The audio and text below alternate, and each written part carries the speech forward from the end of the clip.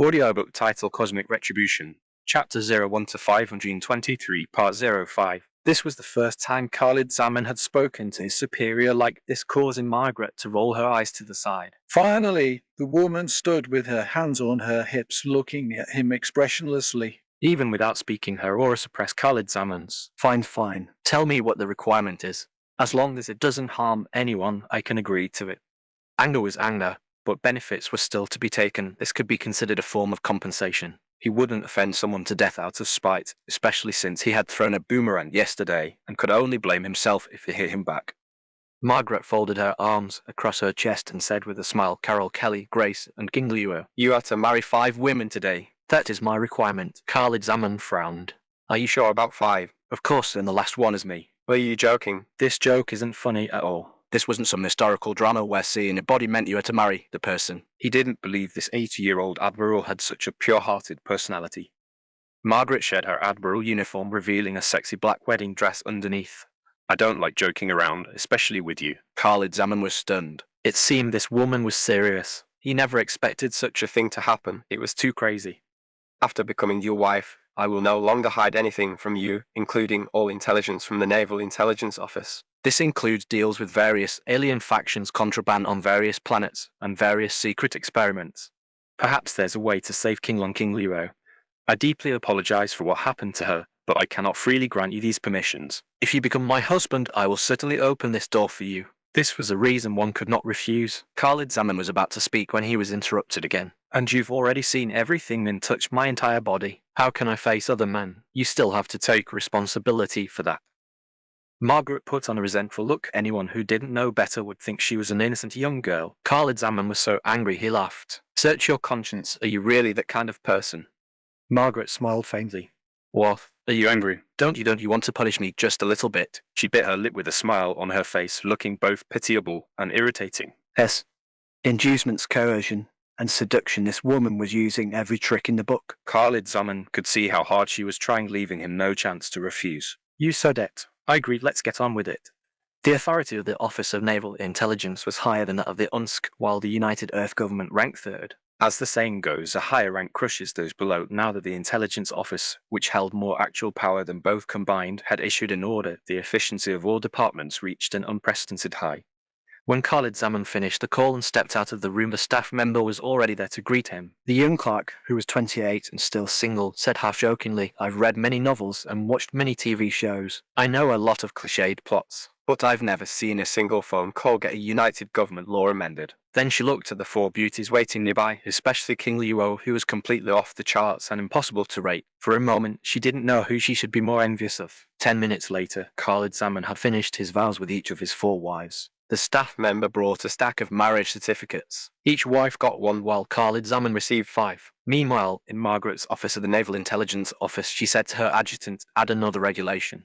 If a male refuses his wife's request for intimacy during marriage, he shall be sentenced to 1 year of labor reform. The adjutant was stunned. Labor reform? What kind of labor? With technology having reached its current level, human physical labor was practically negligible. The adjutant didn't understand what the general meant. Providing free bedroom services to those unmarried women who want to have children. The adjutant frowned and asked, wouldn't providing samples to the sperm bank be enough? This kind of service seems...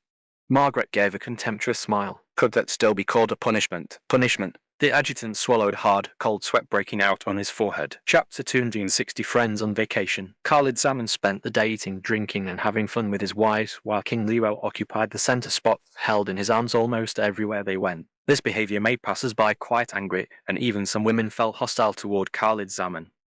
What kind of person was this man, and why was he able to pick up such beautiful girls? On the other side, Alice also received group photos of them, along with pictures of Khalid Zaman's 4 marriage certificates. Gundam G's eyes nearly popped out of his head. This kid is too much. He's only been gone for 1 day, and he's already found such stunning beauties. Alice glared at him. What? Are you thinking of finding one yourself now that you know? Look at what you're saying. I don't have that kind of mindset. On a beach in North America, Johnson was sunbathing in sunglasses. White Tiger jumped onto him, shouting excitedly, Look, what's wrong? Did the Covenant attack again? Khalid Zaman was playing at an amusement park with 4 beauties. The photos were of them kissing or hugging, all very intimate. Just as Johnson wanted to curse, he flipped to the photos of them showing off their certificates. Damn, This kid is even faster than me. Should we go register too? White Tiger looked innocent. Sure. After getting married, Azure Dragon changed. She became so beautiful, but it seems she changed her name to King Luo. Should I change my name to? Johnson shook his head. No need. White Tiger fits your persona well. I don't think you need to change it. The little lowly looked innocent. What persona? Do you think I look like a tiger? In a star-rated hotel, Will 034 finished showering and looked at the message he had just received. My God. He ran out of the room and knocked hard on the door next door. Lee rubbed his head and opened the door, looking sleepy. What are you doing? Don't go to the bar next time. I can't handle it anymore. Who told you to brag, kid? Hurry up and wipe the lipstick off your face. People who don't know might think you're a leopard spirit. Anton opened his door across the hall. What are you two arguing about? His lower back was still being hugged by a red-haired beauty. The woman said dissatisfiedly, "It's my turn now. You can't go back on your word." After Anton was dragged back into the room, Lee laughed while looking at his phone. Haha, these two girls are still the smartest. They picked the most powerful one. If I were a woman, I wouldn't let this kid go either. Will 034 crossed his arms and stepped back 2 steps. Do you like men? Lee rolled his eyes. You have the nerve to ask. You only brought 8, Anton brought 15, and the remaining 100 plus are all chasing after me. If I didn't agree, they would tear me apart. I shouldn't have gone to the bar. At this moment, 2 well-dressed twin beauties walked out of his room, gave Lee a forceful kiss, and then left satisfied. The 3 unlucky men had only gone to the bar for a spin, and they had been entangled by over 100 beauties for 2 days and 2 nights. Fortunately, their cultivation was already at the Kai refinement stage, level 6, otherwise even the tough bodies of Spartan warriors wouldn't have been able to handle it. After decades of war, paid services provided by young men had appeared in many corners of the earth, and these services were even tacitly ignored by officials. But these guys were scrawny, and in terms of appearance, they were miles behind the Spartan warriors who had undergone cultivation. The girls in the bar lit up the moment they saw the 3. Their explosive physiques and handsome looks, just touching those muscles made people lose their minds. After a few glasses of Lose Your Virginity wine, the 3 virgins were tricked 10 times over. Before long, they were surrounded and taken away by a group of women. The Spartan warriors were very trustworthy. Even the things they agreed to while drunk, they didn't renege on. The result was being freeloaded by countless beauties for 2 days and 2 nights. Just then, another group of women ran to the hotel staircase, all sizes and shapes like wolves and tigers. Well, 034 rubbed his head and asked, I remember there weren't that many people, right? However, Lee put his index finger to his lips, making a shushing gesture. After listening for a while, he whispered, they are still calling people over. Lee walked to the end of the corridor, gently pulled back a corner of the curtain, and looked out the window. Bad, we're surrounded. There are at least hundreds of women outside. Will 034 shivered upon hearing this. Let's break out. The 2 immediately put on their engineer armor and jumped out from the other window. Mid-air, Lee suddenly said, Anton is still inside. We can't leave him behind. Will 034 spread his hands. Better the Taoist friend dies than me. Anyway, it was his idea to go to the bar, so let him cover our retreat.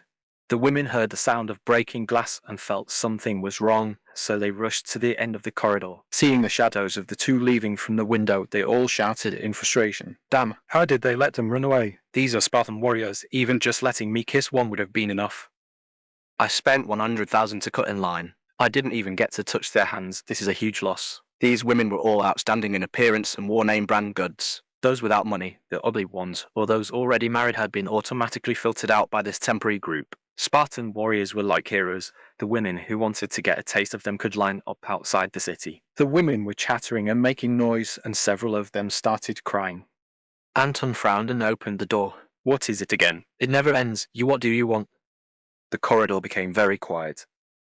The next moment, the women all began to swallow their saliva. Gulp, gulp, it sounded a bit creepy. Anton squinted his eyes and thought for a long time, but couldn't figure out what was happening. Before he could relax, he was rushed back into the room by the flood-like tide of people. United Nations Space Command, Naval Special Operations Barracks, Orbital Drop Shock Trooper 340th Training Company. The 4 members of the Raven Squad were teaching in the barracks. They were tasked with giving all Helljumpers introductory training on Kai condensation. The 4 had also gloriously retired from the frontline Special Forces and were promoted to full-time instructors like Mendes.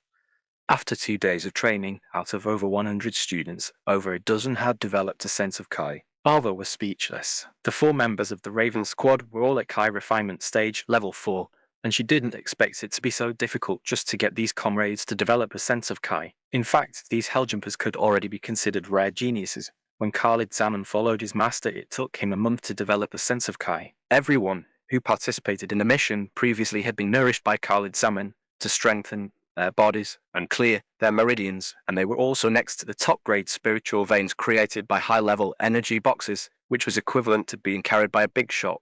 After that, letting them walk on their own was easy. But for ordinary people, taking this first step was still very difficult. Not to mention 1 in 10,000, even 1 in a million was normal.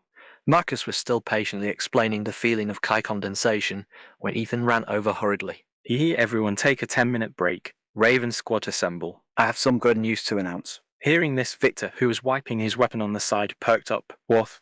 Did the military approve our return to the battlefield? The 4 members of the Raven squad had experienced several major battles, participated in top expert military exercises organized by Khalid Zaman, and had been taught and influenced in all aspects by a group of masters including Johnson, Khalid Zaman, Baritami, and the Master Chief. It could be said that their combat and survival abilities were dozens of times stronger than before. They were at their peak and wanted to show off their skills, but they were forcibly pulled back by the military to do clerical work. Especially Arva and Marcus, they had both developed their own unique combat techniques.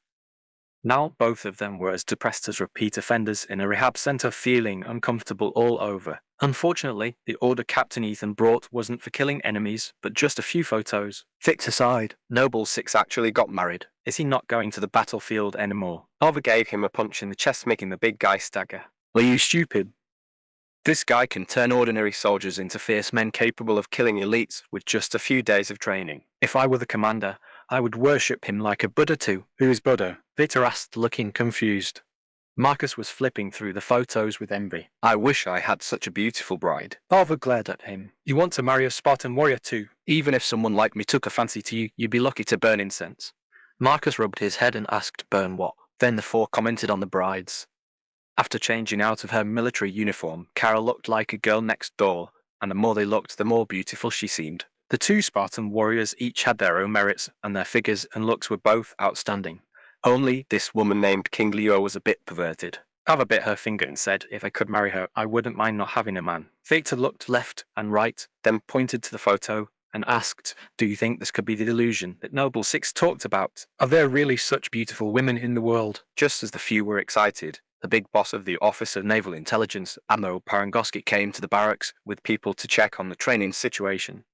Margaret asked the camp instructor how many people have officially entered the Kai refinement stage. Only 2. Oath, and how many have developed a sense of Kai? Report, General. 13 people. Not bad. Go and get the instructors. I have some questions for them. Yes, officer. The instructor didn't dare to look directly at this beautiful admiral, saluted, and trotted away. The accompanying adjutant muttered, aren't Helljumpers elites? Why do I see cold sweat on his forehead? He looks like he's lost his soul. Margaret put her hands on her hips and replied casually, you're a woman, you won't understand. What do you mean? The adjutant was even more confused after hearing this answer. So the admiral casually pointed at the soldier and beckoned with her finger. The Helljumper saw the general's uniform and knew it was a big official, so he trotted over, saluted, and asked, officer, what can I do for you? Margaret didn't speak, just smiled and looked at the other person. Less than a minute later, cold sweat broke out on the soldier's forehead. His eyes shifted, not knowing whether to look at the general or not. The adjutant understood. It was the dual suppression of charm and aura. A woman like Margaret naturally had dual pressure on men. At this time, the Raven squad also came in front of the group. Ethan saluted and said, report, officer. Raven squad assembled. No need to be so nervous. I heard that you also participated in the initial counterattack. Can you tell me about the situation at that time? Margaret changed her style, speaking as gently as a caring big sister. The expression of the adjutant beside her immediately became very interesting. Let alone when her own head was sweating a little too. Chapter 261, the Intelligence Bureau Chief's Step-by-Step Maneuver. In the military dormitories, Linda looked at the photos sent by Callie with a face full of envy.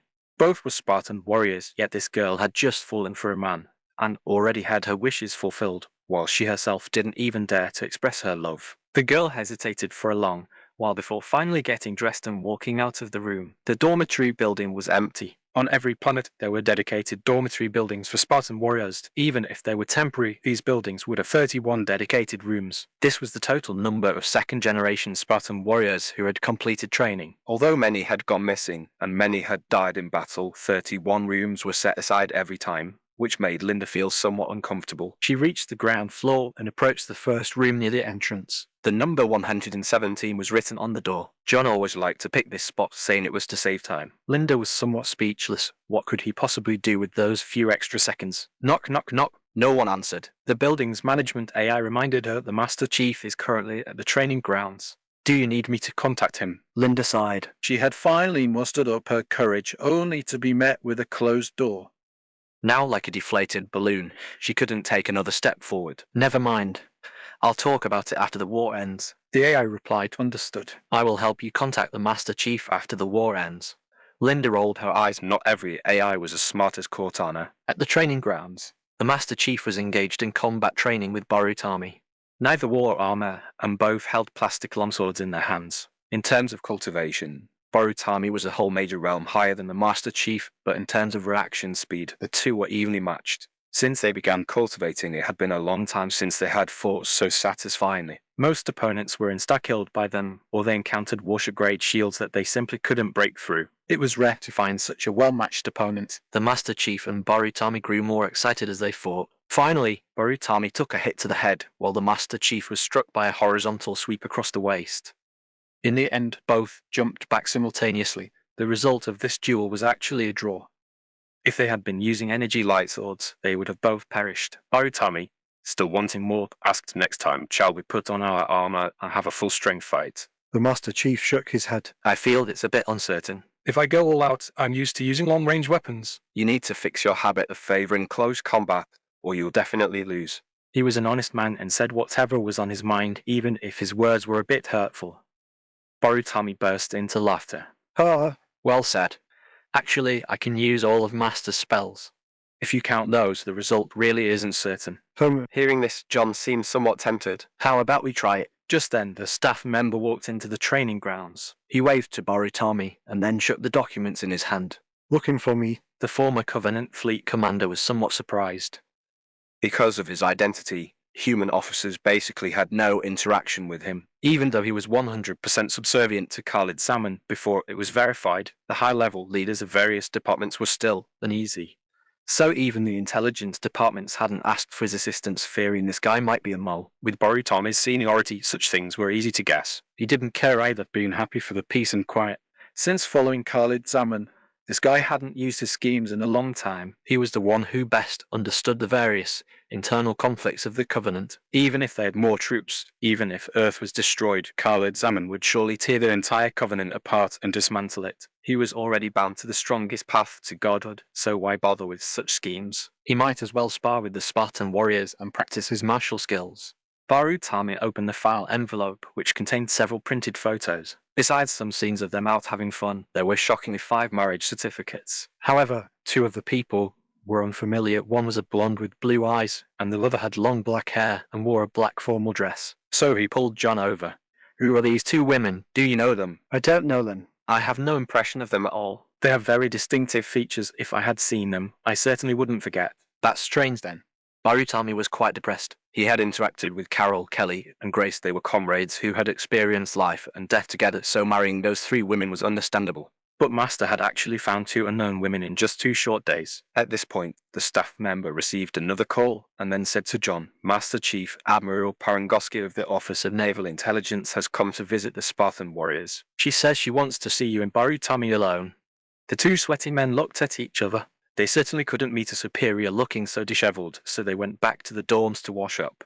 After getting dressed properly, they headed to the military office. To be formal, Borutami even put on his fleet commander armor. After all, the other party was a big shot, and he couldn't lose face. On the way to the office, Borutami asked for some basic information about Admiral Parangoski. This admiral also had a file in the Covenant's intelligence department. Her status was second only to the Supreme Commander, equivalent to humanity's second in command.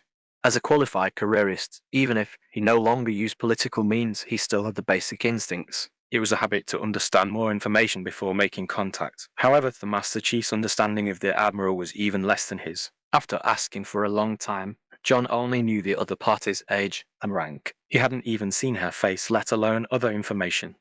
Pushing open the office door, Admiral Parangoski was standing with her hands behind her back, looking at the scenery outside the window. She wore a white admiral's uniform. Her figure was tall and straight, and her jet black hair flowed over her shoulders. The Master Chief gave a military salute. Spartan Roman to John, 117, reporting for duty. Borutami didn't know what to say, so he simply kept his mouth shut. But he was very puzzled by one thing. He had seen many humans, so why would an 80-year-old human female have such smooth skin and entirely black hair? Since the Covenant and humans went to war, he had done a lot of homework, including human history and all the characteristics and habits of the species. Just looking at her from behind, if someone said she was only 20, he would believe it. How could she be an 80-year-old elder? Margaret turned around, a soft smile on her face. I've taken the liberty of asking you both here today. Please have a seat, Tilda. The Master Chief and Borutami both froze. Forget sitting, they didn't even move an inch. It seemed they were quite shocked. The Admiral was not angry. On the contrary, she was very satisfied with their reaction. After all, she had specifically instructed her subordinates to bring those materials. As Khalid Zaman's former superior, she knew his character all too well. He was kind and valued relationships, including family, love, and friendship. Thus Margaret intended to start with the friends around him, gradually bringing everyone closer and integrating into this circle. Then Khalid Zaman would naturally accept her. This was much more sophisticated than methods involving threats or bribes. The path to godhood seemed to be right before her eyes, but this woman was still cautious, as if walking on thin ice. Her scheming was no worse than that of the Prophet of Truth, and in terms of ruthlessness, she was even more formidable.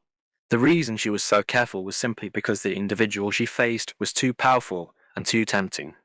According to intelligence, John, 117, was Khalid Zaman's savior, so this super soldier's attitude was very important. Especially among the Spartan warriors, John held immense prestige and credibility. As long as he accepted her, Kellyanne Grace would be as good as settled. As for Borutami, he held the highest status among all of Khalid Zaman's spirit pets. This guy had even abandoned his position as the commander of the Covenant's largest fleet just to follow Khalid Zaman. This showed his judgment and ambition were on par with her own. He should be someone who could be won over. If she settled him, that spirit pet named King Onno, the one named King Leo, probably wouldn't be hostile toward her either. Of Khalid Zaman's 4 wives, she would settle 3 first. The last one, Carol, seemed to be a love-struck girl and would be easy to handle. She had already sent a document to the military headquarters forbidding the girl from going to the battlefield again. For a wife-protecting demon like Khalid Zaman, this was considered a significant favor. As she thought, she exchanged pleasantries with the two, making the adjutant outside the door keep rubbing his body as goosebumps fell all over the floor. The Master Chief and Borutami were both somewhat overwhelmed by the favor. The Admiral's attitude toward them was very gentle and kind. Forget an intelligence chief or a female general, even a big sister next door would be just like this. Although the atmosphere was a bit stiff, both of them received practical benefits. The Master Chief would receive warship call authorization from the Naval Intelligence Office. This authorization was different from what the military gave. The authority Commander Hood gave him seemed high, allowing him to mobilize a fleet for combat at will, but that required military review and could only be launched after justification. Margaret, however, stated that the authority she gave the Master Chief required no reason. Even if he wanted to blow up the Navy headquarters, she would directly send warships there. In addition, all weapons and equipment would have unlimited airdrop support. As for Borutami, it was much simpler. All of Khalid Zaman's spirit pets would receive Earth citizenship documents and permanent residency. These Sangheli elites could walk and move openly on Earth. Margaret knew that these Sangheli elites had the same ambition as herself and would certainly not cause a commotion in human activity areas. After finishing the official business, the Admiral had someone bring fine tea and snacks.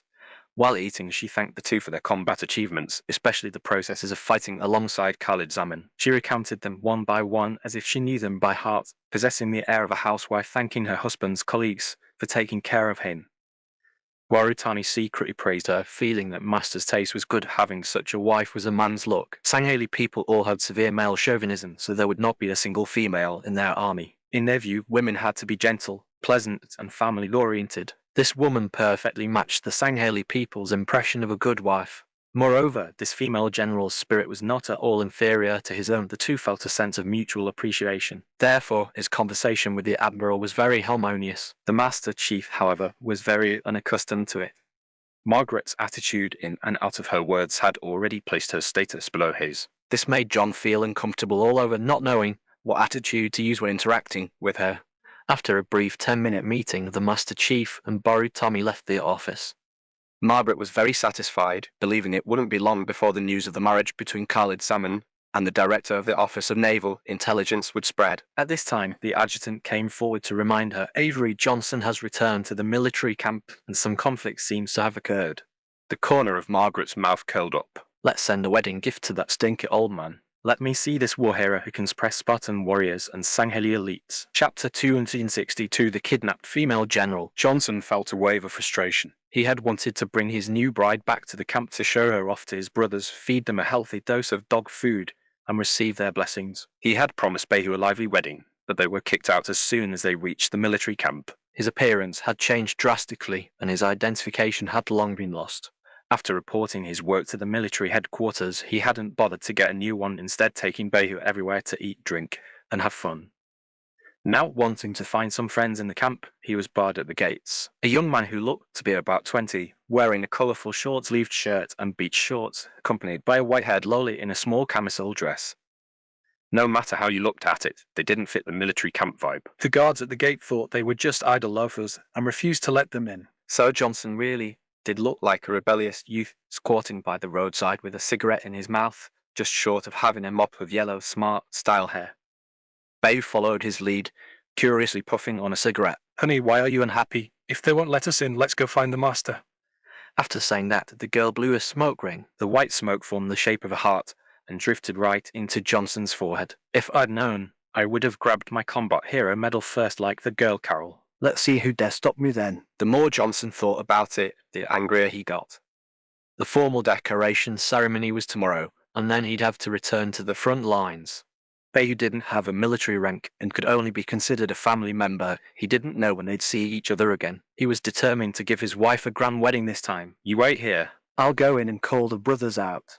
Even if we can't do it in the barracks, we can find a hotel and hold a magnificent ceremony. With that, he tossed his cigarette butt and stealthily slipped into the camp.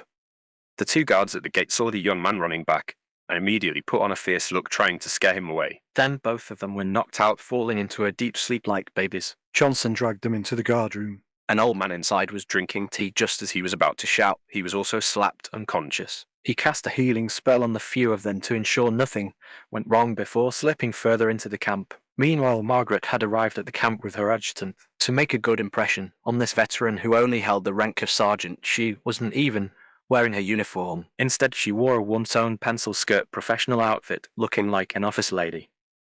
After getting off at the landing pad, they passed the training grounds where many soldiers were still drilling.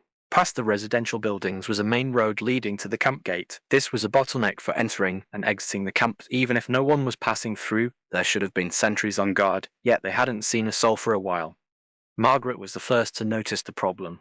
Why haven't we seen anyone along the way? Could they all be on leave? The adjutant took out a communicator to contact the base commander, but no one answered. Years of intelligence work made Margaret immediately alert. Contact the observer. The Office of Naval Intelligence has its own observers throughout the military. Like the Eye of the Prophets, these people usually blend into the army to gather intelligence and transform into shadow assassins to execute various missions at critical moments. Thus, observers are elite talents handpicked by the intelligence agency. It was an observer who had discovered Johnson's situation and reported it in time. The adjutant dialed the number, and then a phone rang in the nearby bushes. It sounded like a very ordinary song, but several key notes were out of tune. To those in the intelligence agency, this ringtone was all too familiar. It was specifically for observers. The two walked into the bushes and found the intelligence officer sleeping peacefully. The adjutant checked him. No external injuries. Breathing is steady. He must have been knocked out. Sensing trouble, Margaret immediately turned back. Call the intelligence agency for reinforcements. I'm going to see who dares to infiltrate the military camp. She tossed her black hair and turned to walk away with a cool air, but the adjutant was terrified. Wait, General Palangoski, I must ensure your safety. Before they could take more than a few steps, a group of soldiers rushed out from behind them. Running at the very front was their target, Sergeant Johnson. Margaret was a bit dazed. What is going on? Johnson was carrying the base commander on his shoulder, shouting as he ran, "You grandsons, you just won't believe I am who I say I am. I'm taking this son of a bitch with me, so follow me if you dare." Hello. On his way, sneaking and knocking people out, he had first rushed into the barracks. However, none of his old acquaintances recognized him, and they didn't believe him when he spoke. Having no choice, he had to storm the office building, kidnap the commander, and then take a lap around the training grounds. It was like poking a hornet's nest. Hundreds of people rushed out from all directions. These warriors didn't dare fire for fear of hitting the hostage, so they all chased wildly after Johnson. At this moment, the base commander saw Margaret and her adjutant. He knew the head of the intelligence agency was coming for an inspection, as the adjutant had notified him earlier. Seeing the Admiral right in front of him, the man immediately started shouting, "Admiral, run! There's a madman causing trouble, you quickly." Before he could finish, Johnson knocked the guy out and tossed him aside. The two girls in front of him were wearing clerical uniforms, likely civilian staff in the military. Since the guy had called them Admiral, their positions definitely went low, so he planned to swap hostages. This girl actually has the strength of the Foundation establishment stage." Johnson was a bit surprised. Was there a cultivation genius among the high-ranking military officials? They had only achieved their massive boost in strength because they had gone through life and death with Khalid Zaman and obtained many opportunities. He had no idea why there would be a human with a Foundation establishment aura on Earth. With hundreds of people chasing him, he could only grit his teeth and take another hostage. Anyway, everyone in the military was an old acquaintance. He'd take this girl back to show Khalid Zaman and research why she had a cultivation aura. Margaret, however, had a confident smile on her face. After her body reached the Foundation establishment stage, she had tested her skills. Even the strongest combat experts in the Naval Intelligence Office were no match for her, let alone a common Marine. Then she was hoisted directly onto Johnson's shoulder, completely unable to resist. The Admiral was bewildered, not even seeing clearly what had happened. Let me go right now. Don't move. I might not be into married women, but you're too hot. If you keep moving, I can't guarantee I won't feel you up. Margaret was stunned again. How do you know I'm married? Though, why wear a wedding ring if you're not married? The Admiral was quite surprised. In the few seconds he had been running toward her, Johnson had actually noticed the ring on her ring finger. She asked irritably, "Since you don't like married women, why kidnap me?" Johnson turned his head and saw that the pursuers behind him seemed even more agitated. He explained as he ran, "I'm taking my brothers to a wedding. But these bastards don't recognize me and won't let me into the camp. I had no choice but to do this."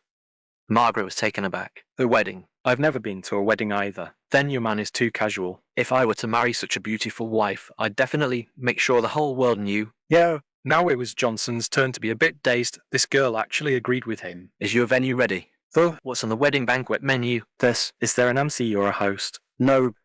After a series of questions, Johnson's face turned red. Once they ran out the gates, he set the new hostage down and asked Behu, "Where are we going to hold the wedding?" The little lowly looked at him innocently. Where can we hold a wedding? Margaret helplessly covered her forehead. You have the nerve to talk about my man when you're so unreliable yourself. As she spoke, she took out her communicator, tapped it a few times, and said, "Glorious Golden Tripod Hotel, the Grand Ballroom on the 100th floor. Top-tier configuration for the banquet. I've already booked it for you. It'll be ready in 2 hours. Let's go quickly before the people behind catch up." Johnson was a bit at a loss. That fast? I remember you have to book that place a year in advance. Margaret rolled her eyes. I'm a high-ranking officer. I'm just not wearing my uniform today. My clearance is very high. This wedding is my wedding gift to you, Sergeant Johnson. Johnson looked at her blankly, somewhat bewildered. Why are you helping me? I want to attend a wedding too, even if it's someone else's. For a moment, Johnson felt a bit sorry for the beautiful woman in front of him. He asked, "How about we go kidnap your man too and hold a wedding together?" No need. Margaret's lips curled up. If you kidnap me, he'll come looking for me. Then she shouted toward the soldiers at the camp gate who were hesitant to act help. Oh my, someone come save me. After saying that, she grabbed Johnson and Bayou and ran. The soldiers in the camp were all dumbfounded. Someone asked, was it Admiral kidnapped? Yeah. Are you blind? But I saw her dragging the kidnappers along as she ran. While everyone was confused, the adjutant came running over in a hurry. Her body hadn't been enhanced, and she was panting heavily. Whiff, call everyone. Spartan warriors, Helljumpers, Marine Corps. Notify them all. We must get General Palengoski back. Chapter 263, The Alarmed Human Camp. Due to the kidnapping of Admiral Palengoski, director of the Office of Naval Intelligence, the entire military command was shaken. Commander Hood nearly blew up his communicator, firing off one order after another. Then the old general tugged at his collar, rolled up his sleeves, and prepared to head out personally. Inside the tactical training facility at the military headquarters, Tommy was engaged in a live-fire combat simulation with the Master Chief. Because a real combat test was required, several engineers were hiding behind the bunkers around the facility. As the countdown began, both of them entered stealth mode simultaneously. The Master Chief didn't move. The Mjolnir armor had a motion tracker, so even if there were stealthed enemies nearby, they could be detected. Meanwhile, Barutami pulled out a few grenades and began infusing them with True Kai, intending to use a simplified version of Jun's divine sense to detect him. Just then, a staff member came running hurriedly toward the training field. Fearing he might get caught in the crossfire, the engineer at the entrance immediately cast an energy shield over him. The grenades exploded, startling the staff member. He was just about to shout when he realized two people had suddenly appeared beside him.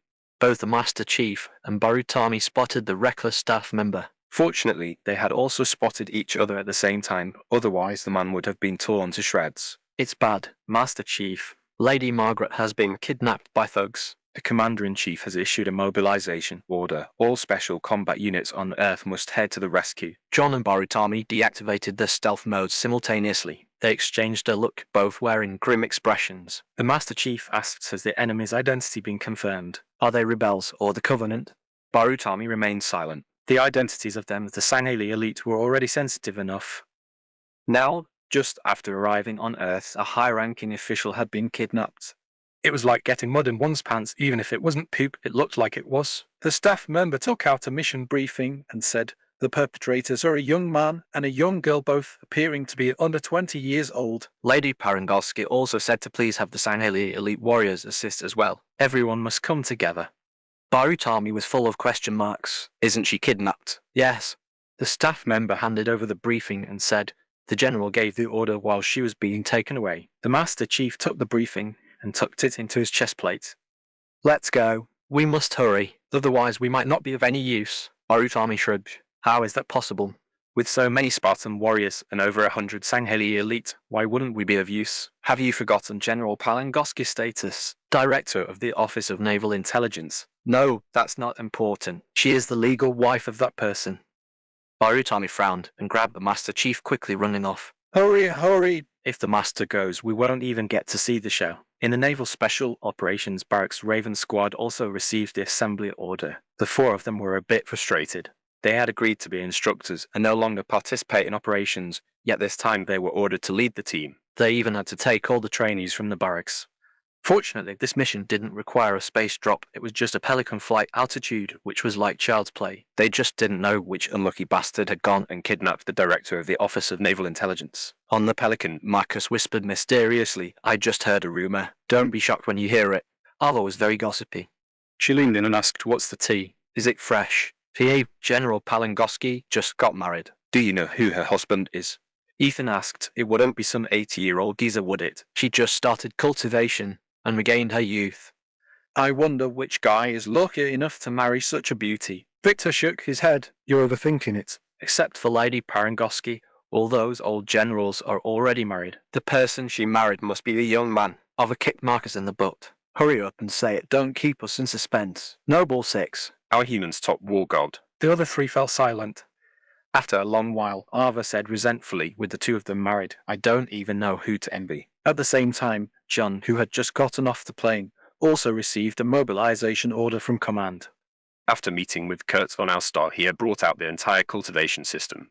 According to Khalid Zaman, given the aptitude of the Spartan warriors, as long as they had enough time and resources, there would be no problem for them to advance to the Golden Core stage. Anything beyond that would depend on individual fate. Now that the system had been opened up, they needed to let a large number of cultivators appear among humans as soon as possible. He had returned today to prepare for the award ceremony the next day, but suddenly saw the mission regarding Margaret being kidnapped. The location is not far from here. Jun leaped into the air, then took out an SRS-99 sniper rifle and stepped onto it, heading straight toward the direction of the glorious Golden Tripod Hotel. Because his proficiency with the leaf array had reached a certain level, he used sword fight directly, flying even faster than Khalid Zaman had in his previous life. After flying for less than a minute, the thread of spiritual energy suddenly appeared from the ground and hooked onto the sniper rifle. John looked down and saw it was Linda, who was just as skilled with a sniper rifle as he was. Handsome, do you mind if I catch a ride? Not at all. John pulled the thread, drawing Linda into his arms, and then said, I'm going to accelerate. Be careful not to fall. He completely failed to notice that the woman's face had already turned red to the tips of her ears. Well, and the other two fled back to the barracks. Anton hadn't even had time to put on his clothes while those crazy women were blocked outside. Because of this, the ordinary soldiers on guard duty were groped quite a bit. Linar looked at the newly received mission briefing and exclaimed, My God, this person is truly a warrior. Anton said, Yeah, even braver than us. to actually dare to kidnap that man's wife. We'll hurriedly put on a set of clothes. Let's go. It's not far from here. Let's race to see who gets there first. Khalid Zaman, who was having fun at the amusement park, also received the emergency mobilization order. Upon seeing that Margaret had been kidnapped, he was full of question marks. This woman didn't look like the type who would get kidnapped. She was already the head of the intelligence agency, and with her foundation establishment stage strength, it would be a mercy if she didn't kidnap others. Carol was eating ice cream when she suddenly pointed at the sky and said, "A pelican." This was the tool of her trade she was most familiar with, and she was incredibly excited to see it. The transport plane slowly descended from the air. The cabin door opened and docked there. Halsey, dressed in a white work uniform, said with a cold face, "Your wife has been kidnapped. Come with me." Wife. Carol turned her head to look at the three people behind her. Aren't they all here? Cortana floated down from the ship, looking at the happy appearance of the group with envy. Let's go, girls. There's a super big party waiting for us. Wherever there was a network, she was a god, so this woman had witnessed the entire process from the very first moment. Moreover, she had also seen General Palangoski, whom she had never seen before. She hadn't expected that her behavioral patterns would change so drastically after her body became younger. It must be due to physical functions and various hormones. No wonder, Doctor. Halsey had become so easily excited. She wanted a body even more now. If she could get assistance from the Naval Intelligence Office, that goal might be easier to achieve. So, even though everything was in chaos everywhere, she still didn't reveal the truth. Furthermore, she mobilized many resources online, sending supplies needed for the party to the hotel endlessly. This time, Cortana intended to do this beautiful general a favor. Khalid Zaman didn't intend to take a plane. Even if Margaret wasn't his wife, he would still rush over to save her immediately. And the fastest speed, of course, was to fly there directly himself. King Leo would take good care of everyone. I'll go over and check it out first. Amen. Don't worry. On Earth, besides Khalid Zaman, this young lady was the strongest. Even with only 30 days of lifespan, her nascent soul stage strength was undeniable, so having her look after everyone was definitely not a problem. Just then, Cortana suddenly shouted, "Don't be impulsive when you get there. Wait until we arrive and we'll discuss it together." Khalid Zaman had already flown some distance away. Hearing this, he felt a bit baffled. Regardless of who had kidnapped Margaret, he could solve it with one hand. Why was there a need to discuss it? Chapter 264, The First Guest. The rooftop of the glorious Golden Cauldron Hotel, the open-air terrace spanning nearly 30,000 square meters, was completely deserted. Well-arranged pavilions, meticulously trimmed flower beds and bushes, and a large central fountain in the four plazas, each larger than a football field, could accommodate tens of thousands of guests. This was the most luxurious wedding venue on Earth. Before the war, one would need to book 2 years in advance, but now it was desolate and quiet. Margaret had fantasies when she was younger, imagining herself holding a grand wedding here that everyone would envy. Unfortunately, time had flown by, and she had ultimately missed her youth. White Tiger ran around happily because this beautiful hostage said this was where the wedding would be held. It was beautiful and large, and the girl was extremely excited. Johnson was a bit dazed. "You really rented this place out?" "That's right." Margaret stood with hands on hips, brushing back her smooth, long black hair. "The 99th and 100th floors have already begun banquet preparations. We just need to wait for the guests." Johnson leaned over the edge of the building's observation deck and looked down. Dozens of military vehicles were converging from all directions. Nearby shops were all closed, and the public was being evacuated. He checked his watch and asked, "It's been 10 minutes. Why aren't those guys up here yet?" Margaret rolled her eyes. "We flew up here. They have to climb the stairs of 100 floors. You try and see how long that takes. Climb the stairs. Why not take the elevator?" "Because you're a kidnapper." "If you sabotage the elevator, everyone inside would be served up for nothing. Besides, those elevators can't hold many people. Coming up in small groups would just be easy pickings." Thus, Johnson could no longer tell if he was preparing for a wedding or holding a hostage. His instincts and skills for combat tactics were top tier, but his judgment of the big picture was somewhat casual, just like when he drove a ghost dragging the flood into the Covenant positions back then. "All right, we should set up the venue." Margaret pointed to the name tag around Johnson's neck and asked, "Is all your stuff stored in there?" Around the edge of the building, place a long-range shadow turret every 500 meters. Drop 10 plasma heavy machine guns in the middle. Place a floating combat platform in each of the 4 cardinal directions and... Wait! Cold sweat broke out on Johnson's forehead. "How do you know I have these things? I'm a high-ranking official."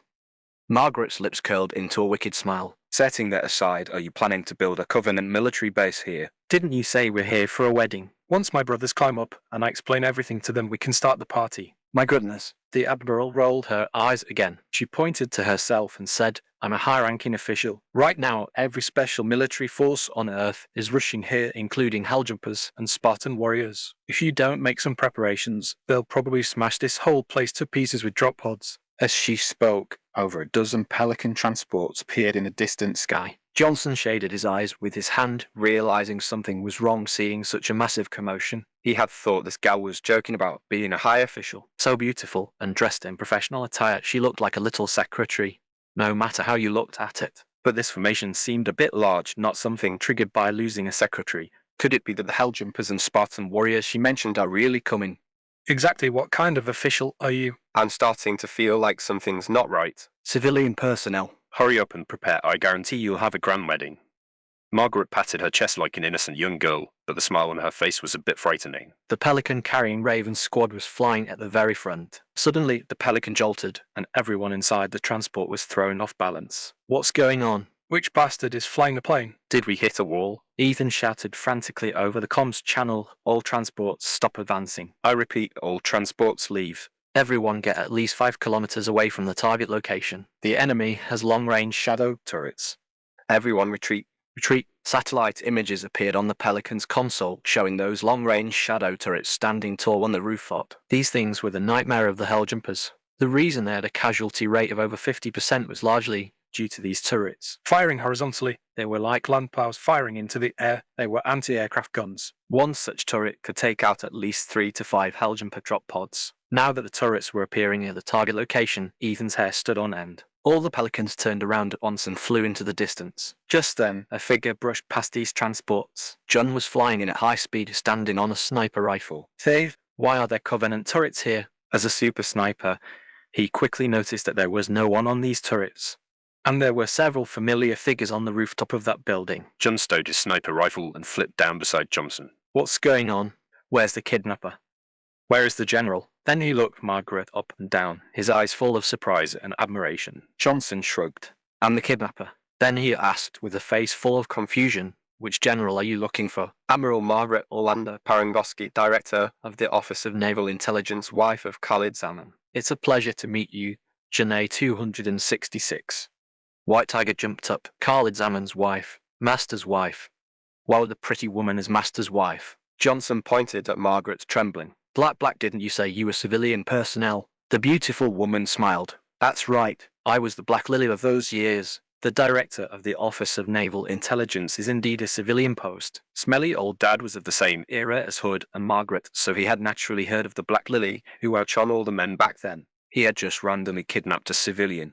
But how did he end up capturing the Director of the Office of Naval Intelligence? To put it lightly, he had poked the hornet's nest. To put it seriously, the military command should have exploded by now. He heard that old fellow Hood had been a simp for a long time back then, but ultimately got nothing. But this woman was indeed beautiful. In her youth, any normal man probably wouldn't be able to resist. If it weren't for White Tiger's presence, he would have probably flirted with her a bit. Thank goodness. Johnson pulled White Tiger over and patted her head, secretly feeling lucky. John was very smart. After clarifying the situation, he quickly adjusted his states. It's a pleasure to meet you, Admiral Parangoski, but today I must take the liberty of calling you MS. Margaret. He shook hands with the Admiral and said, you can go and change into your gown, leave the rest to me. Johnson also realized the gravity of the situation now, because 16 orbital drop pods were heading toward them. Drop pods descending from outer space were for the exclusive use of Helljumpers. Based on their trajectories, 3 of them would land on the roof of this building, potentially collapsing half of this 100-story ultra-luxury hotel. Chapter 265. Our feet stepped into the hotel first. Cairo Space Station, named after the Egyptian city of Cairo, forms a Trinity Space battle group with its sister facilities, Athens and Malta. This Mountain-class orbital weapon platform is 536 meters long, 786 meters wide, and 1,336 meters high. Like human warships, all its structures are built around a giant magnetic accelerator cannon. There are 300 such space stations outside Earth, serving as the sharpest barbs on the defensive line of the human home world. Since a public commendation ceremony was to be held the next day, Commander Terence Hood was stationed at Cairo Space Station, overseeing the preparations. Upon hearing that Parangoski had been kidnapped, the old man almost rushed into a drop pod to jump down and rescue her himself. According to him, his physical condition was better than many young men's. He even knocked down 2 personal guards on the spot. Finally, those young people desperately held him back. There was no precedent in the Navy for a 70-year-old man to serve as one of the Helljumpers. Then the Helljumpers on the space station were given temporary orders, and all 16 drop pods were deployed, targeting New Mombasa. On the communication channel, the tactical commander for this operation was boosting morale. "Brothers, our feet." Over a dozen Helljumpers shouted together, "Step into hell first." Then a young man complained, "Since when did Earth become hell?" The commander said half-jokingly, "So this time we're going on vacation. Maybe there will even be beautiful women and champagne waiting for us. I want to eat seafood more. I want to go swimming." My demands aren't high, just a girl on each arm. Oh. The communication channel was filled with joy. This atmosphere was also a way for the Helljumpers to cope with extreme missions. After all, many of them would sacrifice themselves, and facing death with a smile was the final stubbornness of these warriors. After entering the atmosphere, the commander suddenly said, "Manually change formation." There are shadow turrets on the ground, a lot of shadow turrets. After 10 seconds of silence, the Helljumper, who wanted girls, suddenly said, "Brothers, I'll go first to grab the girls." "No one fight me for it." Saying that, he activated the manual adjustment device of the drop pod and charged to the very front of the team, and the other warriors quickly followed in line. Charging down in a single file line could minimize the enemy's firing range and effectively avoid casualties. However, the first few people were almost certainly in a death trap situation. As the time spent entering the atmosphere increased, everyone's landing positions were set, and the manual movement devices became disabled. The warriors remained silent, waiting for the enemy or the Grim Reaper to appear after landing. Suddenly, the first Helljumper in the team let out a confused cry. "Oh, why?" Communication cut off, contact lost. The other team members remained silent.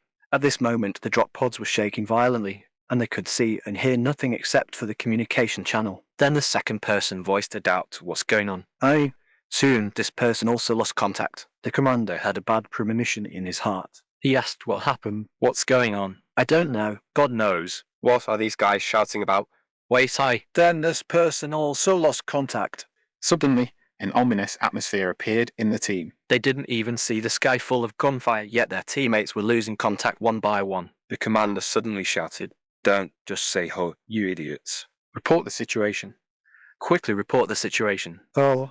"It stopped moving. Lost contact." "What stopped moving?" "Lost contact again. The drop pod stopped moving. Lost contact."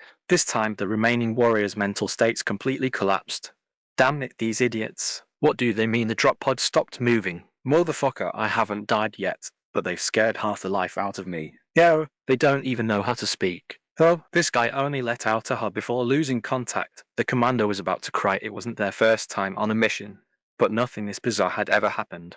It wasn't until he felt something was wrong that he realized what had happened. The drop pod suddenly stopped vibrating as if it were lying peacefully on a bed. Once it landed on the ground, the commander wanted to kick the hatch open. Ouch! Damn it, why is this hatch so sturdy? Having no choice, he activated the door release button and was then stunned by the sight before him. There were 4 or 5 warriors squatting to the side, clutching their feet. A few others were lining up, and the first Helljumper to land was sitting by a small red table. "Everyone get in line. Line up, don't push. Come over and sign in. If you have any gifts, just pull something out, then go inside to get some food and rest. Haha, our commander is here. Someone go carry him down. Also, Jason, you owe me $20. Pay up quickly, I didn't bring any money and I'm waiting to give a gift." At this moment, John was leading several engineers, busy catching people from the air. They added shields to the Helljumpers' drop pods one by one, then steadily controlled them to land on the roof. After all 16 people were caught, John tirelessly went to help those warriors who were injured from kicking the hatch doors. The commander of this operation had fallen into a state of confusion. After being treated, he joined the line like a walking corpse. Walking to the small red table, he signed his name, and the soldier asked, "Sir, Do you have anything valuable on you?" No. what valuable thing? Have we all been captured? Where is the enemy?" He looked around. Those shadow turrets, aerial combat platforms, and wraith tanks were all placed quietly around, and it didn't look like they had been in a battle. Oh. "We were tricked by the kidnappers and the hostage into attending a wedding." "The kidnapper is marrying the hostage." You motherfucker. The hostage is the director of the Office of Naval Intelligence, General Palangoski. "She's 80 years old." Then the soldier pointed at Margaret, who was wearing a black dress and holding champagne, and said, "It's the hostage. You can go take a photo with her." "But she's not marrying the kidnapper. The general's husband hasn't arrived yet." How can this be?" The commander swallowed hard, and his body automatically walked over. Once the names of all 16 Helljumpers were registered, the soldier stood up and asked John, "Everything is settled. Where are the beautiful women you promised? Jun smiled and patted his shoulder. Wait a moment, I'll make a call and ask. His voice came through the phone. Hello, it's Jun. We're almost there. Right, haven't you guys shaken off those women yet? Yeah. We told them we were on a mission. As a result, those crazy women rented private helicopters to follow us. They are so damn rich. It's fine, bring them all. What do you mean? Aren't we going to rescue the kidnapped Admiral Parangoski? Why bring women along? Cause the general was frightened and needs some beautiful women to keep her company and comfort her. The person has already been rescued. Jun smiled and said, yes, but there's still some work for you guys. Hurry over. Hanging up the phone, we looked at Lai and Anton with a face full of confusion. He said the mission is over. He wants us to bring some beautiful women to accompany the general. A cunning smile immediately appeared on Lai's face. That's great then. We can just shake them off that way. Drive quickly, speed up, speed up. At this time, a third woman arrived on the roof. Linda, having changed her clothes, walked over. This girl had come with Jun, and before getting close to the building, she had gone to find a sniper point. After receiving the all clear, she hurried over and was pulled by General Palangoski to have a gown made. Now she was wearing a custom evening gown looking like a blooming rose. Is it too revealing? Obviously, the Spartan was not used to this kind of low-cut dress. Linda kept pulling the fabric up, fearing the gown might fall off. Wow, Jin exclaimed in admiration. I've never seen such a beautiful woman. Anyone who didn't know would think you were today's bride. Could I have the honor of being your partner for today? Linda was stunned for a moment, then sighed and gently hooked her arm into Jun's. Only be careful not to step on the hem or the dress will fall off. Chapter 266. Friends arriving one after another. The Marines climbing the stairs were all sweating profusely from exhaustion. Do you guys smell something? Yeah, the stench of sweat on you. Cut it out. It smells like braised pork. Are you hallucinating from climbing the stairs? Stop messing around. We're almost at the roof. Group up by squad to find cover and spread out once we head out. Move, move, move.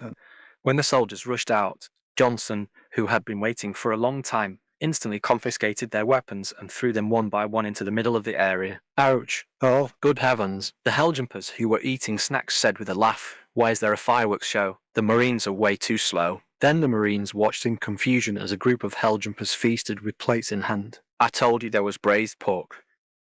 Before them were Spartan warriors, helljumpers, the hostage general dressed in formal attire, and several beautiful women. This peaceful scene left the Marines completely bewildered. Just like the newly arrived helljumpers, they all turned into statues, not knowing what to do. Meanwhile, at the Cairo space station, Hood was pacing back and forth with his hands behind his back. What's going on? Why is there still no news? Reporting to the Commander-in-Chief, the enemy has long-range communication jammers. We've lost contact with all the helljumpers and Marines we sent. However, 3 Spartan warriors have arrived nearby, so I believe news will come soon. The adjutant watched as the 3 red dots on the holographic map overlapped with the mission objective, waiting anxiously. 10 minutes passed, and there was still no reply. The Commander-in-Chief beside him drew closer and closer, and the sweat on the adjutant's forehead increased. 20 minutes passed, and there was still no report. However, other anomalies appeared on the holographic map. Report. Several civilian helicopters have entered the target area. What's happening? Does the enemy have reinforcements? Why can't even the Spartan warriors handle it? No, prepare a longsword interceptor for me. I will oversee the command myself. On the roof of the building, private planes continuously brought various wealthy women and beauties. These were the wealthiest among the group of women following the bar trio, and their private planes were available at a moment's notice.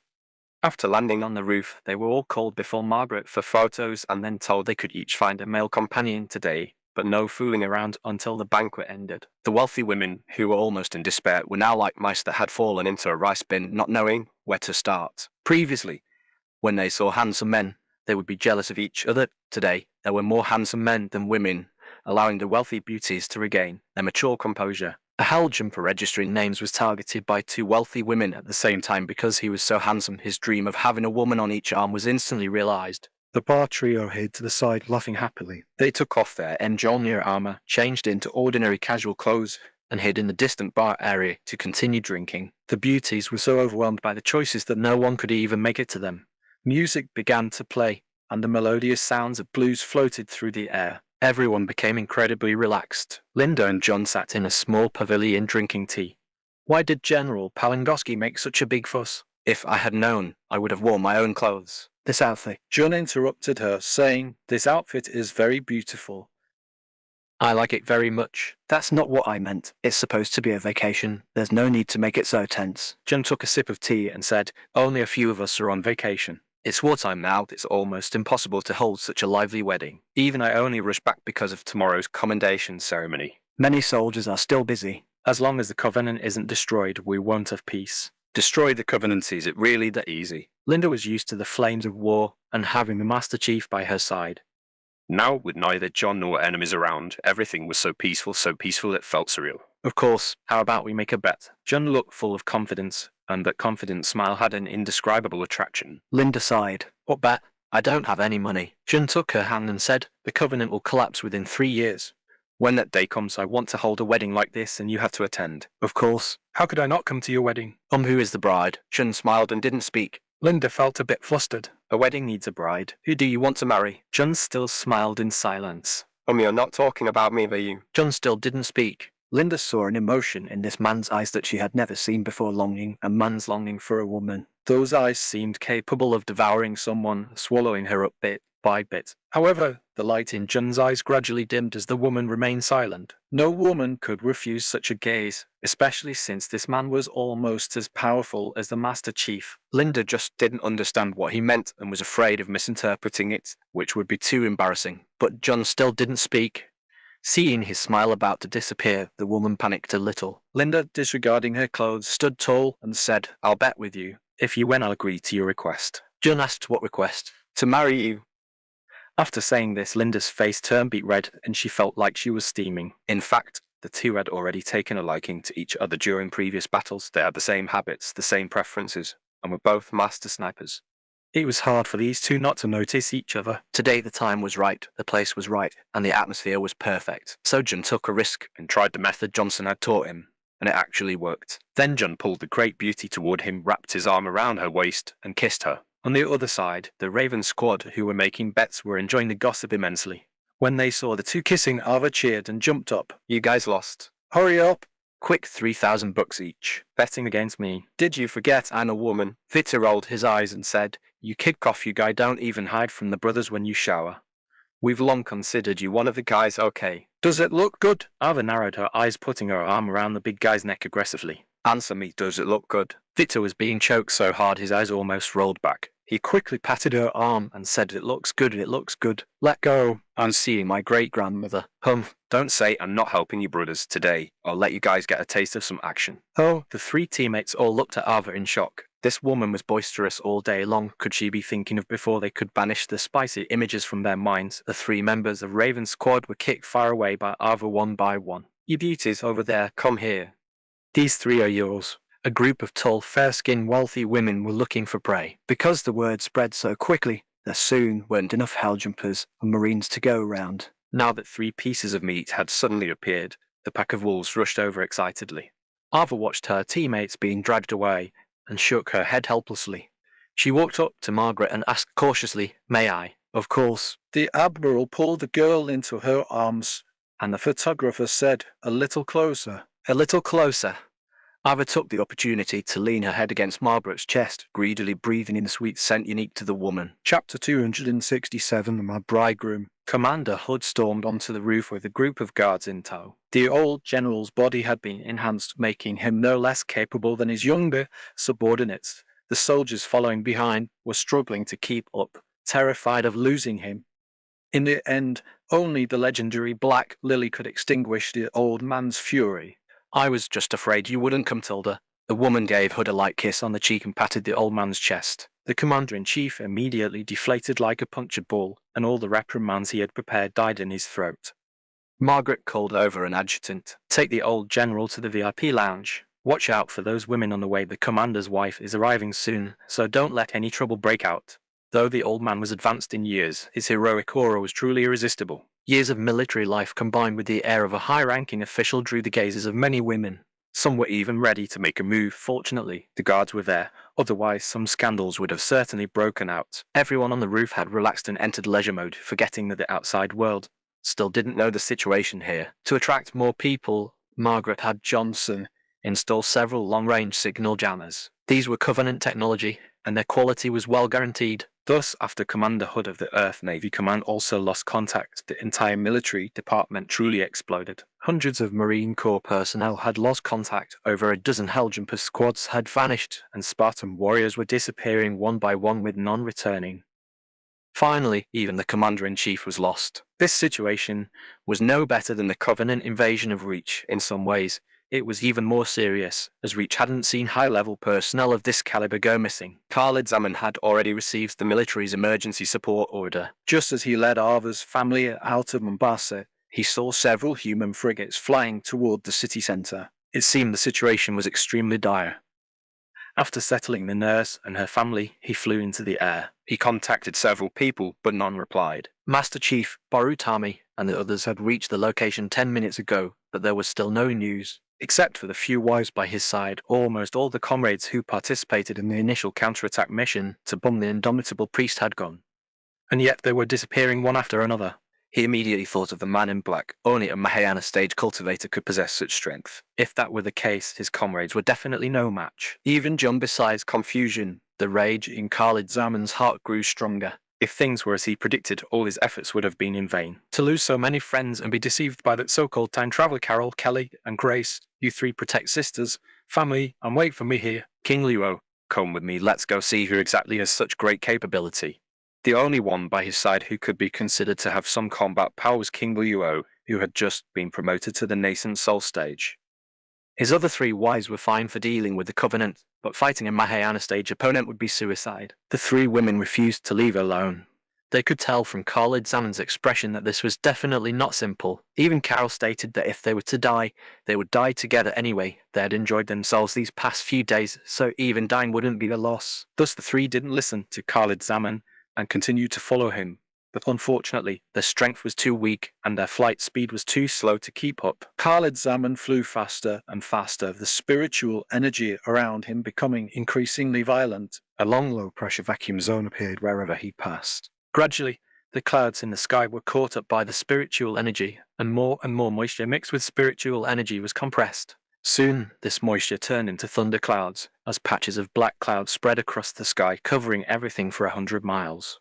The officials at the Cairo space station were still arguing, bickering endlessly over the next move, while technicians reported the appearance of extreme abnormal weather. A storm rare in a century was sweeping toward New Mombasa. Ava, who had been accompanying Margaret, noticed a small detail. This general from the intelligence agency seemed to be in low spirits. Although this grand banquet was held in Johnson's name, everyone knew in their hearts that Margaret wouldn't go to such lengths for anyone else. But the worst part was that her groom had never appeared, so everyone stayed far away, avoiding the Black Lily's bad mood.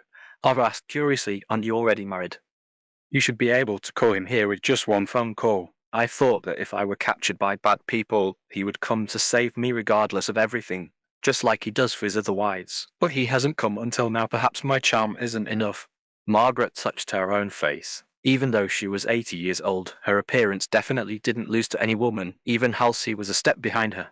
What on earth was that man doing? Although she wanted immortality and had her own ulterior motives, she was still a woman, and a beautiful one at that. To say she didn't have any feelings in her heart would certainly be a lie. Thus the disappointment on Margaret's face was real. Just then, a black line appeared on the horizon. That black line flew rapidly toward them, getting closer, larger, and thicker. Gradually, the black line turned into a vast expanse of black clouds sweeping over like the clouds of doomsday, blotting out the sun. Master Chief and Borutami were having a barbecue eating contest, but after noticing the anomaly, both flew into the sky. "What's going on? An enemy invasion?" No.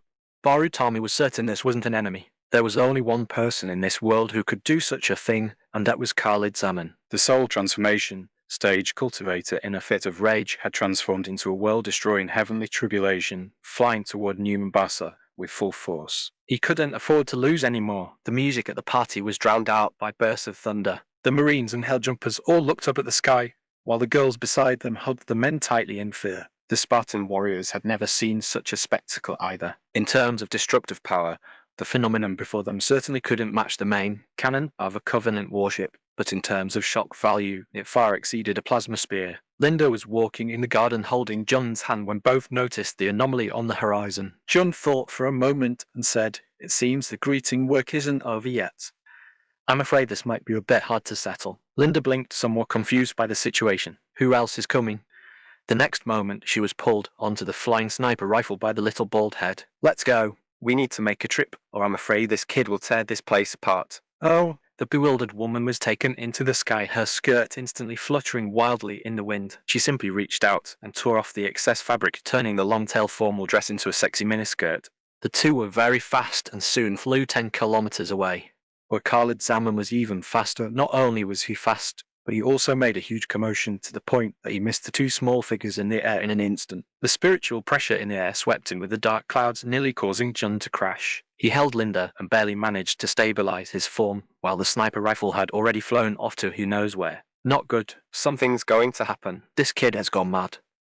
We have to get back quickly. Chapter 268. Did you plan all of this? To escape the storm, most people had returned to the interior of the hotel. The Spartan warriors stood on the roof. They had not evacuated because General Palangoski was still standing there. Even though this woman's dress had been blown into disarray, and likely would have been blown away entirely if Ava hadn't been helping her hold onto it. The heavy rain and gale-force winds buffeted her body. Margaret was soaked through, her clothes clinging to her and outlining her perfect figure.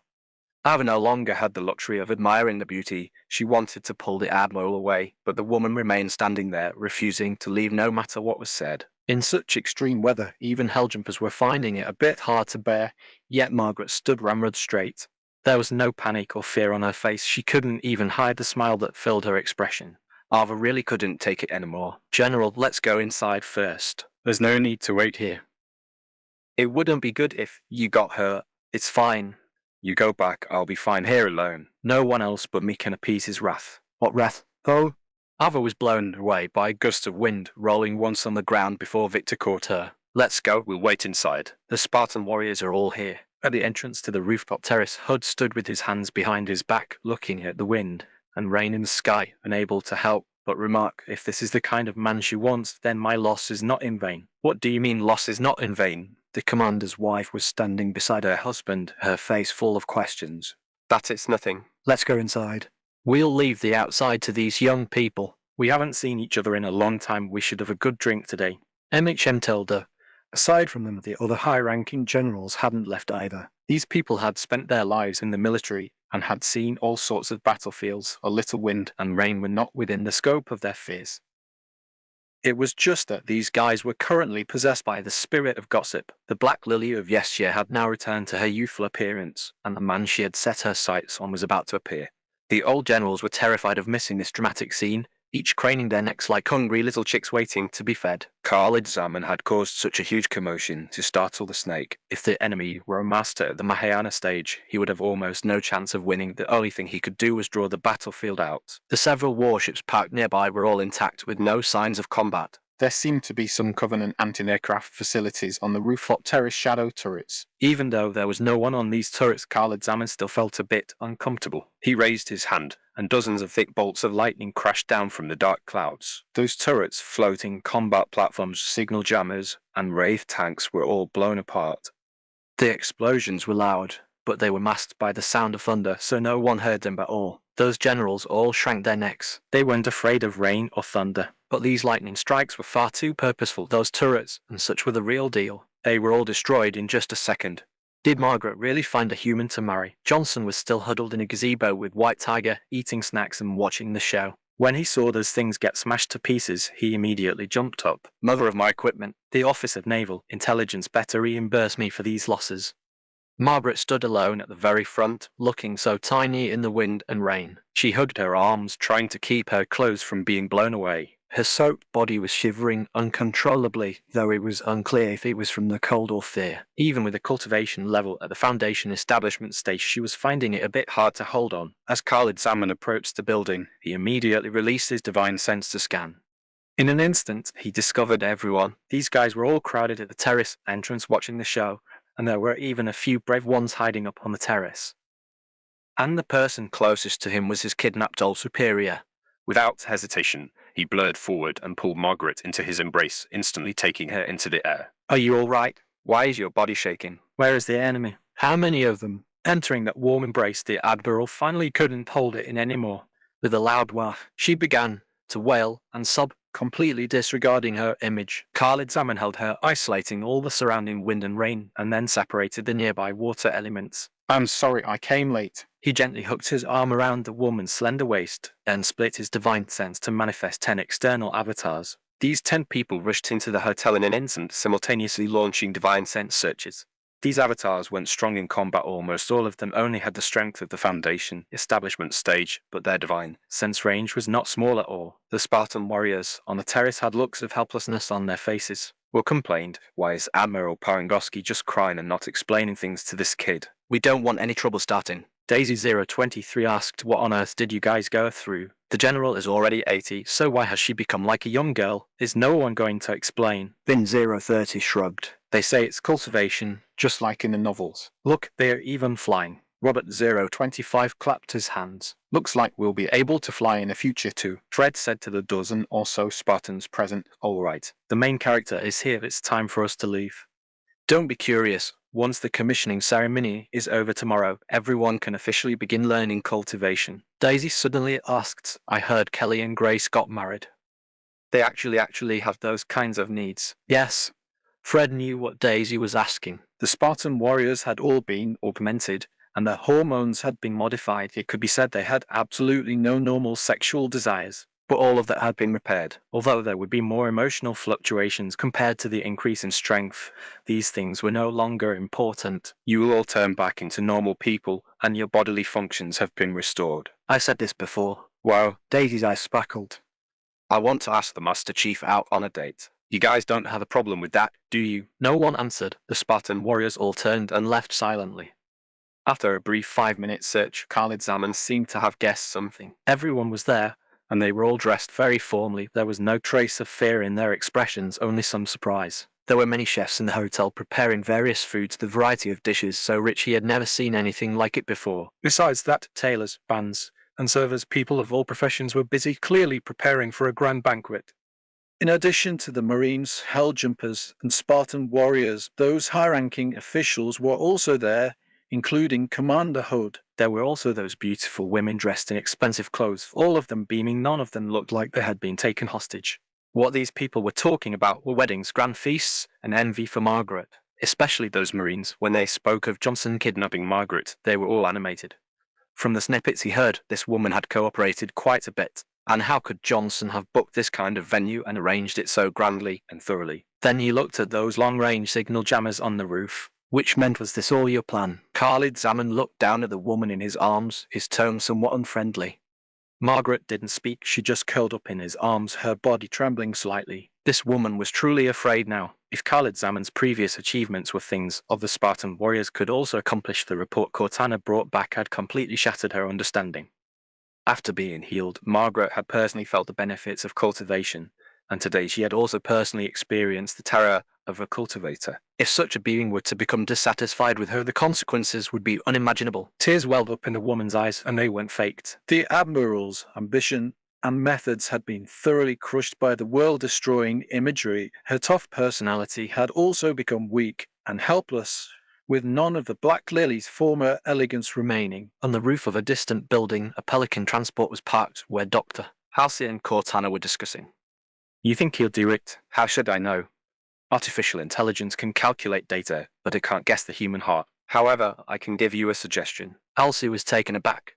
Give me what suggestion? Cortana smiled slightly. Hurry over there now, or you won't even get a taste of the action. A taste of what? Halsey glared, just about to lose her temper, when she saw on the surveillance screen that the two were already locked in a kiss. Although the scene wasn't quite an R-rated action movie, it was enough to make one feel a flush of desire. Khalid Zaman wasn't cold-hearted, nor was he some sort of saint. Although this whole thing had gone a bit too far, it was all done for him, so how could he be overly critical of his old superior? He knew everything Margaret had done. She was ruthless, and countless lives had been lost at the hands of this Black Lily. But the Admiral also bore a corresponding amount of pressure. Khalid Zaman had seen her exhausted expression countless times, heard her helpless sighs many times, and sometimes even caught her crying in secret. These were all things that happened to this woman. She didn't necessarily do good things, but she would certainly make the right choices. Admiral Parangoski, who was waiting for punishment, was caught off guard by the sudden reward. However, she wasn't about to miss such a good opportunity. Thus the two kissed more and more intensely, making the audience blush. With a wave of Khalid Zaman's hand, the dark clouds in the sky slowly dissipated and sunlight shone down. The beam of light illuminated the two figures, growing larger and larger, leaving everyone captivated. The generals felt a bit of heat. Although Khalid Zaman's affairs hadn't been made public yet, there were many rumours.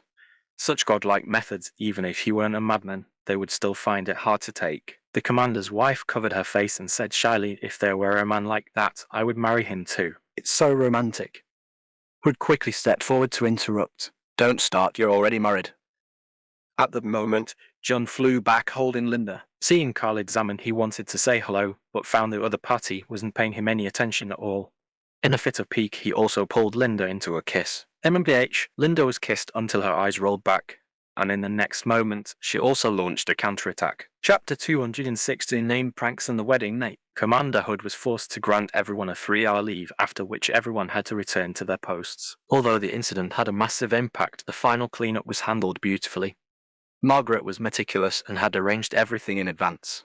Even the civilians who were forced to close their shops and evacuate received compensation. Several of Khalid Zaman's wives participated in the wedding, and Alice was absolutely filled with admiration for her cheap younger brother. Johnson, the instigator, didn't blush at all. His actions had indeed given White Tiger a grand wedding. The girl was having the time of her life, grinning from ear to ear. John and Linda had become quite affectionate due to this opportunity, frequently flaunting their love everywhere to the annoyance of the Spartan warriors. Daisy even threatened to beat the boy up if he dared show off his affection in front of her again. While everyone was rejoicing, there was one person who was drunk and somewhat unhappy.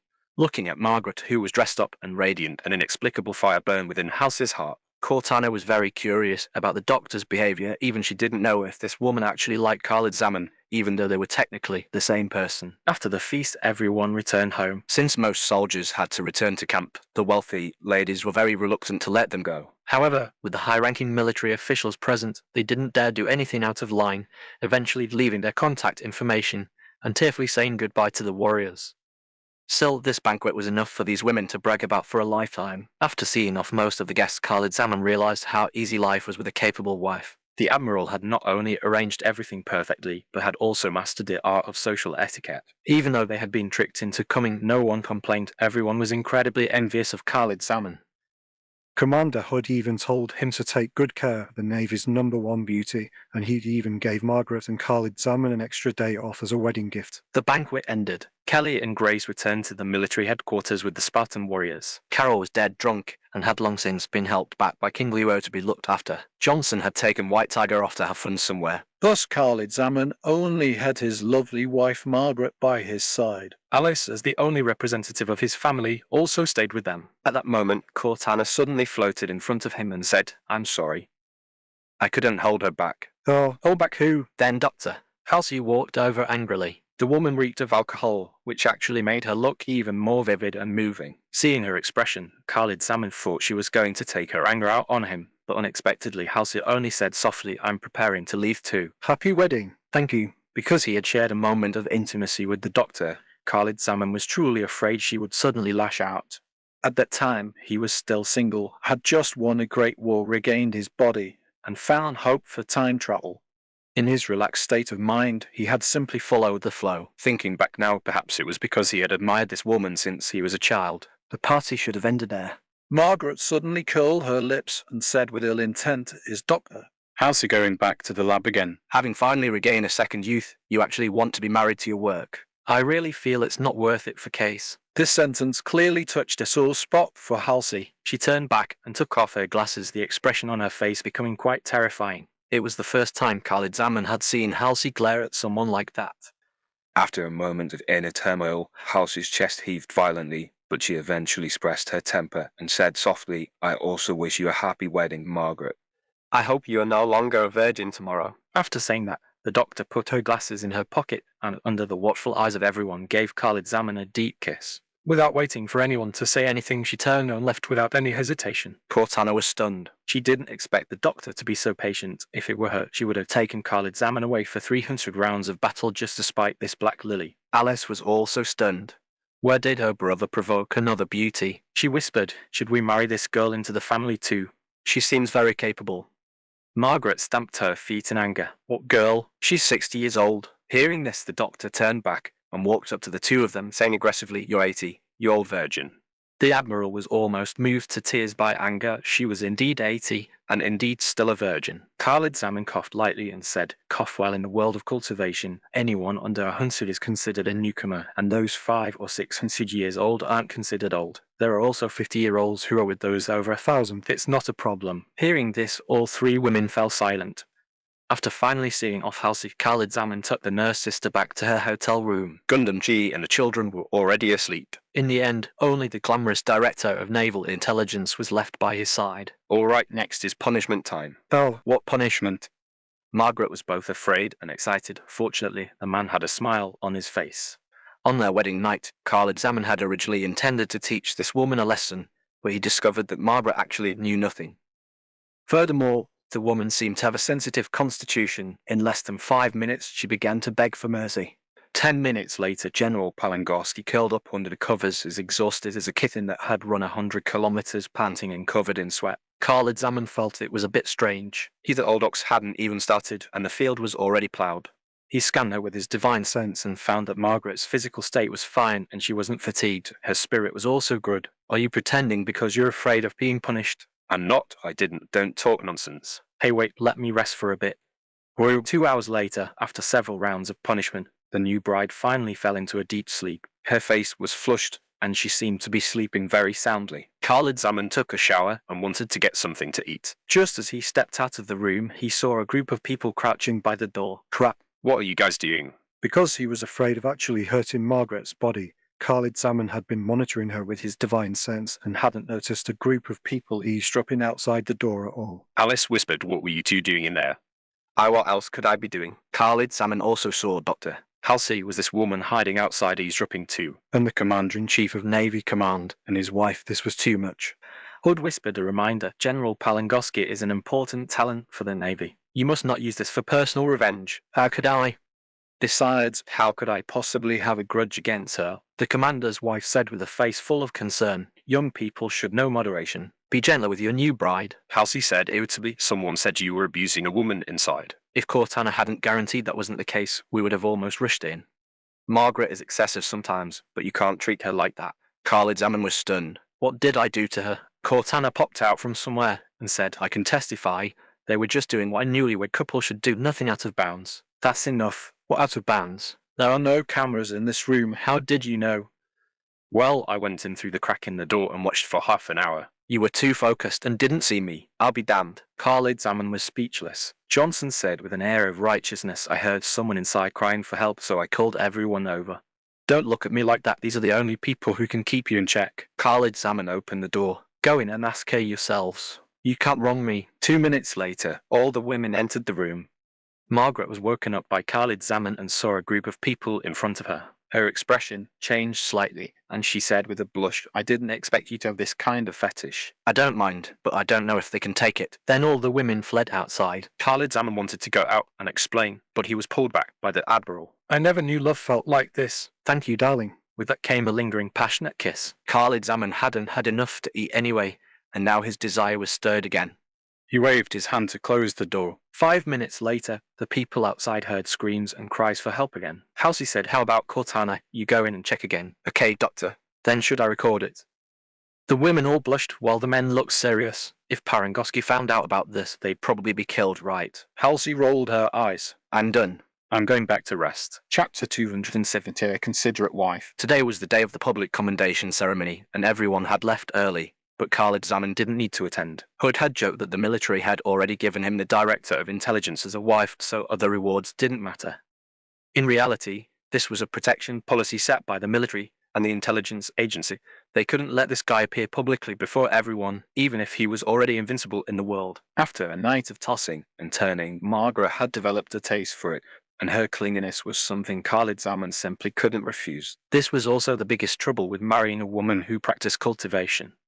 Other women would experience some pain and fatigue after their first time, and most would need a day or two to recover. But a cultivator had no such worries at all. Even after tossing and turning all night crying out for mercy every time, Margaret remained as energetic as ever. So Khalid Zaman explained the theory of the compatibility between human desires and the heavenly Tao, saying that for so-called yin Khalid harmony, moderation in everything was best. Hearing that it might affect her cultivation, the Admiral had to become serious. "All right, Then let's take King Leo and Carol out for a stroll. Carol, isn't she attending the commendation ceremony? Margaret said while putting on her clothes. She already received her medal in advance. Besides, this girl has experienced too much life and death, and her own strength is far inferior to a Spartan warrior. I don't want to send her to her death anymore. So I had the military arrange an internal transfer for her to retire early. Khalid Zaman also knew Carol's strength. Even if she were to face an ordinary Sanheli elite alone now, the outcome would be hard to say. If he wasn't by her side, something might really happen. Previously, as the enemy Bane, her duty was logistics. Now that she had become his wife, he couldn't accept any more accidents. Thank you, General Palingoski. As soon as he finished speaking, he saw Margaret's face turn dark. The woman glared. What did you call me? Oh dear, Margaret. That's more like it. After the two finished dressing, they went to Carol's room. King Leo hadn't slept at all. She opened the door and pounced on Khalid Zaman the moment she saw him. Master, Carol drank too much yesterday and hasn't woken up yet. I've already fed her some warm water, but I expect she'll sleep for a while longer. Good girl. Seeing Khalid Zaman's pet-like petting motion, Margaret was somewhat dissatisfied. You're married now. Why do you still call him Master? King Leo asked curiously. Then, what should I call him? Khalid Zaman thought for a moment. You can call me hubby or dear. That's what I call him, Margaret said, even more dissatisfied. You can call him little sweetie or stinking rogue. King Leo could be considered to have seen the world, but these ultra-intimate nicknames still felt very novel to her. He is stinking rogue, little sweetie. The melancholy expression King Leo originally had was instantly replaced by a lot of smiles. Looking at her, Khalid Zaman felt very relieved that at least it could reduce some of the pressure of facing death. As the Director of Intelligence, Margaret's work ability was top tier, and her emotional intelligence was definitely enough to keep those women in line. At this moment, Margaret and King Leo, the two super beauties, were already walking arm in arm, whispering secrets. The content of their conversation left Khalid Zaman speechless. The two were discussing how to prank him. He slapped Margaret on the buttocks and then gave a gentle squeeze. Call me Daddy. Ugh, I hate you. Stop it, oh Daddy. Daddy, I was wrong. Very good. When there are no outsiders around in the future, that's how you'll address me. After saying that, Khalid Zaman looked at King Leo again, and the girl called out with a smile, stinking rogue. Fine, he would wait until the time flow issue was resolved before punishing her. He'd just keep a tab for now. Khalid Zaman asked, there's still 1 day of leave left. Where should we go? King Leo replied, I'll go wherever you go. Dear stinking rogue. Margaret, on the other hand, expressed a desire to see Reach. Khalid Zaman frowned. Reach. It's still occupied by the Covenant. We're on vacation, not going to a shootout. But the woman persisted. I want to go see beneath Castle Base. As soon as she said this, both King Leo and Khalid Zaman were stunned. The time crystal was found there. Now Margaret's first thought wasn't to go out for fun, but to find a way to cure King Leo. How could one not be moved? Just as Khalid Zaman was about to speak, Margaret beat him to it. I must go. They have all gone through life and death with you, but I haven't had that experience. It's not fair. Anyway, with you there and me being at the Foundation establishment stage, there shouldn't be any danger. Let's just the three of us go. Let Carol rest here for a few days. I bought a villa in Newman-Bassett to keep you as my hidden treasure. In the future, when Kelly and Grace are on leave, they can also come home and we'll all live together. Khalid Zaman listened, dumbfounded, completely unable to find words to respond. Even if he had any lingering resentment in his heart before, it was all dissolved now. Whether she was ruthless or an intelligence chief, as long as she treated him sincerely, none of it mattered. I bought you a 3-story duplex villa with over 12 rooms. If you want to play around with other women in the future, like Halsey, you can bring them back too. We'd all welcome it.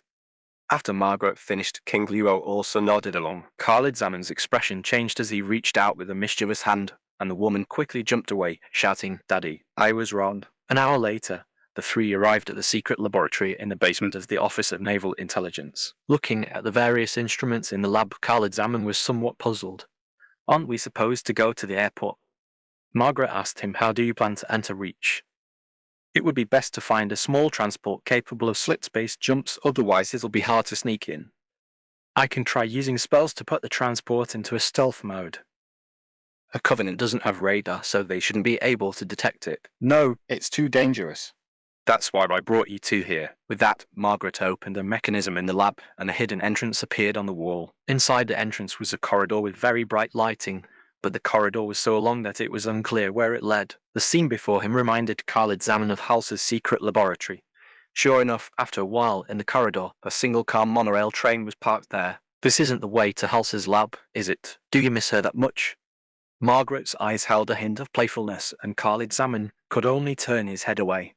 After a short while, the train stopped at a vertical elevator going down, except the walls of this elevator weren't glass, so the outside scenery couldn't be seen. 10 minutes later, the three stepped off the elevator into a massive space. This space had the characteristics of a foreign structure. Big, incredibly big. The entire space was about 2,500 meters long, 800 meters wide, and even over 500 meters high. It could practically hold a human heavy cruiser. Except for a few massive solar lamps, the entire underground space was empty. There was nothing there. What was such a large place for? Khalid Zaman knew humans wouldn't just dig out such a large underground nest for no reason. He scanned it with his divine sense. There were no passages above the space for warships to enter or exit either. At that moment, someone walked over from the entrance. Finally here, everything is ready. Halsey was wearing a white lab coat with a cigarette in her mouth, looking somewhat impatient. It seemed she had been waiting for a long time. Khalid Zaman glared at Margaret. Wasn't this Halsey's lab? He saw the Admiral covering her buttocks and moving a few steps to the side, her expression looking a bit guilty. Chapter 271, Eternal Assault Freedom. All right, stop flirting. I've improved the blueprints, and the materials and engines are all ready. King Leo, come with me. Oh, Me, the girl didn't know why she was being called, but she followed obediently. She had a great deal of affection for Halsey, half out of admiration, and half because her master liked this woman. For a spirit pet, such subtle feelings couldn't be hidden. Halsey pressed a switch on her hand, and a 100-meter-long crack appeared in the entire underground space. Then the crack opened to both sides, and a platform, 100 meters long and wide, slowly rose. Then Khalid Zaman and King Leo were directly stunned. Standing neatly on the platform were 200 teams of hunters. 400 big guys stood in pairs, a scene that was incredibly spectacular. None of these hunters carried weapons, and their armor varied. Next, the doctor took out a blueprint and handed it to King Leo. After giving a few instructions, she lit a cigarette and walked back. Walking up to the two of them, the woman blew a smoke ring into Khalid Zaman's face. When I first heard the news, I contacted Margaret immediately. Then came his plan. She was the one who bought the hunters on the black market, almost overdrawing the intelligence agency's funds. See, marrying this wife wasn't a lost right. The doctor looked extremely displeased, silently smoking her cigarette. Margaret, on the other hand, said with a smile, "This is my wedding gift to King Leo. Do you like it?" Looking at so many hunters, Khalid Zaman had already guessed what they were planning to do. This is a warship. Good grief, this woman's move was truly grand. First, she used her authority to have Carol retired, and then she prepared so many resources for King Leo. No matter how calculating she was, Khalid Zaman couldn't say a single word of criticism. He even felt a bit fortunate that he had saved this woman from the brink of death. Correct. Halsey suddenly became energized. It has railguns, plasma torpedoes, and a Covenant instant slipspace engine. It can accommodate 10 Scarab combat platforms. It can transform into 3 modes without affecting the internal personnel. It's no exaggeration to call it a next-generation design. After the woman finished speaking, she spat out her cigarette butt and put her hands in her pockets. "How are you going to thank me?" Khalid Zaman felt a surge of excitement and almost blurted out, "Anything you want." Then he thought of the doctor's appearance when she was drunk and her jealousy toward Margaret. If the other party asked him to marry her as well, how would he face Captain Keyes? Even if he could accept it, the people in the military would gossip, wouldn't they? He didn't know what the Spartan warriors would think either. So, even though he even had some small expectations, traditional values still stopped his thoughts. Margaret took a step forward, blocking the space between the two, and said with a smile, "The intelligence agency's database is completely open to you." Halsey shook her head. Not enough. Cortana was already tired of looking at those files. If she wanted them, it was just a matter of saying the word. Margaret bit her lip and struggled for a moment, then made up her mind and said, "I agreed to the request you made last time." Really? The doctor seemed very happy. It was unclear what the request was. Then Halsey pointed at Khalid Zaman and said, "He still has several other wives." Are you sure you can represent them? Khalid Zaman wasn't having it. Hey, what do you want to do to my wives? Margaret ignored him and replied with certainty, "I can guarantee this. You just do what you need to do. Deal."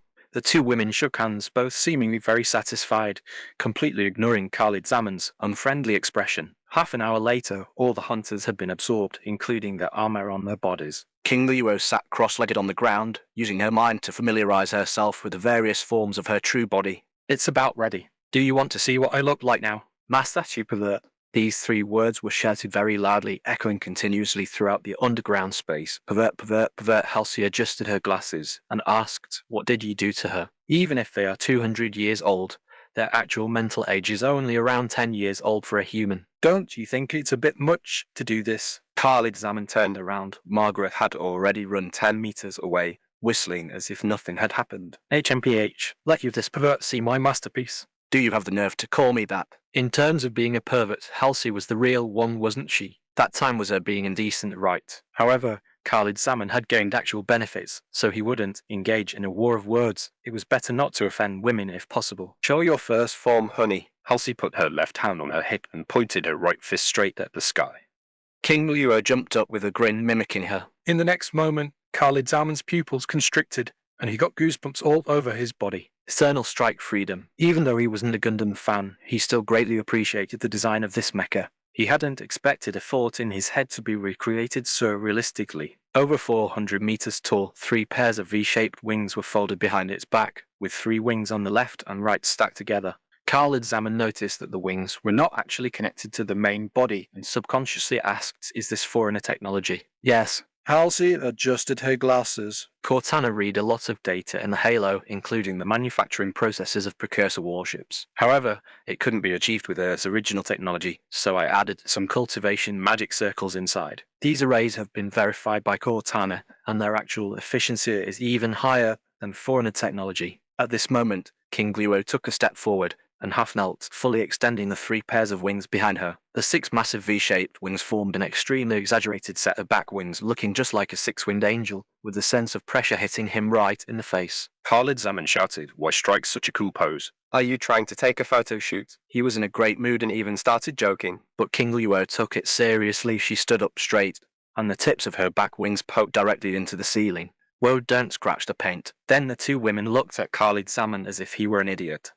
This guy's consciousness was still stuck in the concept of a model, completely failing to treat King Luo as a super warship. Halsey said, each wing has 2 sets of 4 and a slipspace engines, all of which are instant start. 2 wings starting simultaneously gives a 4-fold effect, and 3 wings give an 8-fold effect. If all 6 wings start at full power, it's a 64-fold energy output. There are 64 Covenant high-grade energy cells as batteries, and 10 sets of nuclear fusion reactors providing power. At full output, it can fight for 10 hours. Then she shouted, King Luo, full engine output. Give this kid an eye-opener. Chapter 272, My wife can tear a warship apart. King Luo blocked in front of herself with both hands, and a white ball of light appeared between the 3 pairs of wings unfurled on her back. Khalid Zaman suddenly felt a bit dizzy. Wait, don't do this. If you stand up straight, you'll hit the ceiling. Where are you planning to fly? The next moment, a wave of heat swept over them. The ball of light behind King Luo turned into a thick beam of light, pushing her until she crashed through the ceiling.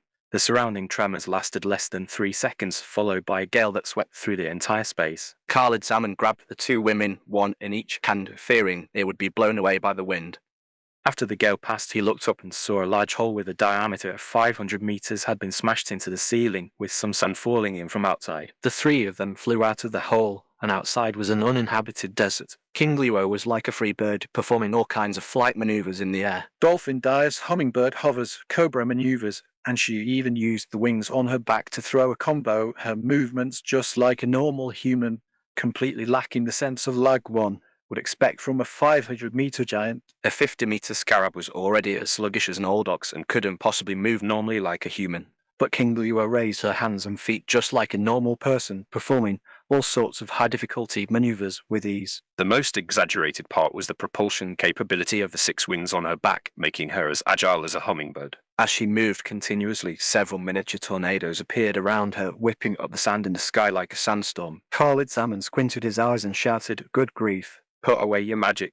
Halsey opened her communicator and said, "Now demonstrate your weapons." A 400-meter energy blade appeared. Khalid Zaman could no longer use the word surprise to describe his feelings. His 40-meter blade had already scared the Sangheili elite into defecting. He couldn't imagine the power of a 400-meter one slashing at a warship. As if King Luo could guess his thoughts, she casually slashed, and the sand dunes on the ground were split in 2 with the sand in between all fused into glass. Then she raised her right hand, palm facing the sky, and ion energy continuously contracted until a thick ion spear shot straight into the sky. Halsey hurriedly shouted, "Don't shoot into the sky, there is a space station nearby." King Luo hurriedly lowered her hand, but the ion spear didn't dissipate. As her hand swept down, a strip of glass was carved from the horizon all the way to 10 kilometers away. The familiar radiation, energy, the familiar spatial tremors. Khalid Zaman felt that this girl alone could glass an entire planet. King Luo's excited voice came through Halsey's communicator. "Do you want to try the railgun?" Margaret was also anxious. Don't. You can't shoot in the sky, and there are other facilities underground. One shot would destroy all underground facilities within a 100-kilometer radius. You said there are 3 forms. What are the other 2? Khalid Zaman couldn't help but ask. Humanoid combat, warship flight form. He couldn't even imagine what the third one would be. Upon hearing his words, King Luo fell backward, and various parts of her body underwent rapid changes. In less than a minute, she transformed into a Covenant-like warship. Why did the color change to? The Super Gundam, that was originally white based with blue, black, gold, and red paint, had instantly turned into a pure blue Covenant warship. Halsey said a CRS-class light cruiser, a standard Covenant-like warship. Actually, she can transform into other warships too, but the size difference is too great, making it easy to be exposed. Before she could finish explaining, King Luo transformed again into a human Halcyon-class cruiser. This warship was too familiar. Khalid Zaman blurted out, "The Pillar of Autumn." After watching for a while, he asked, "The 3 forms you mentioned, are 2 of them just Covenant and human warships?" Halsey squinted her eyes. Do you think I am that kind of boring person?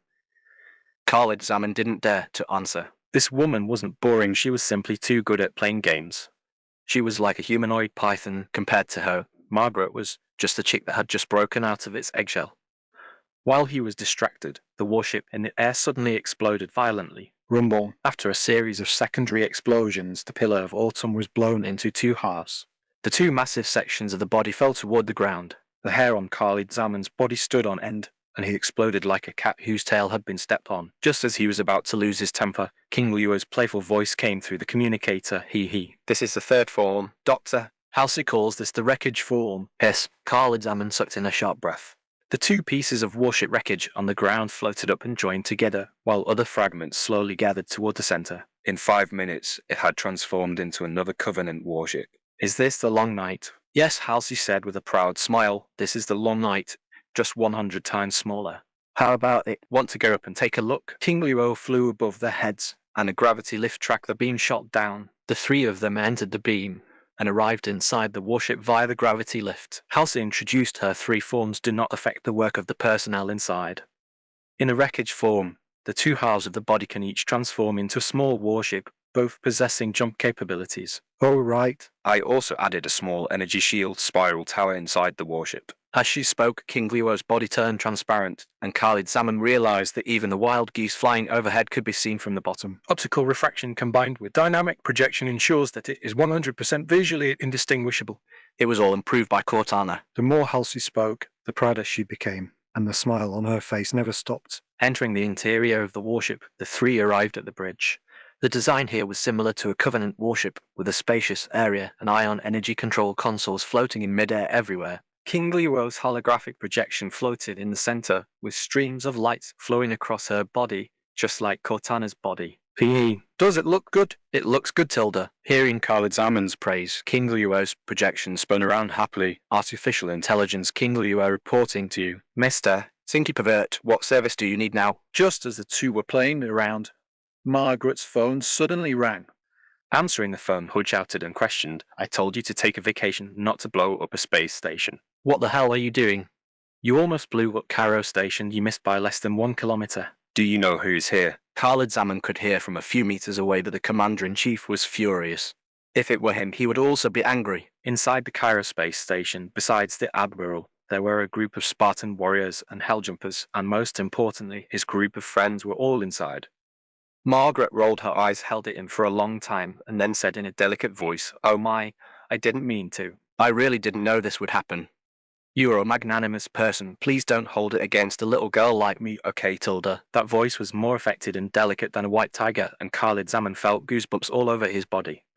After hearing this voice, Hood seemed to be even more stimulated. You just wait. Sooner or later, I will steal your man, and then I'll make you cry until you have no. Beep. The call was hung up. Halsey said, "Actually, it's no big deal. I have already installed an energy shield device in the Cairo space Station. It's the prototype for testing King Luo. Even if 10 warships fired at it simultaneously, they couldn't break the shield there. The 3 nearby space stations are all equipped with it, and others are being arranged one after another. It's a waste not to use good technology." Then she smiled at Margaret. The Admiral didn't change her expression or blink. The old guy still wants to steal my man. With you around, it's not anyone else's turn. Halsey and Khalid Zaman turned their heads at the same time, looking around as if searching for something that didn't exist at all. Chapter 273, Carol Left Behind. After a series of tests, Khalid Zaman gained a profound understanding of King Leo's current combat capabilities. Her warship form can jump through slip space at will, requiring no preparation and having no silent period. Furthermore, she can clog, change her appearance at will, and even mimic the appearance of a precursor warship. Her mecha form can tear through warships with her bare hands, and her raw frame strength is 2 levels higher than Covenant warships. Coupled with her high-intensity energy shield, she could even ram into enemies like a battering ram without sustaining any damage. Moreover, her instantaneous explosive power allows her to dodge plasma spears fired from 10 kilometers away, making it impossible for her to be in danger. As for her wreckage form, it is even more exaggerated. The explosion effect is extremely realistic, capable of leaving behind dense plasma energy in the air. The 2 separated hull sections, much like the twin form of the Hunters, can independently transform into warships and simultaneously possess the ability to jump through slip space.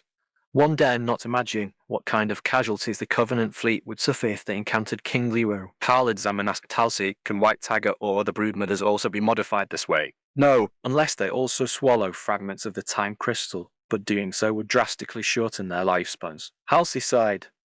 The core technology behind all of this is based on the law of time within this child. Foreigner technology is too advanced, we cannot replicate this crystal no matter what. Besides that, to possess 3 forms one must have a broodmother. Broodmothers that have not become spirit pets cannot communicate or offer trust. If we were to forcibly create consumables using someone else's spirit pet, I believe John and Linda would not agree to it. This time it was just a fortuitous accident. We had to do it to find a solution for King Leo as quickly as possible. She didn't even mention White Tiger. If Johnson knew about such a thing, he would definitely blow up the naval headquarters directly. All right, can we set off now? Khalid Zaman asked, where are we going? Halsey had an expression of course to reach of course. No, Khalid Zaman and Margaret spoke at the same time. You cannot go. This is a great scientific exploration. You cannot exclude me, a scientist. What are you doing? Let me go, you bad guy. Bringing Margaret this time was already the limit.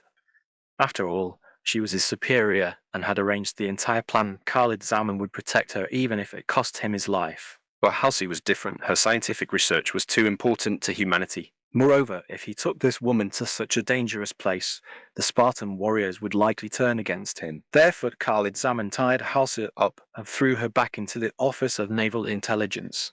King Leo took the 2 of them and flew into space. The energy magnetic field of slip space is too powerful. Jumping within the atmosphere would likely cause a disaster. An hour later, Hud looked at the white dot that had disappeared from the beacon map and sighed a sigh. This woman was always so fond of adventure when she was young. If I had known, I wouldn't have given her leave and would have just confined her. Forget it. The award ceremony is about to begin. It's time to go and welcome those heroes. In the hotel, Carol had just barely woken up. She subconsciously reached out to touch the space beside her, but there was no one there. Margaret's adjutant was waiting in the room. Her mission was to lead Carol to her new home and arrange everything. The Admiral still trusted this adjutant's ability very much, otherwise she wouldn't have kept her by her side. Just as the Admiral had said, the new home was very luxurious.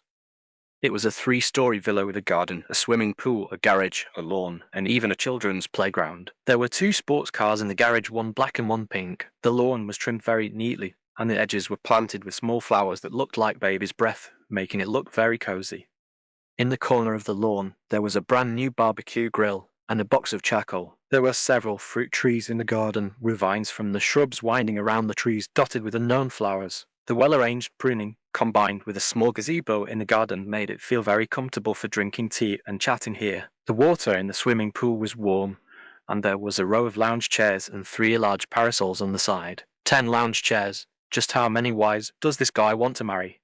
Hearing Carol's complaint, the adjutant quickly explained, these are for when hosting gatherings with friends. And all of this was Admiral Parangoski's idea. Your husband is not aware of it. The first floor of the villa had only 2 rooms, the living room and the kitchen. The living room was several hundred square meters with a long table in the middle that could seat 20 people. This table reminded Carol of the barracks. On the second floor, besides 3 nurseries, the rest were all bedrooms. Each room had its own unique style, some cozy, some magnificent, some minimalist, and a few that looked like they belonged in a love hotel. After looking at these rooms, Carol asked, Which one should I stay in? The adjutant smiled, You're the mistress of this place. Wherever you choose to stay is up to you. Stop with you, we are about the same age, right? Carol had retired from frontline combat. She wasn't some rich young lady, and she couldn't stand being addressed like that. The adjutant didn't mind. She took Carol's hand and said, "I know you are actually 2 years younger than me. I call you that not because of your noble status, nor because of how much money you have now. It's because of all those battles and all those achievements. That combat hero medal alone is enough to make anyone envious to death." The two girls were of similar age, laughing and chatting, playing around, and soon became good friends. You say, how much time would it take to clean such a big house? Just thinking about it is scary. You don't have to clean a house like this yourself. Every day, professionals will come to clean and take care of things, as well as do the laundry and cook. Anyway, 7 or 8 people come every day, and there is a dedicated housekeeper responsible for managing various chores. Then wouldn't there be many strangers coming in and out of the house every day? I'm not used to that. You're a wealthy lady now, you must get used to it. From now on, it's time to enjoy life. The war hasn't even ended yet. How can I enjoy life? My man is still out there killing the enemy. By the way, where did you find such a man? He's too fierce. That storm the other day scared me to death. Only someone like Admiral Parangosky and a combat hero like you could capture the heart of such a man. I didn't find him. I was just lucky. He saved my life, and he was so handsome back then. He's still so handsome now. Do you have a crush on him too? Do you want me to introduce you? Don't tell the Admiral Parangosky would shoot me. How about I be your housekeeper after the war ends? The housekeeper's room here is bigger than my own house. Okay. Are you good at cooking? I see there are a lot of ingredients in the fridge. I'm not bragging, but Admiral Parangosky loves the borscht I make. I want to eat it too. Let's go. Happiness is often just this simple. The two girls were imagining the future, but they didn't know that a huge shadow was looming over this city. Chapter 274, The Prophet's Deal. In a secret room within the Department of Passionate Intercession in the City of Philanthropy, the Prophet of Truth met with Tirvadami. Only Tartarus and a saint's attendant were present. I thought there would be a public trial in the tribunal rather than a secret execution in this small room. Between the continuous battles and his imprisonment, Tirvadami had not slept for several days and nights. He looked somewhat haggard, but that did not prevent him from standing as straight as ever. The Prophet of Truth smiled.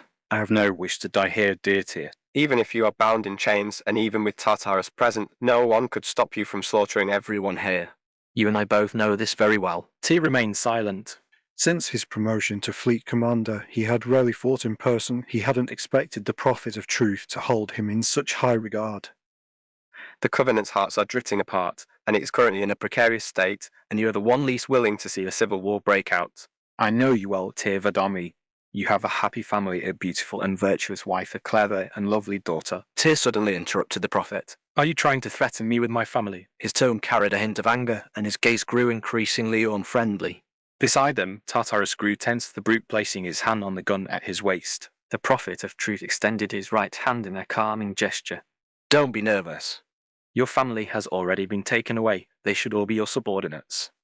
I was unable to stop them, so the thing you worry about will not happen. Tyr's expression shifted from anger to confusion. Why were you telling me this? Aren't you afraid I'll truly defect from the Covenant? Ah! I am not. After laughing loudly, the Prophet of Truth continued to look at Tyr calmly, appearing not the least bit nervous or afraid. I know you too well, Tirvadami. If you were that kind of person, I would never have entrusted the Special Justice Fleet to you. Even if your family isn't in the City of Philanthropy, even if all the Sanhali families return to your home planet, you wouldn't act recklessly. Justice and peace were hard won by the Sanhali people through centuries of battles. You would never easily break them. Tyr really wanted to curse what justice and peace. The Covenant had fought humans for decades, though they won more than they lost. It could hardly be called peace, let alone justice.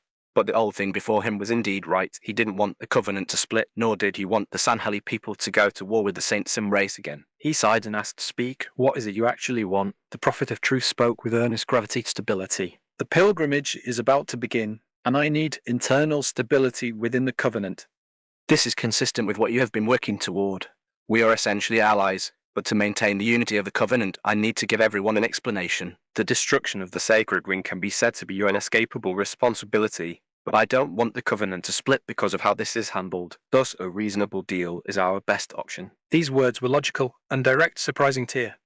It turned out the Prophet of Truth could speak like a normal person. Compared to his usual mystical, insinuating speeches, the meaning in these words couldn't be simpler. Fine, what deal? What must I pay, and what do I get? The Prophet of Truth nodded slightly. Speaking with intelligent people was easy. In the tribunal, you will admit to the negligence regarding the destruction of the Sacred Ring, then endure a little bit of hardship, and this matter will be over. Afterward, we will grant you a special honor, a title that the Sanheli people desire most. Tyr's pupils contracted, and he said subconsciously, Kamikaze Mater. Yes, the kamikaze matter. Seeing that Tiervidani seemed somewhat excited, the corner of the Prophet of Truth's mouth curled up. He knew this Sanheli person was tempted. No Sanheli person would be unmoved by this title. Tyr still hesitated. But the Kamikaze Mater almost always carries out suicide missions. The Prophet of Truth nodded. Indeed, almost no kamikaze martyr in history has lived past 1 year. However, the enemies you face are almost negligible. There is a group of rebels near the Sacred Ring who are openly spreading rumors and trying to split the Covenant. Ultimately, these people are your subordinates and are few in number. Your first mission is simply to go there and clean them up. This is reasonable, isn't it? It was indeed reasonable. Even without the title of Kamikaze Martyr, he should have done it. Tyr nodded. No problem. I agree to your deal. Very good. Then let us go to the tribunal now. It's just a matter of going through the motions. I hope you don't overthink it. As the attendant was about to lead Tyr away, the Prophet of Truth called out to him again. By the way, return Tyr's armor to him before you go. We need to give the fleet commander the respect he deserves. Hearing this, Tyr no longer had any doubts. It seemed the Prophet of Truth intended to pin the blame for the Halo's destruction on him. After all, the management prophet was dead, and the dead cannot take responsibility. Fortunately, no one wanted the Covenant to fall apart, so there should be nothing to worry about. After Tyr was led away, Tartarus couldn't help himself. Lord Prophet, you intend to let him off just like that? The Prophet of Truth withdrew his smile and said with a frown, later to strip off his armor in public, then brand the mark of a heretic on his chest. Either way, send some equipment to Sesef for me on the critical star. They must be short on weapons while recruiting. That way, the Kamikaze Martyr will face a truly threatening enemy. Tartarus suddenly felt a chill down his spine. The Sanheli people did not fear death, but what they feared most was disgrace. Stripping Tyr's armor in public and branding him with a mark of shame was truly a way to destroy his spirit. First to comfort him with words to soothe all his worries, then give him some benefits, let him be publicly humiliated to lose his credibility, and finally send the fellow to carry out high-intensity missions until death. This tactic was clear as day to Tartarus, who knew the whole plan. The Prophet of Truth's methods were terrifying. Seeing that the ghost-faced beast did not move, the Prophet of Truth asked, "Is there a question?" This: how do we send equipment to those rebels? They are entrenched in the foreigner ruins on the critical star. If we send a warship, it will be attacked. Right. That's simple. Go to the black market and find an organization called the Sword of Saint Heli. They are purchasing supplies for those rebels. Just sell off some equipment at a low price. Understood. Tartarus took his orders and left. At this moment, on the gas giant critical star, the former artifact inquisitor Sesef Formi was speaking to a small sphere. Divine Envoy, since installation 04 has been destroyed, why do you still linger here? 343 Guilty Spark hummed a little tune. Hum. I'm waiting for a new installation 04 to appear. Everything will be rebuilt at the Ark, a new Halo, a new installation 04. These all have repair mechanisms. Once I become the monitor of installation 04 again, the first thing I'll do is activate the Halo and eliminate all those flood that escaped. This fellow seemed to be in a very good mood, not looking at all like someone whose home had been blown up. Sesef meanwhile had a dark expression, his hand gripping his lightsword for a long time without striking. Wait a little longer, we must wait for that man. Chapter 275 Mark 6 Thor's Hammer. Military Calendar October 20, 2552. Earth Outer Space Cairo Space Station. The plating is shot and the gel layer has started to melt. The optics are totally fried, not to mention the power supply. Do you have any idea how expensive this gear is? The technician responsible for maintaining the Mjolnir armor was nearly losing his mind. The Mjolnir, which cost as much as a starship, was almost half destroyed. The repair costs were practically no different from buying a brand new set. Master Chief shrugged. Go tell that to the Covenant bastards. The technician sighed and tossed the components aside. Well, these are obsolete anyway. This brand new Mark Roman 6 armor just arrived this morning. John was always very keen on new equipment, otherwise he wouldn't have left a group of admirals and generals behind to rush over here so eagerly. Master Chief quickly donned the latest Mark Roman 6 Mjolnir and stepped into the testing restraint field. Any delivery of new Mjolnir armor required a reactor function test. Because this armor featured power-assisted functions, a slight lapse in neural coordination could vibrate the wearer to death. After some calibration, the technician brought out a circular tracker and a small green light atop the device lit up. All right, let's test the armor's target acquisition. Please track the light above now, the light below, above again and below. Good, diagnostics complete. Hang on, I'm taking the restraints offline. As the machine powered down, John stretched his arms and took a few steps, feeling that the new armor seemed significantly lighter than the previous one. Most importantly, he could feel the energy shield on the suit. Although the old Mark V had been modified by an engineer using his own spiritual Kai to charge, it still resulted in energy loss and timing errors. The core of this Mark Roman 6 was a pure Covenant energy system, making its compatibility with a cultivator nearly 100%. Master Chief was as happy as a child who had received candy. Cortana had never let him down. Next, the technician led him onto a testing platform. The defensive capabilities of this combat suit are incredibly formidable. Let's put it to the test. As the switch was flipped, two pillar-shaped electromagnetic jammers began to circle the platform, spinning faster and faster. The Mark Roman 6 armor's energy shield values began to drop steadily. Instinctively, Master Chief channeled his true Kai to recharge the armor, filling it back up in a mere instant. 10 seconds passed, then 20. The armor's energy remained steadfast, showing no signs of breaking the shield at all. The technician held the remote, looking bewildered. What's going on? The energy shield shouldn't be this powerful. The total test values have already exceeded a Covenant Wraith tank's shield. Is the machine broken? He adjusted the controls, and the electromagnetic jammers spun even faster. 3 minutes later, the man's expression began to look like he was questioning reality. Output has been increased tenfold. Why hasn't the armor's energy shield broken yet? Is this suit a human-shaped scarab? Just then, Johnson, looking incredibly smug in his white uniform, arrived via the elevator. What are you guys playing with? Looks like fun. By the way, Master Chief, can you hurry it up? Everyone's waiting. He quickly noticed what Master Chief was doing. Ha ha ha, stop messing around. He then snatched the control pad from the technician and shut down the jammers. The maximum output of these jammers is equivalent to a Covenant warship's point defense turrets. It only takes 10 seconds to take down a Pelican. But John is charging the Mark Roman 6, and he can even absorb the attack energy himself. You could hit him for a whole day and never break that shield. Master Chief and the technician asked in unison, what do you mean? Johnson clutched his head. Don't tell me you didn't absorb a single bit of the intense spiritual Kai right next to you.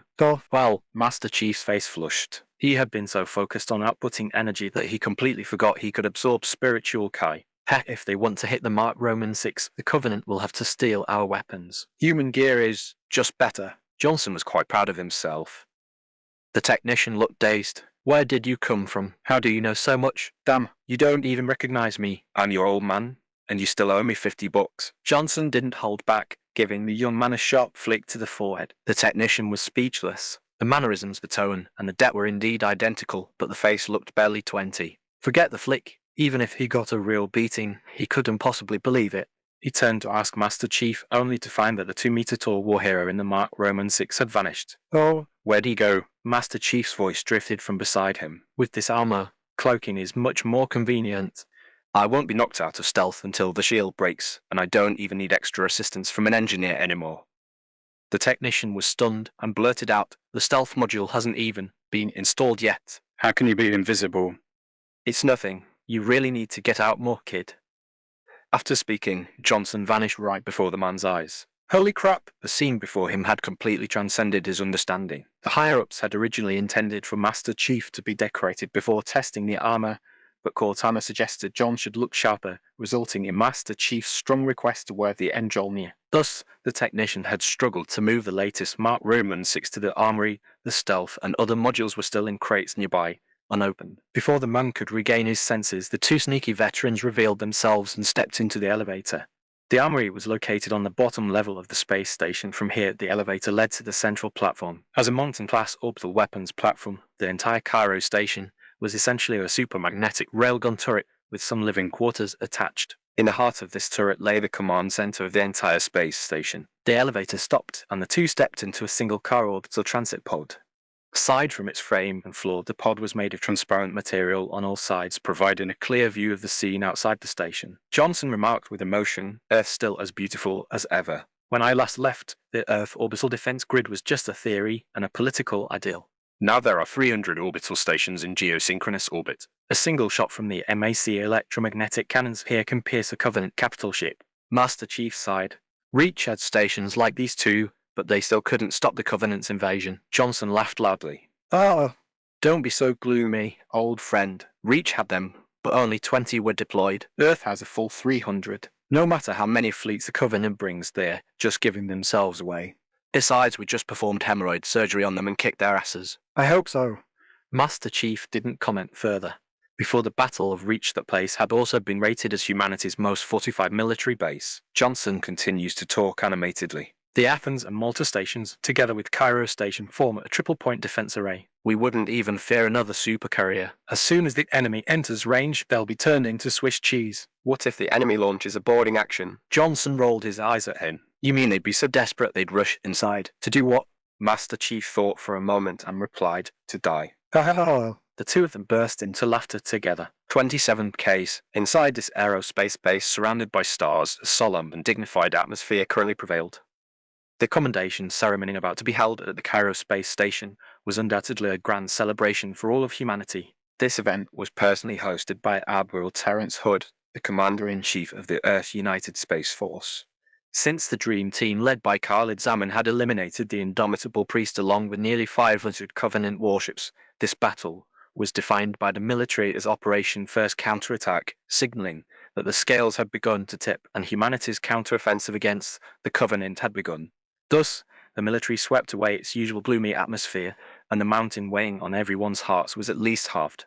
Solemn music began to play, signaling the imminent arrival of the most important figures, and the officials of all levels who had been waiting for a long time began to straighten their appearances. Several unmanned camera drones hovered silently in midair, constantly recording real-time footage and broadcasting it back to Earth. The officials began to discuss in low voices. The media is attending the decoration ceremony. Yes, the commander said this is the best opportunity to boost morale. Right.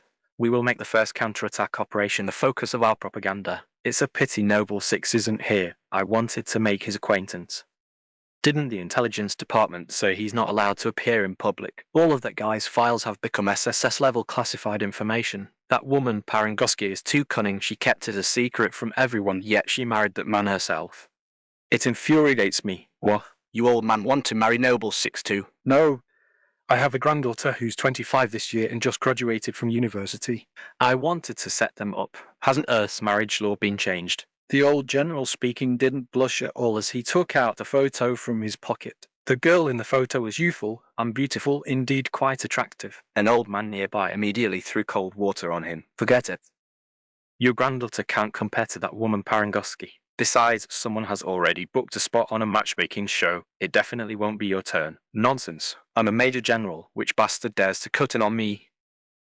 At that moment, Hood, standing in the front row, turned his head. Which bastard is calling me the bastard? The major general was stunned at first. He hadn't expected the other person's rank to actually be higher than his. However, rank was useless in this matter. He pointed at the commander-in-chief's nose and asked, You old geezer don't have a granddaughter either. Your daughter is already 50 and only has a son. Don't ruin Noble Six. Commander Hood didn't get angry. He turned slightly, clearing the line of sight, and the major general immediately saw a young girl standing opposite them. She had an oval face, a high bridge of the nose, blue eyes, and long eyelashes. Her features were extremely beautiful, but her beauty was as gentle as jade with a restrained brilliance. The girl's upright posture was like a green pine, and her steady gaze revealed a light of incomparable confidence. Standing there, she needed no words. The calm and powerful aura naturally flowed from her, making one not dare to underestimate her. Her brow carried a natural heroic air commanding respect without anger, yet not being overbearing. It was hard to imagine such a beautiful girl perfectly blending with the valiant spirit of a soldier. If Margaret was the ultimate beauty, a humanoid succubus, and this girl was the ultimate in coolness, capable of crushing countless men and women through her temperament alone. Holy crap, it's Miranda Keyes. This girl is a natural-born soldier. That old man has a successor now. To be honest, this girl isn't as pretty as Halsey was when she was young, but in terms of aura, even Black Lily might lose to her by hair. A group of old men were praising her as they had watched Miranda grow up. Case was often away from home, so this young girl naturally became the military's darling. That was why Commander Hood wanted to introduce this girl to Noble Six. In his eyes, Miranda was no different from his own daughter. The Major General silently put his photo away. He had seen Khalid Zaman's wedding photos. Margaret and King Lewa were both freakish-level succubi, not to mention the two Spartan warriors, and that Carol was also a superhero who had received the Combat Hero Medal. Now adding Miranda Keyes, damn it, any one of these women would be the center of attention anywhere. It seemed his granddaughter had no hope. Miranda stood there quietly, her eyes clear like the brightest stars in the night sky. Her lips were full and rosy, and their slight upward curve revealed a sense of kindness and warmth. Her short black hair looked exactly like House's when she was young. This girl combined her mother's softness and beauty with her father's coolness. Not only did she receive her parents' excellent genes, but she also inherited her father's bravery and her mother's wisdom, becoming a radiant pearl in the human forces. She had arrived at the venue early. For this commendation ceremony, the girl was also full of desire and longing, hoping to receive everyone's praise and recognition on this important occasion. However, Miranda's mood was cast under a shadow by the news of her father's sacrifice. Although she tried hard to remain strong, the smile on her face still struggled to hide her inner grief. Whenever she thought of her father, her heart was filled with endless longing and pain. What made her even more disappointed was that her mother was not present. She understood that her mother had always been very busy, with work taking up most of her time and energy. However, Miranda still hoped her mother could spare some time to share this glory with her. House's absence made her feel somewhat lonely and helpless, as if she were missing that most intimate companionship and support. Hood also noticed Miranda's expression, which made the old general feel a pang of heartache. At this time, Johnson and the Master Chief walked into the venue together, their appearance immediately drawing everyone's attention. In the decoration lineup, most members of the first counterattack were present. Jun and the Spartan warriors had been waiting for a long time, and the Raven squad saluted the two of them. Miranda was also drawn to the two who suddenly appeared, especially the rejuvenated Johnson, who looked less than 20 years old, but was acting like a seasoned veteran. The Master Chief had changed into his brand new Mark VI and Mjolnir armor, which looked even more mighty and domineering than the ordinary military uniforms. Meanwhile, Johnson was in a white high-ranking dress uniform, looking handsome, dashing, and dignified. The two walked together, occasionally communicating. The Master Chief seemed a bit uncomfortable with people's enthusiasm. He frowned slightly and said to Johnson, "You said there wouldn't be any cameras." Johnson smiled and patted his shoulder, saying, "You also said you dressed decently." Chief, people need heroes, and heroes bring hope. Johnson took off his hat, dashingly tied at his head, then put the hat back on and said to the Master Chief, "Please, smile while you still can." Chapter 277, Execution Ceremony and Medal Awarding Ceremony. City of Philanthropy, Punishment Center. Since the Covenant is a religious-centered alliance organization, punishments for violating religious doctrines require a grand punishment ceremony. This punishment center is designed to be massive. Besides the execution platform in the center, it is surrounded by several large observation platforms. These platforms are hundreds of meters high and can accommodate 1 million soldiers in total. Even within the City of Philanthropy, the punishment center is an extremely massive structure. At this moment, all the Covenant members watching the ceremony are shouting one word: heretic, heretic, heretic. This word is like a taboo within the Covenant, representing a heinous existence. Millions of warriors from various races stand crowded together. Their faces are different, but their eyes all burn with the same fanatical fire, and a strange sense of oppression permeates the air. Tartarus firmly binds Tyr to the cold, floating electric torture device in the center of the hall. In the Covenant, the fate of the judged often begins with endless physical torture, and Tyr has now become the protagonist of this cruel ceremony. Seeing the massive scale of the event, the big guy joked, "I didn't expect you to be so popular." Tyr glared, "If they want to see me begging in pain, no way." He released a heavy killing intent, although those millions of people couldn't feel it. Tartarus stepped back, and the smile on his face turned gloomy. This ghost-faced beast asked with a straight face, "Are you sure?" Then he activated the execution device, and a surge of electricity shot from the scaffold onto Tyr. The visible, sparkling electric axe told everyone that this thing was very powerful. Some wild boar beasts on the observation platform tightened their necks upon seeing the electric axe, nearly scared to the point of wetting themselves. Numbness, pain, tearing, dizziness, all sorts of strange sensations surged through Tyr Vadami's body. His expression became increasingly ferocious. This pain felt like maggots on bones, constantly drilling into his body without a moment's respite. If his body weren't so resilient, he would have passed out long ago. Tartarus curled his lips continuously, increasing the voltage, and the overflowing electric axe became increasingly violent. The current on Tyr's body became even more violent. His body began to tremble violently, and wisps of black smoke even emerged from his skin. Finally, unbearable pain made it impossible for Tyr to remain silent, and he let out a loud scream, his voice filled with endless pain and anger. Hearing his scream, the audience became even more fanatical, and the Saint Heli councillors on the nearest observation platform all frowned. This has exceeded the level of punishment the normal Saint Heli would have died long ago. Bastards. The destruction of the Halo is entirely the responsibility of the Sanctuary people. These guys deserve to die. It was agreed that he would just take the blame. Are they trying to take the opportunity to kill him? Yeah, do the prophets really want to silence him? The councillors became increasingly agitated, while Tyr Vadami looked at Tartarus, the cold killing intent erupting from his body. Even though he was shackled, and even though he was subjected to a lethal dose of electric torture, he could kill the ghost-faced beast beside him in the next moment. This was not pure confidence, but an oppressive feeling built on powerful strength. Tartarus was immediately suffocated by this killing intent, and the electric torture was stopped the next moment because he knew that if he delayed for even one more second, there would be a corpse on the platform. He wanted to take the opportunity to retaliate against Tyr and trample the dignity of the Saint Heli underfoot, but he did not want to pay with his own life. The torture device stopped, and the surrounding grunts booed instead. Tyr felt an inexplicable sadness. These fools simply did not understand the consequences if he were to die here. Once the Great War begins, these guys will all become cannon fodder. Meanwhile, the Cairo space station was filled with a joyful atmosphere. Hood looked at the two who were late without any anger. He smiled and said, "Everyone, I am very glad you have returned triumphantly." He was about to start praising their achievements when his adjutant suddenly walked over and whispered a few words. The commander-in-chief turned to the console nearby after hearing this. "Go ahead, Cortana." "Report, sir." Enemy activity detected near the Io Deep Space Station. Earth's coordinates had long been exposed, which was accepted information by the military, so Hood did not appear surprised. Unless the enemy wanted a mutually assured destruction, they would definitely suffer heavy losses if they came to bite this big hedgehog that is Earth now. He said to everyone, "I'm sorry, we must hurry with the award ceremony." Cortana was indifferent to such news. She put her hands on her hips, looked at Master Chief and Johnson, and said lightly, "Quite handsome." Thank you very much."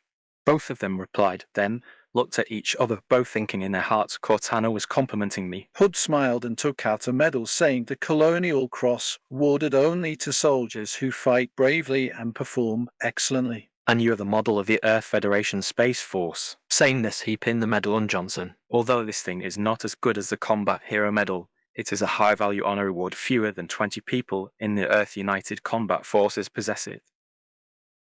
It's not that Johnson's military exploits aren't high, it's just that Carol represents not just herself, but the fallen heroes of numerous entire units. Johnson was very satisfied. If he hadn't followed Khalid Zaman, let alone a public award ceremony, he would probably have already turned into the disgusting meatball. He winked at White Tiger in the crowd, and the girl jumped up, raised her hand, and said excitedly to the people beside her, "This is my husband, handsome right." He told her. The female soldiers beside her rolled their eyes, not knowing what to say. Then Master Chief was also pinned with the Colonial Cross.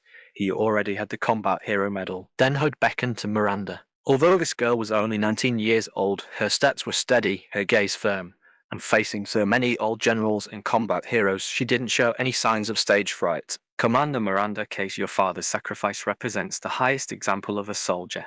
The incomparable courage he displayed under disadvantageous conditions is the ultimate glory pursued by all soldiers of the Earth United Defense Department. Losing him is a major loss for the Navy." Saying this, the commander-in-chief handed the box containing the Combat Hero Medal to the girl. Miranda took the medal. Compared to this, she wanted her father to return more, but now she could only hold back her tears and stand straight. Her father's words were still in her ears. "To be born as a human, you must never bend your back at any time. Nothing can defeat you except yourself. Don't cry, child.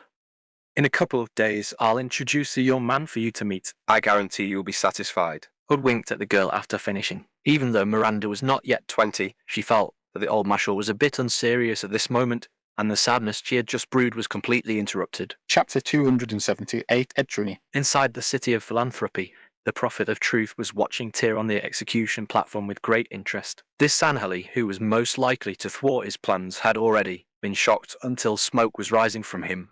But his punishment was only just beginning. Tartarus pointed at Tyr and shouted to the surrounding crowd, "Kill 1 to warn 100. Let everyone see the fate of a traitor." The audience began to jeer and cheer again, all descending into a frenzy. They didn't care at all what the traitor had done. Most of the grunts just wanted to see a high-ranking commander suffer, which gave them a morbid sense of satisfaction. Several ghost-faced beasts were stripping the armor from Tyr piece by piece, the orange plating being dismantled and thrown to the ground in front of millions of people. The charred Sanheli finally understood why the Prophet of Truth had made him wear his armor.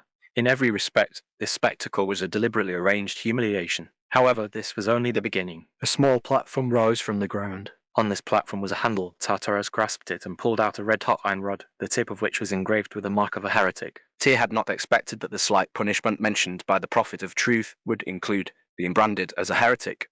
Even though he was not a zealot, and felt nothing for such a mark, using a branding iron to carve an eternal scar onto his body was the greatest insult to a warrior. His eyes were bloodshot, and he was filled with immense rage. If he had known, he never would have made any deal with the Prophet of Truth. If he had known Sai, forget it. He recalled the news Arts had brought during his imprisonment. His family had indeed been rescued. The note was in Art's own handwriting. However, he also knew that only his wife and children had been saved, while other relatives and the families of his warriors had not been evacuated.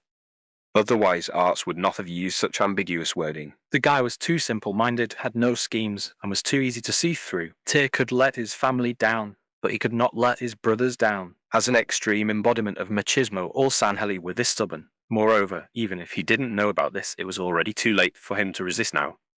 After the electric shocks, he was extremely weak, and over 100 snipers had been positioned around the execution platform. A casual glance was enough to see the sleazy figures of the jackal snipers. If he were to suddenly counterattack now, there was a high probability he would be killed on the spot. Forget it, better to endure a little longer. Intense pain radiated from his chest. His body, already charred from the electricity, began to emit thick smoke again, and the smell of burning flesh filled the air. At this moment, Tyr did not scream. What came from his mouth was an angry roar, but this roar was quickly drowned out by the cheers of the audience. The councillors could not believe that Tyr Vadami was willing to endure such humiliation. In their eyes, Tyr was almost a legendary figure equivalent to what the Master Chief was among humans. Many councillors could no longer watch and left shaking their heads in disappointment.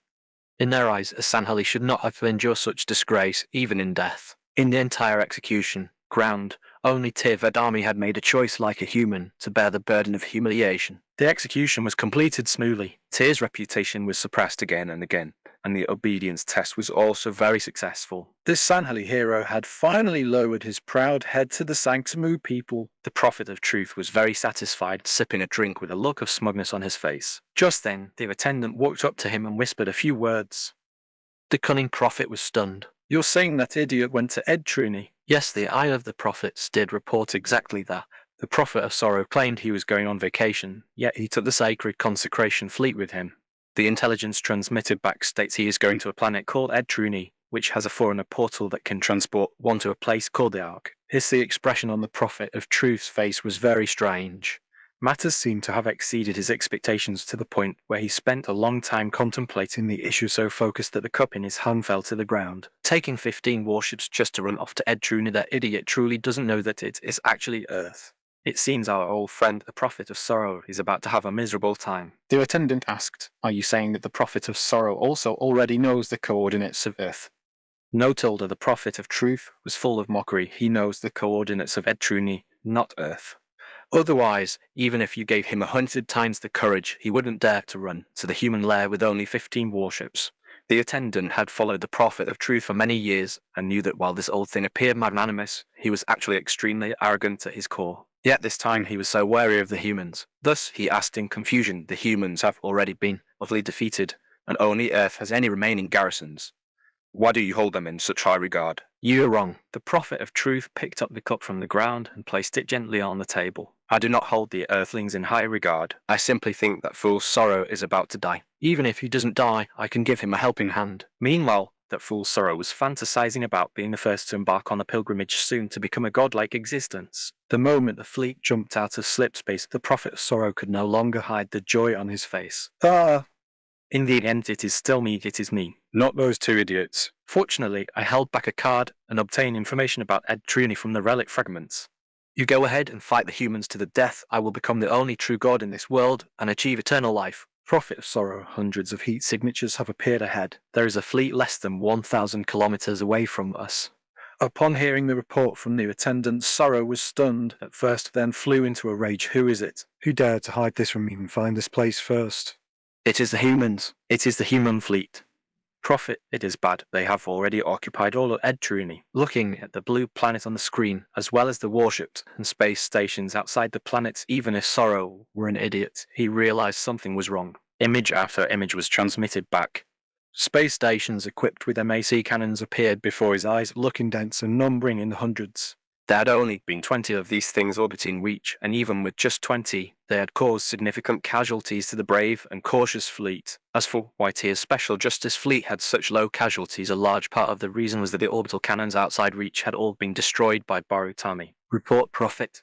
We have detected from human communications that they call this planet Earth. The Prophet of Sorrow's face suddenly twisted, looking as if he were about to cry. He thought he had played both truth and mercy, but it turned out he was the first to rush in front of the humans. No one could have expected that after all his scheming and calculations, the clown in the end was actually himself. No, scan for me, find a place with the fewest orbital cannons and charge in. The pilgrimage cannot stop, And it must not be blocked. have all warships prepare for battle.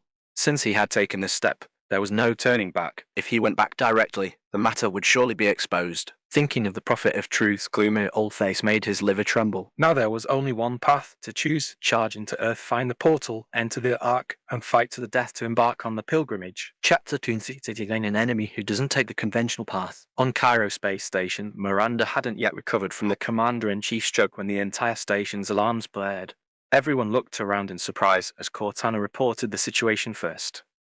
Detected a slipspace rupture not far ahead. Hood was not anxious here, he was the only one who couldn't afford to be. The Commander-in-Chief said calmly, "Show me." Cortana turned, and a star map of the vicinity appeared on the main control screen. 15 Covenant capsule ships have already positioned themselves outside our firing range. The screen marked 2 Cass-class assault carriers and 13 CCS-class battlecruisers. On the other side of the Covenant fleet was a human fleet composed of over 100 warships, the Homeworld fleet assembled from all surviving vessels. This is Fleet Admiral Harper requesting permission to engage. Joseph Harper, as the Supreme Commander of the Homeworld fleet, was leading the fleet on patrol outside Earth. The enemy intelligence received by Cairo Space Station came from him.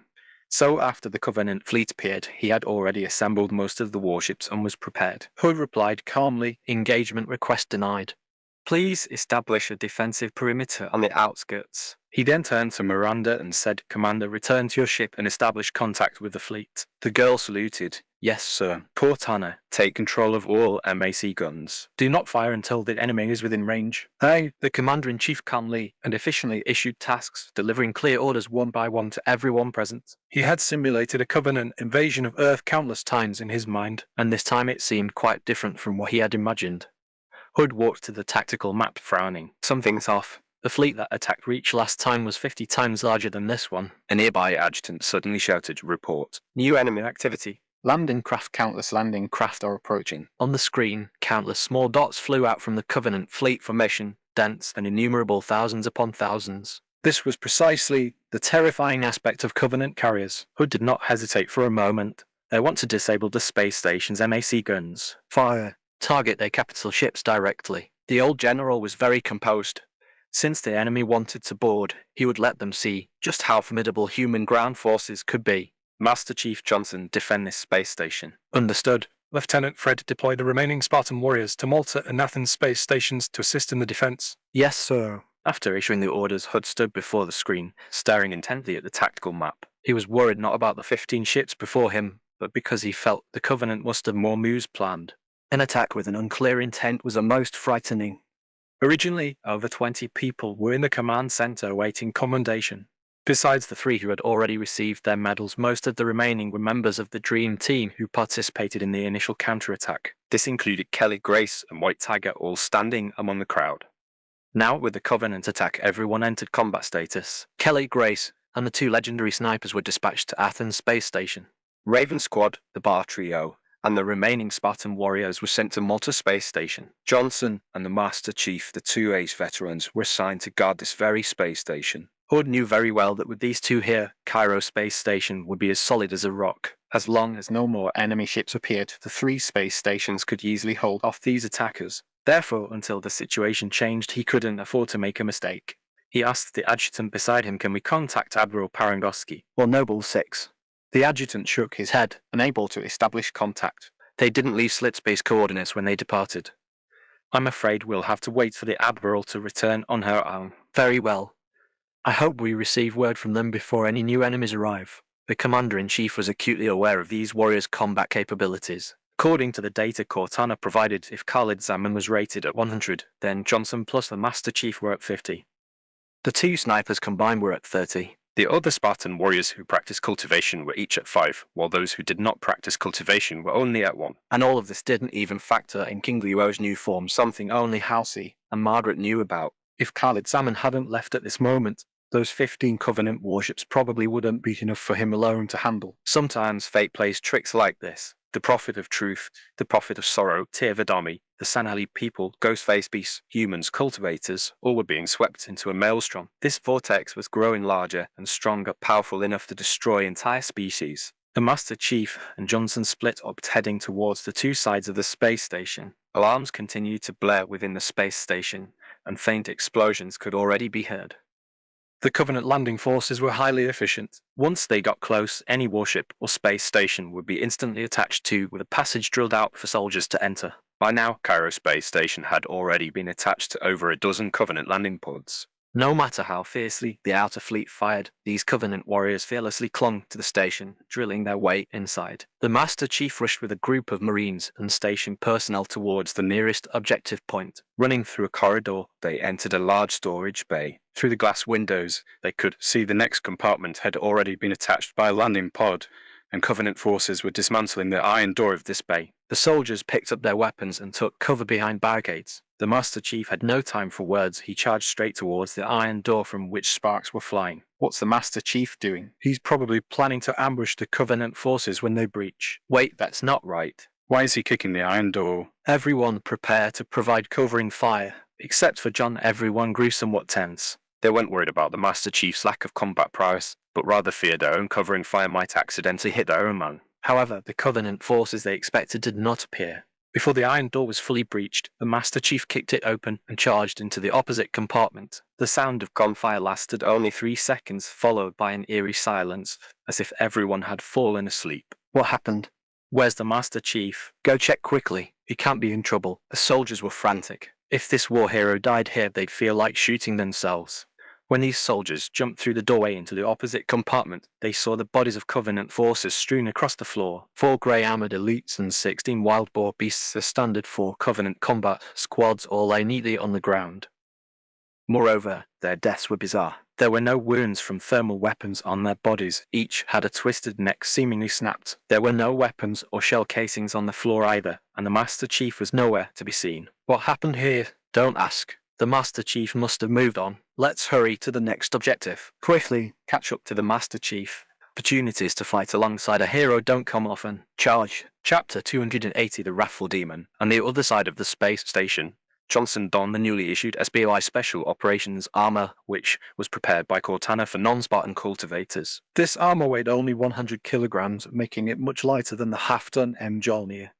Due to the lack of power-assisted devices, the SBI armor's melee capabilities and shooting accuracy was significantly inferior to the Mjolnir. However, its shield, strength, and stealth capabilities were not inferior to the latest Mark VI. White Tiger also wore a strong conversion of the SBI armor, following behind Johnson. Both were in a stealth state, sprinting forward.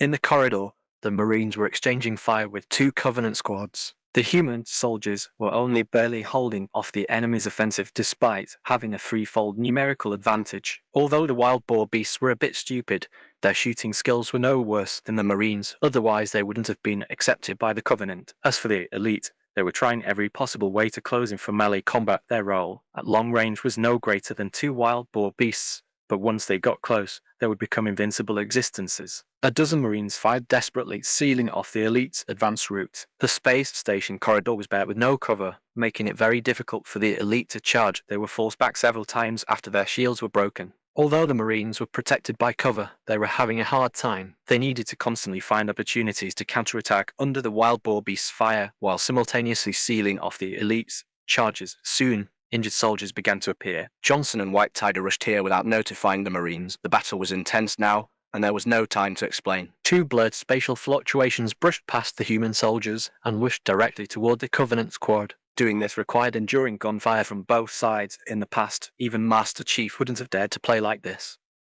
Now, with the powerful shield system combined with real-time cultivation replenishment, as long as a certain limit wasn't reached, they definitely wouldn't be knocked out of their stealth state. Moreover, Johnson wasn't a greenhorn. He and White Tiger took turns, moving along the path where the bullets were spaced, almost evenly splitting all the damage, just like the coordination of the Sanheli people. It was just that the difficulty of splitting the fire from both front and back simultaneously was not small, but fortunately, the 2 were of one mind and coordinated tacitly. At this time, the shooters on both sides noticed a strange phenomenon. The bullets would disappear along a straight line on one side of the corridor. The wild boar beasts, in particular, noticed this and curiously fired at the places where the bullets were disappearing. Seeing this group of little guys distracted, the elite cursed in anger. The wild boar beasts did not provide effective suppression to the opposite side, giving the Marines more room to shoot, and the situation reversed instantly. The Covenant team began to suffer casualties.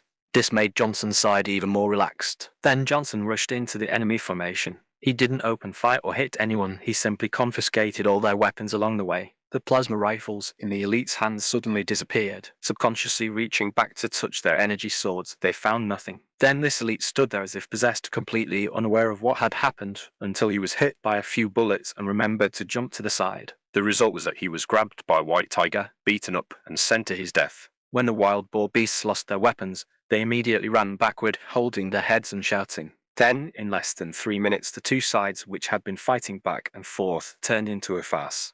The elite were wiped out, the wild boar beasts were crying, and the Marines fell into silence. What just happened? I don't know. Do you think it's haunted? Help! There's a ghost. Shut up! Even if it's a ghost, it's a human ghost. Look at what they did to these Covenant scumbags, they're all smashed to pieces. Johnson and White Tiger were long gone. They left as gently as they had arrived, leaving not a single cloud behind. Calculated this way, Johnson's efficiency was higher than Master Chief's. After all, there were two of them, and they only cared about eliminating their enemy's combat capability, not killing. Master Chief, on the other hand, was like a god of death sweeping through without leaving a single survivor. This god of slaughter swept through the corridor, cleared a small courtyard, and rushed toward the next warehouse. When he rushed into the warehouse, the Covenant's first wave of landing troops had already set up machine guns and energy defensive cover. The Marines were retreating steadily, forced to the outside of the door. Great. It's Master Chief. We are saved. Two stunned soldiers didn't see the front and were struck by plasma grenades. Master Chief pinched the grenades on both of them with one hand each, instantly absorbing the ion energy, leaving two small iron balls that fell to the ground. Mum, I think I just saw my great-grandmother. Long live Master Chief. The soldiers all cheered. Master Chief was very familiar with Khalid Zaman's tactics. It had to be said that the pure cultivator combat style was very satisfying. Although this would largely waste cultivation, the biggest benefit was speed. Fast attack speed, fast killing speed, capable of effectively inflicting heavy casualties on the enemy in the shortest time, without regard for consumption. Now it was a defensive battle, unlike deep behind enemy lines operations, so Master Chief chose this fastest method, which could greatly protect the space station from being destroyed. As for supplies, fighting on one's own turf meant this didn't need to be considered. Johnson's train of thought was almost identical to his. Both wanted to clear the enemy quickly in a short time. After receiving Cortana's battle report, Hood found it hard to believe because the AI kept broadcasting the progress on both sides. In less than 20 minutes, they had cleared almost half of the invaded enemies. The efficiency was comparable to a hack. Cortana seemed to be reading a menu, And the old marshal felt a bit dizzy listening. Noble Six strength was double that of all of them combined. It was hard to imagine what the situation would be like if he were there. After clearing the enemies in the warehouse, a soldier shouted, "Everyone look! Malta has already repelled the invading enemies." Master Chief looked out the window. Covenant landing craft were constantly retreating from the Malta space station, just like bugs scurrying out of a burning tree. To confirm the intelligence, Cortana sent a communication. Malta, what is the status? Please answer. A young soldier's surprised shout came from the other side. I can't believe it. The enemy is retreating. We won. At this moment, Master Chief felt something was wrong. They received orders to set off immediately, using a consumption-heavy method to quickly sweep across the enemy forces in the station. Even so, there were still red dots that hadn't been cleared, so how could the support team for Malta be faster than them? Unless Khalid Zaman made a move, it shouldn't. He was still thinking about the problem when the Malta space station outside the window suddenly emitted a dazzling light. After a burst of explosions, the entire space station was blown into ruins. One could barely see any large debris appearing. The Malta space station was destroyed. How could this be? Master Chief's hair stood on end. There was no time to think. Covenant combat troops had already rushed out of the door on the other side of the warehouse. There was no time to grieve. He had always been experiencing various sorrows. But a sharp pain arose in John's chest, and the anger that wanted to rush out of his body was almost uncontrollable. The Spartan warriors who had originally lost their hormones were now all like normal people. And normal people would almost collapse in anger when encountering such things. Fred, in most of the second phase comrades in arms, had gone to the Malta space station. These were almost all his family members. This time, John found it hard to suppress his emotions like before. In a world of cultivation, this was the precursor to going into a demonic state. Once inner demons were created, it would be very easy to cause a slaughter. As for Master Chief's slaughter, it was naturally aimed at the enemies appearing before him. 3 minutes later, the 7 or 8 combat squads that rushed in were completely wiped out. Only 2 grey-armoured elite escaped. This phenomenon was rare among the Sanheli people. Even if they were rookie elite who had just stepped onto the battlefield, they would not fear death. What made them afraid was naturally Master Chief. One of the elite vomited while running, shouting incessantly, "Beast! Beast!" The other Sanheli person was no better. He ran faster than the one vomiting, his tears sprinkling in the air like a thin line. "We demon devil who will save me." The next moment, the vomiting warrior flew backward and was pinched by Master Chief. He shouted desperately, "Run!" Quickly, snap Tilda. His neck was snapped. Another snap. The entire place where the spine connected to the body was completely twisted off. Then came a series of bone-cracking sounds. The continuous noise made one's hair stand on end. The tearful, fleeing warrior subconsciously looked back and saw that his comrade's head, connected to the entire spine, had already been pulled out of the body. The blood-red spine was constantly spurting blood. And the eyes on that head were wide open in death. This elite also vomited. Before he could wipe his mouth, he also flew backward, shouting incessantly, "No. Don't, I beg you." The sounds stopped abruptly. The ground was full of severed limbs and bones. Master Chief did not stop his steps and continued toward the next mission point. Chapter 281, The Covenant Forces Terrify. Johnson also saw the footage of the multi-space station exploding. A wave of fear welled up in his heart. He wasn't afraid of the enemy's methods, but was worried about the Athens space station. Khalid Zaman's 2 wives and best friend were there. If the Athens space station exploded as well, God only knows what that kid would do. He wasn't worried about Khalid Zaman turning on his own people, but he feared the kid would go mad with revenge and eventually be worn down to death in the Covenant's home territory. After clearing the combatants in the corridor, he and White Tiger rushed directly into a hangar. Just then, his worst fear came true. A Marine exclaimed over the communication channel, "Oh no, they're evacuating from Athens."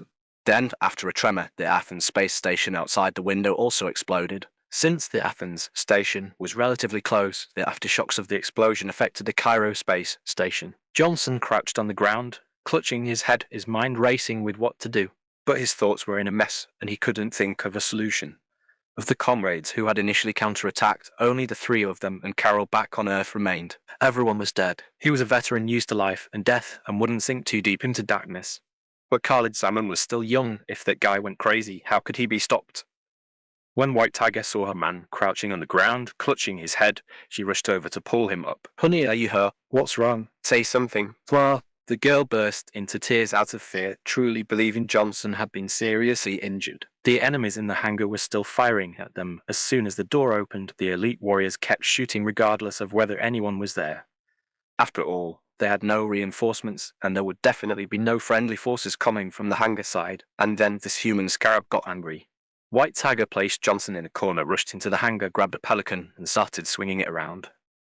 The Covenant troops had never seen anything like this. The elite warriors were either swatted away or crushed flat. Every one of them turned into 2-dimensional figures. Some wild boar beasts hiding in corners shivering were even vibrated to death. Over a dozen standard Covenant combat squads were wiped out in an instant. This efficiency was even higher than the Master Chief's, though it left the facilities and vehicles in the hangar in a total mess. Johnson looked up and saw his furious wife quickly calling out to stop her. "Good heavens, my lady, stop it." "What are you doing?" Seeing he was fine, White Tiger dropped the pelican in her hands and stuck out her tongue. Tilda, it's nothing, it's nothing. I've cleared this place out. Hurry up and praise me." The massive transport plane crashed into the wall and exploded, leaving the scene a wreck surrounded by flames. The ceiling's automatic fire extinguishing system turned on, making the hangar look like it was under a light rain. Johnson felt a wave of helplessness. You call that clearing? Compared to the 2 warriors, Hood in the command center was under even greater pressure. His thoughts were almost identical to Johnson's, but now was not the time to consider that issue. He had to take it one step at a time. Cortana's assessment report. The explosions at Athens and Malta both occurred inside the space stations. The Covenant must have planted bombs during the assault. Cortana's words sent a chill down the Commander-in-Chief's spine. Hood said, "Then there must be one here too. Master Chief, find the bomb." Their conversation was held on the open communication channel, so both the Master Chief and Johnson heard the news. Now Cortana displayed the remaining red dots of the boarding pods in their helmets, less than 30 in total. To facilitate their coordinated search, Cortana assigned different colors to their respective red dots. Thus, one god of slaughter fought his way toward the upper levels, while 2 ghosts roamed toward the lower levels. The Master Chief's performance was all seen by Cortana. She said nothing, rather than uselessly trying to console him. She hoped the Master Chief would kill even faster. Otherwise, if the Cairo space station were destroyed and Khalid Zaman returned to find not a single teammate left, that would be a true disaster. Through corridor after corridor, room after room, and platform after platform, the speed at which the Master Chief killed enemies grew faster and faster. His terrifying methods also began to spread through the enemy communication channels. Some elite warriors didn't believe it and rushed forward to engage in melee combat upon seeing this green demon. However, there were many such Sangheili. After seeing the first comrade who rushed forward get torn to pieces with flesh and bone separated, most elites no longer chose melee. They circled the Master Chief and fired like mad, shooting even as they fled. Some grey-armoured elites cornered would even shoot themselves the moment their shields broke. The Covenant combat squads invading the upper levels of Cairo Station were plunged into panic. Some Sangheili elites and wild boar beasts who were lucky enough to escape cried out frantically. They didn't have horror movies for entertainment, and they were now being stimulated to the point of mental breakdown. From then on, the name of the demon spread throughout the Covenant. Previously, they called the Master Chief demon more as an acknowledgement of his combat prowess, but now they felt true terror. Gradually, John noticed the enemies beginning to retreat. Many elite warriors would flee upon seeing him, which was exactly what he wanted to see. Time was tight, and the most effective way to fight was to defeat the enemy without a battle. He used the slaughter to calm the fury in his heart, while creating a momentum that pressured the enemy forces. It was like the wars of the Mongol Empire on ancient Earth. They would slaughter cities at the drop of a hat, terrifying many nations of that time into choosing not to resist. At this moment, the elite commander in charge of the landing operation was observing the battle. In the past, the Sangheili would only use powerful ships and cannons to force their way through, but now they had learned many tactics. Boarding and detonating was exactly the tactic they had suffered from the most. Now that they had employed this tactic, 2 of the human space stations had been successfully detonated. The commander was very proud. The remaining one was already in the bag.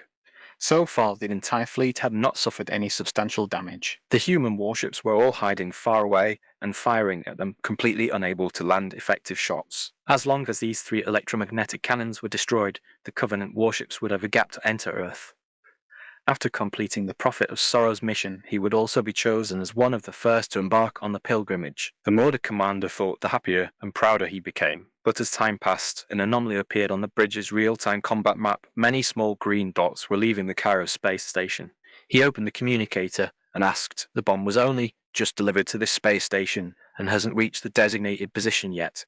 Why are so many people retreating?" The frontline field combat commander was already dead, his spine ripped out by the Master Chief, so no one answered his question. When the communication finally connected to those evacuating boarding pods, the commander was stunned. Heart-wrenching screams, sounds of vomiting, and miserable wailing. Those making these sounds were all Sangheili, after all. The short-legged wild boar beasts found it hard to escape the Master Chief's clutches. The Master Chief couldn't be entirely blamed for this outcome. To assemble the solemn penance, the Prophet of Sorrow had exhausted his efforts. Those valiant veteran warriors didn't care for the Sanctumu people, while those powerful madmen preferred to follow the Prophet of Truth. Thus, the Prophet of Sorrow had found many marginalized Sangheili, most of whom were grey-armored recruits. Not only did they lack combat experience, but their psychological resilience was also poor.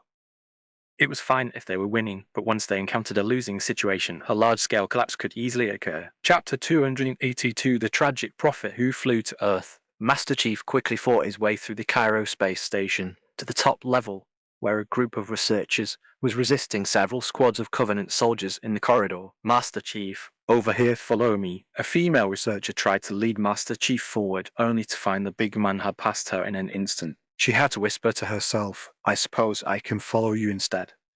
After Master Chief disappeared around the corner, there was almost no movement ahead. The group cautiously turned the corner into the corridor, only to find the floor littered with Covenant corpses, all with their necks twisted. It seemed John was quite considerate. He hadn't let the non-combatants watch a horror movie. The female researcher shouted, "Thanks, Master Chief. I owe you one." At this moment, the latest news came over the system broadcast. "All non-combatants, please report to the evacuation zone." The space station had begun public evacuation, and the withdrawal of non-combatants indicated that the military was giving up on the Cairo space station. Hood was no fool. He wouldn't gamble with so many high-ranking officers just to spite the Covenant.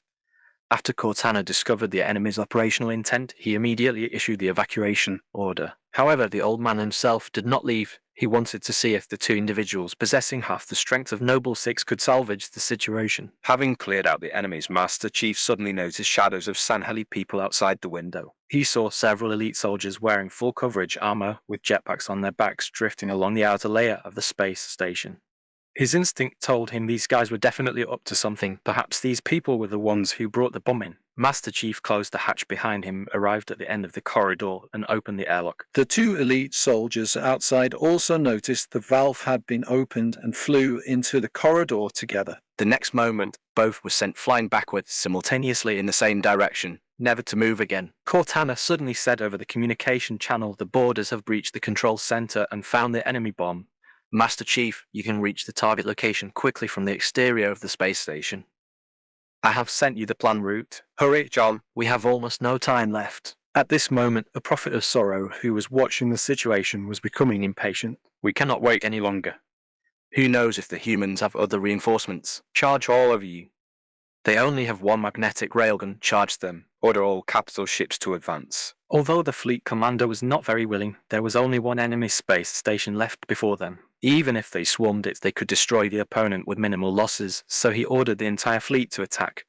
Unexpectedly, the Prophet of Sorrow's flagship, the CAS glass assault carrier Solemn Repentance, actually followed along. Was this prophet really that brave? To be safe, he ordered his own warship, Day of Jubilation, to block the front of the prophet's flagship. The movement of the Covenant fleet immediately caught Cortana's attention. Report. 13 enemy cruisers and 2 assault carriers are all advancing with heavy forces. Hood frowned. He now knew the space station's energy shield had been modified, and the enemy cruiser's firepower would struggle to breach the Athens station from the outside, so the main targets were still the 2 carriers carrying heavy plasma projectors. Cortana focused firepower on the first carrier. Harper, you take the second one.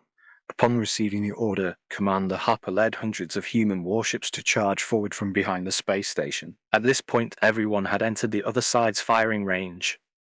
The Covenant warships' firepower and energy shield were much stronger than the human warships, but their numbers were too few. Therefore, the outcome of a pure warship clash was unpredictable. The only thing that could decide the outcome of this war was the Cairo space station. The 13 Covenant capital ships opened fire the moment they entered the magnetic railgun range. The 6 leading capital cruisers fired in unison, 6 plasma spears shooting toward the Cairo station. At this moment, Cortana had only fired 1 shot. After the first round of fire, the Covenant lost 1 warship, and the humans were completely unharmed. How is this possible? The Covenant commander's eyes almost popped out. He never expected that human technology could equip such a large space station with an energy shield, and that its strength would exceed that of ordinary warships. A salvo of 6 plasma spears could almost break a CAS glass assault carrier. Before he could react, Cortana had already fired the second shot. With less than 5 minutes between the 2 shots, this rate of attack was exactly the most terrifying aspect of the Montan-class orbital weapon platform. Seeing 2 capital ships destroyed, the Prophet of Sorrow broke into a sweat. He ordered the Day of Jubilation assault carrier to move forward. The Covenant commander was stunned. He was on the Day of Jubilation carrier. Wasn't this just sending him to his death? However, before he could act, the third shot fired by Cortana was aimed right at the Day of Jubilation assault carrier. The Homeworld fleet had already engaged the remaining 11 Covenant warships, firing as they advanced. Their true objective was the Solemn Repentance assault carrier hiding in the very back. After the space station was equipped with a new energy system, only the plasma projectors on the Covenant assault carriers could easily break the shield. If the Athens and Malta space stations hadn't been blown up from the inside, the Covenant fleet would likely have been wiped out by now. This was also the reason Hood had initially ordered the Homeworld fleet to hide behind the space station. Unfortunately, the Covenant didn't use their old tactics from the start, allowing the landing troops to easily break through the human defenses and enter the space station. Both sides had their own mistakes and unforeseen circumstances. This was the most common situation in war. As for the outcome, it was now a narrow encounter. Only the brave could stand on the side of victory. The Day of Jubilation had already begun activating its energy projector. Under the bombardment of Cortana's 2 Amacy rounds, this assault carrier remained standing. When a third magnetic railgun shell arrived, a Covenant capital cruiser intercepted it in front of the Day of Jubilation. The 1,700-meter-long CCS glass battle cruiser was shot straight through, and the kinetic energy of the railgun shell was completely absorbed. The Day of Jubilation gained some breathing room, and its shield was restored to full. The warships of the Homeworld fleet charged toward the flagship Solemn Repentance regardless of the losses. The battle was unexpectedly deadlocked, and the situation was much more dangerous than imagined. Less than 20 minutes after entering range, the Covenant had lost 6 battlecruisers. The Prophet of Sorrow was afraid. It was his first time on the battlefield, his first time truly charging on the front line, facing a life-or-death crisis. Charge through. Charge through. Do not stop. Enter Earth now. Forget about the others. The Prophet of Sorrow screamed like a madman, and the attendant by his side could only relay this order to the captain. Then, in full view of everyone, the solemn repentance, the salt carrier made a turn, grazed the edge of the battlefield, and headed straight down toward the Earth's atmosphere. Because the assault carrier was very fast, Cortana only had time to fire 2 shots before the enemy broke through to the inner side. Facing Earth, she dared not use the magnetic railgun again. Commander Hood immediately issued an order: dispatch 10 light frigates to pursues, and do not cause too much impact on the ground cities. Cortana, what is this carrier's destination? Cortana replied in a heavy tone: this warship has crossed the rock zone of Malta and is heading straight for New Mombasa. Chapter 283, Returning the Bomb to the Enemy. Master Chief was constantly moving, advancing along the perimeter of Cairo Station, while the roar of M80 rounds firing echoed every few minutes. He hadn't expected the Covenant to deploy so many firing points on the surface of the space station. After a grueling battle, he finally entered the elevator leading to the fire control center. Cortana sent a message: there are a few elites guarding that bomb. Hurry, you must eliminate them as soon as possible. We're running out of time. The elevator doors opened, And a hail of bullets greeted him. Master Chief didn't dodge. Instead, he charged straight ahead. Seeing that such dense gunfire couldn't stop his advance, the elite warriors were so furious they stomped their feet, each drawing a light sword to stop the human. But as soon as they touched Master Chief, they were sent flying. John had no intention of engaging in combat. He simply charged forward, rushing to the side of the bomb. Besides the alarms of the space station, the sound emitted by the bomb grew increasingly urgent, sounding like a warning signal that the countdown was nearing its end. After the last elite warrior was knocked aside, Master Chief reached the coffin-sized bomb covered in spikes. At this moment, Cortana flew out from the nearby console and dove directly into the bomb. The code has been cracked. Hurry and press the detonator button. The bomb was covered in spikes, with only a round button that looked larger than a head in the center. Master Chief didn't hesitate. He slammed his hand onto the button, and the life-threatening, piercing warning sound vanished the next instant. He asked instinctively, how much time is left? You don't want to know. Cortana was still shaken, panting heavily, even though she didn't need to breathe. The crisis inside the space station was resolved, but outside, the plasma energy projector of the Covenant carrier had already opened fire. A massive wave of ion energy swept toward Cairo space station like a brush. In less than 5 seconds, the energy shield of the space station began to sound a warning. Cortana shouted, "Oh no, in less than 10 seconds the shield will be depleted and we're done for." At this moment, 3-kilometer-long Marathon-class heavy cruisers charged directly into the energy field, using their massive hulls to withstand the attack of the plasma energy projector. 1, 2, 3 in less than 10 seconds, all 3 human giant warships were melted. Other warships seized the opportunity to launch a fierce attack on the Solemn Penance carrier. Due to the need to defend its energy shield, the plasma energy projector was forced to shut down. At this moment, Miranda's voice came over the command room's communication channel. "This is Amber. The enemy mothership's shield is down. The ship is in position for attack." When Hood heard this, cold sweat broke out on his back. Amber was a human Charon-class light frigate, less than 500 meters long, and lacked effective firepower against Covenant carrier-class warships. Besides, how had this girl managed to get so close amidst the hail of bullets? She was just as crazy as her father. "No, Commander. The disparity in power is too great. You cannot face a giant enemy warship alone." The old general only hoped that this girl possessed not only her father's bravery, but also the intelligence and cunning of her mother. At this moment, Master Chief looked at the oval, spike-covered, massive bomb, filled with curiosity. "Do you think this thing could blow up a carrier?" Cortana immediately popped out of the bomb, staring with her big round eyes as she asked, "Don't tell me you want to do what that kid did and send the bomb onto the enemy warship." John nodded. "How did you know?" Then he opened the communication channel report, requesting permission to leave the station. Following Miranda's request, this was the second request today that left Hood somewhat bewildered. He asked why Master Chief.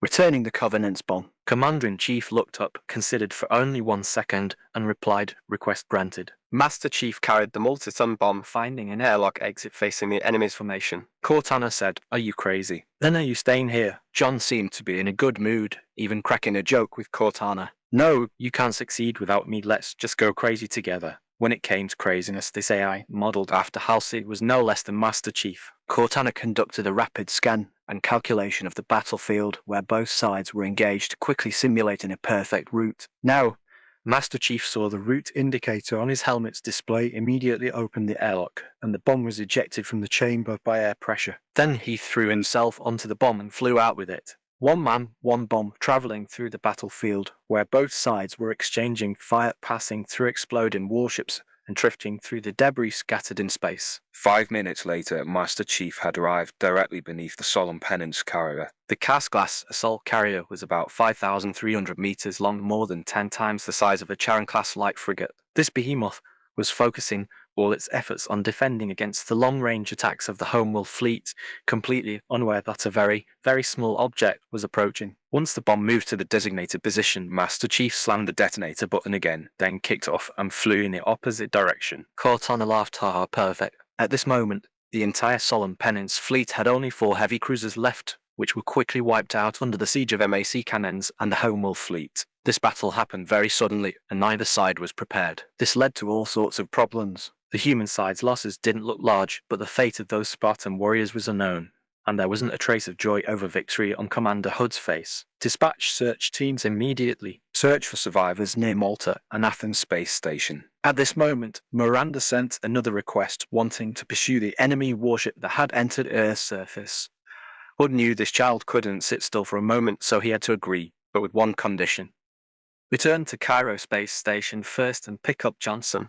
Then go to the designated coordinates to retrieve Master Chief. With the two of them working together, I authorize you to pursue the enemy warship. Retrieve. The girl looked puzzled. 10 minutes later, a crisp thud sounded on the Amber warship. Johnson looked up and quipped, "This guy is really tough. If he fell to Earth, he would definitely leave a big crater." Miranda said excitedly, "Master Chief, get on board. We are taking the fight back to the surface." On Cairo Space Station, Hood was anxiously awaiting the response from the search and rescue teams. An hour later, over 100 search and rescue teams had searched those 2 areas thoroughly, but still hadn't found any sign of the Spartan warriors. This outcome was somewhat heavy for the old general. He wore a grim expression, and his breathing became increasingly heavy. At this moment, Cortana sent a message. According to the latest intelligence, the one who escaped into Earth is the flagship of one of the 3 leaders of the Covenant, the Prophet of Sorrow. He is personally on the carrier. This time he came to Earth looking for some sort of portal. Hood gritted his teeth and said loudly, "Issue the order. Lay siege to the enemy mothership with full force and capture the Prophet of Sorrow alive. No other enemy soldiers are to be left alive. Annihilate them all." Chapter 284, Scavengers on Reach. Reach, once a prosperous human planet, had been reduced to broken, desolate ruins. The smoke in the cities had cleared, and the bombed-out buildings seemed to tell the tale of the war's atrocities. Viewed from high above, many areas had undergone glassing, their mirror-like surfaces as clear as mercury. The 3 who arrived on Reach did not go to Castle Base immediately, as Khalid Zaman wanted to check a few places first. New Alexandria, beside some ruins on the outskirts of the city. The tombstone marking where Kat was buried still stood there, and a grave mound remained intact, though his spiritual sense scan revealed that the body was no longer inside. To Khalid Zaman's surprise, a piece of paper was buried in the soil. He reached out, cast a spell, and lifted the mound of earth, causing the paper to fly into his hand. It was a sketch of a short-haired girl wearing Spartan armor looking 80-90% similar to Kat, and in the drawing, the girl's left arm was not a mechanical limb. Margaret said meaningfully, "It seems this girl was quite lively, too. She even drew herself, making a funny face. She must have known you would come back to look for her, right?" "Perhaps." Khalid Zaman put the drawing away. "Let's go to the next stop." On the mountain road outside the Yasser abandoned shipyard. Below the cliff by the roadside lay a Pelican transport that had been shot in half with scattered parts everywhere. There was no body of Carteret 259. Khalid Zaman frowned. The nearby weapons and equipment had been scavenged clean, and there were quite a few Jekyll footprints left on the ground. These interstellar scavengers were truly bold, daring to go anywhere and take anything. Whenever a war broke out, these guys would appear like vultures smelling rotting flesh. King Luo picked up the half section of the Pelican and shook it a few times. "Why didn't they take such a big transport?" Margaret said the engines inside must have been stripped and the remaining parts aren't worth anything. "Although these guys call themselves scavengers, they don't want scrap metal." Khalid Zaman was curious. "What about the 4 in the ruins? There should be valuable goods inside, right? As for the 4 in the ruins, they just need to sell the information. As long as the information is accurate, the reward they get is no different from trading the actual item. The Covenant has very strict controls on such items. After all, The core tenet of the entire covenant is to treat the foreigner as gods. If anyone hides foreigner items and doesn't hand them over to the covenant, the consequences are miserable. As the Director of Intelligence, Margaret was more than familiar with this intelligence. The Office of Naval Intelligence even held a position in the interstellar black market. Otherwise, she wouldn't have had the money to buy so many hunters. Some intelligence could absolutely not be disclosed to the outside world, but Khalid Zaman was no longer an outsider, so she just said it. There was no need to hide anything. The three flew into the sky, heading towards the abandoned shipyard. This trip did not include Cortana, so they didn't know the enemy's movements. To be safe, they didn't let King Leo transform into her warship form within the atmosphere. Regardless, the flight speed of a cultivator was much faster than a helicopter. Running the entire itinerary would take half a day at most. Not long after, a small civilian transport landed from the sky. A jackal wearing worn-out leather clothes jumped down. This guy was wearing 10x optical magnifiers, looking like a small telescope attached in front of his eyes. This kind of equipment was not in the civilian category for either the Covenant or humans, and scavengers had to pay a high price to get it. He looked around, searching everywhere, and lay on the ground sniffing for a long time, saying with some confusion, humans. Have humans started doing this kind of work now too? On the outskirts of the abandoned shipyard, Khalid Zaman saw many corpses of human soldiers. The Covenant would clean up their own equipment and remains after a battle, but they had no interest in human belongings. However, the equipment of the soldiers in front of them had been taken, and many had even had their clothes torn off. It was clear that this place had been visited by scavengers. Some female soldiers lay naked on the ground like this, with maggots crawling incessantly on their rotting bodies. The mood that had been quite good just a moment ago instantly plummeted to the bottom. These scavengers are not good people either. Next time we see them, we'll strip them all naked, make them contact their families to pay a ransom, and if they can't pay, we'll drag them off to do hard labor. Margaret's words made Khalid Zaman nod repeatedly, though the routine felt somewhat familiar. If the internal organs of these Kigyar were valuable, he might even have to harvest their kidneys. The Kigyar were also a race that joined the Covenant relatively early. These guys were actually not stupid. The reason they became grunts rather than a core race like the Sanhali people was precisely because of their bottomless greed. That is why both the Covenant and humans call these guys jackals. Collecting all the soldiers' dog tags, Khalid Zaman dug dozens of large pits and buried these people one by one in a graveyard. Each grave had a tombstone made of stone with their names carved on it. With the help of King Luo and Margaret, it only took 5 minutes to finish everything. During this time, Khalid Zaman had already used his external avatar to search the entire shipyard, and there was absolutely no sign of Emil. Before reaching the soul transformation stage, such a search would easily have omissions, but with the soul transformation stage, he had the assistance of spiritual sense, allowing him to clearly perceive even under piles of rubble and architectural debris, ensuring he wouldn't miss anything he wanted to find. It seems there was no problem. Of the 4 members of Noble Team who sacrificed themselves, except for George, who went missing along with an enemy warship, the bodies of the remaining 3 could not be found. The Covenant and scavengers were not interested in human corpses, and combined with the omnidirectional scanning of his spiritual sense, no traces were found. These comrades must have been rescued. Khalid Zaman clapped his hands and said lightly, "Let's eat something and take a break first." The 3 discussed the next steps for the investigation after entering Castle Base while eating. Previously, due to being surrounded by strong enemies, they had evacuated quickly, so the search of the area was very shallow. However, according to the intelligence agency's data, the earliest investigation team had entered deep underground areas far deeper than the area where the purple crystal was discovered. Moreover, the abnormal phenomena that appeared at that time were completely opposite to the purple crystal. The team that entered returned after 1 hour, claiming they had investigated inside for nearly a week and had exhausted all their supplies. That was why Margaret deduced that there was something inside that could reverse the purple crystal. After hearing her explanation, Khalid Zaman couldn't help but pick up this Abdul and kiss her. Thoughtful, meticulous, and intelligent, she also considered everything for him wholeheartedly and didn't get jealous of his other wives at all. Having such a woman was truly his good fortune. At this moment, on a mountain peak 20 kilometers away, the jackal wearing worn-out leather clothes was observing them using the telescope on his head. This guy felt a bit intimidated after seeing Khalid Zaman's magical methods, instinctively afraid of the cultivator's spells. Fortunately, he was proficient in human language and lip reading, and after observing from a distance for a long time, he finally obtained information about the treasure. The scavenger took out a map and muttered to himself, "Castle Base underground mine, there's treasure here too." What an unexpected surprise. Chapter 285, a bet that must end in death. In an asteroid belt 5,000 light years away, the 3 leaders of the scavengers were holding a meeting. Although these 3 were the leaders of the organization, They did not know each other's true identities and referred to one another by codenames. Their codenames were Queen, the Attendant, and Fang. The organization had a loose structure and was driven by profit. Apart from the three leaders, the other members were not fixed, and anyone could register to join. The Queen was well informed and frequently sold and purchased various valuable intelligence. Information such as where wars were breaking out, where ruins were located, or which merchant ships were carrying valuable cargo could all be purchased from her. This time, she had indeed sold a major secret. There was a precursor warship on the destroyed Reach. For this reason, the Attendant had issued a mission within the Scavenger Alliance. Any member who participated in finding and recovering this warship would receive an astronomical reward, enough for any scavenger to live a life of luxury for the rest of their days. Although his code name was the Attendant, he was the largest financier in the Alliance. He would buy anything that belonged to the foreigner. Artrox stood with his arms crossed, leaning against the wall, listening to the other two talking excitedly. He was none other than Fang, one of the three leaders. This Kirahani did not even wear a cloak to conceal his true appearance. With the Wanderers as his background, he did not hold the small Scavenger Alliance in any regard. The topic of conversation was simple, but it felt like a pie falling from the sky. One couldn't help but want to take a bite, yet feared it might be poisoned.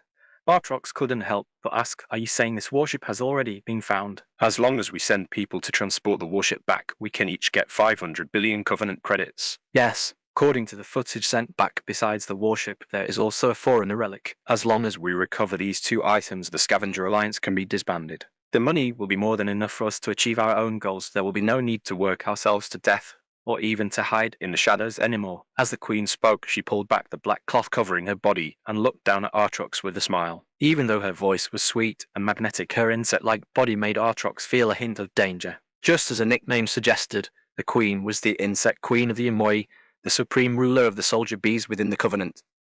She stood on two legs, and of her height of over 4 meters, 3 meters were legs. Barbs protruded from her slender, articulated limbs, and her wings, like light gauze draped behind her, emitted a 7-colored glow. The antennae on her head were different from those of ordinary soldier bees. They resembled a pair of long, slender, spiky antlers curved into a massive circle, more exaggerated than the headgear of a Saint Heli veteran. Even by the aesthetic standards of a Kirahani, the female creature before him was filled with a dangerous beauty. Artrox had never expected such a big shot to be in a small Scavenger Alliance. He had heard that when this insect queen celebrated her 1000th birthday, all 3 prophets of the Covenant had sent gifts. No wonder she was so well informed. While those soldier bees weren't strong in combat, they were very convenient for gathering intelligence. After the queen finished displaying her perfect yet dangerous form, she played the footage sent back by the scavengers in the conference room. Although it had been filmed from a great distance using remote equipment, Khalid Zaman's face in the image was clearly visible. Less than 10 seconds later, the attendant and the queen both frowned, looking at Artrox in surprise. The ghost-faced beast was tense all over, as nervous as if he had seen a demon from hell. Every hair on his body seemed to stand on end, and he unconsciously emitted a powerful aura attempting to protect himself. Among the 3 leaders, Artrox was indeed the strongest in terms of combat power, but the other 2 were not far behind.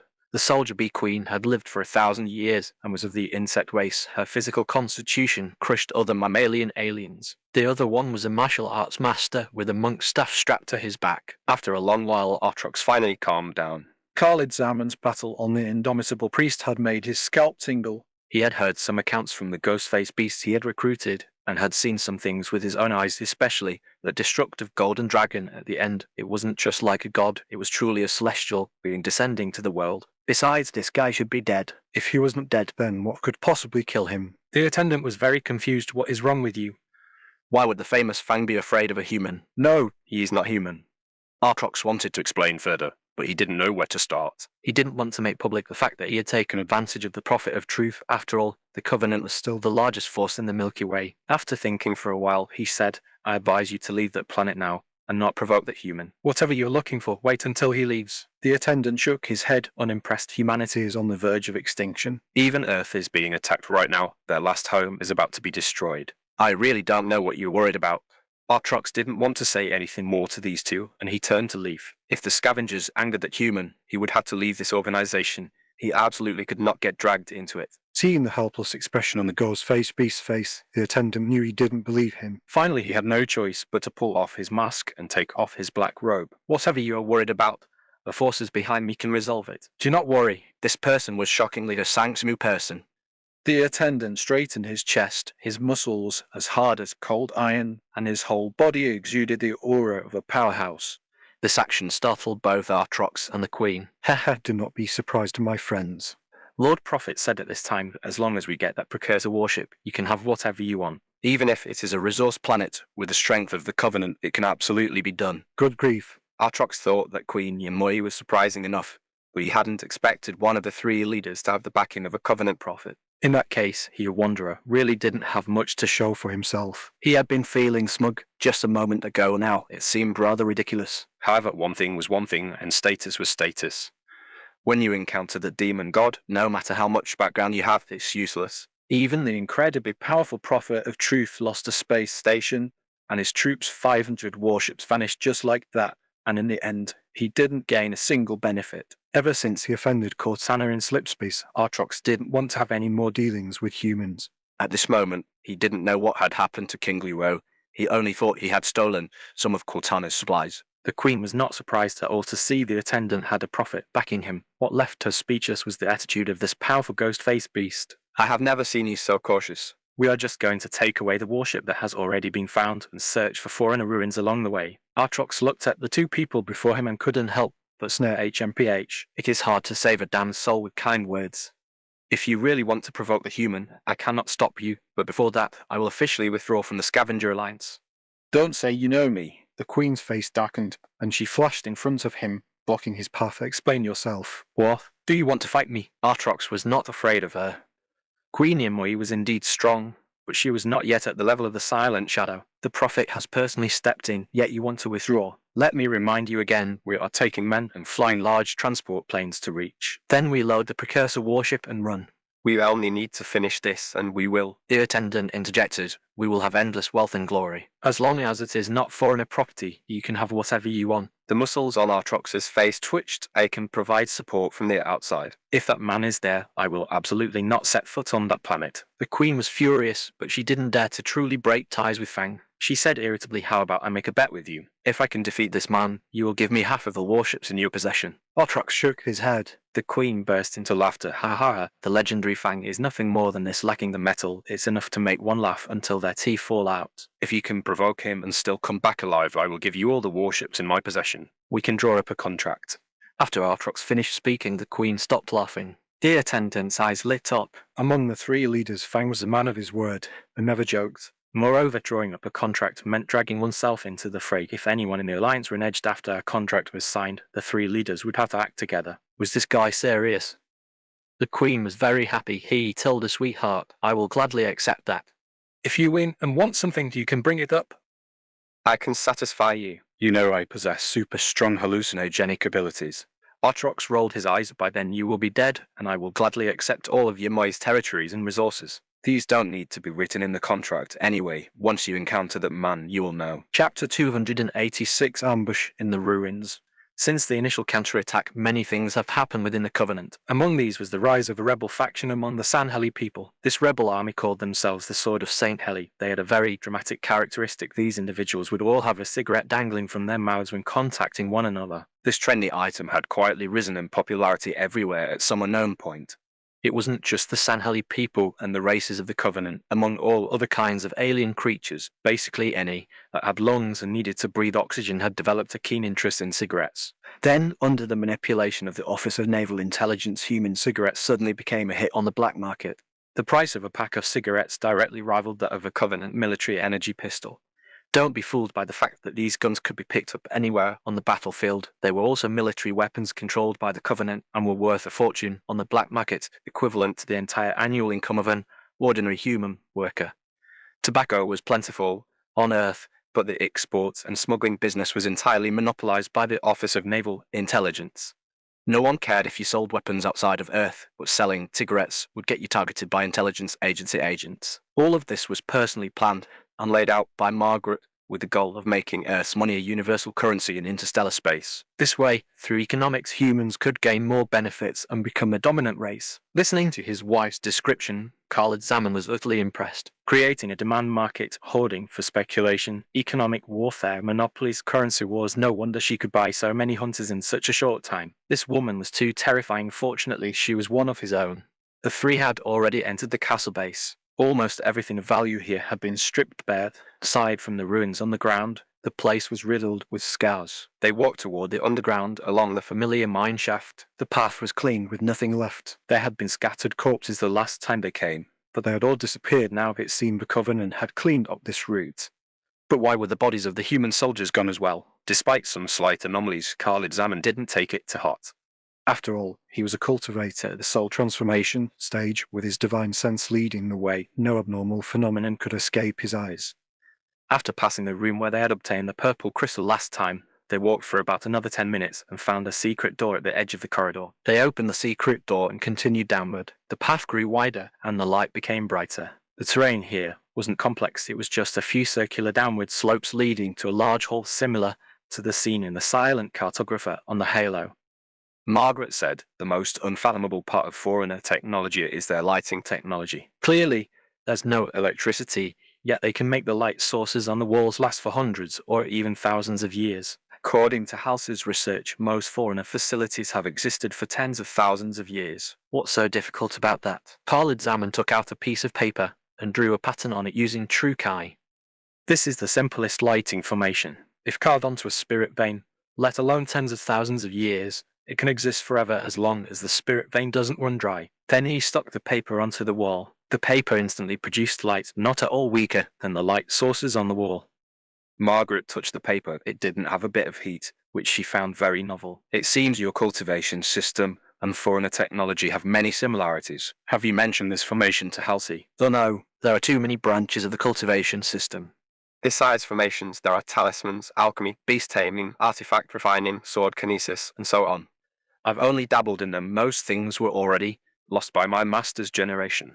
What I gave Cortana were core techniques to directly improve cultivation. I haven't spoken in detail about other things with anyone else. All right, Tilda. Margaret brushed her hair back and said helplessly as she looked aside, if Halsey knew about these things, the crazy woman would eat you alive. King Luo, however, bit her finger and said, she already has. She looked somewhat envious and a bit resentful. After all, she was still a virgin even after becoming his wife. It wasn't that Khalid Zaman didn't want anything to happen with her, he was just afraid that if he accidentally triggered the law of time, it would put the girl in danger. The most important thing now was to cure her. Everything else had to come after. Khalid Zaman rolled his eyes. The two women's attitudes toward him were becoming more and more casual. He slapped each of them on the back. That's enough from you two. Once today's matter is resolved, watchers, I assert my husbandly authority and teach you both a good lesson. Both women laughed. Upon hearing this, their waists trembling with mirth. Seeing this, Khalid Zaman's heart began to race and he immediately used the mind-clearing incantation. No wonder the Spartan warrior modification removed sexual desire. It affected focus too much. The three talked, laughed, and flirted as they walked, feeling very relaxed. Although in his perception, a few jackals had been following them from behind, to a cultivator at the soul transformation stage, let alone jackals, even 100 golden-armored berserkers or hunters wouldn't matter. The gap between them and Khalid Zaman was equivalent to the difference between an ant and a human. Those jackals only had Covenant needlers. The projectiles of these things could float in the air for a long time. Even letting Margaret deal with them would be easy. There was only one thing that concerned Khalid Zaman, the continuously compressing range of his divine sense. In an open area, his divine sense could extend over 1,000 meters. Inside a Covenant warship, this range would be suppressed to within 100 meters because there were countless energy lines and shields in the hull, and even the automatic doors of the cabins had power provided by these systems. All of these would interfere with divine sense. But there were no such energy sources in the Forerunner ruins.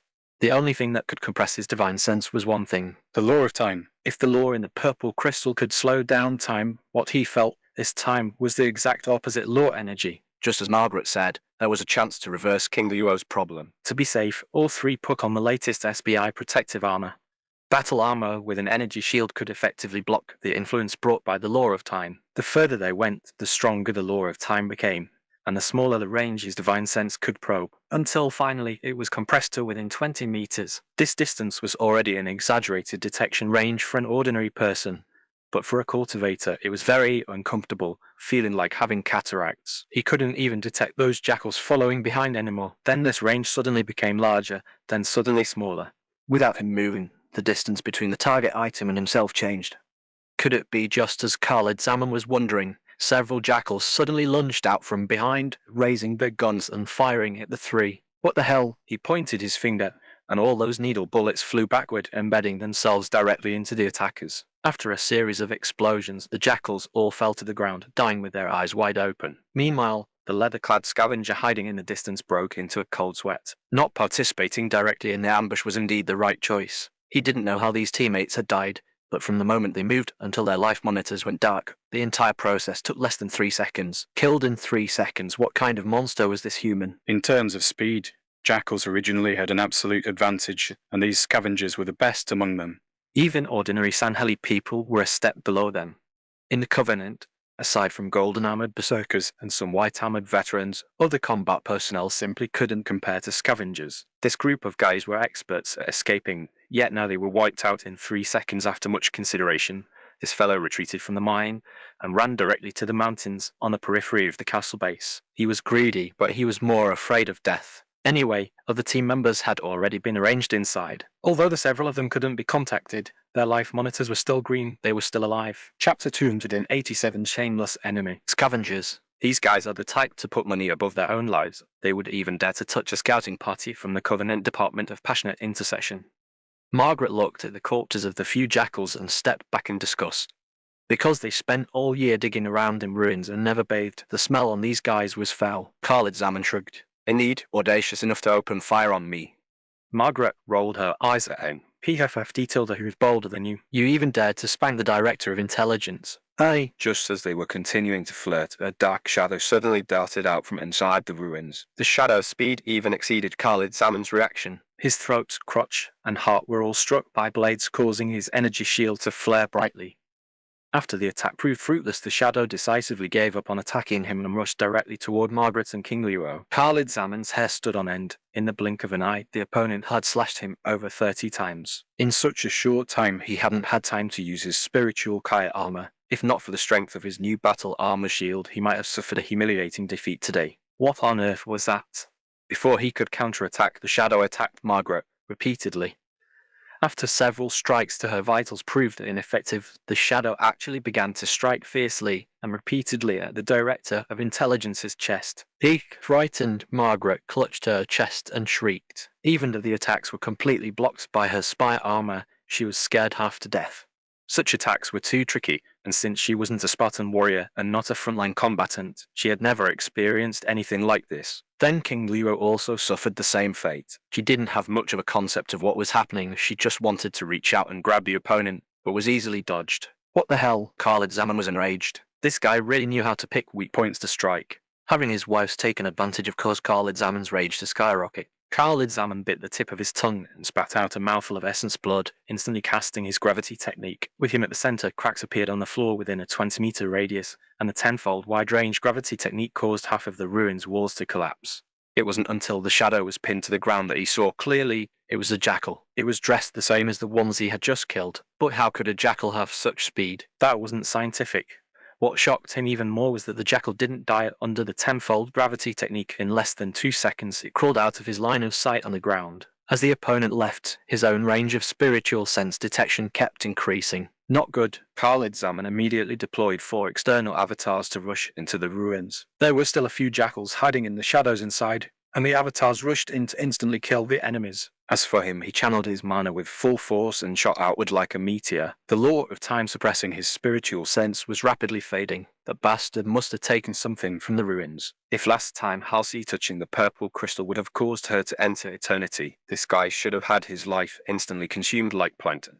The only explanation was that the opponent had a device to shield against the law, but it couldn't shield it completely. It was still affected by some of the law, otherwise it wouldn't have been possible to have such speed. Khalid Zaman had seen clearly the moment the jackal fell to the ground. The opponent had a bag on its back, and the object must be inside.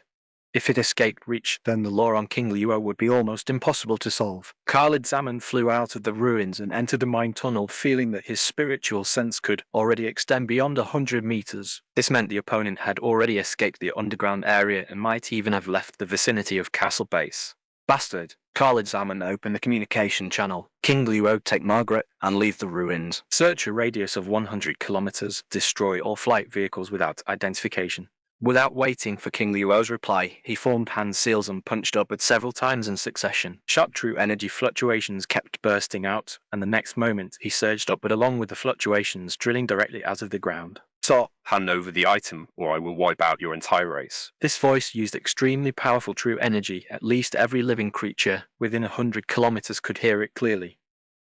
However, the opponents had no intention of stopping and kept running further and further away. Khalid Zaman did not delay. He immediately mobilized lightning elements and summoned a lightning dragon. He used his true energy to attach himself to the lightning dragon and flew forward at an incredibly exaggerated speed. Because the speed was so fast, a white conical shockwave appeared behind him, looking as if he were wearing a layer of gauze skirt.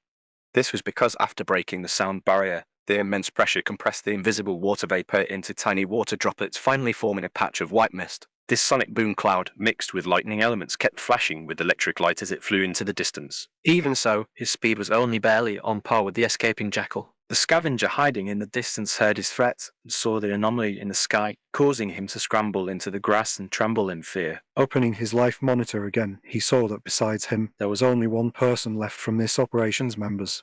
Originally, this group had already found the precursor warship and could have obtained enough wealth to enjoy for a lifetime. But out of greed, wanting to follow Khalid Zaman to scrape up more, they all ended up losing their lives. This jackal regretted it. Not only did he regret it, but he also sent all the recordings of what had just happened to the management of the Scavenger Alliance. At this moment, the three giants had each arrived at reach in their own warships. Since the attendant had already exposed his identity, he didn't even bother to pretend anymore and brought a cast-class assault carrier directly. Apart from a low troop capacity, its attack, defense, and speed were considered the ceiling within the Covenant fleet. This type of massive warship, over 5,000 meters long, could walk sideways anywhere in the Milky Way. Artrox was more low-key. Although he also had a cast-class assault carrier, he had brought a Covenant CCS-class battlecruiser, which was only over 1,500 meters long. Fortunately, it was fast and convenient for escaping. Only Queen Imoi's flagship was rather shabby, bringing a warship converted from a human colony ship. Although the paint job was beautiful and imposing, those parts that looked like insect antennae and arthropods were completely useless. If a fight broke out, the other two could directly ram and sink her. What an overbearing man. Wipe out my entire race. The queen, who was already feeling a bit embarrassed, was provoked by Khalid Zaman's words. She was the first to rush into the atmosphere of Reach, wanting to win this bet. After all, in the footage, Khalid Zaman and his group were always flying around on their own and didn't have any vehicles. In the eyes of this Queen Yimoye, who had lived for thousands of years, no personal martial power could compare to a warship. Meanwhile, the attendant was also communicating with Fang. I can offer another cast-blast assault carrier for the Holy Relic. However, it looks like that woman will get it. I don't really care who hands it to me. His meaning was clear. He was inciting Artrox to go and rob the woman. This guy's heart was truly vicious. He usually pretended to be a nice guy, but he would stab you in the back at the critical moment. Artrox didn't move, nor did he respond to any questions. He just waited, quietly waiting for the queen to be killed. He hadn't been faking or boasting about the previous bet at all. Once Queen Imoy died, her race would definitely fall into chaos. He wanted both the territory and the people. Chapter 288, the Queen's Trump Card. Due to the public mission issued by the attendant, at least over 100 scavengers teams had arrived on Reach. Having received news from the jackal in leather armor, at least 20 other squads had come to loot. At this moment, transport ships were flying toward this location one after another, and the two closest aerial vehicles could already clearly see the scene inside Castle Base. A ruin, the earth split open, and a warship flew out. Wait, is that a precursor warship? That's impossible, right? Aren't there still a dozen squads guarding it? I haven't heard that they were attacked. Both of these teams simultaneously saw King Luo emerging from underground, and at this moment her form was exactly that of a precursor warship. King Luo had seen this type of warship before. It looked like a giant sword standing vertically in the air. Khalid Zaman had once commented that this warship had the highest combat power within the atmosphere. The main guns of human warships are MAC cannons, which must fire forward from the bow, with an attack range in a straight line ahead. The primary attack method of Covenant warships is the plasma spear on the underbelly, with an attack range in a straight line below. Both types of warships must maneuver their hulls to attack enemies that are not in a straight line, otherwise they can only peck away at them with defensive turrets. This has a significant impact on combat, especially when turning is inconvenient within an atmosphere. The main guns of the precursor warship are firing ports in the center on both sides of the longsword. The main gun is similar to the laser beam of the Sentinel Defender. Once fired, it slashes out a straight line like a sword strike. The attack range is very wide, with almost no blind spots. As long as enemies are within range, it can fire without needing to adjust its angle at all. In order to better execute the clearing mission, King Leroy had transformed into this mode. As soon as she ascended, she detected 2 aerial vehicles approaching nearby. This girl had been with Khalid Zaman the longest and was the most obedient. Seeing no human identification friend or foe tags, she didn't say a word and fired a plasma beam. Like a foreigner sentinel robot, a single shot created a coverage area spanning 2 kilometers, blowing both transport ships up together. At this moment, at least 10 scavengers squads witnessed this situation with their own eyes. What's going on? Was the warship we discovered intercepted? Yeah, how does someone know how to pilot a precursor warship? Don't know. Run. It's over. My villa is gone. I've lost everything this time. After a chorus of wails, these guys all turned around and fled in all directions. They were scavengers, not Covenant assault troops. When encountering such a tough nut, their first thought was to run. King Leroy had also detected these targets by now, but they were a bit too far away, and outside of her range, it seemed too late to eliminate them one by one. The precursor warship had a wide firing range, but its movement speed in this form left much to be desired. Marbra reminded her if you want to pursue them, you should use your Gundam form. Alrighty, Tilda. At this time, Queen Yamoya also received the combat information regarding the precursor warship. She had originally been certain of victory, even revealing her true face, and had intended to retire after pulling off this job. As a result, the cook duck flew away, and she was furious. Bastards. Whoever stole the precursor warship, Shoot it down for me. The scavengers didn't care what she said, not a single one turned back. However, the Grim Reaper, trailing white exhaust flames behind it, had already arrived in the midst of this group. the next moment, King Leroy transformed back into the precursor firing mode. The main guns on both sides each fired a laser, slashing 4 times, and all the transport ships within 5 kilometers were reduced to scrap. While clearing them out, she flew toward Khalid Zaman's direction. Along the way, she kept transforming and stopping abruptly, making Margaret inside the warship almost vomit. If it weren't for the fact that she was at the Foundation establishment stage, her ordinary human physique would likely have exploded and died long ago. The Queen's warship was also very fast. Before long, she flew to the scene of the incident, and looking at the wreckage on the ground, her anger grew. She had only ever robbed others. No one had ever dared to lay a hand on her. A thief was acting so arrogant. If she didn't make this person pay today, she would have wasted these 1,000 years of life. At this moment, the attendant, who was still outside reach, received a communication request sent by the Queen. The warship has been obtained by the humans. Rather than letting them steal it, let me destroy the warship. That way, you can at least recover a portion of it. This suggestion left the attendant somewhat puzzled. This woman only had a civilian-modified warship. What on earth gave her this kind of self-confidence? No matter. If you can truly stop the precursor warship, even if it is damaged, it is fine, the reward will still be given. However, you have seen the capabilities of this warship. Forgive my frankness, but even if Fang and I rushed over together, we might not be able to stop it. Do you remember the most expensive auction item in the black market last year? The Queen's tone was somewhat excited, and it was full of madness. The attendant immediately realized what this lunatic had bought, and cold sweat broke out on his forehead. That is a human nuclear warhead. A Shiva Class 1. If it hits directly, even a CAS-class assault carrier would lose its combat capability. However, this thing is very difficult to hit a target with. You don't need to worry about that. The Queen directly interrupted the other party and rudely closed the communication channel. This time, she would make the humans pay the price and make them taste the flavor of their own weapons. As the saying goes, all fear stems from a lack of firepower. And today, this crazed insect intended to attack humans with a nuclear bomb. In the black market, as long as you have money, you can buy anything, including the most powerful human weapon, the Shiva-class nuclear warhead. Margaret had said before that weapons were not prohibited from export. As long as you could get your hands on them, you could sell them. And now someone had obtained a strategic-level nuclear warhead. Who knows what the staff of the intelligence agency would think if they found out? King Leroy was pursuing, While fighting and swatting, flies along the way had delayed her quite a bit. Soon she discovered a behemoth rushing toward her from behind. This warship was modified from a human colony ship and was a full 5,000 meters long, almost 10 times her size. Its bizarre design was also very oppressive. Neither King Leroy, who had fought for many years in the Covenant, nor the director of the Office of Naval Intelligence had ever seen it. However, they didn't care. Anyway, it didn't look like a human warship, so they just needed to destroy it. King Leroy performed a somersault turn. The 6 wings on her back closed together, and her engine power went to maximum, flying toward the Queen's warship like an arrow released from a bowstring. Seeing this form and maneuverability, the queen was extremely envious. The more she envied, the heavier the fire of jealousy in her heart burned. At this moment, no one could stop her. The launch ports on the back of the giant warship opened, and 10 missiles flew out. Margaret watched the image on the display screen and always felt it was somewhat familiar. Dodge quickly. This is the missile launch system for the latest human warships. Why would scavengers have this thing? King Luo performed a flip, letting all 10 missiles graze past her. What? Is there a problem with the enemy's attack? If it's the genuine article, at least one of them is a nuclear warhead. You absolutely cannot take a direct hit. Seeing the missiles miss entirely, the Queen laughed instead of getting angry. She didn't look like someone whose attack had missed at all. Although King Luo had dodged the first wave of attacks, those missiles actually turned around and flew back, tracking her like maggots on rotting bone. It's better to blow up all these warheads. If you get hit by a nuclear bomb by any chance, even you will suffer serious injuries. They had come to cure King Luo this time. If anything happened to her, Khalid Zaman would definitely go crazy.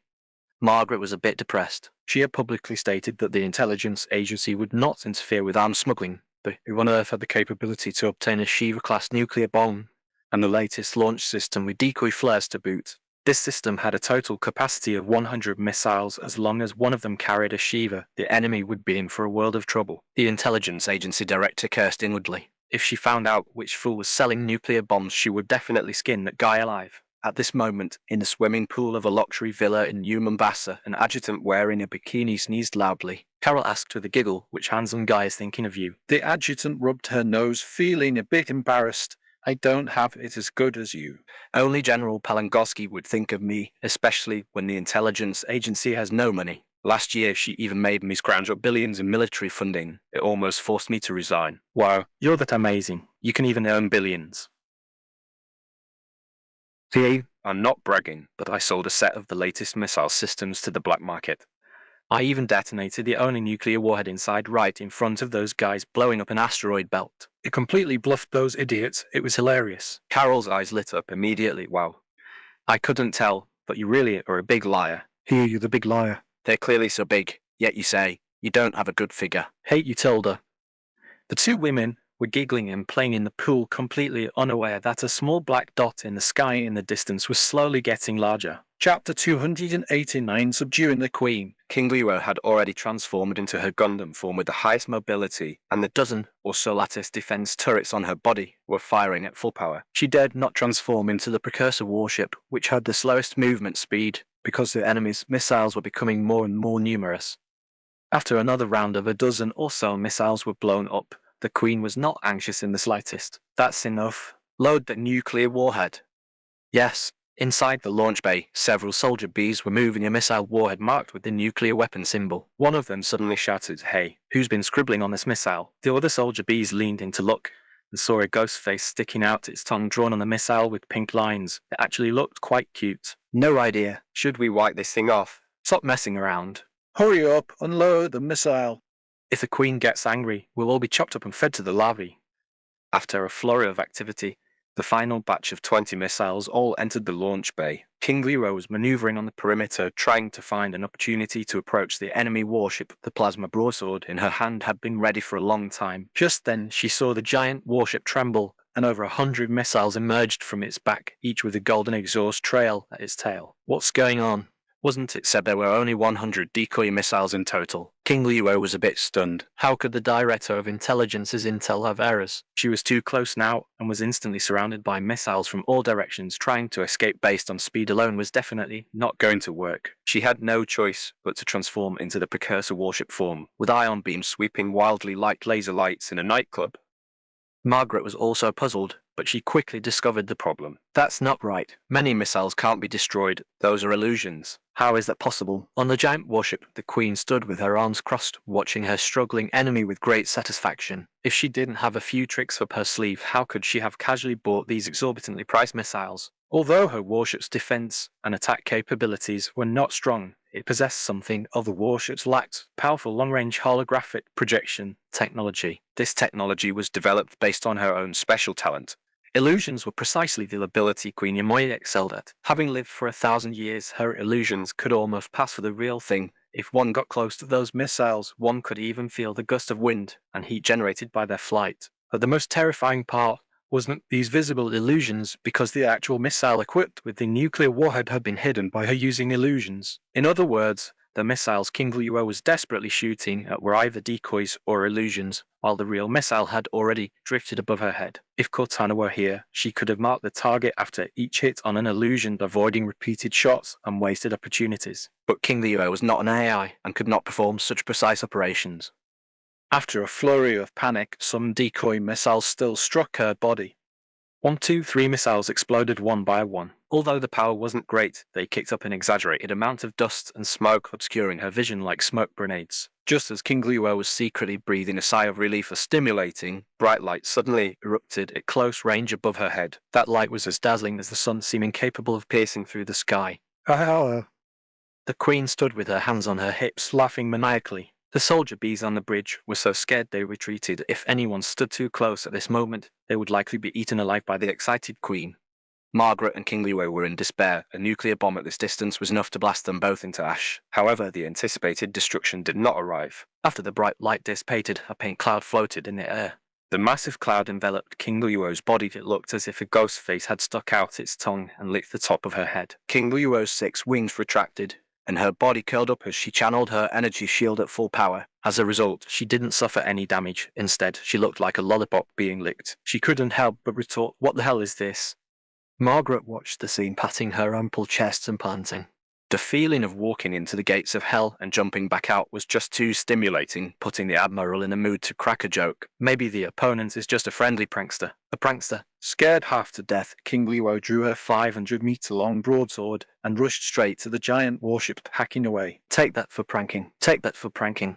In less than a minute, the giant warship looked like a cake hacked into a mess by a brat, with debris constantly falling toward the ground. The Queen only realized what was happening when she saw the command console in front of her cut in half. Her brain hadn't yet processed what had occurred. She just instinctively wanted to run away. Her massive body and colourful wings shimmered with flowing light as she flew, as beautiful as an aurora. This movement instantly caught King Luo's attention.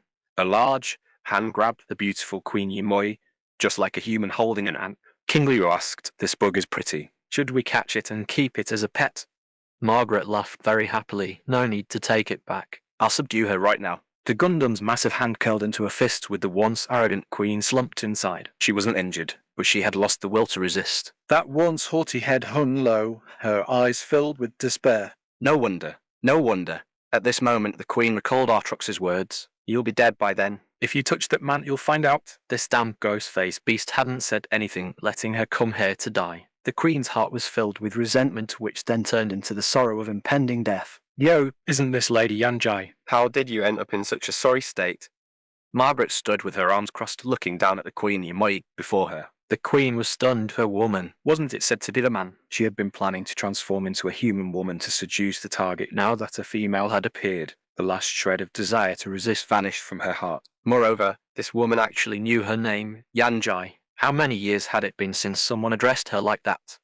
Margaret's lips curled up. "I know your abilities." You can see my man, but you must first become my servant. A servant? You're not going to kill me. Yanjai's eyes instantly cleared up. As long as she didn't die, she would agree to anything. The longer she lived, the more she feared death. Even though the Yanmoi clan only had a lifespan of a little over 1,000 years, she didn't want to be killed before she died of old age. Naturally, I won't kill you. Relax your mind and drop all your defenses. I'll only give you one chance. If you have any thoughts of resistance, I'll crush you into pulp." Margaret offered a drop of her heart's blood, which floated onto the Queen. 1 minute later, Huff, "You actually have Foundation establishment stage strength." The Director of Intelligence was somewhat surprised. She had successfully subjugated Yanjai, the Queen of the Soldier Beast clan. Just as their minds connected, a huge pleasant surprise flooded both their hearts. The Yanmoi's influence and intelligence network were far larger than they appeared on the surface. The Office of Naval Intelligence's investigation had only seen the tip of the iceberg. Besides that, their hidden influence in the black market was also astonishing. At least a dozen constellations and the core black markets of hundreds of planets were actually controlled by these guys. Margaret laughed so hard she shook, feeling extremely smug. Now, the Office of Naval Intelligence's intelligence network could expand at least tenfold. Compared to the Director of Intelligence, this 1,000-year-old Queen almost ascended on the spot. Not to mention the abilities of the cultivation system, the increase in lifespan brought by Kai refining was definitely real. If she cultivated now, even increasing by one major realm, would grant her several thousand more years of life. Master Tilda. Yan Jai was so excited she was drenched in sweat, her legs weak as she knelt on the ground. Margaret smiled and put the Queen into her spirit pet space. It was fortunate she had married that man, otherwise how would she have had the chance to subdue such a big shot? Yan Jai also excitedly responded, "It is fortunate that Master married that man. Otherwise, how would I have had the chance to follow you?" Both women burst into laughter simultaneously, both exuding dominance and a queenly aura. Chapter 290, The Queen's Illusion. I warned her long ago. Do you still want to go down there and fight the human for it? That man hasn't even shown his face yet. Artrox spoke with indifference. He no longer wished to linger here. Khalid Zaman was still on reach, and the best way to avoid this devil was to stay far away. Furthermore, the soldier bees were currently leaderless, making it the perfect opportunity to seize territory. He sent a message to the attendant, but received no reply. With only 2 of the 3 giants remaining, he still wanted to win over the other one. The attendant's face was gloomy. He appeared to be in a very bad mood. The battle just now had demonstrated the capabilities of this precursor warship. Its completely overpowered offensive capabilities, heaven-defined speed, transformation abilities, and flexible combat methods, all of these were far superior to existing warships. If he lost such a treasure, the Prophet of Mercy would kill him. Rather than making rash decisions himself, it was better to report the matter to his superior and let him decide. Thus, the Prophet of Mercy received the message sent by his subordinate. Even though he always played the nice guy within the Covenant, his secret intelligence, network, and influence were actually quite substantial. Finally, the Prophet sent a message: "I am giving you 20 warships. Bring the precursor warship back, or bring me your head. Once you succeed, silence all witnesses." On reach, Khalid Zaman unleashed 100% of his speed, chasing the fleeing scavenger for hundreds of kilometers until he reached the Kasha ice shelf, only to find that his target had stopped. Actually, it hadn't stopped. The target was digging into the ground. This place was not far from Bayonet Base, and there was a good spot further down Dr. Halse's former laboratory, that massive forerunner underground space where he had taken and borrowed Tommy. Fortunately, the speed slowed down considerably as it went underground, and there were no flight vehicles underground capable of escaping the planet, so Khalid Zaman felt slightly more at ease. He stomped on the ground, channeling his internal cultivation energy, causing the earth to tremble and roar like a magnitude 8 earthquake. "Hand it over. You don't have much time left." The fleeing jackal was covered in tears and snot. He had long since been scared so badly that he had soiled himself, though the speed had flung all the filth away along the road. Now he was digging underground purely to rendezvous with the main force. Even if they couldn't defeat the devilish god outside, he could at least divert the disaster and let others come out to block him. Khalid Zaman's words, mixed with his cultivation energy and earth element spiritual energy, drilled straight underground, startling the dozen or so squads and hundreds of scavengers below. Their mission was already complete, and there was no need to fight for it. As long as they waited for someone to take over and transport the warship out of the ruins, these guys could earn a fortune enough to enjoy for a lifetime. Now that someone suddenly threatened them to hand over the goods, they were all bristling with anger. Too arrogant. Who exactly is outside? This is a public mission. As long as we participate, the rewards are the same. Does that guy outside want to swallow the precursor warship all by himself? That's impossible, right? Wouldn't he be hunted to death by the Covenant? Seeing that the fleeing jackal hadn't stopped, Khalid Zaman didn't intend to give him another chance. While using Earth Escape to move the soil, he continuously injected his cultivation energy underground. The entire space outside Halse's office had already collapsed. These scavengers were digging tunnels to get down. The precursor warship was located even deeper underground, so the space they could move in was very small. After being swept by Khalid Zaman's great earthquake technique, the originally unstable underground space collapsed again. The newly dug passages were blocked, and all the escape routes they had planned were gone. The fleeing jackal wept again. Damn it, he just wanted to get away from that devilish god behind him. He hadn't wanted to trap himself underground. Now, no matter how fast he was, he had nowhere to run. Seeing Khalid Zaman's signal drill underground, King Luo, who had been following behind, stopped moving as well. She hovered in midair, monitoring the movements in the surroundings. In the outer space of reach, Artrox had just been about to leave, was surrounded by a fleet of warships. The attendant politely invited him to stay and watch the show, adding that he would be counted in for the public mission. Since the Covenant wasn't interested in Yimoy's territory, he could just watch the show and get paid. How? You still know nothing about that man. Do you want to make a bet with me? Even if you brought the entire Covenant fleet, you still couldn't win. Oh, Fang, known for your formidable combat power, actually fears a human so much. If he hadn't snatched the precursor warship, how could he have taken out the Queen so easily? Do you want to bet? Artrox didn't waste words, he simply proposed the bet. He felt that this group of high-ranking individuals was overly confident, completely unaware that there is always someone better and a heaven above the heaven. The attendant sneered. Fine. Since you're so keen, let's have one. Tell me how you want to bet. None of your warships will return today. If you win, I will agree to any of your demands. What if you win? What do you want? Artrox replied indifferently. Just let me go to this planet and salvage the wreckage of these warships. The attendant was speechless. This guy's bet with the Queen had been the same content other than warning the other party they would die. He didn't want anything else. It was simply too much bullying. However, there was no need for him to get angry with the dead man. As long as he retrieved the precursor warship, everyone here would be silenced. King Luo didn't know she had become a hot commodity in others' eyes. She was still hovering in midair, scanning for nearby flight vehicles. Margaret was patiently teaching the Anjai cultivation techniques. She had always been envious of brood mothers like King Luo and White Tiger, but the Gulu worms only increased combat ability and offered little benefit to the work of the intelligence agency, so even if there were new brood mothers, they would be prioritized for frontline soldiers. Now that this queen was on her conquest list, she would definitely have to cultivate her well once she was under her command. Yanjai sensed her thoughts and felt a wave of gratitude. She almost wanted to kneel down and kowtow to the director of intelligence. Her feelings were the same as Borutami's back then. Not everyone had the chance to embark on the true path to godhood. Not long after those Covenant fleets coming to deliver their heads appeared within King Luo's detection range. King Luo said, "Be careful, enemies are approaching. I'm going to prepare for battle." At this moment, Margaret suddenly transmitted a spell to King Luo. This is the core principle of Queen Yamoi's illusion technique. She could use it with only Foundation establishment strength. You are now at nascent soul. Using it for mere illusion shouldn't be a problem. This spell was actually not complex and didn't require any innate divine abilities to use. King Luo quickly grasped its essence. So that's how it is. 10 minutes later, the attendant, who was observing the battle, Suddenly turned pale. because hundreds of red dots had appeared on the combat radar of the 20-warship fleet. King Luo, having fun, kept summoning clones and flying them in all directions, directly blinding the enemy's eyes. Chapter 291, the Green Vine who slashed down the entire field. Yanjai's illusions were not mere phantoms. By utilizing the spiritual energy elements in the air, they could also cause physical collisions and generate temperature. It was similar to using true energy to create a balloon and filling it with various elements. It looked exactly like a solid object, but its actual mass and density were thousands of times less. Yet, that tiny bit of density and temperature was enough for all the radars to detect those 100+ King Luos. The captains of those 20 warships all sent distress signals to the attendant. The enemy numbers are too high. The enemy numbers are too high. We are surrounded. Requesting support.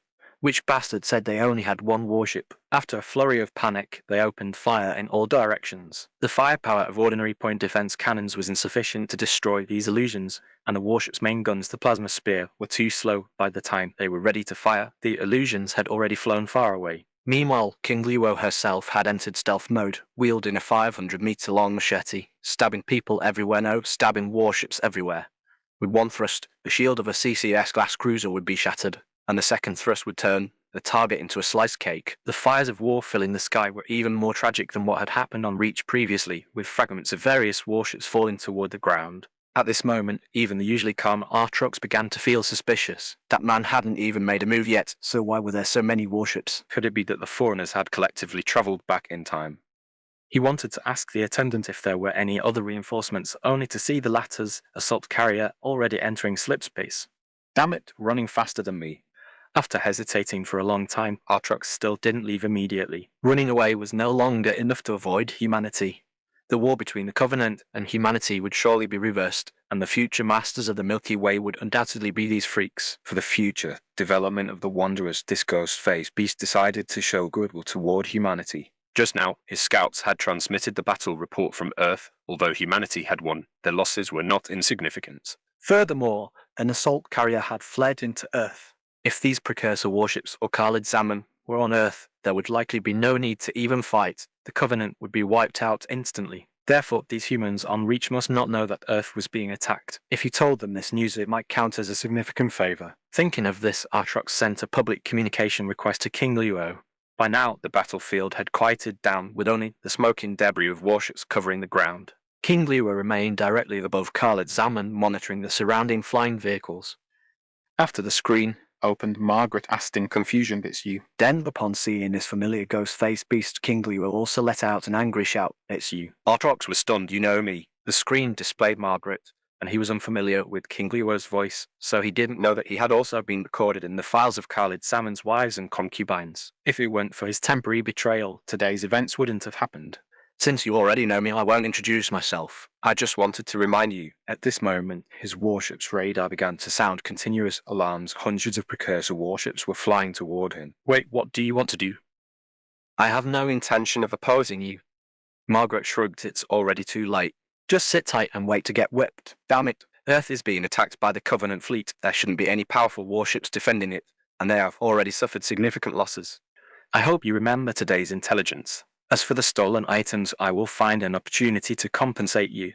After speaking, he immediately activated his warship and entered slipspace. King Luo did not leave. Those illusions were just to scare people. Because they required continuous control using true energy, the illusions would automatically disappear once they were 10 kilometers away from her. Although Artrox was very utilitarian, he had no reason to lie to her about such a matter right now.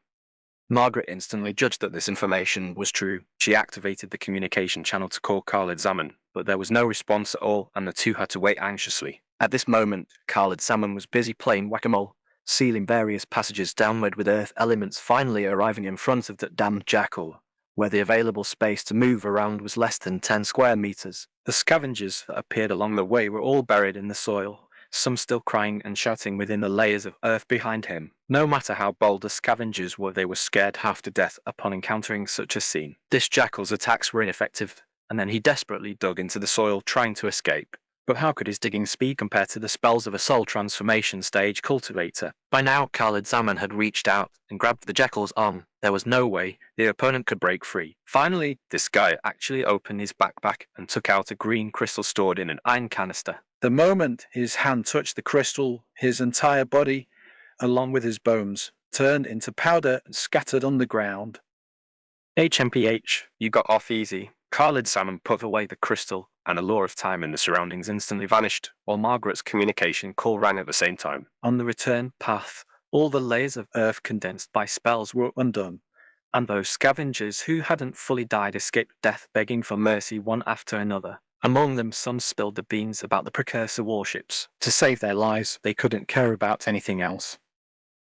It was just a pity that time was tight now. There was no leisure time to deal with any warships, so Khalid Zaman decided to return to Earth immediately. From Reach to Earth, it would only take half an hour if entering slipspace, And during this time, he could just study this new time crystal. As soon as King Luo flew into slipspace, she saw Artrox not far ahead. That CCS glass cruiser was waiting nearby. It seemed this guy hadn't run far, but was waiting on the side, preparing to pick up the scraps. This was a good opportunity for revenge, so how could she let it go easily? 10 minutes later, Artrox's warship was unscathed, but Khalid Zaman had simply rushed over and tied this guy up. Now this big guy had a look of existential doubt, staring with wide eyes, not knowing what to say or what to do. He didn't even know how he had gotten there. Now these Earthlings were going to take him back to Earth, and it looked like they didn't seem to want to kill him. Margaret, with her hands behind her back, kept questioning him. "Do you know that your fence-sitting behavior last time almost killed our people?" Artrox shook his head. "Then do you know that if that person had died, this guy would have gone crazy?"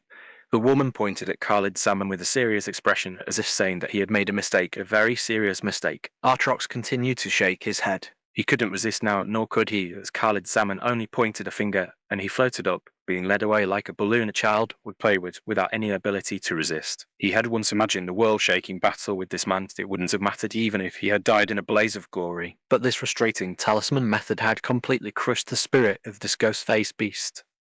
Margaret continued her lecture. "If it weren't for you, we wouldn't have left Earth, and Earth wouldn't have been attacked by the Covenant." Wait, Artrox couldn't hold back anymore. He said, even if you were there, Earth would still have been attacked. No. Khalid Zaman spread his hands. "If we were there, we would have made the enemy disappear in the first instance, just like what happened on Reach." Sigh. This ghost-faced beast was unable to refute he had become a prisoner, and facts proved that almost all of his own choices had been correct. The only thing he did wrong was not running far enough and getting caught again. At this moment, Margaret waved her hand and Yanjai appeared in front of everyone.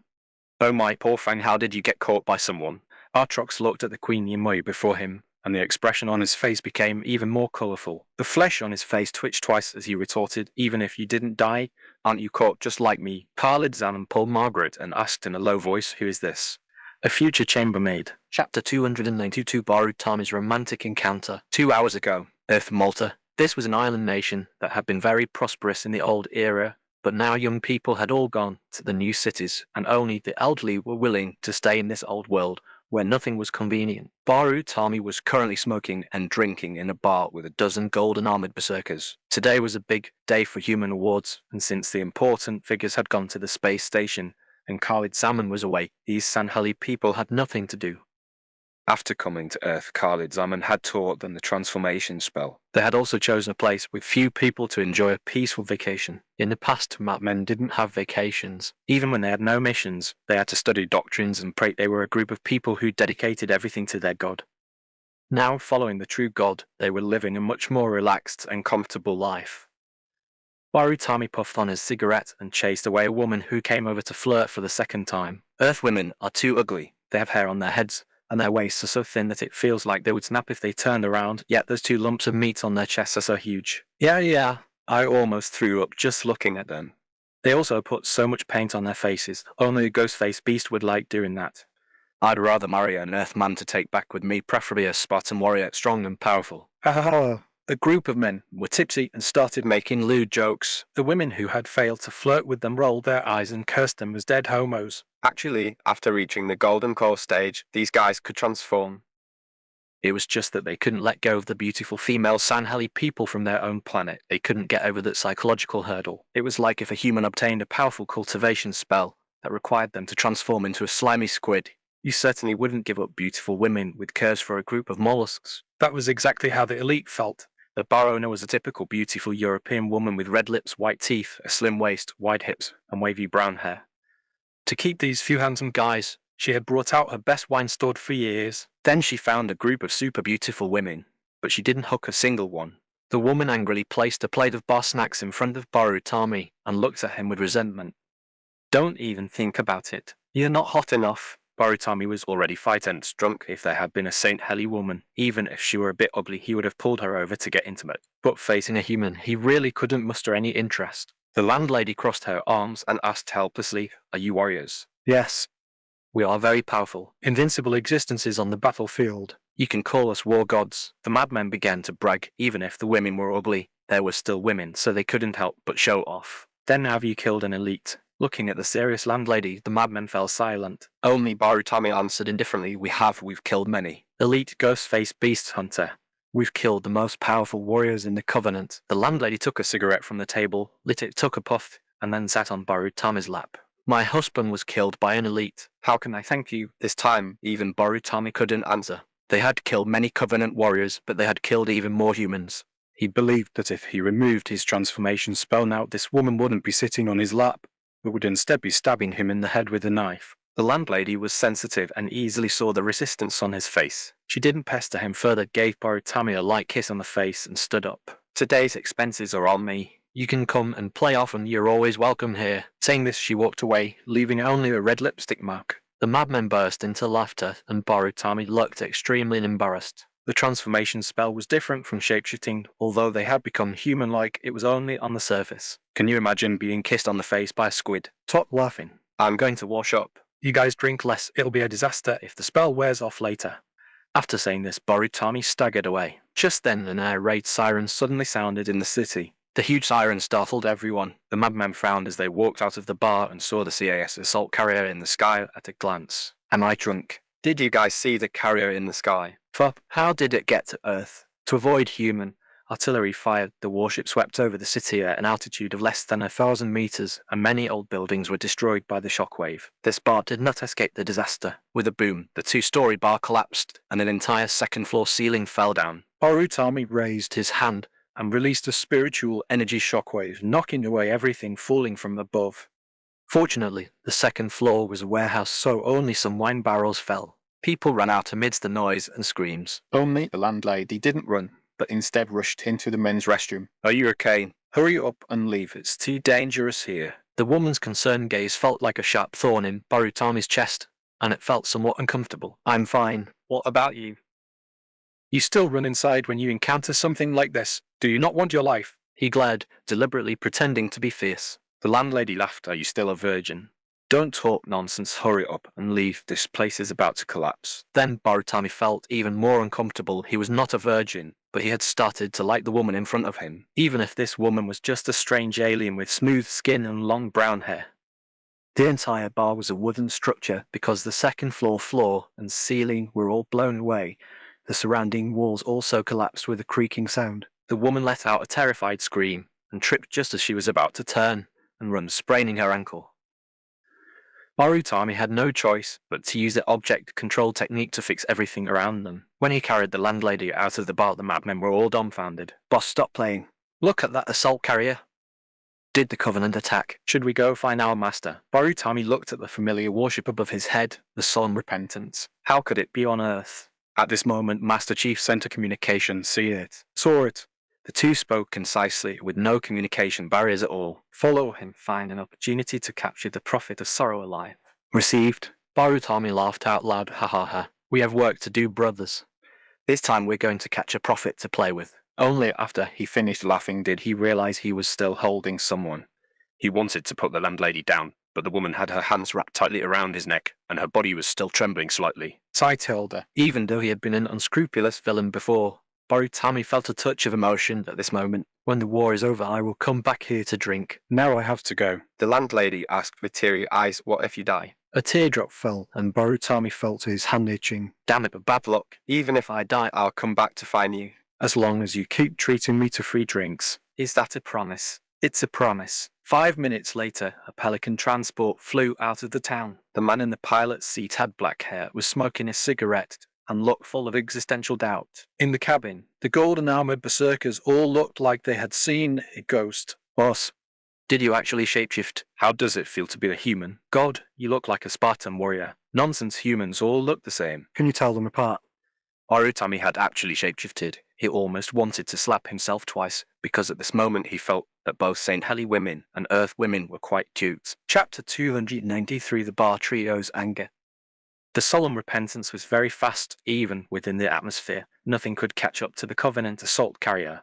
The Berserker's Pelican was already in full pursuit, but unfortunately the distance only kept growing. Just as they were discussing how to fight after boarding, several large fireballs suddenly appeared in the sky. Look, something is falling down. Is that a meteorite? No, that looks like a drop pod.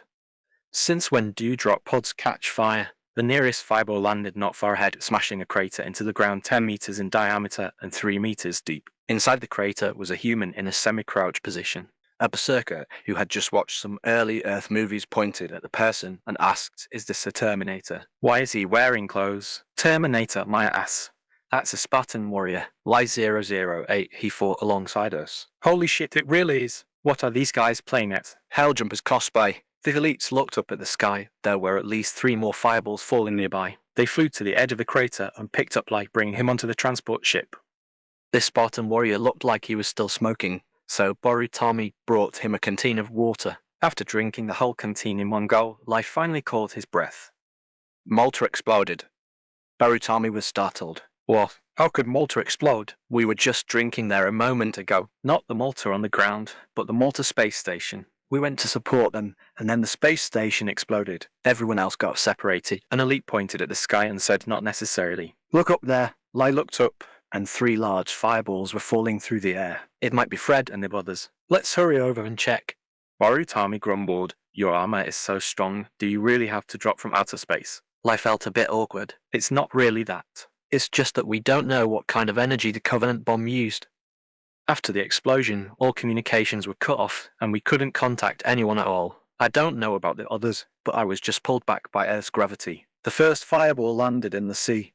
Before anyone could go down to rescue him, Anton 044 swam upon his own. He was much better off than Light. There wasn't even a burnt smell on him. Damn it, that was too intense. I almost pulled out a Banshee, but I was afraid of getting blown up by Earth's anti-aircraft guns. Lai was very excited to see him unharmed. To be honest, when the bomb went off, he thought he would really go missing in action this time. Even if the explosion didn't kill you, the shockwave from the kind of bomb could easily push you into the depths of space. If no one came to rescue you, you would definitely end up a space mummy, which was terrifying to think about. The second fireball was Will 034. He landed sprawling in a thicket, and a fire started burning all around him.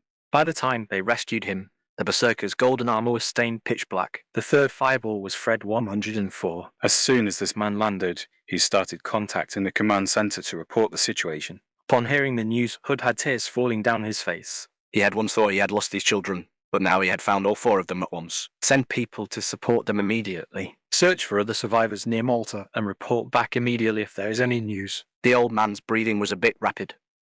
After a few seconds, he asked again, "Do you think the warriors who went to the Athens station might also still be alive?" To assist the Master Chief, Cortana only kept 30% of her computing power at the Cairo space station. She knew this question was directed at her, and she also knew that this Commander-in-Chief just wanted some reassurance.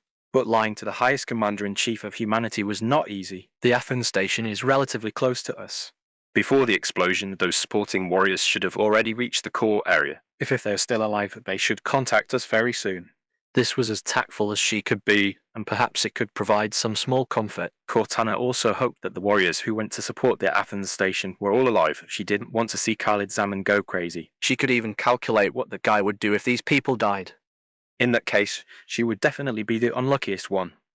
After all, she possessed the coordinates of the Covenant City of Philanthropy. If Khalid Zaman came to force her, she certainly wouldn't tell him. The large-scale search at Malta did not yield any other results. On the Pelican, the Bar trio went straight into a frenzy. The damn Covenant had not only attacked Earth, but their destination was pointed straight at New Mombasa. There were many women there, many women who were crazy about the 3 of them. Even if it was just a one-night stand, and even if they had been running away, how could a man enjoy his woman being killed by someone else? Just as the 3 were rushing to make calls telling the women to run, the enemy's artillery fire arrived. On the ground, inside an abandoned factory in the suburbs, 4 shadow turrets, 2 Wraith tanks, and a dozen Covenant combat squads had already been deployed. If it weren't for this Pelican having an energy shield, they would have been shot down immediately.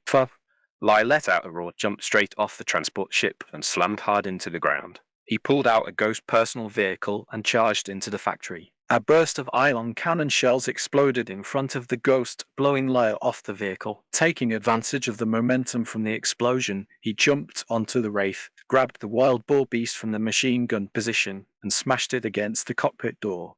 In one blow, he smashed the little guy's gas canister, And amidst the fiery explosion, the Wraith's energy shield was shattered.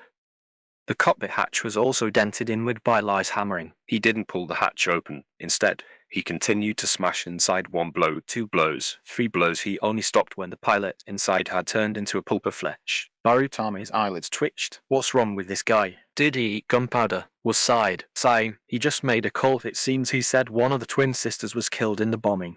New Mombasa has been completely invaded, and there are no defenders there at all. Just then, Anton also jumped off the plane, aiming directly at the other Wraith tank. He was like a heavy bomb, smashing the tank into 2 halves with a single strike. Baritami pointed below and said, "Was this guy's woman killed too?" Will rubbed his head. That shouldn't be it. He only made 1 call. Then they saw Anton grab a nearby grey armoured elite, and with a roar, rip the opponent into 2 halves. Everyone in the cabin looked at each other. They were all men, and this kind of feeling seemed understandable. The Berserkers all felt that the Spartan warriors seemed to have become stronger. Was sighed. Spartan warriors have had no family since they were young. Heart from Doctor. Halsey, we have never felt any real love. He still wanted to make a call, but in the end he gave up and shoved his phone into his pocket. New Mombasa is already organising the evacuation of citizens. Those who should have left probably have already. There's no need to contact anyone else. Let's land up ahead. The Covenant must have set up quite a few fire points along the way. By the time the Pelican landed, the enemies in the abandoned factory had been slaughtered to the last one. The ground was covered in corpses with miserable states of death. Even the ruthless berserkers couldn't bear to look. Barutami said Spartan warriors used to be very brave too, but they always prioritized efficiency when killing. Won't acting like this affect their combat capability now? Will pointed at the Wraith tank that had been split in 2. We used to have to circle around a Wraith for half a day to take it down. You say it affects combat capability. All right. Pretend I didn't say anything. Barutami shrugged, drew his energy light sword, and rushed out. Chapter 284, The Raven Squad Returns. After clearing the enemies from the abandoned factory, the Bar trio each pulled out a ghost and continued driving forward. Barutami and the Berserkers preferred the Warthog with its powerful firepower and faster speed. They were currently riding the latest M6-8 model Warthog equipped with an asynchronous linear induction motor Allen weapon system, commonly known as the Gauss cannon. This thing was equivalent to a simplified version of a MAC cannon and had immense power. It could break a race shield in one shot and finish the battle in two. The same went for the Phantom in the air, while a Banshee would explode in a single hit. Although the Warthog had a high top speed, the Spartan warriors remained at the forefront of the team. On the mountain trails, the Warthog was prone to flipping if driven too fast, and every time there was a sharp turn, the madmen would curse as they jumped out to flip the vehicle back over and continue driving. There are Covenant forces ahead. Several Phantoms are gathering over there, be careful. Fred notified the ground troops from the Pelican, while in the distance Banshees were already approaching him. It looks like we'll need to proceed on foot for the rest of the way. Because humanity had committed most of its combat power to the Homeworld fleet, there were not many garrison troops on Earth's surface. This meant that the tens of thousands of troops brought by the enemy carrier were enough to crush most ground military facilities. By the time the Spartan warriors reached their destination, 4 Phantoms had already deployed soldiers. More than a dozen Covenant combat squads were attacking a building nestled against the mountain. The building was constructed entirely of large stacked stones and looked very ancient, yet it had no doors or windows, as if it had been abandoned for a very, very long time. Because it was built against the mountain, the house was on high ground, and all the Covenant forces were attacking up the slope. It was impossible to see how many defenders there were from below, but dense gunfire and grenades were pouring out.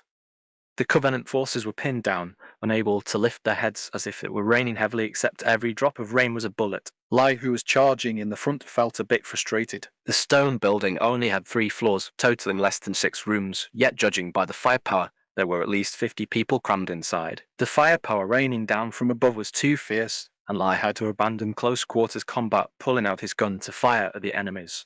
Soon Will and Anton joined the fray. Although the 3 liked melee combat, they knew how to use basic fire formations. This left the Covenant forces on the slope stuck in the middle, unable to go up or down. Any cover they could find only blocked bullets from one side, leaving them exposed regardless of where they hid. In less than 10 minutes, these Covenant forces were completely wiped out. Just as the 3 were about to charge up the slope, they saw another 6 Phantoms flying in from the distance. Will complained, "Damn it." These guys are endless. Fred's voice came over the communication channel. "This is Jedi. Hurry and get the people out of there. Don't let the enemy surround you." The Phantoms in the air had already fired their ion cannons, and the dense bombardment forced the people inside the building to retreat. Then the Phantoms fired at the Spartan warriors on the slope. The Bar trio had to find cover and hide. This was the terrifying aspect of the Covenant Phantom transport. In addition to the defensive cannons on the bottom, there were dedicated gunners. Once the side doors of the cabin opened, making the firepower of 6 Phantoms extremely powerful. Lai asked, "What do? We don't have heavy firepower. We can't take down the aircraft."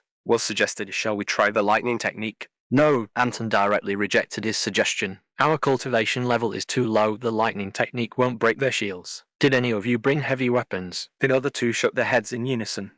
The 3 tough guys couldn't even scrape together a single rocket launcher and could only stare helplessly at the enemy's aerial firepower. After firing for a while, the enemy began looking for a place to land, and the position was behind the 3 of them. In this way, they were also blocked on the mountain road. Lai couldn't wait any longer. "They are going to airdrop behind us. We have to rush over, otherwise our retreat will be cut off." After saying that, he pointed at the nearest Phantom, said, "We'll use stealth to rush over." "Anton, you go deal with this one." Before he finished speaking, the Phantom exploded. Alarms blared, a violent bright light flashed, and after a series of secondary explosions, the wreckage of the aircraft fell. Lai was a bit dumbfounded, then pointed at another Phantom. "You deal with that one." Then that transport also exploded. Will patted Lai on the shoulder and asked, "When did you practice such a powerful spell, kid?" Anton also asked, "What kind of spell is this?" Words becoming reality. "How is that possible?" Lai didn't believe it, stretched out his finger again, and then the Phantom he pointed at exploded again. With 3 consecutive transports exploding, the Covenant also had thoughts of retreating. The remaining Phantoms flew back while firing. Will shouted, "Don't let them run. Hurry up and cast a spell." Lai glared, "Stop messing around. I don't have any spells." To prove this, he pointed repeatedly at the fleeing transports. Look. Did they explode? Then the 3 Phantoms exploded all at once. Will punched Lai in the chest, Dan. "You're still plain dumb. What kind of black magic is this?" Just at this moment, 6 Warthogs sped up the mountain road. When the vehicles arrived in front of them, Barutami jumped down and rolled his eyes at them. "Why did you guys run so fast? You have such good equipment and don't use it." The elite in the shooting position behind the vehicle looked smug, took out a cigarette, lit it with a hot cannon barrel, and took a blissful puff. Are Spartan warriors really that reckless? Why didn't you bring long-range weapons? It's not that they didn't bring long-range weapons, they don't have heavy weapons. We are still the better ones. We brought the top-tier ground output equipment. If it weren't for the fact that the Scorpion tank couldn't fit into the storage equipment, I would have wanted to bring one. These guys were absolutely thrilled. Previously, Khalid Zaman had criticized them for only knowing how to fight in melee, but this time they had finally vindicated themselves. Because the spirit pets had all left him and didn't need to be recalled to the spirit pet space, he had specially made storage bags for everyone. Even the few engineers assigned to the intelligence department had their own spatial equipment. The Gauss cannons on the jeeps were smoking, and the berserkers were complaining like old veterans lecturing new recruits. The bar trio was left speechless. If they weren't wearing armor, the three would have turned into boiled crabs. Lai turned back and said, "I told you it wasn't me." Fred also jumped down from the vehicle and said seriously, "Even the berserkers know how to shoot down aircraft. You guys really need to reflect on yourselves." Down the slope, 4 people walked down carrying heavy machine guns. Alva waved excitedly. "How did you know we were here?" Ethan asked Marcus, "Did you fix the communicator?" "Fix it, my ass, we were firing the whole time. Where would we find the time?" Victor was changing magazines as he walked. Besides the heavy machine gun, the other guns in his storage space had basically been emptied. Lai ran up happily. "Great. "You're still alive." Alva put her hands on her hips, furious. "We almost died." This spire armor is too fragile that it broke halfway through our fall. Fortunately, we had enough experience and found a large lake. It turned out that the Raven squad, like the Spartan warriors, had also fallen directly to Earth from outer space. It was just that the spire armor was not as sturdy as the Mjolnir, and the armor failed halfway through the fall. Fortunately, there was a large lake nearby, otherwise the fall would have really had a brush with death. In the Cairo space station, Cortana reported the news of the Raven Squad's survival again. Hood was incredibly excited. These were the great heroes who had destroyed 500 warships. Everyone that survived meant another pillar of strength for the Navy. "Great. The others must be alive too, right?" If the spy armor could survive the Mark Roman 6 must be fine. "Right, Cortana." On the command console, Cortana sighed helplessly. She did not answer. Chapter 285, The Outskirts of New Mombasa. The ship Amber followed the trail of the Solemn Repentance all the way to the outskirts of New Mombasa. In the sky in the distance, a massive Covenant warship was hovering over the city. The massive city was billowing smoke everywhere. The highways leading in and out had been destroyed by artillery fire, and countless civilians were dragging their families along as they fled on foot.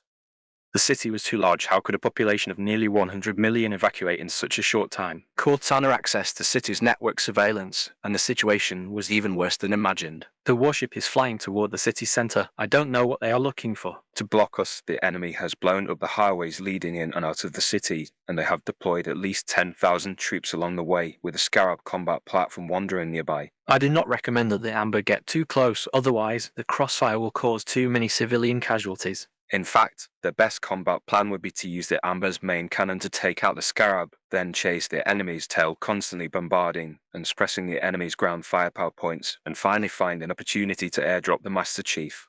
Given John's current combat capabilities, killing his way in and out of the warship 7 times would be a breeze.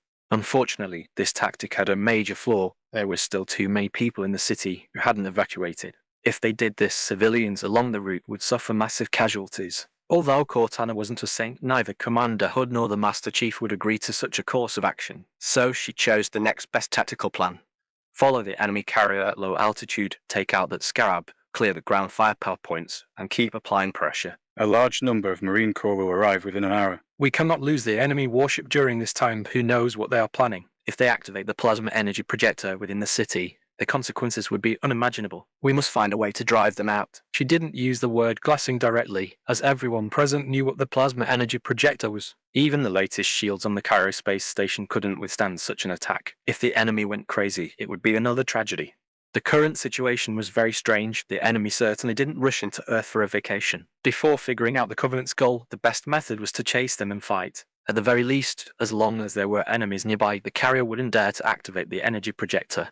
Because if the plasma energy emission port were attacked while the main cannon was being activated, it would cause massive damage to the warship, just like in the final battle of Reach. Let's go. The Master Chief put on his helmet. We're going to have a big fight. He was in a state of extreme excitement right now. It wasn't because they had just blown up an enemy carrier, but because there was a Scarab waiting for him to chase. Once he caught it, he could Cortana was speechless. When did John become so sleazy? Fortunately, in this man's mind, meant gaining a capable assistant, not a bed partner. 3 Pelican transports flew out from the hangar of the Amber, heading straight for the Solemn Repentance. At this moment, the Amber received a public message from the Covenant. They keep repeating sorrow, sorrow, sorrow. Does this message have any special meaning? Miranda was a bit confused. She had half of House's bloodline, So she always felt uncomfortable about things she couldn't figure out. Sergeant Johnson quipped, "Oh, dear humans, we are very sorry for being alien bad guys and very sorry for invading Earth." By who added, what they regret even more is that our assholes got stabbed hard and the whole fleet was wiped out. Ha ha. There was a silence in the communication channel. In everyone's eyes, this girl was as innocent as a 5-year-old child, but now she was spewing profanity, almost turning into a dirty-minded queen.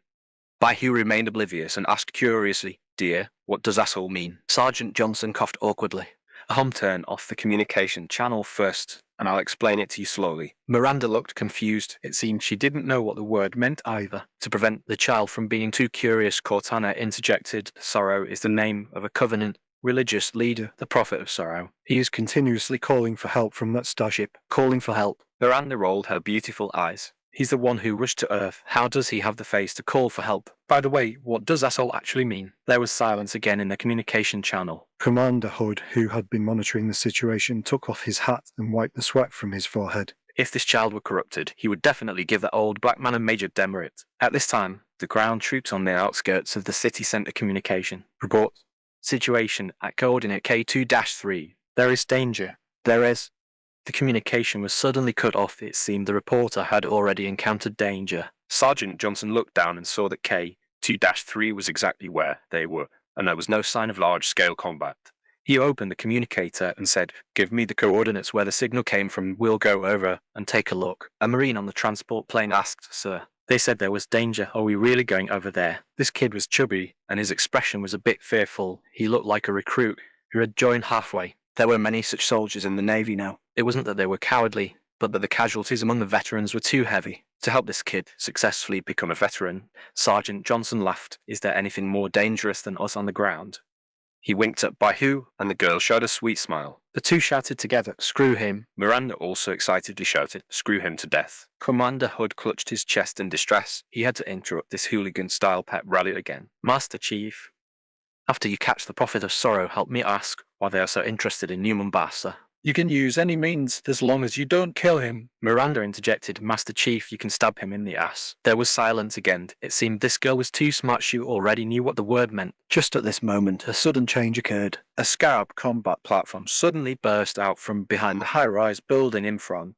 This big guy was less than 100 meters away from the 3 Pelicans. As soon as it appeared, it activated its plasma main cannon. It seemed to have been lurking here for a long time. The first Pelican was hit by the main cannon and crashed immediately. The Master Chief was on it. The excitement he just felt was instantly replaced by being knocked to the ground, covered in dirt. The other 2 transport planes didn't have time to fire back and just scattered to the sides. The Scarab's point defense turrets also started strafing, completely blocking their escape routes. Sergeant Johnson wanted to infuse energy into the Pelican to hold on a bit longer, but unfortunately, his cultivation was far behind Khalid Zaman's. Each shell from the point defense turrets was about as powerful as a Wraith tank shell.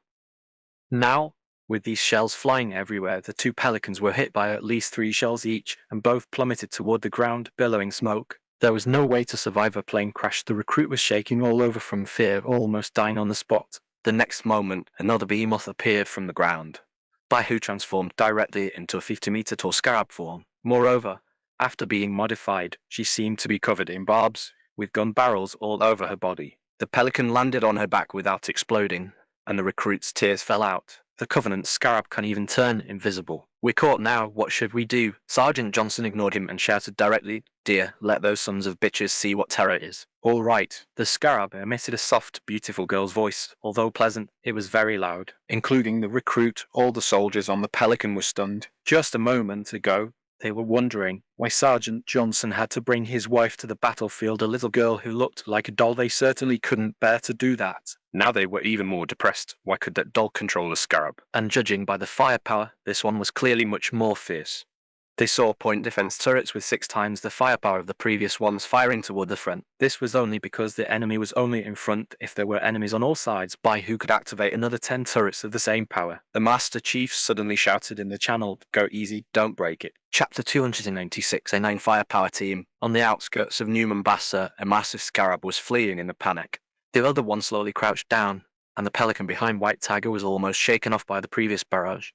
To protect the other soldiers in the cabin, she had to stop firing and wait for Johnson to rescue them. The Master Chief, however, chased fiercely in the direction the scarab had fled. This time, he was determined to take down a brood mother. Just then several fireballs appeared in the sky, looking exactly like the way Fred and the others had descended. Cortana immediately calculated the landing coordinates of the fireballs. They were all in the center of the city, and there was a high probability that the enemy had defensive positions deployed there. Johnson, take White Tiger to these coordinates and rendezvous with the airborne friendly forces. The Master Chief and I will handle that bug up ahead. Copy that. Let's go, darling. At this moment, those Marines had all been tossed inside White Tiger. The recruits had never seen such a massive war machine, and the sensation of weightlessness and the roar of the behemoth left them speechless. Some sat down on the floor, grateful to still be alive. Some curiously touched the control panels, and others, unaccustomed to the jolting, covered their mouths, feeling nauseous. White Tiger shouted, "Touching things is one thing, but don't you dare throw a bomb on me." With the appearance of new Spartan warrior survivors, Commander Hood was moved to tears. It turned out these guys really were unkillable. They had just been missing in action for a while. Especially that group who had participated in the initial counter-attack operation. Even the Helljumpers could drop onto Earth wearing SBI armor. According to Cortana's report, the other Spartan warriors had also entered the refinement stage before the award ceremony and switched to Mark Roman 6 armor, so most of them should still be alive. Given the numerous survivor landing zones appearing in New Mombasa, the Commander-in-Chief prepared to urgently mobilize troops to seize the city. Since the enemy had deployed a large force within the city, regular fighter jets entering would attract enemy attention, and being targeted for annihilation would not be worth the cost. Moreover, that carrier was still hovering over the city, making it inconvenient for large capital ships to enter the battle. The most effective method was to drop Helljumpers.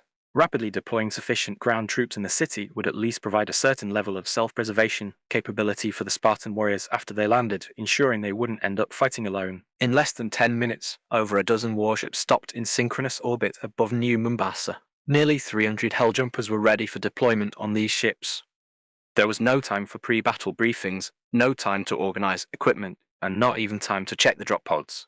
The only order these soldiers received was to enter the city, destroy enemy ground fire positions, and rescue survivors. On a heavy cruiser named in my name, there was a unit of Helljumpers, Squad A9, preparing for battle. They were the only squad among these airborne troops left behind to conduct pre-battle deployment. Among them, the soldier with the call sign Rookie was fast asleep. He had just returned from the battlefield of Reach and was transferred into Squad A9, still carrying the center battlefield gunpowder. His teammates were discussing the battle situation in front of a map. The Navy fought a beautiful battle. No kidding, because this is Earth. I always thought they missed one. That was left for us. Where do you think we're going to drop? You mean we aren't going to Earth, but to the enemy carrier? Well, we're really getting the VIP treatment. The 3 soldiers chatted about the mission as if it were daily gossip. To them, it didn't matter where they went, having seen life and death so many times. The Helljumpers had long since lost the ability to feel fear. Just then, the cabin light turned on, and Buck, the leader of Squad A9, walked in with a blonde beauty. Judging by the badge on her chest, she was an officer with the rank of captain. You know what to do, boys. Time to get to work. Helljumpers didn't care what rank of officer you were, they were simply purely interested in pretty girls. The ever-glib Romeo exclaimed, "Wow, what a stunner. What's this beauty's name, and where does she live?" The female officer narrowed her eyes and didn't answer. Buck looked at her, then shouted helplessly at the soldiers, "Get to the drop pods." Now, the 3 stopped joking, picked up their helmets, put on their gear, and went to the side to choose their weapons. The beautiful officer asked replacements. Buck smiled. After fighting for so many years, who isn't? At least these rookies are obedient. They listen to me. Buck seemed to be in a bad mood, frowning as he said, "They won't like what you're about to tell them."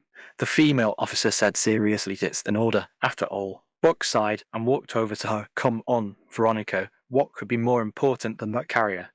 "My orders." Veronica tapped her finger against his chest, stopping him from getting too close. "And Buck, call me Captain." She wasn't angry, just curling the corners of her mouth as she looked at the helpless man. Judging by the way they spoke, they seemed to have known each other for a long time, and their relationship was perhaps even closer than that of ordinary friends. Just like how ordinary colleagues would only call the Director of Intelligence Admiral Parangoski, while only Khalid Zaman would address her as Margaret. But the way Buck called out Veronica was so natural, without a hint of hesitation, as if he were used to calling her that.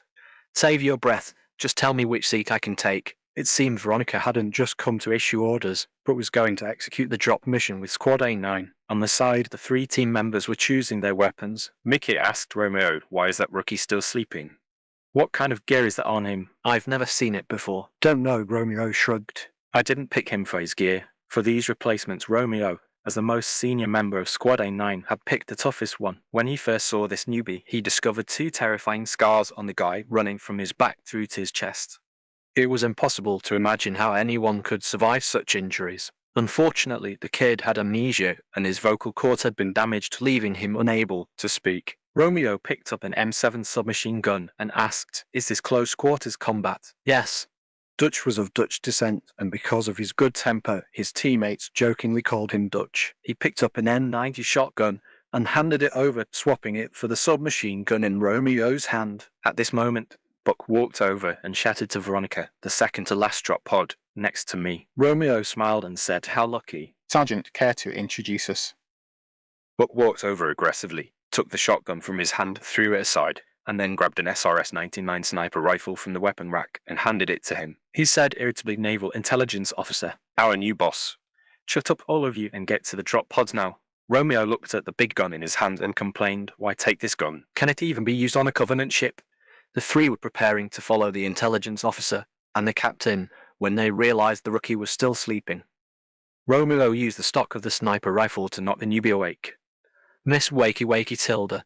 Dutch pushed him away. "Take it easy, rookie. He's just joking. Remember, we're a team, don't go for solo heroics." The rookie was stunned. He felt like he had heard that line somewhere before. Chapter 297, Sharing Life and Death. While Earth was being turned upside down, Khalid Zaman was also encountering danger in slip space. Having obtained the green crystal, he wanted to treat King Lewo on the way back. So he smashed the crystal on the spot and embedded a piece into King Lero's body. However, the law of time does not work like 1 minus 1 equals 0.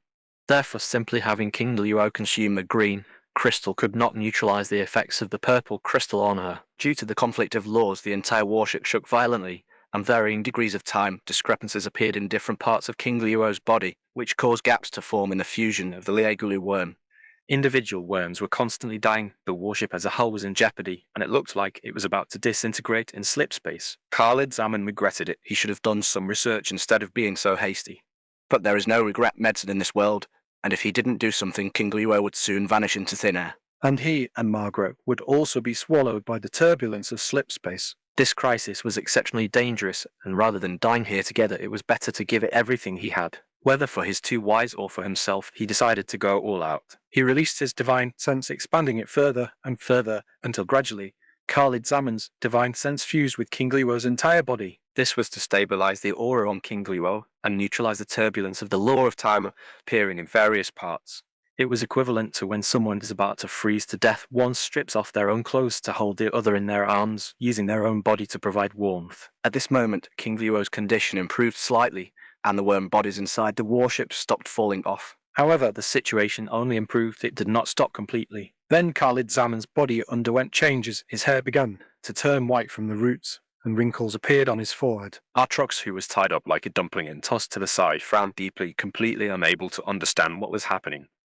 Just a moment ago the warship was unstable, and now it had stopped shaking, but the man before him was aging rapidly, or rather it couldn't simply be called aging. He was alternating between being old and young. At this moment, Khalid Zaman's condition was even more dangerous than King Leo's. The Liegulu worm originally had a lifespan of over 10,000 years. This change would not cause all the worm bodies to die in a short time, and even if some individuals were consumed rapidly, those worms could simply be discarded. King Leo's own life was still within a controllable range, but Khalid Zaman was a human. His total lifespan at this old transformation stage was only a little over 1,000 years, and the human body was a whole. Partial aging could also lead to death. Because she was fused with his primordial spirit, King Leo quickly sensed this situation. No, it cannot be like this. You cannot die. This woman's emotions suddenly fell into a frenzy. She could not accept Khalid Zaman dying in front of her. Whether because of the battles they had experienced together or his usual gentle treatment, various emotions that King Luo had never felt in her life were constantly striking the softest parts of her heart. She hadn't expected human love to be so sweet yet so bitter. She really wanted to cry. Her transformed body was resisting her worm body violently, and the warship began to shake again. Khalid Zaman comforted her softly. Don't be afraid, Tilda, it's okay. I am here. But the more he said this, the more King Luo felt torn apart by pain. The torture of heartbreak was almost enough to make her collapse. This emotion transcended the fear of death. If her sacrifice could save her lover, this girl would die without hesitation. You can take good care of him, right? Suddenly, the warship's hull stopped trembling, and King Luo's voice became gentle, as if everything had calmed down. It was just unclear who this sentence was directed at. Khalid Zaman frowned. The situation clearly had not improved. The next moment, King Luo flew directly out of the slipspace rift. Outside, it was no longer the colourful, glassy space rift, but a silent and tranquil starry sky. This action caused the true energy in her body to become chaotic, and even Khalid Zaman could not control it, causing him to spit out a mouthful of blood. The blood mist sprayed onto Margaret's face, causing the woman's expression to pale instantly. What is going on? Why is it like this? She didn't understand anything about cultivation. If only she had brought Cortana, at least the artificial intelligence could have analysed the problem and provided the best solution. At this moment, even someone as strong as the Director of Intelligence lost her composure, and tears could not help but flow down. Yanjai appeared by her side at the right moment and said, Master, your husband is not in mortal danger, but his other wife may already be beyond saving. What? Margaret was very confused, but she didn't want to ask useless questions since as Queen Imoy had seen the problem. Perhaps she had a solution. Can you save her? I can give you everything you want. Oh, Yanjai circled Khalid Zaman with interest and then said King Luo has broken her connection with him, and forcing her way out of slipspace consumed most of her shield energy and true energy. She will surely lose all signs of life within 10 minutes. If your husband uses the dual cultivation technique right now to form a soul link with her, they can live and die together and continue the other's life. However, doing so will likely cause him to die. He simply won't be able to hold on until the energy conflict completely calms down.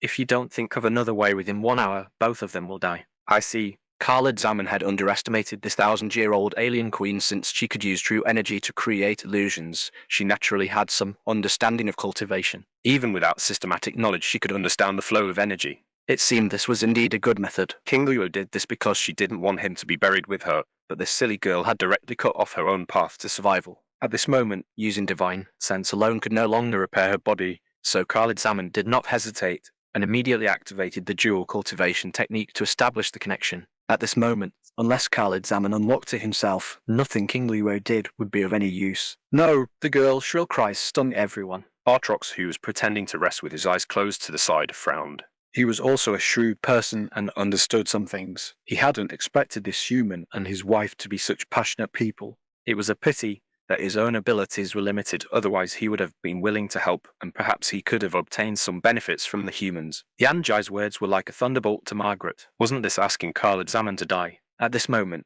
the Director of Intelligence felt a surge of murderous intent. With just a single thought, she could toss her spirit pet into outer space. As a spirit pet, Yanjai naturally sensed this thought, but she showed no concern and continued, if you also join this soul link, it will extend his consumption time by another fold. You can have 2 hours to resolve this matter. However, if the energy turbulence is not resolved when the time is up, all 3 of you will die. And judging from the flow of energy, the time you lose during this period is irreversible. Margaret understood within 1 hour Khalid Zaman would exhaust his life together with King Luo, and if she joined the link, the 3 of them would age to death within 2 hours. If they only resolved the matter in the final minutes, they would also become old men and women, and they would likely pass away just by lying down. She sighed, and without a moment's hesitation she reached out and hugged Khalid Zaman. She quite liked the feeling of dual cultivation, and perhaps she could enjoy this final journey of life. The current situation was no longer something King Luo could refuse. Khalid Zaman had added a lot to her, and Margaret had added a lot to both of them simultaneously. The 3 of them were now in a state of either living together or dying together. Khalid Zaman sighed. Why must you do this? Earth still needs you. Margaret smiled. Earth can exist without me, but I cannot exist without you. Artrox, who was watching from the side, became anxious. Stop being so emotional and hurry up and think of a solution.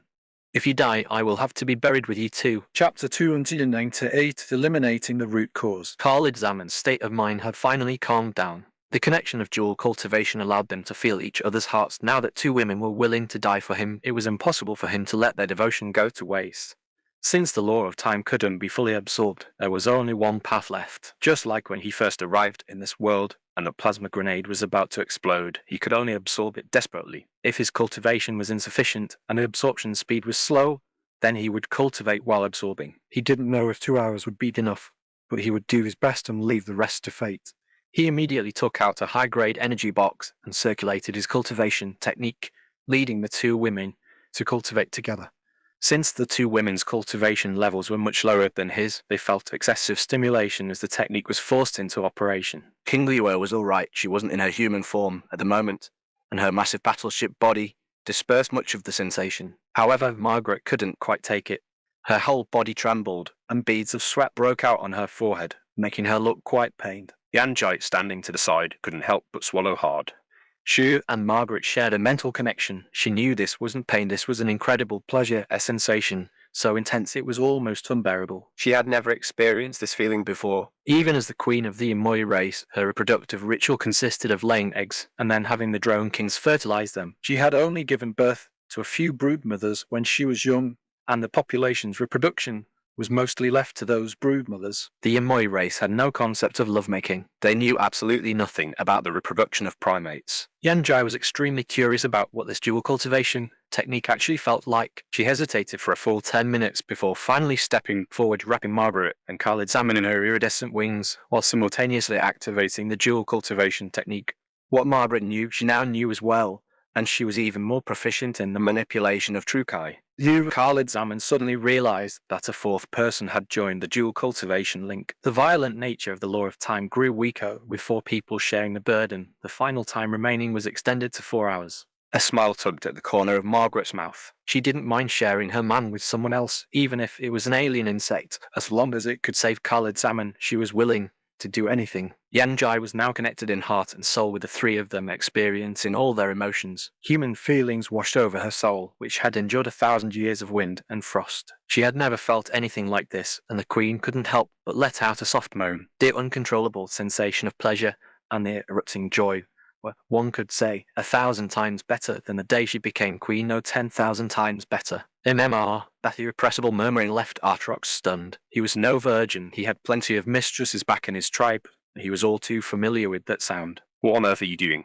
An hour passed, and the temporal turbulence had not yet subsided, but within this powerful tidal wave of law, the cultivation of the 4 individuals underwent a qualitative leap. Khalid Zaman, who had just entered the soul transformation stage, had now surged to the 5th level of spirit severing, jumping 5 subrealms directly. King Liuo had now reached the peak of the 10th level of the nascent soul stage, needing only an opportunity to enter the soul transformation stage.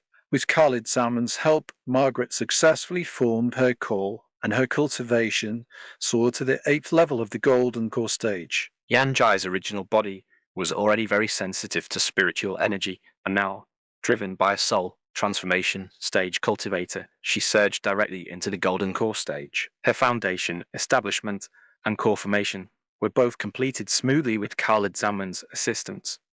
Margaret had originally thought this queen was a ruthless character, as the intelligence agency files clearly recorded many of Yanjai's shady dealings. She would kill, burn, and use any means necessary. But after taking her as a spirit pet, she discovered that the Queen of Yimoi wasn't as bad as she appeared on the surface. Yanjai's ruthlessness was reserved for her enemies. Even her public execution of subordinates was because they were spies or traitors. She was usually very protective and caring toward her people. The 2 of them shared almost identical fates and personalities, which was why she hadn't stopped Yanjai from joining the link. Otherwise, the Queen wouldn't have been able to move with just a single thought from her. The trust from the Director of Intelligence was also one of the points of pleasure Yanjai felt. After all, she had experienced too much betrayal and suffering over the past 1,000 years. There was almost no one she could trust, and those who were trusted had long since died. The loneliness of a millennium vanished the moment she joined the link. Yanjai was moved to tears, her envy for human emotions reaching an insurmountable peak. Thus, the moment she entered the golden core stage, she transformed into a human. Artrox watched as the 4-meter tall Zerg Queen turned into a human less than 2 meters tall. From a majestic, domineering appearance full of wild beauty, she changed into a weak, helpless, and soft hairless monkey. Khalid Zaman was also dumbfounded. At such a critical moment, a naked woman had suddenly appeared. Yanjai didn't have the breathtaking beauty of Margaret or King Liuo, but her soft features gave off a divine beauty. She was like a gentle older sister, a calm female boss, or perhaps a compassionate bodhisattva who loved all living beings. Even with her completely naked and her perfect figure fully exposed, he didn't feel a single lewd thought. It felt like thinking such things would be a form of profanity. Do I look good? Yanjai was a bit shy, as if dyed with a layer of pink, and she smiled very timidly. Damn it, Khalid Zaman. Cursed inwardly and looked away. That feeling still came unstoppable, forcing him to use the mind-clearing incantation, otherwise he would surely explode and die in such a violent energy storm. Margaret couldn't help but complain. I told you, she's a concubine in waiting, no need to be in such a hurry. Khalid Zaman stubbornly argued I didn't. But now that the four of them were connected in heart and mind, no thought could be hidden. Not only Margaret, But even Yanjai could feel that physical desire. King Leroy suddenly interjected, it seems everything is fine now. Khalid Zaman suddenly snapped out of it. The storm brought by the law of time had completely vanished, and there was no more violent law energy around them. The four of them were simply immersed in the joy of dual cultivation, unable to pull themselves away. He coughed awkwardly. Well, all right, I'm going to get a glass of water. Yanjai's face was flushed. She immediately used a spell to manifest a set of iridescent robes. Though they covered everything they were supposed to, she looked even more beautiful. She looked at her body and said with emotion, "Is this what it feels like to be human? If I had a choice, I would rather be a human for 10 years than a queen for 1,000. Artrox narrowed his eyes and said, "You've become weaker." Chapter 299, The Queen's Lullaby. Become weaker. Yanjai put her hands on her hips and retorted confidently, "Do you believe that I could beat you so hard right now with one hand that you'd be looking for your teeth all over the floor?" Ha ha ha ha, Artrox laughed loudly. This has nothing to do with strength. Even if your body is powerful, your heart has become weak. the Yamoi clan will lose its powerful reliance and eventually fall into decline and perish in the universe. You've lost big. Ambition, schemes, ruthlessness, cruelty, and greed, all these essential qualities for a ruler had been discarded simply because she had found someone she could rely on. Artrox's eyes, which could see through the human heart, were definitely not mistaken. Is that so? Yanjai looked down at her curvaceous figure again and said with satisfaction, I originally only had a few decades of life left. Now I can live for at least 3,000 years. Moreover, in the future, the humans in the Milky Way will all become as powerful as him. She pointed at Khalid Zaman and asked Artrox, in the future, The Yamoi will be siding with the humans. You say we will fall into decline. Artrox was left speechless by the question. He didn't know what this living for another 3,000 years nonsense was about. But the soldier bees had indeed found a powerful backer. He had to admit that this woman was very calculating. Perhaps the chip she had wagered her life on just now was for this very result. A deep chill rose from behind Artrox. Perhaps this queen had become an even more terrifying existence. Hey, Khalid Zaman suddenly became interested in this fence-sitting ghost-faced beast. He walked over and felt the ghost-faced beast's fur. Artrox was stunned. what do you want to do? I don't want to become a hairless monkey. That's too ugly, Tilda, and I'm a man. I don't want to become a woman. Damn, what the hell are you thinking? Khalid Zaman was nearly fuming. If Artrox hadn't still been of some value to the intelligence agency, he would have been tossed into outer space long ago.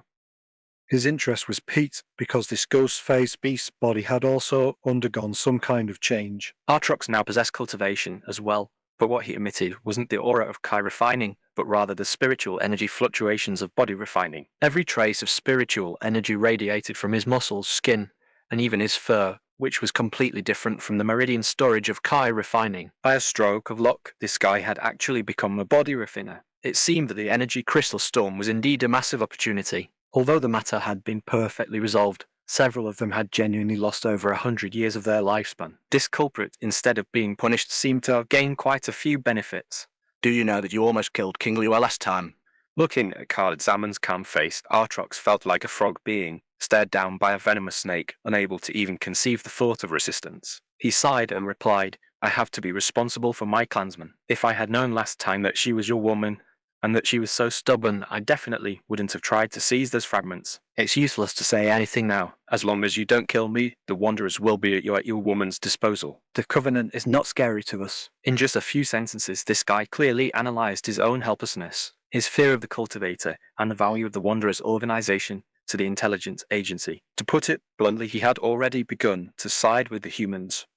Yanjai walked over and asked softly, Are you willing to become a spirit pet? You can gain thousands of years, or even eternal life. No.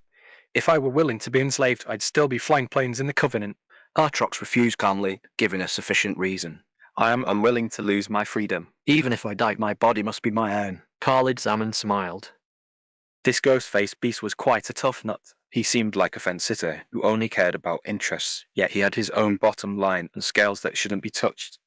Don't be fooled by how calm he looked. If Khalid Zaman tried to forcibly take him as a spirit pet, he would probably resist to the death on the spot. He had already figured out the reason Artrox had entered the body refining realm. He'd analyze it with Cortana once they got back to get a definitive result. Therefore, it was better to leave this ghost-faced beast to Margaret. All right, the matter here is settled. Let's head back to Earth first. I'm a bit tired and want to rest for a while. King Leo entered Slipspace once again. This time, she was free from the shackles of time, and her cultivation had increased significantly, causing the girl to hum a little tune. Khalid Zaman found a random rest cabin, wanting to take a break. He was truly exhausted this time. The true Kai in his body was nearly depleted. His body ached as if it were being torn apart, and he was mentally drained. He just wanted to have a good sleep and recover enough spirit to deal with the next battle. At this moment, Margaret led Yanjai into the room. I've brought her to warm your bed, Honey Tilda. Khalid Zaman lay on the bed and said weakly, "Stop joking around, I need to rest properly right now." That is exactly why I need to be here. Yanjai took off her rainbow clouds dress, revealing her divine, snow-white body. Her jade-like skin was full of collagen elasticity, and her curvaceous lines perfectly showcased a woman's flawless figure. Khalid Zaman asked with a strained posture, "Are you sure you're not trying to drain me dry right now? I don't have the energy for these things." "Don't worry, Tilda." Yanjai's voice was soft and charming, seemingly possessing a certain magic that made one feel comfortable just listening to it. Khalid Zaman was startled and subconsciously asked charm arts. "What charm arts?" "I am a master of illusion.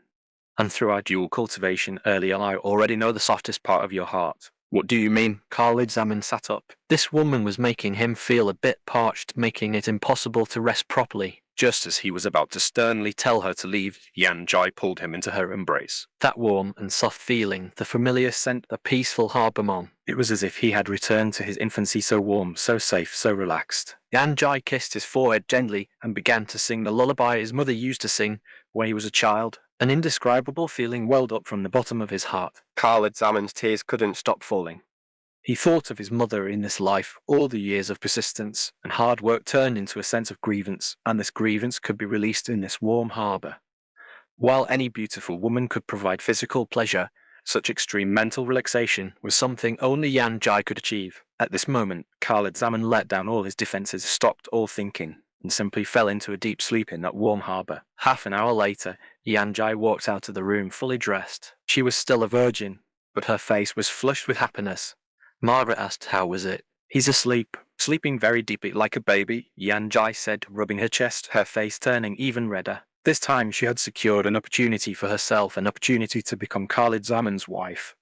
Originally, as Margaret's spirit pet, she shouldn't have entertained such thoughts. Competing with her master for affection was simply preposterous. However, her innate illusions did indeed have an extremely strong healing effect on the mind. So Margaret had promised her that if she could truly heal Khalid Zaman, she would be given a chance. Earth was still in the midst of war, and for whatever consideration, they needed to keep this man in his best state. In the end, Khalid Zaman didn't last 5 seconds before he started crying. He cried with such grievance and sadness that Margaret had to leave the room to give the two of them enough space. She had originally thought Yanjai would take the opportunity to have sex, to cut the rice and seize the position. She didn't expect that although the queen had undressed, she did nothing of the sort and merely coaxed him like a child. Yanjai could feel her thoughts. Even before entering the door, the queen was somewhat surprised that humans could have so many schemes and tricks. Fortunately, the outcome was a win-win, or rather a triple win.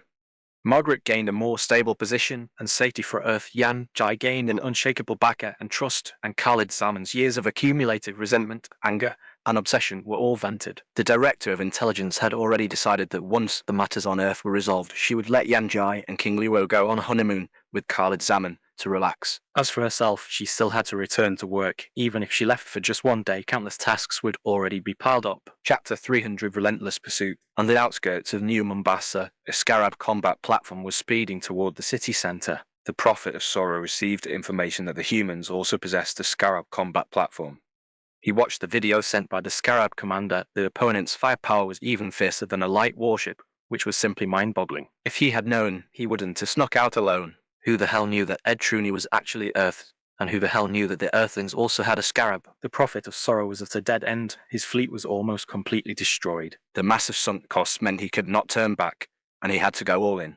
Deploy all combat units from the carrier. consolidate forces toward the center of the city. Hold the line for me. 10 minutes later, the human troops attacking the outskirts of New Mombasa were all steadily advancing, while the Covenant troops were retreating as they fought. Reinforcements for the Marines were increasing, and the front line was constantly moving toward the center of the city. At this moment, Helljumpers had also appeared in the air with nearly 300 drop pods falling toward the city. The roads out of the city had been completely sealed off. The civilians who could evacuate had long since left, and those who couldn't had either been killed or found places to hide. In any case, anyone still wandering on the roads was definitely a Covenant unit, because the suburbs were filled with low-rise residential areas, rugged and narrow roads, and obstacles everywhere. The Master Chief couldn't use vehicles and had to proceed on foot.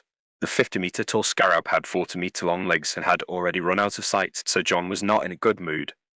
After quickly killing a few wild boar beasts and crossing a narrow corridor, a commercial street appeared before him. Alice crisscrossed. A leisure plaza sat in the middle of the street, and there were 2-story viewing platforms on the sides. The shops on the commercial street were only 3 stories high at most, but the surrounding buildings had a dozen floors. This terrain was too easy to be ambushed in, especially since the high-rise buildings all around were filled with sniper points. Although the Master Chief was anxious to get on his way, he still had some Marines with him. Rushing in blindly would make it too easy to be ambushed. He reached out and stopped the Marines who wanted to rush in. Everyone, wait a moment. Understood, Master Chief. Oh, not running anymore. Finally, we can take a break. These few Marines hadn't fired many shots, but they had been running for over 10 minutes following their combat hero and were nearly exhausted. Being able to rest now, they all sat down on the ground. The Master Chief took out a bundle of grenades tied together and threw them in. There were at least 50 plasma grenades in there, looking like a huge jackfruit.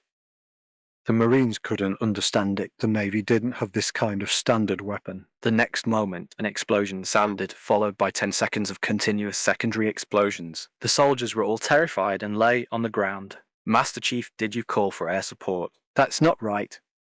What kind of air support would you use in such a small place? Aircraft can't get in right. The soldiers were all covered in dust, but their faces were still relaxed. When the Marines followed a Spartan warrior, most of the time they could only serve as weapon racks. This was also an iron order from the military department. When encountering a Spartan warrior, any weapon or vehicle would be unconditionally prioritized for their use. The Master Chief wasn't as relaxed as them. That move just now was a simplified version of Divine Sense invented by John. After some maneuvering, he indeed discovered at least 5 Covenant combat squads within a 100-meter radius of the commercial streets. The enemies were all hiding in dark corners or high platforms, just waiting for them to enter. As soon as they entered the plaza, bullets would fly from all directions. If it were before, John would only be able to find cover while shooting, slowly grinding these enemies to death.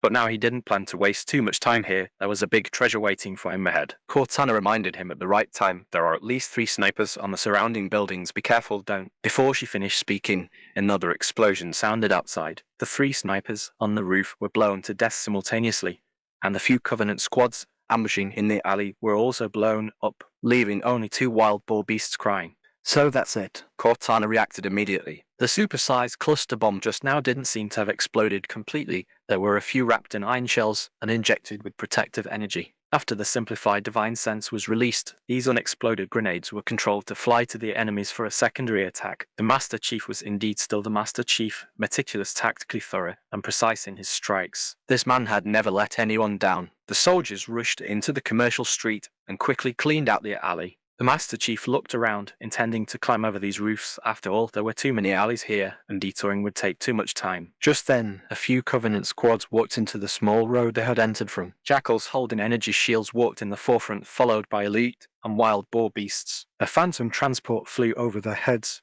and another group of Covenant soldiers ran from deep in the alley. Due to the Prophet of Sorrow's tactical retreat order, the density of Covenant troops in the city was now far greater than in normal combat deployments. Therefore, a batch of enemies arrived just after they had finished clearing, and there were even more than before. The Master Chief shouted, everyone hide in the viewing platform, find cover. You are responsible for suppressing fire from behind. As he shouted, he took out a sniper rifle and took out the jackals that had just jumped out on the surrounding roofs. He turned around and threw a handful of human grenades. Some of the reinforcements in the alleys were killed, and others were forced back. Then the Phantom in the air began to bombard him heavily. The Master Chief withstood the point defense turret and fired 2 rockets back, not even waiting for the rocket launcher to lock onto the enemy.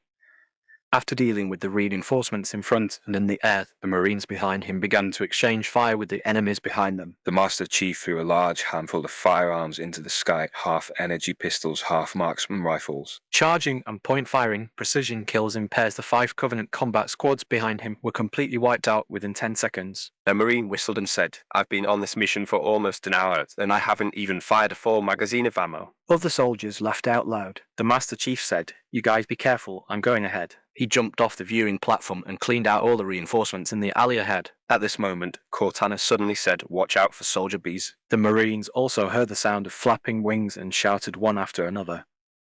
"They're on the roof, watch out." A bunch of despicable guys.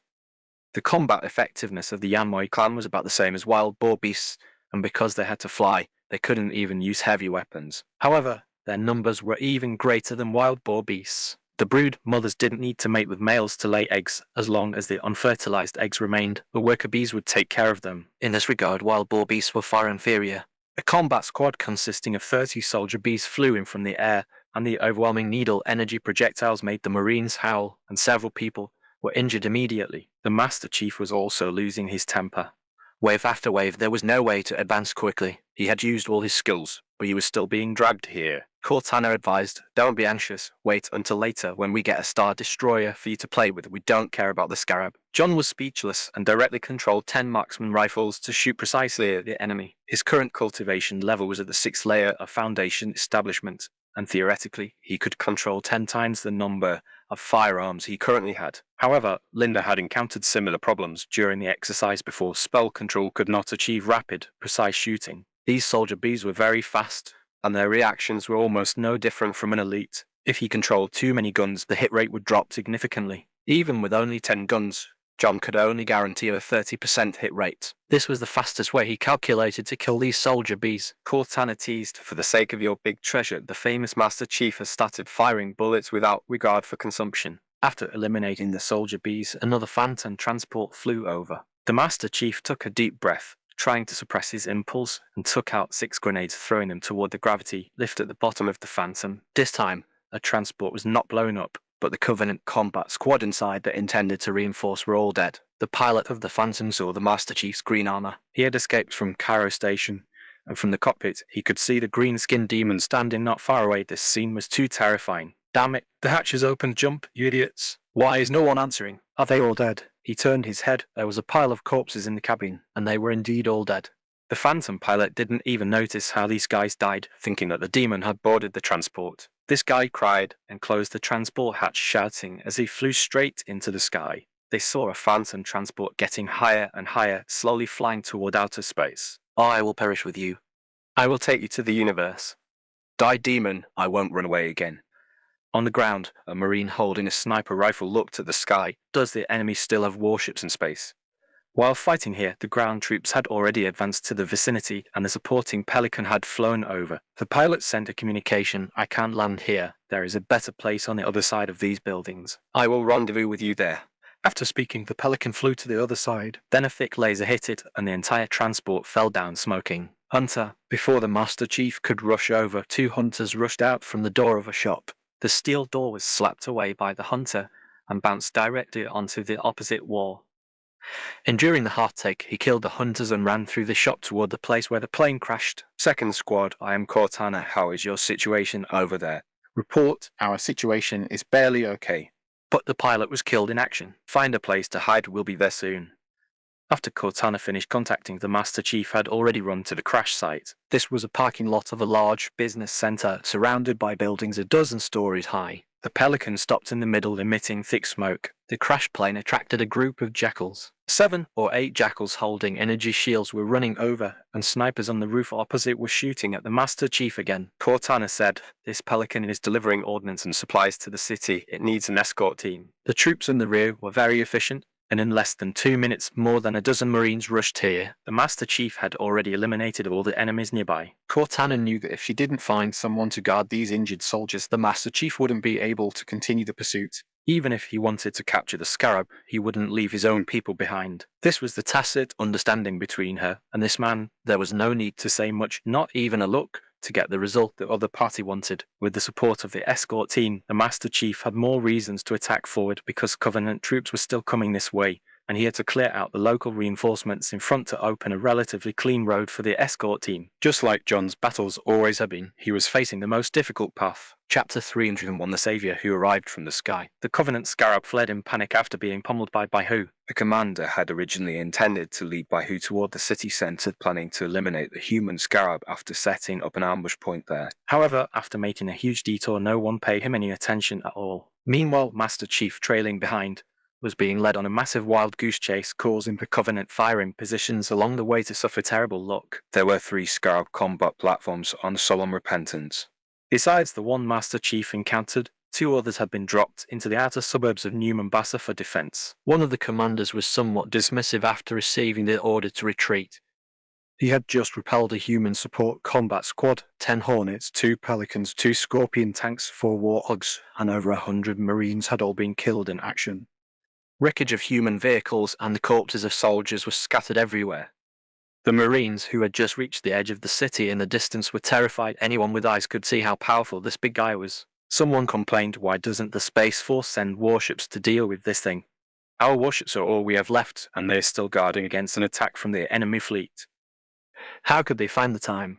I just saw Helljumpers drop pods. There should be reinforcements coming. Reinforcements, my ass. Many drop pods were smashed before they even hit the ground. The Covenant set up a lot of firing positions in the city. Each of these warriors carried a rocket launcher on their back, and every 2 people rode a mongoose quad bike.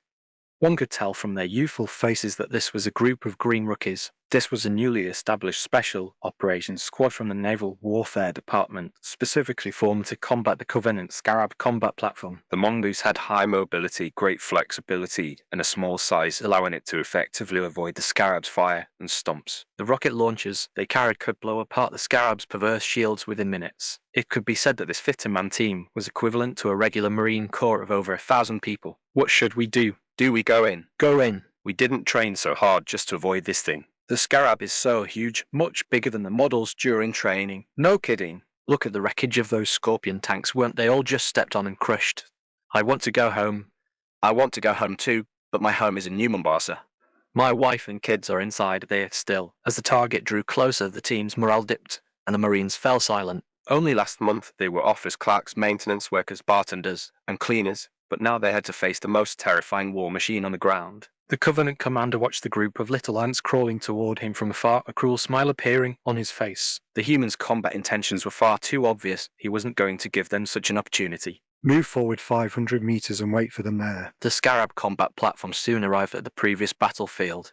Here, nestled between mountains and water, the terrain was narrow, and the soft sand was covered everywhere with vehicle wreckage. If the mongoose intended to fight a scarab in a place like this, it would be no different from suicide. In less than 3 minutes, the Marines entered the scarab's range. The point defense turrets fired continuously like scattering flower petals. Scatter. Everyone scatter. The warriors dodged shells while firing at the scarab. However, although the big guy looked clunky, it could easily dodge the rockets. These things that took so long to fly simply couldn't hit the opponent from a distance. Soon, casualties began to appear on the human side. Those ion cannon shells were not just numerous, they also exploded. The aftershocks of the explosions would cause the mongooses to lose balance. Some warriors fell off their vehicles and were blown to ash before they could dodge. Others jumped off their bikes, evaded the attacks, and continued to charge forward with their rocket launchers. 4 Pelicans flew in from the rear. After each dropped a mongoose motorcycle, these transport aircraft did not retreat, but instead provided fire support from the air. The Scarab commander didn't have his turrets fire into the air either. He simply had some of his subordinates go to the very top of the platform to return fire with fuel rod cannons. He knew very well that the fire from the Pelicans was just like an itch. The real threat all came from those rocket launchers on the ground. This iron turtle was already hard to crack, and with this commander being cautious and defensive, there was simply no opening. Ha ha ha, foolish humans. And they say humans are stronger in ground combat, they're simply pathetic. As the commander was still laughing, a subordinate beside him reminded him, "Sir, the Prophet has ordered us to shrink our defensive line. What does the old geezer know?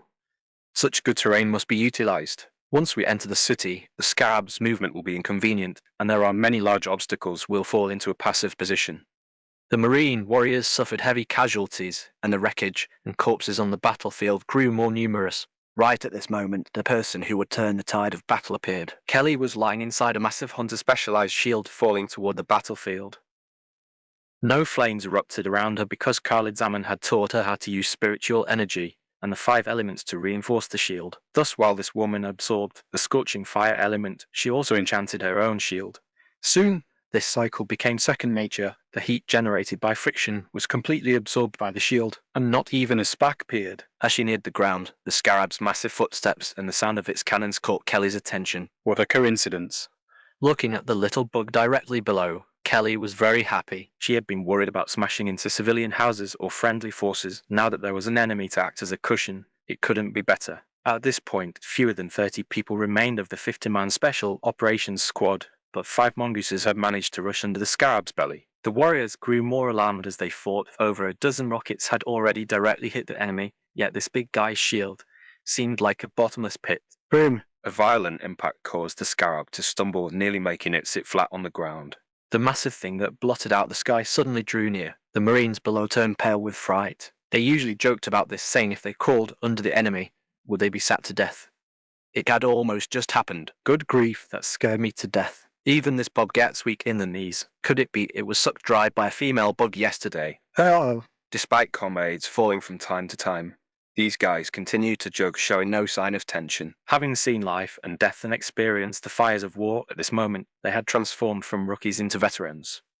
The warriors were surprised to find that the shells they fired no longer triggered shield energy. It seemed the scarab's reactor had exceeded its limit. At this time, there were only 10 seconds. The commander was somewhat infuriated. He thought these ants had finally worn down the scarab's shield after all. 10 of you go to the top of the platform and kill those ants. 4 elite warriors led 6 jackals toward the top layer. These were the scarab's specialized defense troops, each an expert marksman. They rarely showed their faces unless it was a large-scale legion battle. The scarab commander sensed danger and didn't intend to hold back any longer. Deploying these troops was because he wanted to eliminate the enemy as quickly as possible. However, he had gotten one thing wrong. It wasn't the soldiers below who had depleted the scarab's shield. Chapter 302, New Spirit Pet.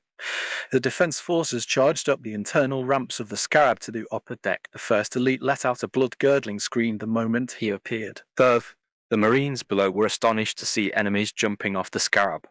No one suspected they were jumping down to attack because someone intending to attack wouldn't let out such a soul-stirring cry. Then came the second and the third. Every elite screamed as they went up the ramp, leaving the jackals below completely bewildered. What's going on? Something's scaring them.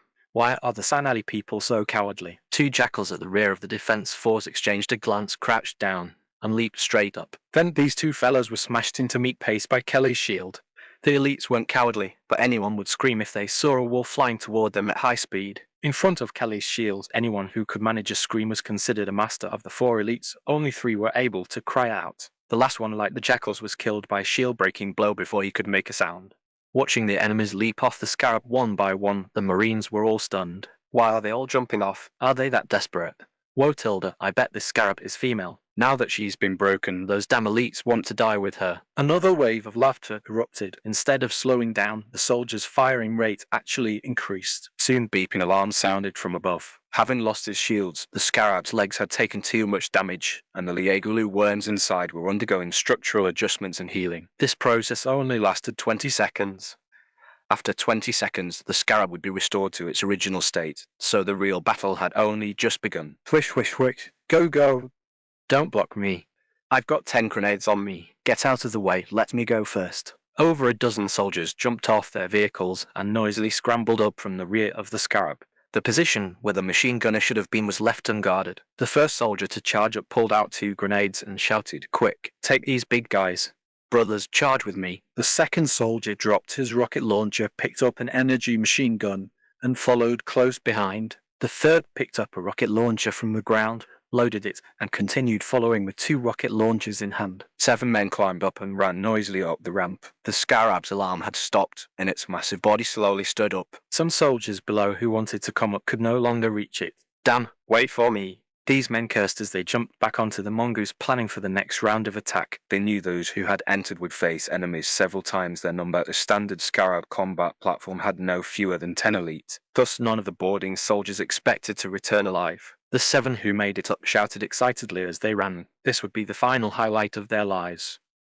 After reaching the largest platform on the middle level, a ramp extended downward into the interior of the scarab. The soldiers didn't hesitate, charging inside with a roar. But in the end, they still didn't see any enemies. In front of the command console, a 2-meter-tall human beauty was braiding her hair. The Marines were dumbfounded. Is this scarab really female? She's way too beautiful. No wonder those elite wanted to die with her. Kelly rolled her eyes and asked, "What do you guys want?" The first Marine glared at her fiercely. F*CKU. Then he was slapped against the wall by a teammate behind him. "You idiot! This is a Spartan warrior. Don't you recognize the engineer?" A burst of laughter. Someone else shouted, "Holy crap, I better go toss these grenades first." After the commotion, the soldiers all stood there in silence, some even wiping away tears. Once the initial adrenaline passed, fear and a sense of grievance washed over their souls after all they had survived. The relief of surviving a near-death experience always makes one more reverent toward life and death. Kelly put her helmet back on and patted the command console, saying, "What should I name you?" Names like Azure Dragon or White Tiger are too ugly. It's so tasteless to give a girl a name like that. The Marines had just started feeling emotional when they were interrupted by these shocking lines. The scarab replied in a tender, youthful voice, "Then please give me a nice name, master." These men were all stunned, thinking simultaneously, is it really F*seeking female? However, they also deduced the situation. This female Spartan had captured the enemy's scarab and was planning to give it a new name. Kelly tilted her head and said, "How about Doll?" I think that's a great name. Both. The soldiers were all floored. What kind of great name was that? Call her Martha. Call her Sweetie. Call her Catherine. I think Mary is good. My girlfriend's name is Mary. Call her Kitty. How about Sexy Busty Babe? After the last person made his suggestion, everyone stared at him. Feeling embarrassed, he offered another option. How about calling her Violet? Kelly's eyes lit up. Good, that's a great name. From now on you're called Violet. Thank you, Master. Violet is so happy. Hearing the cute girl's soft, sweet voice, the Marines felt their hearts itch, though something felt strangely off. Kelly slapped the console and shouted, "Let's go, Violet. Time to go hack some people with your big sister." Wait, there are still people hitting me from below. It hurts, Tilda. This immediately ignited the Marines' protective instincts. Never mind such a soft, Cute voice, even without their voice pack, they couldn't let their own scarab get damaged. They rushed to the platform one by one and shouted down, "Stop shooting. Ceasefire. You idiot, if you keep shooting, I'll twist your heads off. Stop firing right now or I'm tossing grenades." The Marines below, seeing the scarab stationary, were using it for target practice. They stopped when they heard the shouting. Holy crap! What's going on? Did those idiots defect to the enemy? Someone else shouted up, "How come you guys aren't dead?" Someone above got annoyed. You're the one who isn't dead. Your whole family isn't dead. But of course, I'm not dead. If I would, you'd be dead too, seeing me on the road to the underworld. Oh, Tilda, so we're all dead. No wonder the scarab isn't moving. Does that mean the scarab is dead too? After another commotion, all the Marines boarded the scarab combat platform. They were extremely curious about Violet. Ignoring Kelly, they started touching things everywhere, looking very much like they had an urge to fire a few shots. Violet protested, "Stop touching me. I'm a girl, you can't just touch me like that."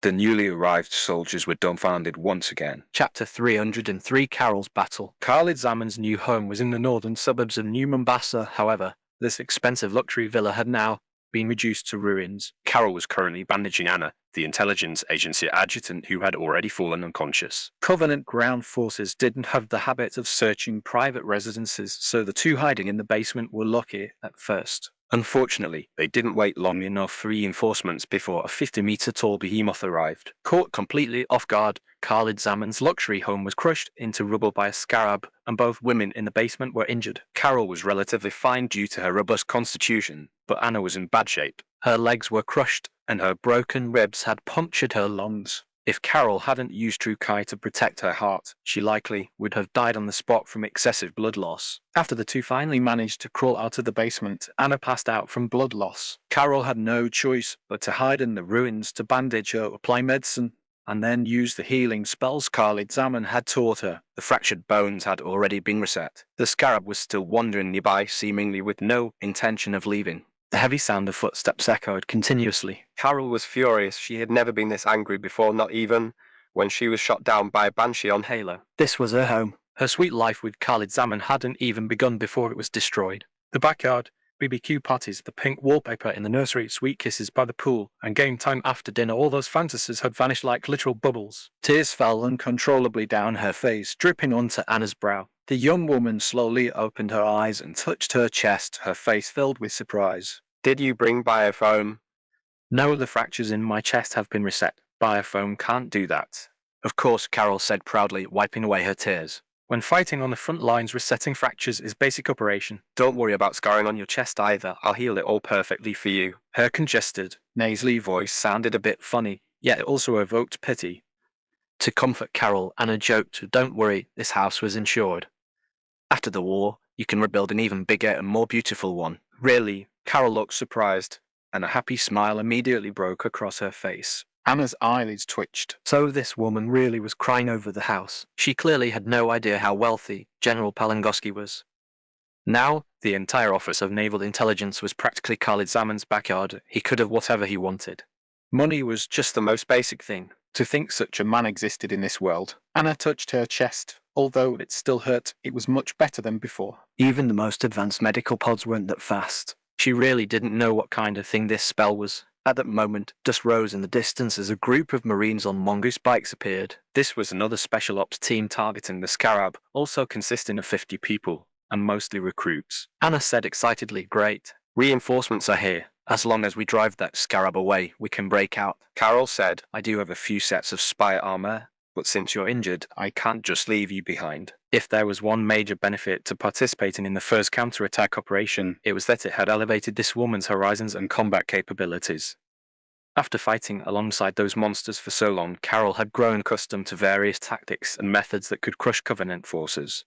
Without the Scarab, she even had the confidence to break out while carrying the injured Anna. The supporting Special Ops members roared past, charging toward the wandering behemoth nearby. Moments later, shells flew and smoke filled the air. Accompanied by earthquake-like footsteps, the Scarab met them flanked by over a dozen Covenant combat squads. Anna cried out, "This is bad." Her shout agitated her wounds, and she immediately slumped down, brow furrowed in pain. Carol asked, "What's wrong?" "I've been using healing spells. Why are you so agitated?" "Those Special Ops teams can't withstand the Covenant squads." "You absolutely cannot fight a Scarab that has infantry support." "We're finished now."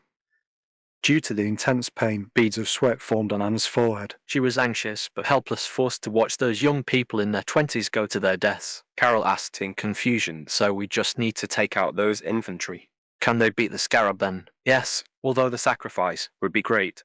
The probability of a 50-man squad taking down a Scarab is over 30%. This was calculated by Cortana. It won't be wrong. Such a calculation seemed like a joke. Only a 30% chance to kill a Scarab meant a 70% chance of total annihilation. If more people were sent, casualties would increase exponentially. One could only say Cortana's calculations were too rational. She calculated the tactic with the minimum loss for humanity, but offered these young people no real chance to survive. Anna continued, "That's the probability for a 50-man squad facing a Scarab alone. If they encounter this many Covenant troops, they are dead even without the Scarab." As she spoke, the Marines had already engaged the Covenant forces. Since the mongoose had no protection, and there wasn't enough space to dodge or maneuver, casualties quickly mounted. Carol sighed. "I'll go help them." With that, she put on her spy armor and ran toward the battlefield. "What are you doing?" "Don't be reckless, come back." Anna regretted it immensely. She wouldn't have talked so much if she'd known. Now the comms weren't going through and she was injured. If anything happened to Carol, General Palengoski would probably skin her alive. Carol gave a thumbs up, pointing at herself. "Did you forget? I'm a war hero." This was a suburban neighborhood with very wide roads, lined with luxury villas and small gardens. The Covenant forces had occupied a large plaza garden, bigger than 2 football fields, with 4 main roads passing through it. It was considered the most important transport hub in the vicinity. If the Special Ops members wanted to attack, they had to force their way into the plaza along straight roads. Furthermore, each road was densely packed with over a dozen ion energy covers, and there were 8 floating combat platforms and 4 shadow turrets at the edge of the plaza. Those energy covers would recover in less than 10 seconds after being blasted by rockets. The human side seemed to have fierce firepower, but they had no protection to stop bullets. One mongoose after another flipped over, and soldier after soldier fell. The closer they got to the plaza, the greater the losses. The Special Ops members attacking from the 4 roads were soon cut down by half. A wild boar beast firing from a shadow turret couldn't help but complained, "Heavens, they're even less afraid of death than we are." Another wild boar beast beside him asked, "Are you not afraid of death?" "Stop bragging. Why don't you die once and show me Tilda?" Just as he finished speaking, the one on the turret flew out, landing directly outside the cover. Firepower from both sides was extremely intense at this moment, and the little guy was instantly blown to pieces. "You're so brave, Tilda. I'm afraid of death. I'm not stupid like you." After complaining, the remaining wild boar beast jumped onto the shadow turret and continued firing. Then he flew out just like his comrade had. Because the rockets traveled slowly, most of the shells fired by the special ops were shot down by the shadow turrets. Now that the turrets had suddenly stopped working, their Covenant positions were subjected to massive fire suppression. An elite warrior, covered in soot from the explosions, ran over furiously and asked, "What are you guys doing?" Why aren't you firing? A nearby wild boar beast answered tremulously, "Just now 2 idiots said they weren't afraid of death, and then they both jumped out." "Are you afraid of death?" I'm afraid. Don't kill me, Tilda. Who's trying to kill you?" Hurry up and fire.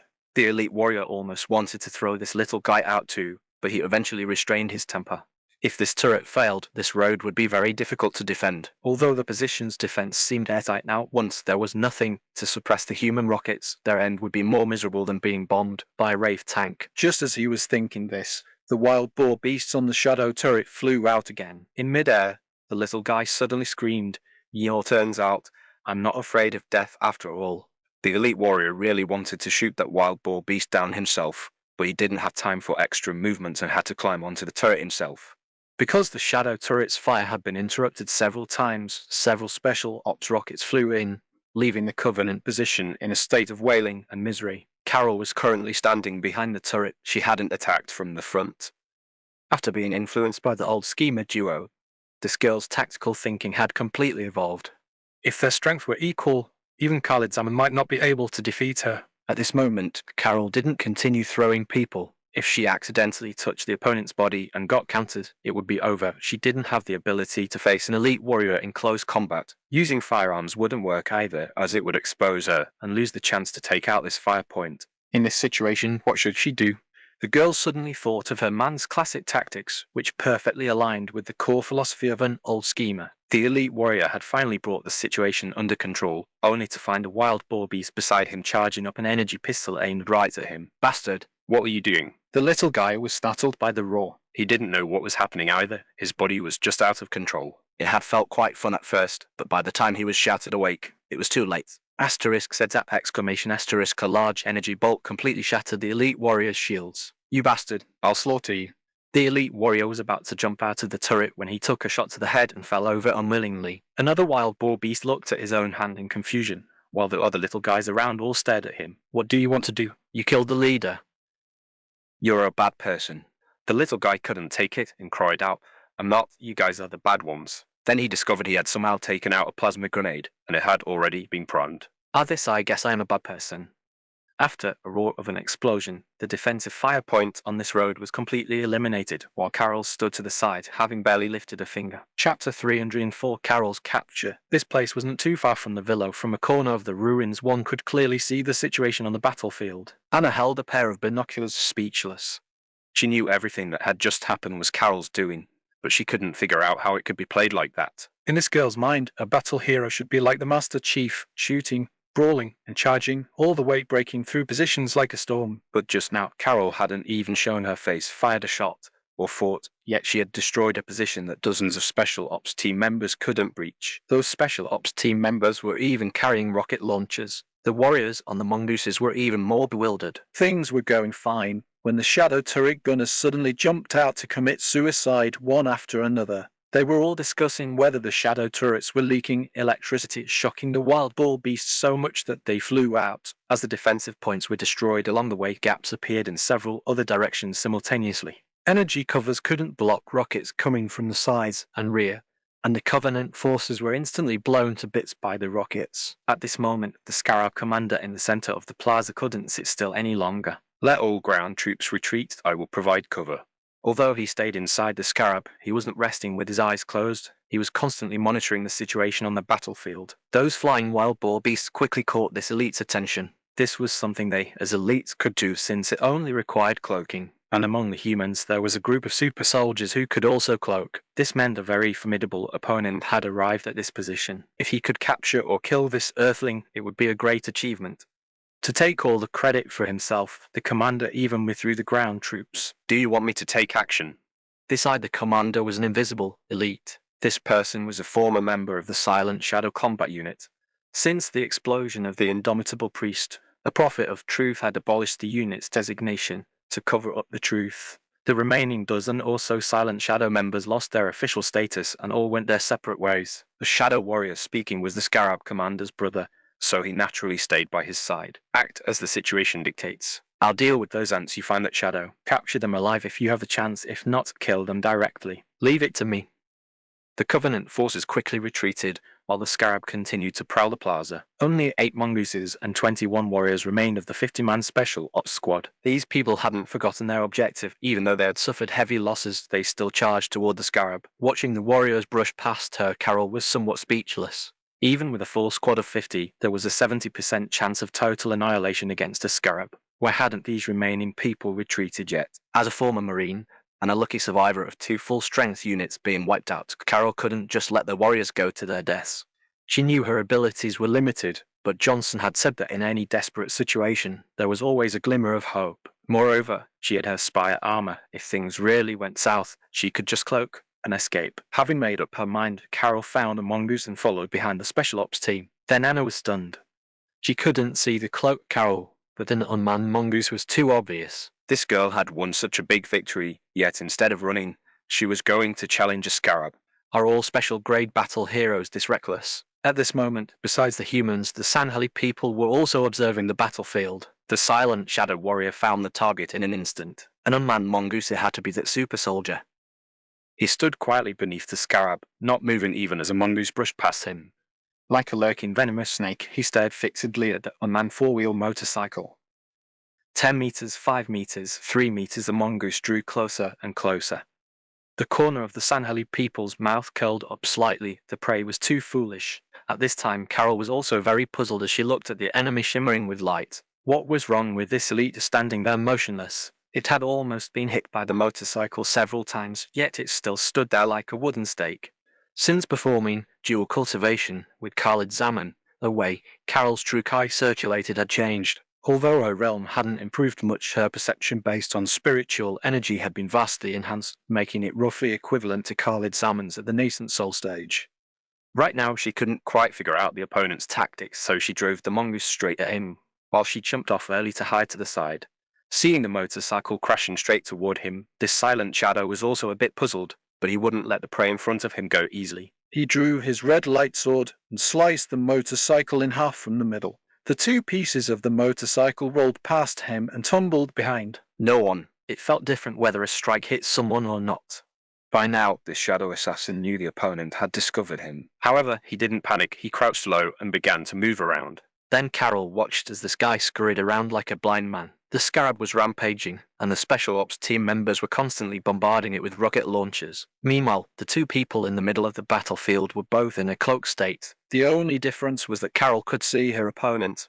Because of this, Carol let down her guard. She had never heard of the Silent Shadow, nor did she know how powerful this elite who was hunched over and looking like a blind man actually was. She just subconsciously pulled out an MA5 and started spraying. The bullets hit the opponent, and the energy shield rippled, causing the Silent Shadow's form to be exposed. At this moment, it wasn't the enemy who was exposed, but herself. Silent Shadow assassins always had great patience. Once they found an opportunity, they would never let it go. A standard human MA5 semi-automatic rifle based on the power and direction, the super soldier was right there. Carol was surprised to find the enemy charging straight at her. She hadn't dealt with this situation before, so she didn't bother to keep firing and jumped aside. With such a large movement, her form and actions were completely captured by the Silent Shadow. In other words, they could both see each other clearly now. Large movements, rookie-like, dodging the Silent Shadow immediately discovered Carol's true level. So it's just a rookie. How ridiculous. I was actually looking forward to it. What a waste of time. Carol was shocked to find an elite in grey full body armor before her. Instead of attacking her, the elite turned toward the mongooses nearby. 1 strike, 2 strikes, 3 strikes. With every swing, 1 or 2 Marines died. Ordinary soldiers simply couldn't withstand the attacks of such an enemy. Carol was going crazy. She didn't have any powerful heavy weapons on her. The MA5 was just kept in her storage pouch as a souvenir. As it turned out, an ordinary assault rifle couldn't break the opponent's defense at all. In less than 5 minutes, all the nearby Special Ops team members were killed. The ground covered in corpses and remains made Carol almost faint. The Shadow Assassin didn't re-enter stealth. He moved around to dodge bullets while saying HMPH. What a pathetic creature. With no reinforcements left and no hope of victory, Carol immediately entered stealth mode and turned to run. Unfortunately, in front of the silent shadow, movements of this magnitude made for ineffective cloaking. After a sudden dash, Carol's spire armor was shredded, and her right arm was severed. She lost consciousness under the powerful impact. No, Anna watched helplessly as Carol was wounded and taken away. In her agitation, she tried to rush out, but it strained her wound. A surge of intense pain caused the girl to pass out.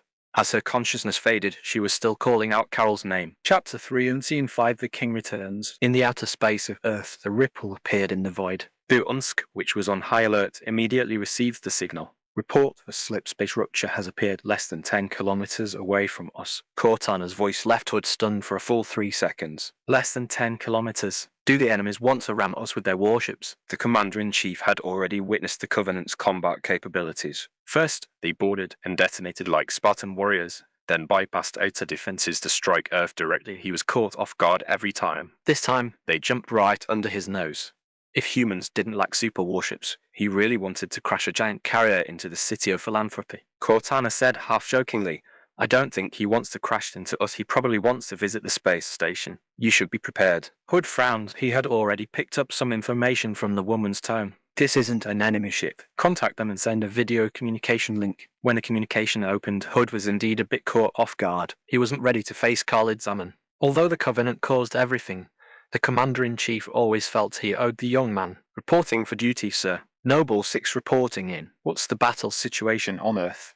"Is there anywhere that needs support?" Hood took off his military cap, smoothed his thick grey hair, then put it back on, and said seriously, "New Mombasa. Assist the Master Chief in pursuing the Prophet of Sorrow. Please go to the space station to receive the latest Mark Roman 6 Enjolnir armor. Cortana will explain the specifics to you." The old general's expression was complex. He didn't specifically detail the battle reports, still holding onto hope. He hoped the warriors who went to support the Athens space station were still alive. After all, the search teams hadn't found their bodies, so hope remained.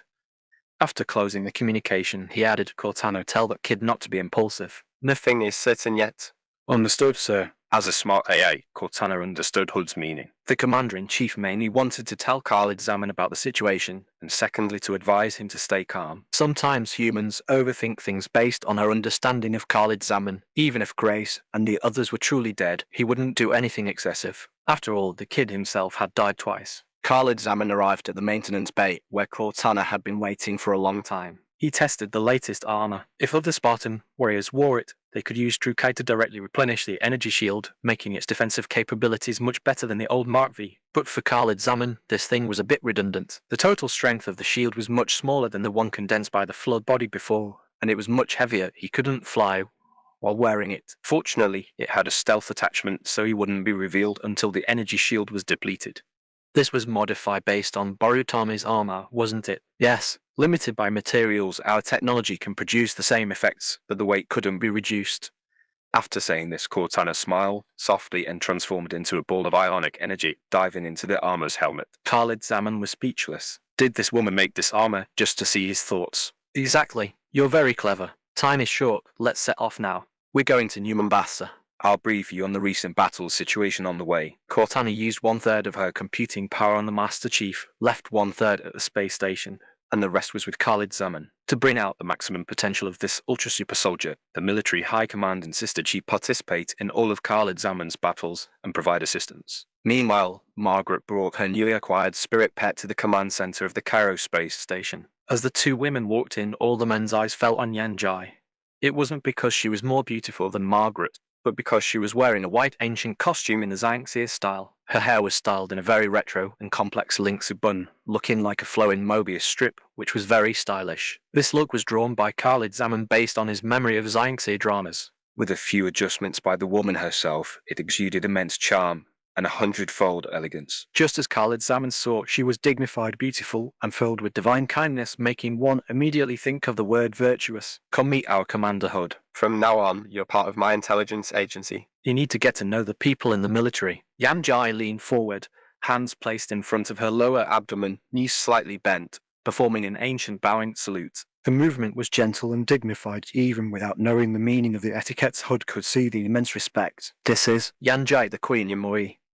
You should have seen her files. With a wave of Margaret's hand, Yan Jai transformed into her original form. Her 4-meter height and rainbow-colored wings were even more impressive than before. Hood was stunned. Normally, the supreme leader of the Yanmoi clan should be at his level, but he didn't know why this queen would turn into a human. Margaret certainly wouldn't bring someone to the military headquarters casually, and the supreme leader of a hostile race shouldn't enter the human stronghold alone. Everything was strange. The old general simply remained silent, continuing to look at Margaret. This is my newly acquired spirit pet. You can trust her as you trust me. Hearing this, Huld's expression became one of shock. A queen was a true dictator within the Yanmoi clan, a complete oppression based on bloodline, totally different from human social relations. Recruiting the queen meant removing the soldier bees. As a unit from the Covenant, such news was simply too wonderful. Welcome to our human alliance. Hud reached out his hand, his face wrinkling with a wide smile. Yanjai shook his hand gently and said, "Commander-in-Chief, you are too kind." Director Parangoski said that as long as I earn enough merit, I can become Lord Khalid Zaman's spouse. Please give your orders as you wish and please cherish my sincere heart. Though the old man's heart was filled with mixed emotions, unsure whether to be envious or envious. Setting aside her identity and true form, the woman before him was the virtuous wife and loving mother type. What man wouldn't be moved? However, he did have a task for her now. There is a Covenant assault carrier on Earth right now, with a large force deployed on the ground, including your Yanmoi clan. I want you to recall those soldiers and then help me search for the missing soldiers. He then had a subordinate bring a data pad which contained detailed records of Kelly, Grace, Jun, and Linda. Yanjai flipped through it and found that none of these people were simple. Jun and Khalid Salmon had trained together since childhood and were in the same squad. Their relationship was definitely special. Kelly and Grace were even more extreme. Both Spartan warriors were married to Khalid Zaman. How could these people go missing in battle? If that man found out, wouldn't the world be thrown into chaos? Since following Margaret, Yanjai's understanding of Khalid Zaman had reached a whole new level. Many things others didn't know, the Office of Naval Intelligence knew. Khalid Zaman had escaped from a planet surrounded by a fleet just by eating jackals. This was something the Director of Intelligence remembered vividly. Coupled with those monstrous battle records, it made her skin crawl. If there were true gods in the world, this man must be one. Even if he wasn't now, as long as he continued to grow, he would inevitably become a godlike existence. And her goal was to become the partner of such a person and embark on the path to godhood. Now the Covenant actually dared to attack Earth and might have even gotten his partners killed. It was simply irredeemably stupid. She handed the data pad back and bowed slightly, saying, "Leave it to me. My clan's soldiers and supplies are already on their way to Earth. As for the soldier bees on the carrier, I can recall them. It will only take an hour to get it all done." This small gesture made Hud's impression of her even better. One could say this woman perfectly embodied terms like well-educated, refined, and gentle. But this was also reasonable. She was a queen after all, so she had to maintain basic etiquette. To put it bluntly, she had to maintain her poise everywhere. And now that she had lowered her stance, she was even more careful with her words and actions. After the two women left the command room, Cortana explained some basic concepts about spirit pets to the Commander-in-Chief. The old man was first confused, then shocked, and finally he couldn't stop shaking his head. Chapter 306, The First Signs of King Luo. As Margaret and Yanjai left the command room, Khalid Zaman had already hurriedly departed from the space station. Too many things had happened in a single day, leaving him no time to think. 2 of his wives and 2 of his close friends were missing. Their fates unknown. New Mombasa was being invaded, and because the civilian base stations were destroyed, he couldn't even contact Sister Alice and Carol. His originally peaceful life had been shattered in just one day. It seemed fate always enjoyed playing such cruel jokes. If the prophet of sorrow could reach Earth, then the other 2 prophets could come as well, and the entire Covenant fleet could follow. Humans' remaining fleet would be utterly unable to resist. Even if King Liro joined the battle, the outcome would be the same. Cortana wouldn't miscalculate that point. Time didn't seem to be as plentiful as imagined. After entering the atmosphere, King Luo headed straight for New Mombasa.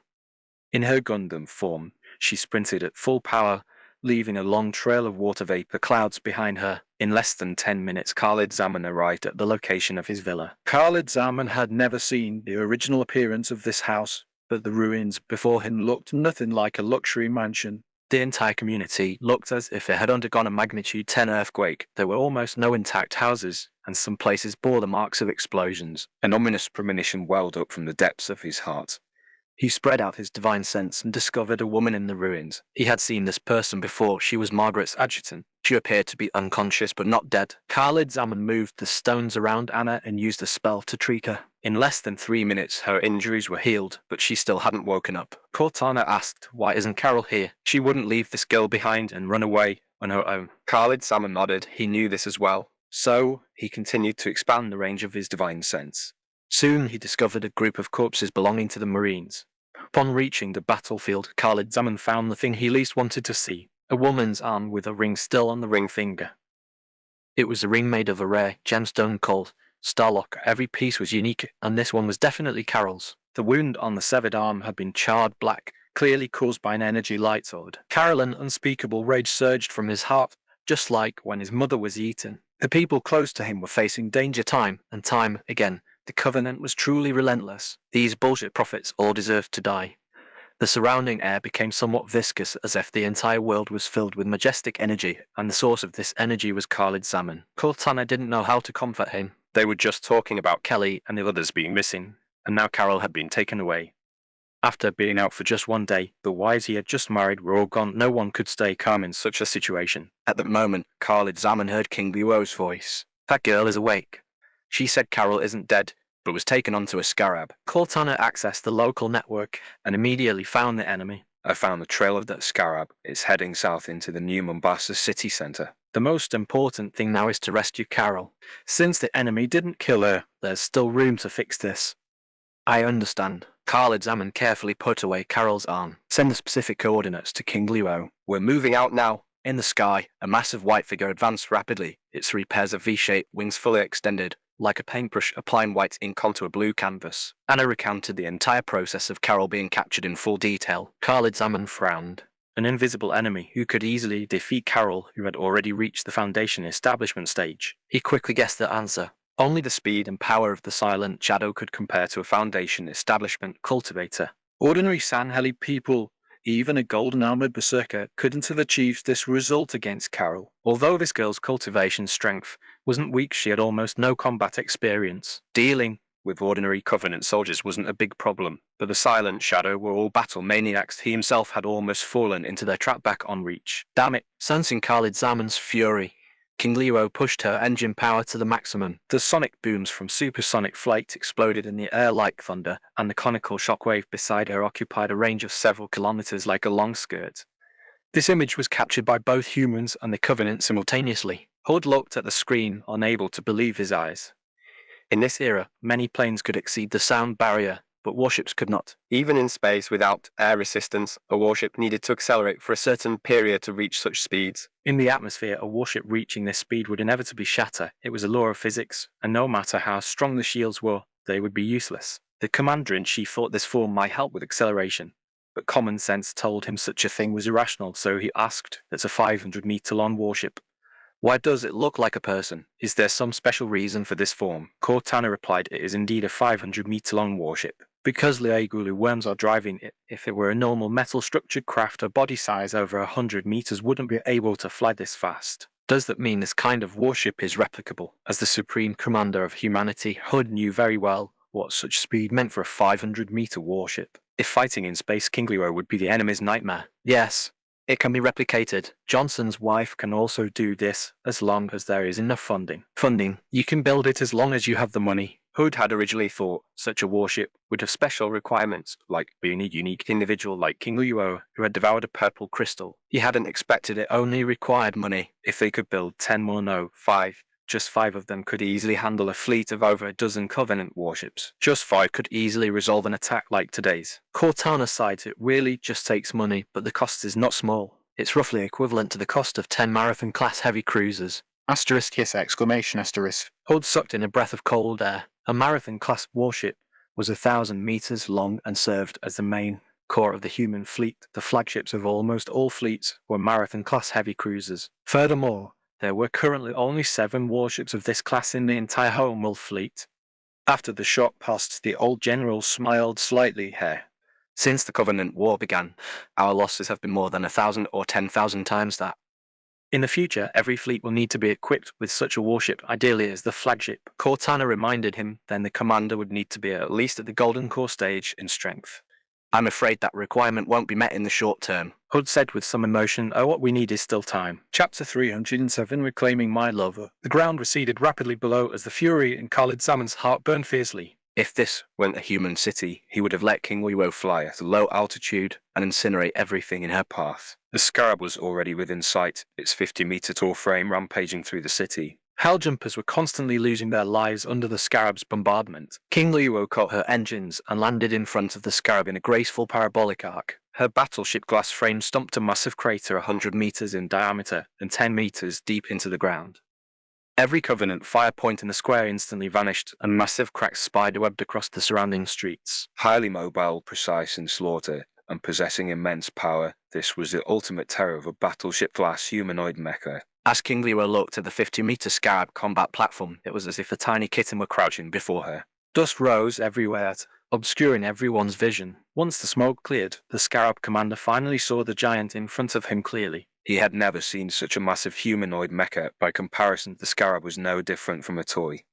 The combat platform he had always been so proud of had already been picked up by the mecha in front of him, toyed within its hands. The commander stubbornly ordered the Scarab to open fire with everything it had: plasma energy cannons, point defense cannons, and the other elites inside the Scarab also unleashed hell with their fuel rod cannons. Facing this playful level of firepower, King Luo merely raised her hand slightly, and all the incoming fire flew toward the sky, making it impossible to hit her. If she weren't afraid of hurting Carol, she could have knocked all these enemies unconscious with a simple swing of her arm. Khalid Zaman's divine sense swept out. Carol was not here. He charged directly into the Scarab, casually tossing the soldiers out before grabbing the commander by the neck and asking, "You captured a woman earlier. Where is she? I'll give you 10 seconds to answer otherwise." Otherwise what? Kill me. This commander was a white-armored veteran with a deep scar on his face, looking exceptionally fierce. Even though he was now facing this terrifying human alone, his expression remained fierce and arrogant. The Sanhali people were not afraid of death. Khalid Zaman was no saint. Besides death, he had many ways to pry someone's mouth open. 13 and 154.2235.71. Khalid Zaman recited a string of numbers expressionlessly. After he finished, the fearless Sanheli commander's face suddenly changed drastically. How do you know the coordinates of St. Helios? What are you trying to do? There are many things I can do, including massacring every living being on the planet. I don't even need to fire a battleship's main cannon. I just need to drop a few hundred nuclear bombs. Even if they aren't killed by the blast, the radiation will make life worse than death. Every creature on the planet will have their skin fester and die slowly in agony. As a commander, you should know the side effects of human nuclear bombs. When it came to destroying planets, humans were much more efficient than the Sanhali people. Even a planet that had undergone glassing could be reused, but a land filled with nuclear radiation would be unable to support intelligent life for centuries. This point had been mentioned in the Covenant's war meetings, but humans were usually too busy with passive defense to launch such an attack, nor did they know the coordinates of the Covenant's resource planets.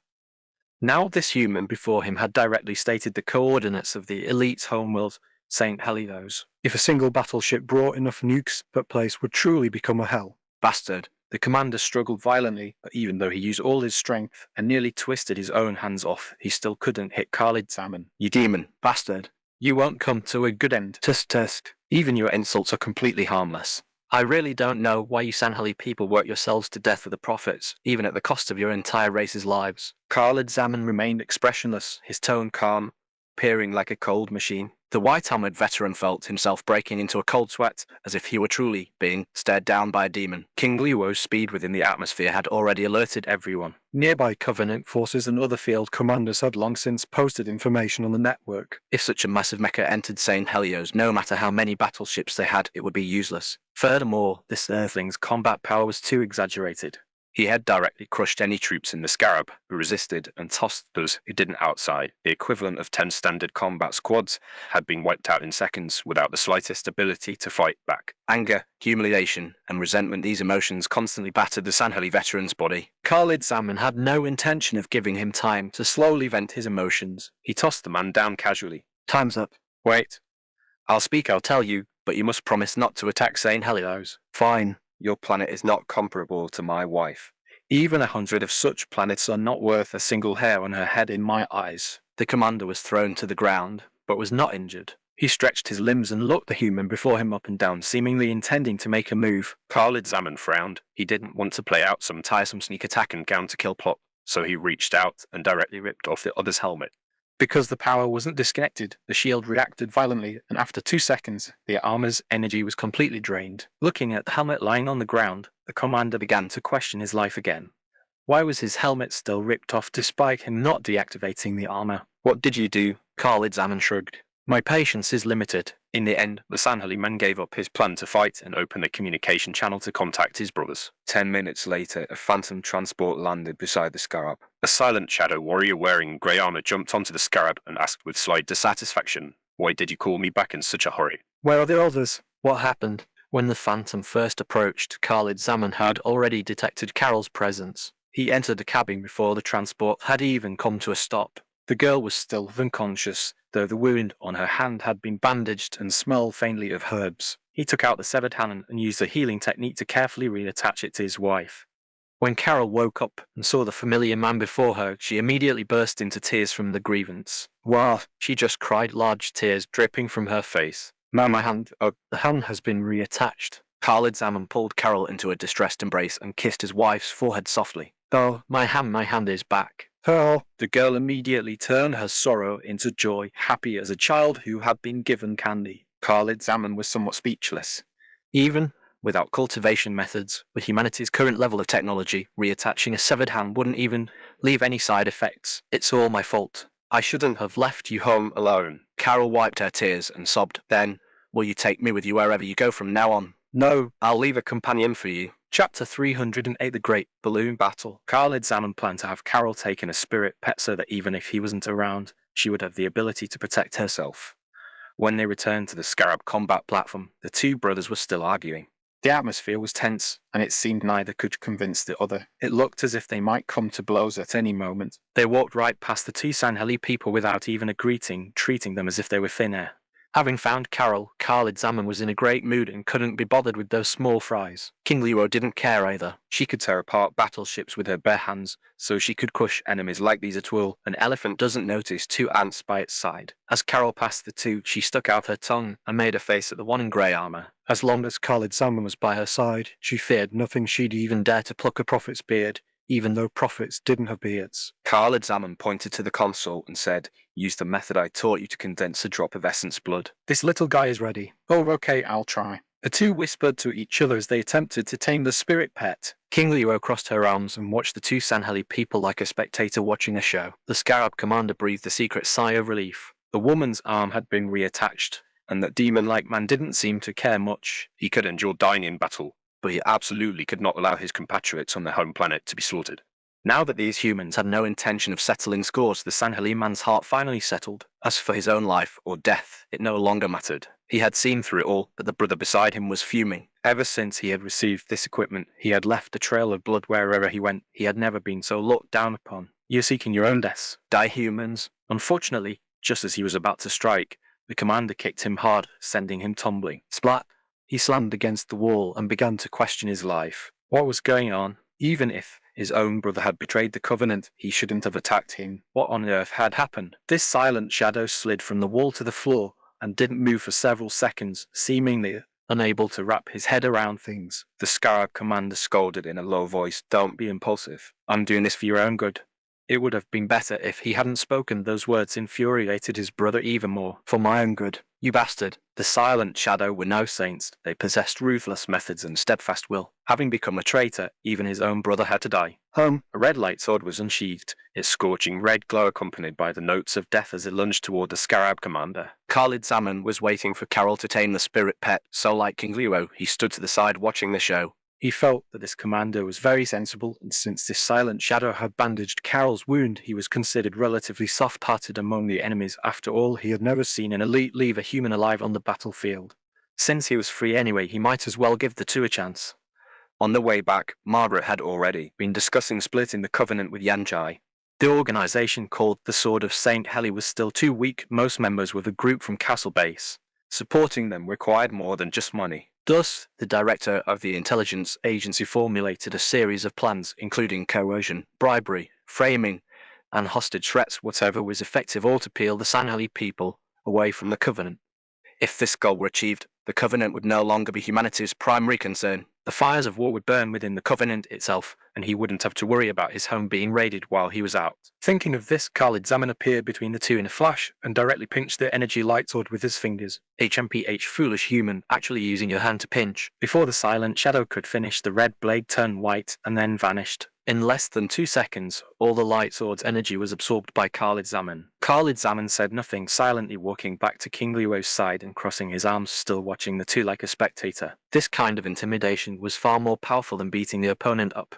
Back when he wanted to scare Orutami, he had created an earthquake to bolster his presence. Now he could disarm the opponent at will without any fancy tricks. Bastard. When had a silent shadow ever suffered such an insult? This Sanhali man was going mad with rage. He threw the hilt aside and charged at Khalid Zaman again, not even activating his cloak. Splat! Another kick, this time from his own brother. Once again, he lay flat on the ground, completely motionless. Some things happening once make one question life. Happening twice can drive one into a dead end from which they can't escape. Khalid Zaman shook his head. You hit so hard. Don't kick him to death. No, he's just stubborn. He's not injured. Oh, if he's stubborn, let him think about it some more. I'll help him. As he spoke, Khalid Zaman reached out and removed the Silent Shadow's iconic helmet, then used the gravity technique to make the fellow float into the air, finally condensing a thread of spiritual energy to tie around him. Here, this way he won't cause a ruckus. The two brothers looked at each other. One held a thread like a child with a balloon. The other was even more amusing, looking like the balloon being held by the child. Sanhali people were smart, though they lacked a sense of humor. In this situation, there was no need for further words. Their lives were entirely in the other's hands, yet the other wasn't killing them. What exactly do you want? Khalid Zaman thought for a moment and replied, I want you to stop fighting for the Covenant for the time being. That's impossible, unless you kill us right now. The two Sanhali people expressed their intent in unison. The one floating in the air looked at his brother with hatred. Put me down. Scarab commander let go, and the balloon floated up to the ceiling.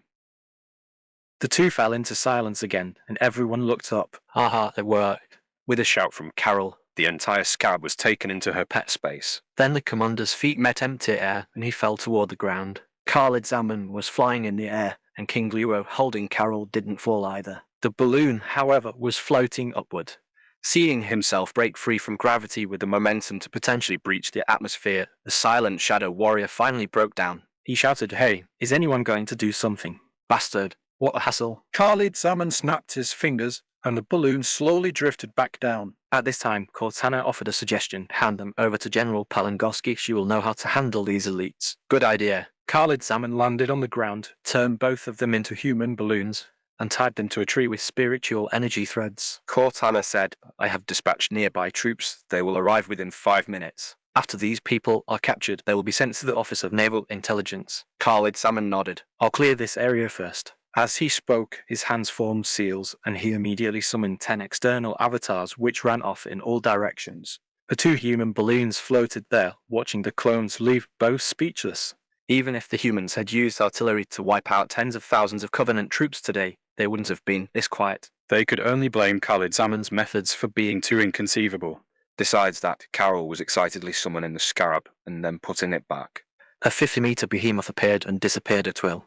The two Sanhali people were pondering why humans possess such logic-defined means. If they were madmen, they would have shouted words like miracle long ago. But their stubborn nature kept their mouths tightly shut. Cortana said Master Chief has entered New Mombasa from the south. He is still pursuing a scarab. Outside the western city, another scarab has been captured by our forces. According to the report, it was caught by Kelly.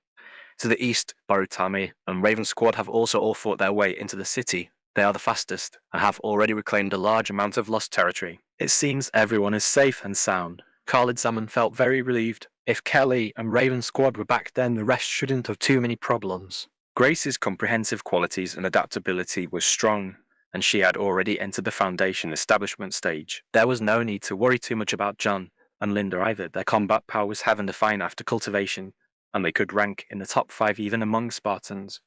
He was very optimistic, but Cortana still wanted to give him a reality check.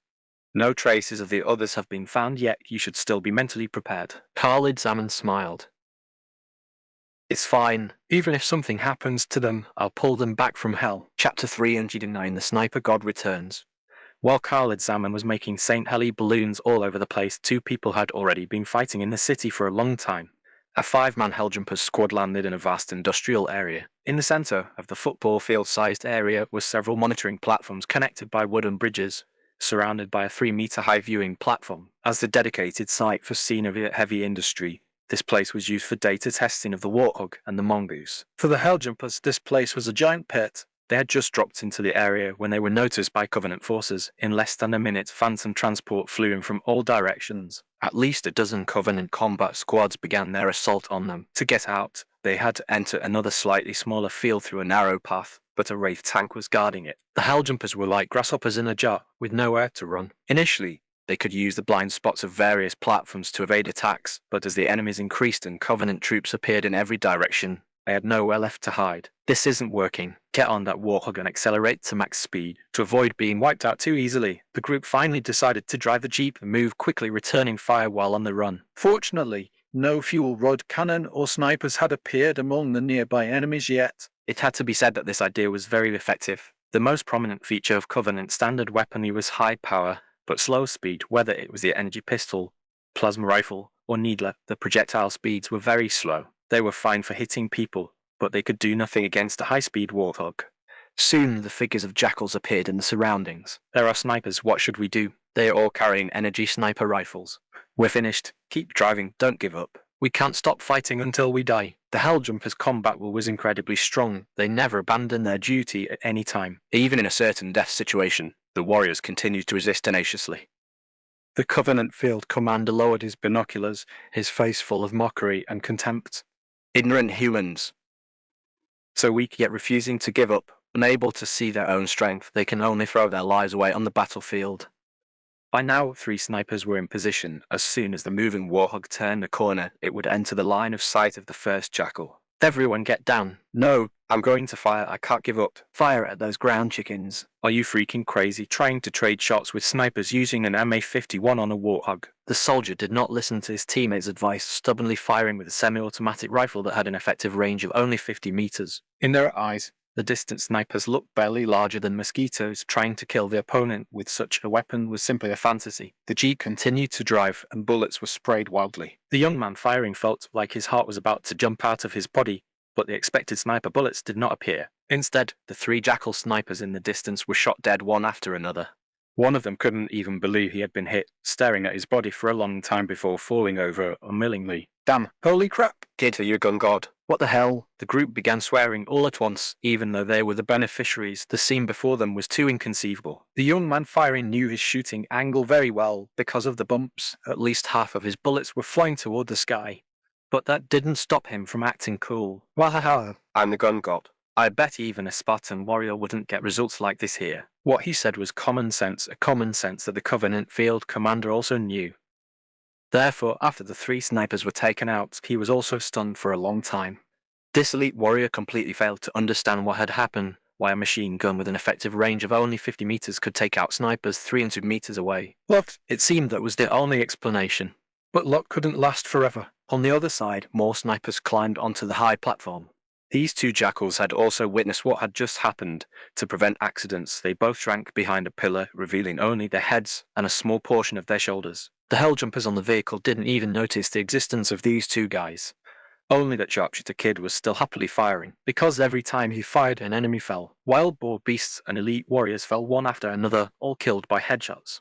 Even the newly arrived shield-bearing jackals died with their eyes open after the handles on their shields were hit. Their heads were exposed and then taken out by a single headshot. As long as he fired, enemies would fall in swaths. It reached the point where when the Warthog drove nearby, those Covenant soldiers all huddled behind cover, not daring to show their heads at all. But even so, as long as that Helljumper fired, enemies behind cover still fell. The Covenant field commander was about to go insane. What kind of person was this? He had seen skilled ones, but never one so shameless. It was so late, how were they supposed to fight? The Jeep made a sharp turn and entered the field of vision of the 2 snipers, while the Helljumper was currently reloading, completely unaware that his head was already being aimed at by the enemy. Bang bang, 2 shots, and the 2 jackal snipers fell unwillingly. Before dying, they were both thinking the same thing. That kid didn't even fire, you bastard. The field commander was so angry he threw down his binoculars. He grabbed an energy rifle and charged into the field. Damn it, I don't believe this. Just as he finished speaking, his body flickered with light. The armor's energy had already been broken. How was it possible?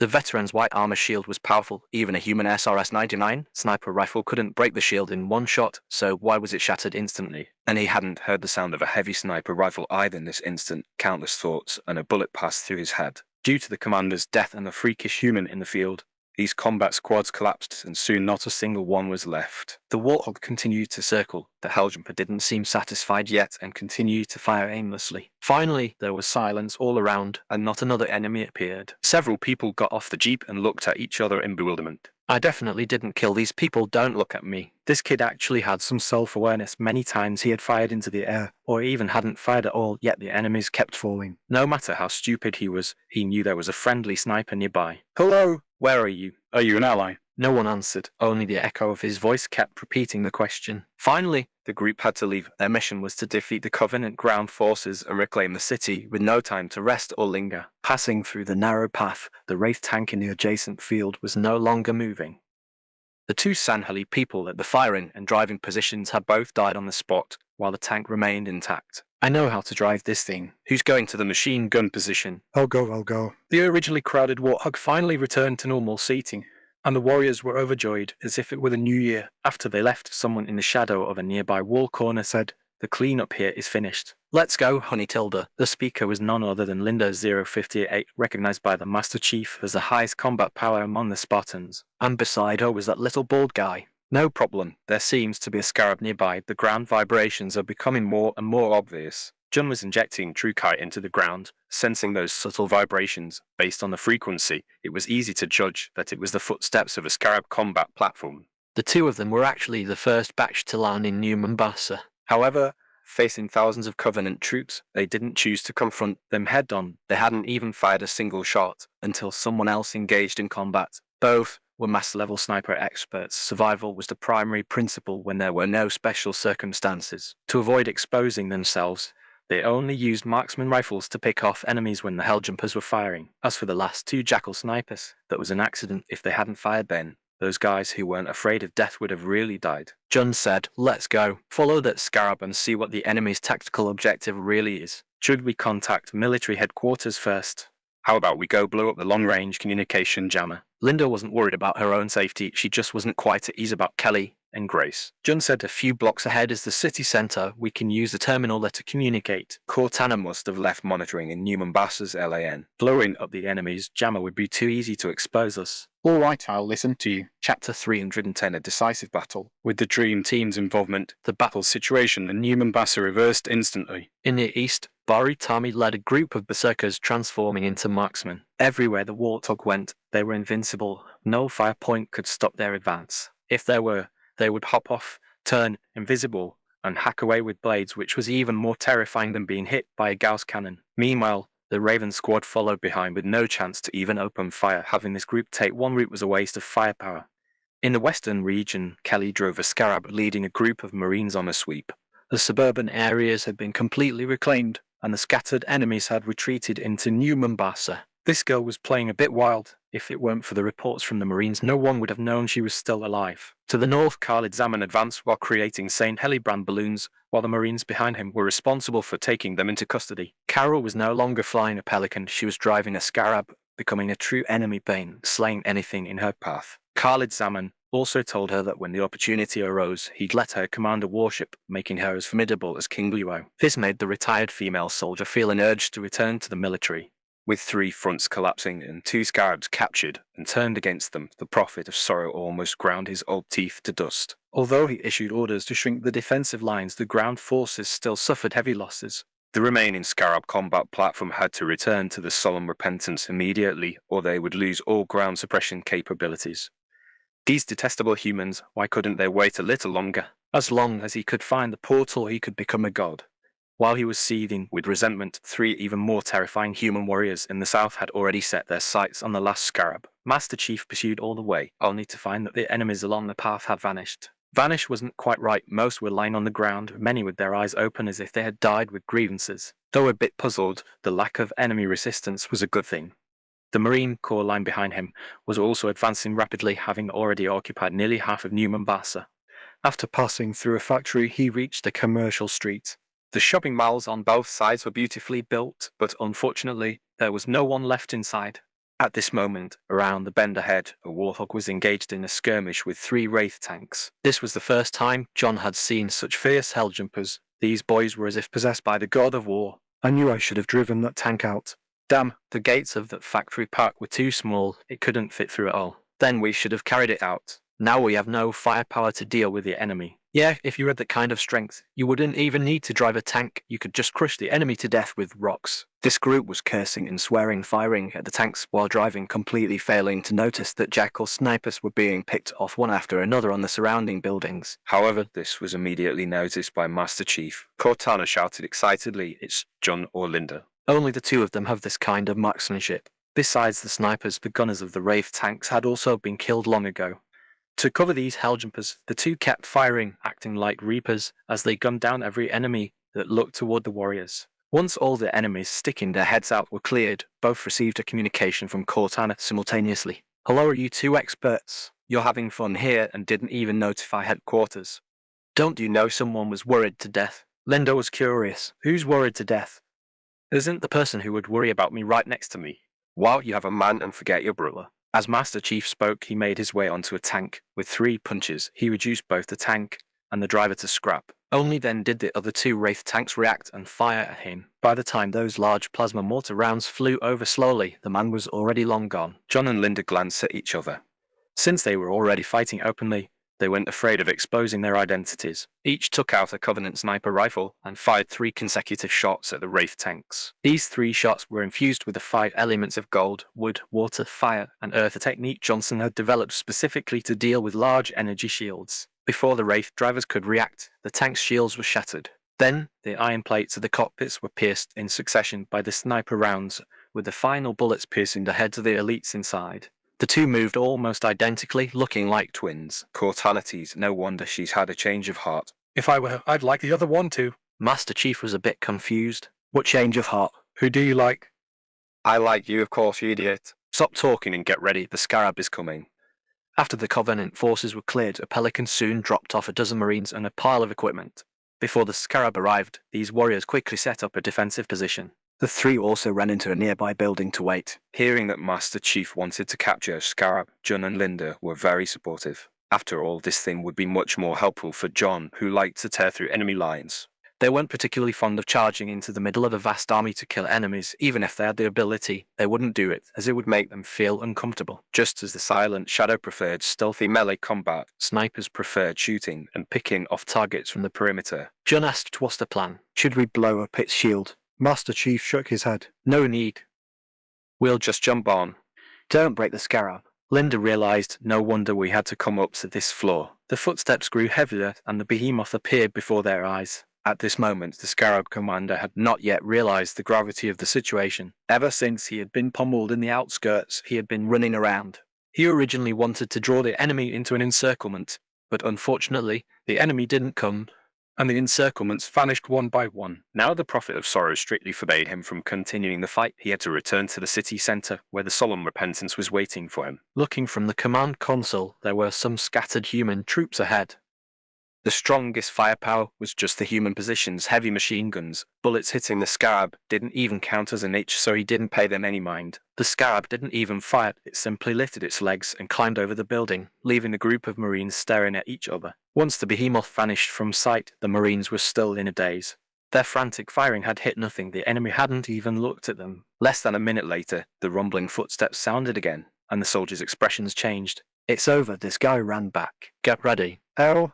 "Shooting it with bullets doesn't do anything." Amidst the chaos, the Scarab strode back across the building, swayed to a halt in front of the structure, and slowly lowered its body. According to protocol, there should be a gunner there. Anyway, the field manual stated that one should never try to climb a Scarab easily at a time like this. The soldiers didn't want to climb up either, because once up there, they would have to face more elite warriors than their own numbers. Boarding a Scarab without preparation was simply suicide. "Hello there." "Say hi to my big baby, Tilda." Master Chief patted the Scarab, looking quite like he was about to take a beautiful woman for a spin. "Holy mother." Master Chief can capture a Scarab with his bare hands. "That's not right." "Where are the Covenant troops inside?"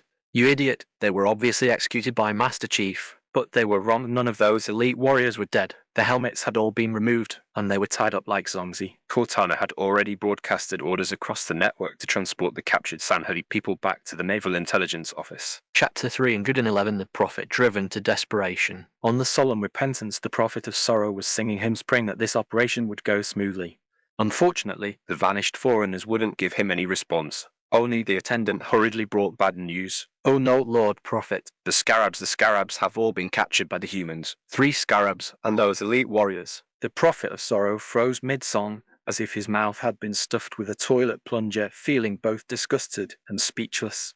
The attendant, thinking he hadn't heard clearly, said loudly again, the humans have captured all 3 of our scarab combat platforms. They are now destroying ground fire points everywhere. Also they're capturing Sanheli people, all of them alive, and we don't know what it means. Captured alive. The Prophet of Sorrow finally regained his senses and uttered just 2 words. Taking Sanheli elite warriors alive was something that had never happened before. Because of the Covenant's extermination policy, the ones who killed the most humans were the Sanheli people. The famous Tirvad army had even killed over 9 digits of humans. Therefore, humans never left elites alive. They might leave wild boar beasts or jackals to gather intelligence, but individual elites and ghost-faced beasts were too powerful to be left alive, as the consequence would be a backlash at any moment. As one of the 3 great prophets, Sorrow naturally knew this very well. So today's events were extremely strange, plus the news that all scarabs had been captured in the past. He had never heard of scarabs being captured. The only thing humans could do against the scarab was blow up its reactor. As for operating a scarab, only Sanheli people could do that. Which meant these guys had become traitors. This was already the most likely answer, otherwise he wouldn't be facing humans, but demons or gods. Oh, The Prophet of Sorrow felt he was too clever, instantly thinking of the correct answer, yet he had no way to control these Saint Heli traitors.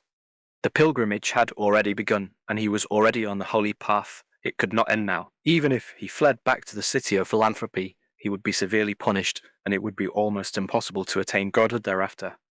Now he could only stake everything on one throw. At this moment, the attendant brought more bad news from the side. Lord Prophet, a group of Saint Heli berserkers has appeared in the east of the city, driving human vehicles and recklessly charging our positions. Nearly half of the 200 deployed fire points have been eliminated. Endless bad news. Even the usually steady as a rock Sorrow was starting to lose his composure. Turn on the energy projectors directly, blast these guys into glass, kill them all, leave none alive. But we are too close to the ground.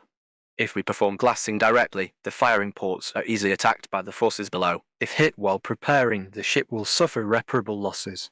It wasn't that the Prophet of Sorrow didn't know these things, he was just truly infuriated. then ascend, go up and fire. Ascending out of the city's range will lead to attacks from enemy warships, which is even more dangerous. If this attendant hadn't followed him for decades, the Prophet of Sorrow would have really wanted to strangle him to death. Can there be even a tiny bit of good news? That the exploration department just sent word that another set of coordinates was found on that stone you brought back. Another set of coordinates. There are other coordinates besides Tyran. Bring it to me quickly. When the attendant handed over the note, the Prophet of Sorrow almost collapsed. Just one coordinate. The Prophet of Sorrow's expression looked as if he wanted to swallow the guy in front of him alive. The note had only a string of numbers written on it, with nothing else marked. The attendant was somewhat panicked, yes. The exploration department is still studying the details. I only got this information. The Prophet of Sorrow held the paper, hesitating. Following the foreigner's usual style, coordinates researched from these items were basically locations of other important ruins. If they couldn't hold out here on Earth, it would be better to check another location. There couldn't possibly be another human home world there. While the Prophet was indecisive, someone added the final straw. Report. The soldier bees in the city have all defected. They also took most of the light firearms. Sorrow looked coldly at the reporting soldier. The Yanmoi clan has all defected. Why didn't you stop them? The one reporting was a Sangheli elite. He was just an ordinary grey armoured recruit, not a kamikaze martyr, so how could he have the power to stop the defection of an entire race? At this time in New Mombasa, Yanjai was leading thousands of soldier bees to distribute weapons everywhere. The Marines had all received orders not to fire. How did these guys defect from the Covenant? I think it's a good thing. Exactly. These bugs fly really fast. The Covenant is going to have a headache now, told her. The soldier bees roamed everywhere, including rooftops, narrow passages, and various nooks and crannies. They were looking for survivors who had supported the Athens and Malta space stations. Incidentally, they blew up several long-range signal jammers placed in the city. This group swarmed in, finished the job, and left without any hesitation. The Covenant troops guarding the jammers had no recourse. After the entire network was restored, Cortana discovered that most of the survivors had already been found. Kelly, John, Linda, and the Raven squad had all joined the battle. Except for Grace, all support units had arrived. None of the Dream Team members who participated in the initial operation were hurt, not even injured. Statistically speaking, Grace's survival rate was also over 90%. Khalid Zaman's external avatar was also very efficient. 10 clones had already destroyed over 20 Covenant fire points. Besides making Saint Heli balloons, he also took away all offensive weapons. The remaining wild boar beasts started fighting over the balloons to play with. Where Marines arrived, these little guys would follow obediently. As long as they didn't have guns, wild boar beasts were not much different from children. Found her. Cortana's exclamation interrupted Khalid Zaman, who was in meditation. Grace has been found. This girl fell into the sea and was just discovered by the soldier bees. A bright smile appeared on Khalid Zaman's face. It seems the Yanmoi clan's efficiency is indeed high. Cortana asked curiously, you say efficiency, but why are you thinking about a woman without clothes in your head? Khalid Zaman really couldn't stand this talkative woman. If he ever had time, he would definitely research how to make her take human form. Then thanks in advance, Tilda. Cortana was more than happy about that. All right, since our people are all fine, then it's time for someone else to have problems. King Liu. With Khalid Zaman's shout, King Liu in her Gundam form appeared in the sky. Let's go. We're going to catch a Covenant leader to play with. Chapter 312, The Tragic Prophet Who Fled. Given King Liu's defensive capabilities, launching a direct assault on a cast-glass assault carrier was still extremely dangerous. Besides its immensely powerful main cannon, this type of carrier was also bristling with point defense turrets and lethal plasma torpedoes. Khalid Zaman had boarded a CSO-class supercarrier before, and had fought ordinary light warships in a Saber fighter. He knew the Covenant warship's greatest weakness was their dorsal side. While this weakness was almost negligible in space combat, it was difficult to overcome within the gravity of a planetary atmosphere. King Liu was now rapidly ascending. She intended to attack the massive enemy vessel from directly above. To break through this carrier's shields, she was going to use a palm technique descending from the heavens. Wait, no, it was a sword technique descending from the heavens. In the nearby sky, several drop pods were falling toward the ground. Squad A9 of the Helljumpers was currently making their descent. Romeo's eyes widened as he shouted, "It's so thick. What is that thing?"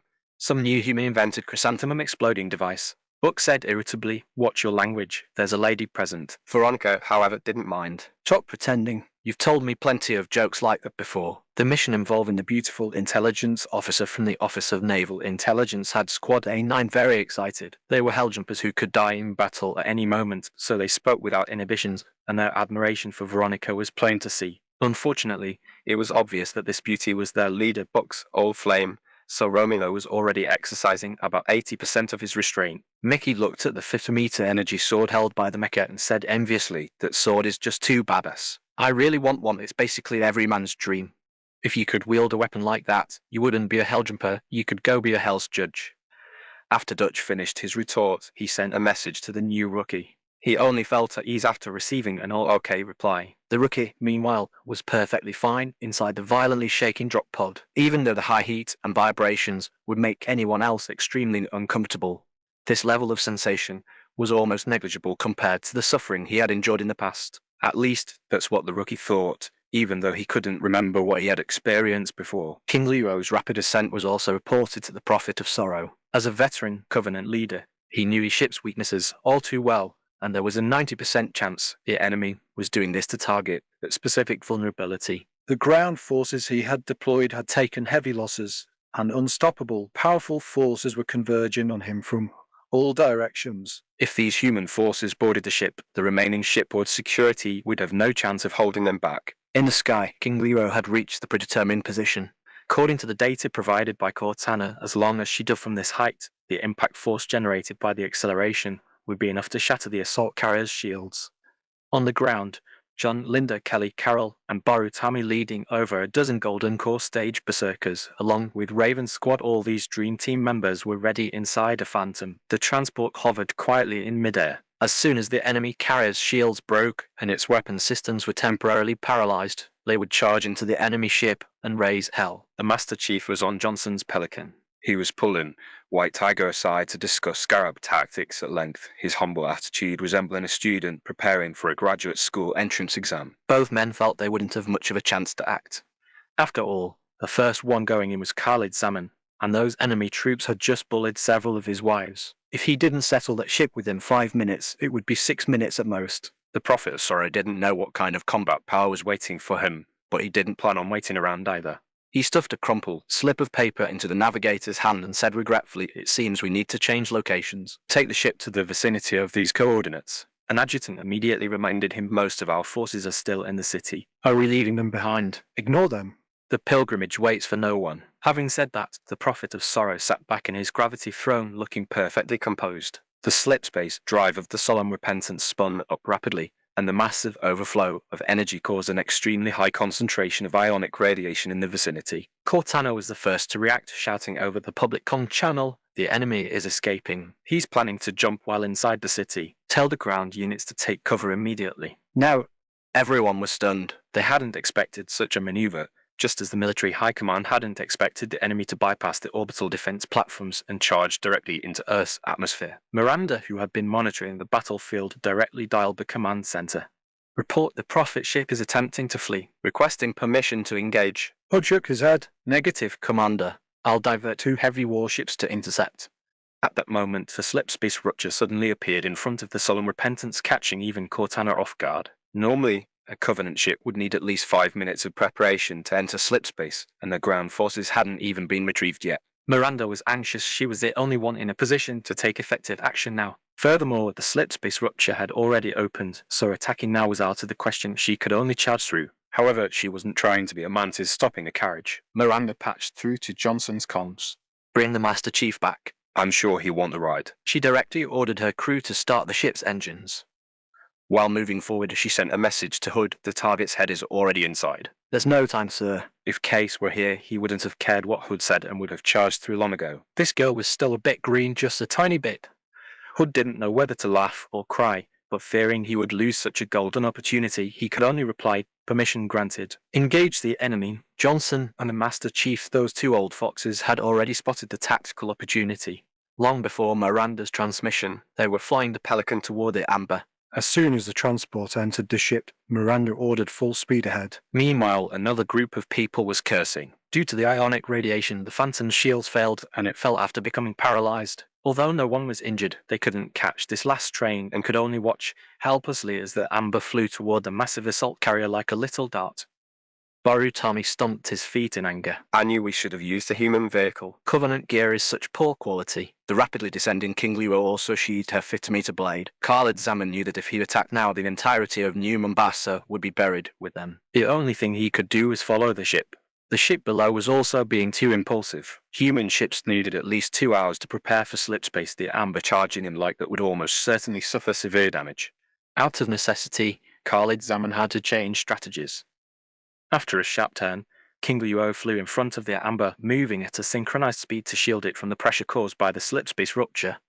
At that moment, the slipspace rupture expanded to its maximum, and the powerful overflow of energy threw the entire city into chaos. A massive shockwave, equivalent to a Category 15 typhoon, radiated through New Mombasa. For a civilian city, this was nothing short of a cataclysmic disaster. And at this moment, the unluckiest ones had to be Squad A9. Their drop pods were still in midair, and the powerful shockwave sent them all tumbling out of control. Buck shouted, "Deploy the drag chutes." Deploy them now. All the drop pods deployed their 4 semicircular drag wings. As the shockwave grew stronger, the 6 of them were blown apart, and their original landing coordinates were completely changed. The worst off was the rookie. His pod was too close to Mickey's, and his drag wings were completely sheared off in the collision. He flew off into the distance like a cannonball. Dutch cried out, "Oh my god." Romeo also expressed regret to Kiddy's toast. I've actually wanted to see what he could do. Chapter 313, The New Halo. In slipspace, Khalid Zaman didn't dare get too close to the enemy carrier because the amber in King Luo's arms was extremely fragile right now. Once it lost protection, everyone inside the warship would perish. Both the Master Chief and Johnson were inside. If something happened to them, humanity would lose 10% of its combat power. It's not 10%, but at least 25%. Including you, the 3 of you account for 50%. This is based on rigorous calculations, so don't doubt it. Cortana's tone was very certain. It was hard to tell how her mind calculated the distribution of combat power. Khalid Zaman looked at the distant solemn repentance and asked, "All right, if you're so smart, calculate where the prophet of sorrow wants to go." In any case, it's not the city of philanthropy. Rest assured, there won't be any traps waiting for us. It might even be a pleasant surprise, just like last time. Khalid Zaman was a bit confused. Last time I just picked some random coordinates for a jump and ended up finding a halo. How is that a surprise? That was a shock, okay. The battle on the halo was still fresh in his mind. If he hadn't unexpectedly gained control over the flood, humanity would likely have been wiped out. On the Amber, Miranda looked at King Leo's cool appearance on the monitor and bit her lip, asking, "So cool, I wish I had a warship like that." Johnson shook his head. "That's a toy for boys. A little girl like you should be playing with a doll." Pier 50, the staff on the bridge all knew Miranda's temperament. She looked cute, but she was an absolute hothead, definitely not the type for dolls. Following this legendary captain, they had nearly died several times, but miracles always happened at the last moment. Just like this time, charging into a slip-space rift without even starting the jump engine was practically a joke. Fortunately, a miracle did happen at the last moment. The crew always felt that Miranda was a lucky person blessed by the heavens. Just as everyone was relaxing, the carrier ahead tore open slipspace. It seemed they had reached their destination. Under Cortana's precise control, they emerged 1,000 kilometers away from the solemn repentance. By the time King Leo let go of the Amber, some debris was already floating away from the warship. Cortana said main engine damage at 45%, power remaining at less than 10%. There are 8 structural breaches on the exterior and abnormal temperatures in various compartments. The ship's systems must be reconstructed. If not repaired, it will disintegrate in 30 minutes. Silence fell over the command room.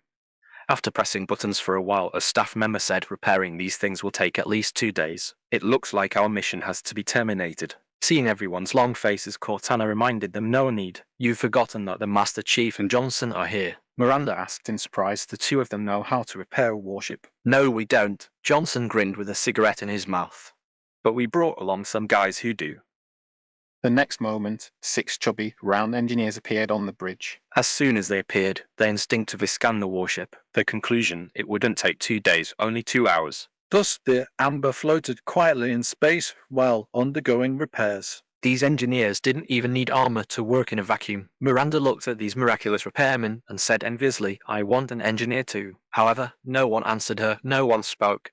Accustomed to Johnson's foul mouth and her subordinates' teasing, the girl was a bit surprised. She turned around to find everyone staring blankly at the command screen. Beside a massive gas giant was a ring-shaped artificial celestial body that looked like a thin ring. Even the crew of the Amber had heard of the Battle of Halo. That campaign had been widely publicized as propaganda. After all, it had saved all life in the Milky Way. Miranda had naturally heard of it as well, but she still found it hard to believe. Cortana, what is this? This is another Halo. Only then did Johnson react, a large puff of smoke getting stuck in his throat and making him cough violently. Cough, cough, good heavens. I'd rather face 1,000 enemy warships than see the flood again. Khalid Zaman naturally saw that thin ring too, and he felt the hair all over his body stand on end. There wouldn't happen to be more flood in there, would there? Only because he had been a flood himself did he truly understand how terrifying these things were. Even with his current strength, dealing with the Flood Lord from back then probably wouldn't be easy. However, with King Luo around, if he couldn't win, he'd flip the table and have her blow up this Halo as well. Compared to the human's horror and helplessness, the Prophet of Sorrow was so happy he was nearly in tears. The sacred ring, it truly is the sacred ring. Everyone, the foreigner's trial for us has reached its conclusion. The pilgrimage is about to reach its end. You will finally witness how the great true gods are born. The prophet did his best to hide his inner ecstasy and tried not to act out of the ordinary, but the uncontrollable corners of his mouth betrayed him. A radiant smile smoothed out some of the wrinkles on the senile fellow's face. The attendant beside him reminded, "Lord, there is still a human warship following us." "Oh, what human warship?" Images of King Luo and the Amber appeared on the bridge screen. However, Such a mood-killing sight didn't diminish the prophet of Sorrow's ultimate joy in the slightest. Station the carrier on the perimeter of the ring for defense. Deploy all armored units, Banshee patrols, and Phantoms to establish defenses at every foreigner ruin and temple structure on the ring, especially anti-air fire. The Sanshoon were not stupid. These basic operations posed no problem for them. While the prophet was issuing orders, he didn't notice that the attendant beside him had carefully withdrawn from the command room. As an attendant who had followed the Prophet of Sorrow for many years, his authority was immense, even exceeding that of the entire fleet's commander. Unfortunately, Sorrow didn't know that this person was an undercover agent planted by his side over a decade ago. The Prophet of Truth was cautious with his enemies and never trusted his allies or colleagues. The attendant took out a small communicator, entered the coordinates and basic information, and pressed the send button. At the same time, the Prophet of Truth in the city of Philanthropy received the encrypted message. Information about this new Halo soon appeared on his throne of truth. Compared to his pathetic colleague, the Prophet of Truth's expression management was quite well done. Expressionlessly, he summoned Tartarus and inquired about the preparations for the final operation. "We have nearly 1,000 warships prepared, including over 200 large capital ships and carriers. It hasn't reached the expected number, but it's close enough. Now everything is ready except for the finishing touch. Go and bring Tyr Vadami here. It's time for the Sanheli people to leave the great family of the Covenant. Chapter 314.05 Hidden Dangers in the Special Zone, 97,227 BCE. The monitor of installation 04-1343 Guilty Spark was humming a tune as he floated through the silent cartographer. As a dutiful monitor, his daily job was to inspect and ensure the normal operation of the Halo. Although this work was repetitive, he always completed it with great seriousness and without a hint of slack. For this little sphere, every one of these tasks was full of joy. Climate regulation ratio at 70%, truly a comfortable season. Section damage rate at 0.012%, that is not quite ideal. The indicator light in front of 1343 flashed twice. A movement came from the honeycomb-like deep pits of the underground space. 2 tank-sized enforcers and over 100 sentinels flew outward. These mechanical devices possessed strong offensive capabilities, though most of the time their work consisted of maintenance and construction. The wings on either side of the enforcer were actually a pair of thick mechanical arms. In combat, these large flying machines even possessed extremely strong melee capabilities. As Cortana had said, this thing could slice through warships as if it were child's play. Those powerful mechanical arms were enough to pick up a Scorpion tank and drop it from the air. After assigning the repair tasks, 1343 continued to the next item on his checklist, the research work and defense system inspection of the Flood Biological Laboratory. Although the foreigners had disappeared from the Milky Way, their research on the Flood had been inherited by these artificial intelligences. Mutation degree 0. Temperature, radiation, time. None of the conditional variables can cause this gene to mutate. It is terrifyingly stable. Fusion degree 9. In a non-combat state, these guys can fuse so much in a single day that is to say, different forms of the Flood must be imprisoned separately. But if all forms were mixed together, what kind of thing would they eventually fuse into? Following this discovery, 1343 Guilty Spark added a note to the Halo log. Such notes were synchronized across all 12 halos in the entire Milky Way. Any note added by one monitor would simultaneously appear in the records of other installations. 1 day later, while performing the same research, 1343 found a new entry in the notes. This was a record left by the monitor of installation 0 Fetus Informed Penitent Tangent Fusion Experiment Day 5. Intelligence level has significantly increased, and it can repeatedly fuse with different individuals that have already been fused. This information gave 343 a bad premonition. As foreigner artificial intelligences, they, like Cortana, possessed highly intelligent traits. For certain things they didn't understand, they would add different variables themselves to speculate and arrive at a final result without any evidence of premonition. To this end, 343 also began the same fusion experiment. 1 day, 2 days, 3 days passed. After 3 days, he suddenly discovered an unexpected situation. The ordinary combat form Flood began to actively seek out individuals it could fuse with. Aside from killing and infecting, this was the first time a different desire had appeared among the Flood. On the 4th day, that Flood expressed dissatisfaction with its environment. Before this, all Flood had wandered aimlessly, never noticing they were in a closed environment. On the 10th day, after fusing with enough individuals, that Flood suddenly turned into an egg. The egg was a full 3 meters high, fixed in place by tentacles made of flesh, and a strange heartbeat sounded from within. This was a Flood form that had never appeared before, at least not in the logs. For further research, 1343 took the initiative to enter the room and began to observe the flesh egg up close. However, he encountered something he never would have dreamed of, though he did not dream. The egg suddenly whipped out a tentacle and ensnared 343. Moreover, the tentacle secreted fluids and threads that began to invade his systems, reading information and modifying code. This is bad. Just as he had sensed, the Flood fusion had evolved enough intelligence to begin thinking about how to escape. Furthermore, This Flood had sufficient capability to deal with highly intelligent entities like a monitor. if an ordinary person's bad premonition is easily ignored, an artificial intelligence's bad premonition would inevitably lead to a 100% response plan. 1343's indicator light instantly turned red, and a thick laser beam shot out from the front, immediately burning the flesh egg in half. No, you cannot do this. I'm the great corpse brain beast. I want flesh. I want to eat. After a period of thrashing, this newborn corpse brain beast died. So a corpse brain beast could be produced even without a highly intelligent host. This was a very important discovery. At this moment, 343 thought of a question. If Penitent Tangent was performing the same experiment as him, Then a corpse brain beast should have been produced in Installation 05 as well. To prevent the flood from escaping, he specifically recorded the contents of this experiment in the log and provided the latest prevention protocols. Unfortunately, from then on, he never saw his own forwarding unpenitent tangent leave another record in the log. Could this unlucky fellow have been controlled by a corpse brain beast? However, there are no means of departure on the Halo, so it shouldn't lead to the flood escaping. Soon 343 forgot about the matter. Nearly 100,000 years passed, and the monitors of various installations had grown accustomed to the fact that Installation 05 had no new task logs. The repair progress of the Amber was very fast. To prevent a Covenant sneak attack, Khalid Zaman and King Luo did not leave at will. In any case, that Prophet of Sorrow had definitely gone onto the Halo and could not possibly go anywhere else. To a prophet, this thing was like fresh dung to a fly. Those guys would rather drown in it than leave voluntarily.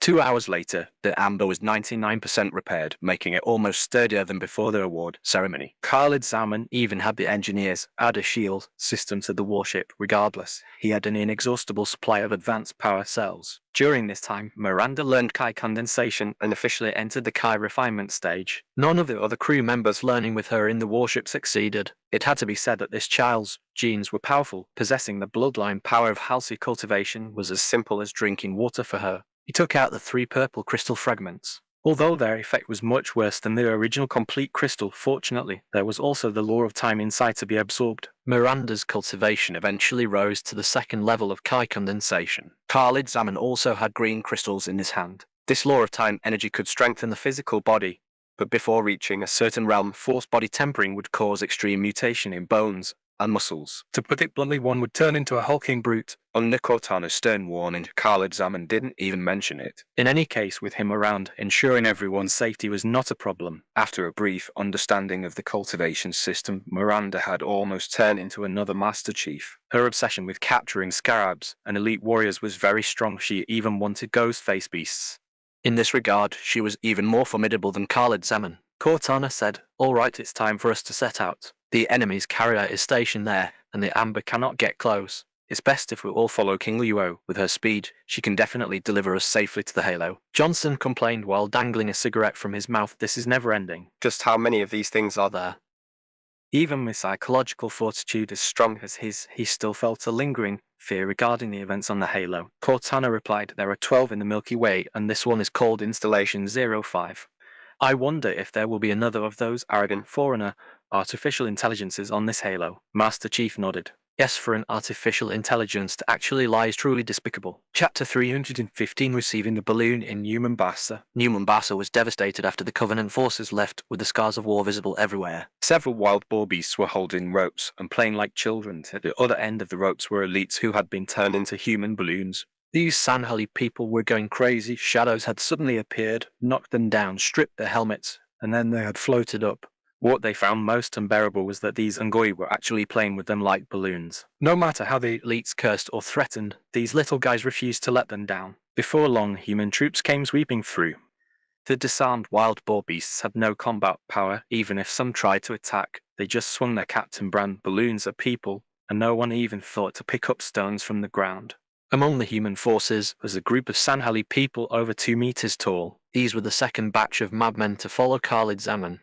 Since their cultivation was at the early Golden Core stage, they did not participate directly in this warlike Borut army. As top fighting experts, battlefield killing machines, and Golden Core stage cultivators, these berserkers were recruited by Margaret to be instructors, teaching combat techniques and cultivation methods in various human military camps. These guys had fought with Khalid Zaman for a while, and were familiar with most basic spells. This time, they had a special purpose to persuade the elites who had not withdrawn to surrender. This task was not easy. Sanhali people value honor above life. Unless a suitable opportunity was created like Khalid Zaman did, it would not be easy to make them traitors. Fortunately, before setting out, Margaret gave them a good idea to subdue the opponent with absolute strength. With these Golden Core stage berserkers, defeating these white-armored and grey-armored elites was as easy as turning a hand, even without wearing golden armor. A white-armored veteran saw fellow tribesmen appear, and since these guys were mixed with humans, they were clearly together. He cursed fiercely, "Let me down, you traitor. I have never seen such a brazen Sanhali person. You are not worthy of being a Sanhali person." A madman nearby picked up the man's helmet, walked over, and said with a smile, "I am standing on the human side now, but I am not a traitor. On the contrary, I am here to save all Sanhali people." Val, shameless scum, just seething you makes me feel sick. He did not expect this guy's tongue to be so sharp. The berserker did not say much and directly used True Kai to remove the gravity technique on the veteran. As soon as the veteran landed, he rushed at him. HMPH, even without a complete set of armor, fighting a guy like you is a piece of cake. The next moment, he was smacked in the face by his own helmet. Even if Covenant equipment was not as heavy as Mjolnir, a single piece still weighed over 10 katis. The guy fell to the ground, clutching his face halfway through his charge. Bastard! The veteran scrambled up, wanting to throw away the hidden weapon that attacked him, only to find it was his own helmet. He was stunned for a moment. What do you mean? Don't you understand how terrifying my combat power is after I put on my armor? Terrifying. The madman picked his ear, shaking his head with an indifferent look. If you think it's terrifying, then it's terrifying. Anyway, you won't listen to anything I say. I'll talk business with you after I beat you down. The white-armored veteran fell silent. He was not just sharp-tongued, although the Sanhali person in front of him was wearing simple cloth clothes. That relaxed attitude proved he was a master. Covenant armor's defensive capabilities are extremely powerful. It is hard to break the shield in a short time, even with weapons, and fighting barehanded was simply a pipe dream. He was not polite either. He rushed up and grabbed the opponent's hand, wanting to perform an over-the-shoulder throw. Then a massive force came, and the veteran felt like the entire planet was crashing into his head. With a loud thud, not only was he the one thrown down, but his proud white armor shield was directly zeroed out. I see. In a weaponless melee, armor only hinders movement. Quite a calculation. The veteran dropped his helmet and even stripped off the rest of his armor plates, leaving only a cloth undergarment. This way the two of them looked similar. The berserker was speechless. He took his own armor out of a storage bag, put it on, and then shouldered a human SRS-99 sniper rifle. The veteran's head buzzed. Why a berserker? Why would the most devout berserker be a traitor? He pointed at the other party, unable to speak. You what? You threw away the armor yourself. Weren't you very confident in your combat power? Afraid to attack now? HMPH. Holding a long-range weapon will be your biggest mistake. At this time, the distance between the two was less than 3 meters, and the sniper rifle was over 2 meters long, so there was no space to shoot. The veteran lowered his body and lunged at the opponent like a hungry tiger, confident that it would be impossible for the other to get a shot off in this situation. The berserker smiled slightly, swung the barrel of the sniper rifle back, and then swung it in a wide arc, hitting the opponent's head. Damn it. The veteran was sent flying 3 meters by the blow, rolling on the ground, clutching his head. If he had known, he should have kept the helmet. The berserker still shouldered the sniper rifle. Who said this must be a long-range weapon? By now a large bump had appeared on the veteran's head, looking somewhat ridiculous, but he could not laugh at all. Strength, speed, reaction, flexibility, all his abilities were surpassed. He had nothing left to say, and almost no will to resist. The so-called pilgrimage is a scam. If the prophet succeeds, then you, I, and our families will all be turned to ashes. I have never betrayed the Sanhali people. I have simply found the true deity and followed God's will. Tilda deity. The veteran smiled bitterly with a mocking face. He did not believe in any deity. Then he became a human balloon again and floated up. The golden armor traitor just raised his hand without even using any equipment. Under a series of blows, the pride of these elites was completely shattered and their wariness dropped to the lowest point. Margaret's goal was to tell them the truth. Whether they stayed or left did not matter. Those who wanted to stay had to sign a spirit pet contract and could choose to fight alongside Spartan warriors or become guards for general-level officers. Before that, they would undergo one-on-one training and brainwashing by berserkers. Those who wanted to leave were sent back to St. Helios by unified warships, where another anti-Covenant organization would take them in. Even if these warriors insisted on returning to the Covenant, they would carry back the seeds of doubt, and countless rumors would spread in the city of philanthropy. One link after another, everything was calculated. This was just a small ploy used by Margaret. The city's recovery work went very smoothly. After these, dozens of berserkers joined. Even any remaining Covenant forces would be quickly extinguished. Their combat style was similar to Khalid Zaman's clones, disarming, while invisible, absorbing energy in close combat, stripping armor, and creating human balloons. Looking at the battle reports, Hood was fuming. Why didn't you use these forces from the beginning? Did you need your man's permission? Margaret smiled slightly. Of course not. If we let the berserkers in at the beginning, it would only mess up the battlefield, which is a big taboo on one's own territory. Besides, those guys blew up 500 warships. A mere aircraft carrier isn't even enough to fill the gaps between their teeth. The commander-in-chief curled his lip. The gaps between their teeth are quite large. Chapter 316, The Scheme Prisoners. Throughout history, captured humans have always thought of resistance and escape, with all sorts of prison breaks emerging one after another. However, the captured Sanhali people were incredibly well behaved. Even the powerful white-armored veterans harbored no ill intentions. This wasn't to say they lacked a spirit of resistance, but rather it proved that the humans were treating these captives far too well. To avoid causing dissatisfaction among the frontline troops, Margaret confined all the Sangheili captives in a secret base of the Office of Naval Intelligence. Here all captives underwent medical treatment and bathing, after which they were taken for further washing and feeding. These Sangheili elites discovered that bathing in hot water was unexpectedly comfortable. Humans are truly too extravagant, wasting energy on something like heating bathwater. Yeah, it's too much. Asterisk, side asterisk. This is my first time bathing in hot water. I'll have to try this when I get back. HMPH, you've been captured and you still think about going back alive. The Sangheili elites' faces were all flushed red, not from shame or anger, but because the water temperature was 50 degrees, they were all soaking in the pool, unwilling to come out, and the heat was going to their heads. Eventually, the group was lured out by the rich aroma of meat. In the base's canteen, piles of steaks were placed on every table. These steaks were all lightly fried with slightly charred surfaces, but the insides were only rare. Since no one was supervising them, these Sangheili people sat down and began to eat on their own. Humans are truly detestable, wasting perfectly good meat like this, insisting on MNGH, insisting on MN. The first guy to eat the meat complained while eating, but halfway through he ran out of words, focusing solely on eating, unable to say anything else. The others watched puzzled. The meat on the table looked somewhat blackened from being burnt, and they didn't like that sort of thing. Sangheili stomachs are very strong, and they prefer fresh meat. Any process that causes meat to lose moisture and fat is considered a waste. Seeing how much the first guy enjoyed it, the others couldn't help but pick up steaks and put them in their mouths.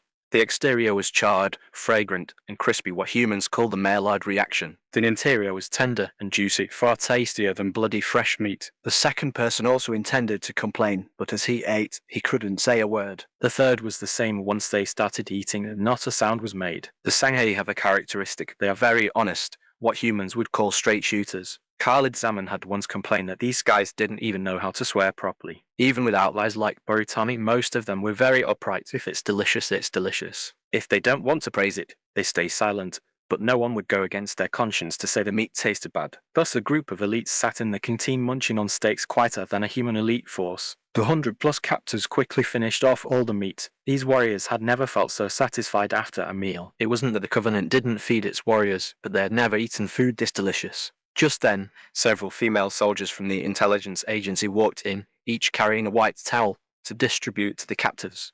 Unless necessary on the battlefield, the Sangheili do not deliberately harm the weak, so these female soldiers were actually quite safe. Barutami had told them that while the elites looked fierce, they valued their honor. As long as the women weren't carrying weapons, these guys wouldn't lower themselves to attack human females. What is this white cloth for? I heard humans only need white flags when they surrender. Is this an attempt to humiliate us? The elites grew agitated and immediately surrounded the women, looking as if they were about to strike. The female soldiers were somewhat terrified. The situation wasn't what Barutami had described. What happened to their honor? However, the expected bloody scene did not occur. None of the Sangheili made a move. They were captives to begin with, and seeing these female soldiers trembling, no one wanted to be the first to strike. To put it simply, they were too concerned with their dignity. The girls seemed to realize something. And finally, one of them gathered the courage to retort, "This is for you to wipe your mouths. You have to wipe your mouths clean after eating, otherwise it's unhygienic. If you don't like white, you should have said so sooner. I'll bring you other colours next time." "Oh, Tilda, so that's how it is. Sorry, we misunderstood you." Then the girls looked at each other in surprise. They never expected these ferocious elites to be so polite. Borutami, observing secretly from the side, curled his lips into a smile. He knew the Sangheili people all too well. After half a day of activity, the warriors were taken to the dormitory. There were 20 rooms in total, each with 8 extra-long wooden beds topped with soft mattresses and clean sheets. After this whole series of events, all the elites fell silent. They had never experienced such luxury in the city of philanthropy, let alone on the resource poor St. Helios. Seeing the bewildered expressions of these Sangheili, Margaret was practically dying of laughter. She hadn't expected Borutami's strategy to be so effective. First subdue them by force, then corrupt them, and finally leave these warriors in a state of slight shame. However, what she planned to do next was the most terrifying part. Even Borutami was a bit hesitant about this decision. Are you really going to give them the Kai refining art? These are the elites of the Sangheili, and they don't lack resources for Kai refining. If they are allowed to grow, they will become the most fearsome enemies. Moreover, these Kai refining arts will quickly fall into the hands of the Covenant, and even those ghost-faced beasts will practice them. It doesn't matter. Khalid Zaman said that the ghost-faced beast's attitude is much worse than the Sangheili's. The other races of the Covenant aren't suited for Kai refining. If Cortana's intelligence is correct, this interstellar alliance will soon disintegrate, and then the Sangheili will be the Prophet's nightmare. Besides, these are just basic Kai refining arts. There are no Foundation establishment methods, so they pose no threat to us. These techniques are already being popularized among humans. Even if we don't give them to them, the Covenant will soon obtain them through their own means. I see. After hearing the Director of Intelligence's analysis, Borutami was truly convinced. It seemed human political maneuvers were far more sophisticated than his own. Finally, he felt it was somewhat ironic. The life he had spent so much effort trying to achieve was just eating a bit better and living a more carefree life. It seemed these captives were already living that life. Meanwhile, those damn prophets actually wanted to kill every living being in the Milky Way. Thinking of this, he felt a surge of anger. Before letting them go, I feel there are still some things to be done. Margaret was curious what else needs to be done. Tell them the Prophet's true purpose and the ultimate consequences it will cause. That information has already been spread. It should already be spreading like wildfire in the city of philanthropy. Barutami's forehead broke into a light sweat as he asked in a low voice, "Are all you women from Earth as formidable?" Margaret shook her head. Of course not. If you want to meet some, I can introduce a few similar ones to you. Barutami scratched his head, looking a bit embarrassed. I might still have a few wires back on St. Helios. Bring them along after the war ends. I'll get you all green cards. After the war ends. Chapter 317, the Intelligence Bureau Chief Scheme. After the war against humans began, the Covenant issued an order for genocide. Not a single Earthling could escape the Sangheili people's hands. Even if women and children weren't killed on the battlefield, the entire planet was often glassed afterward. Thus, the hatred between the Sangheili people and humans ran deep, a blood feud that would only end in death. Once the elites joined the military, they were prepared and resolved to die in battle.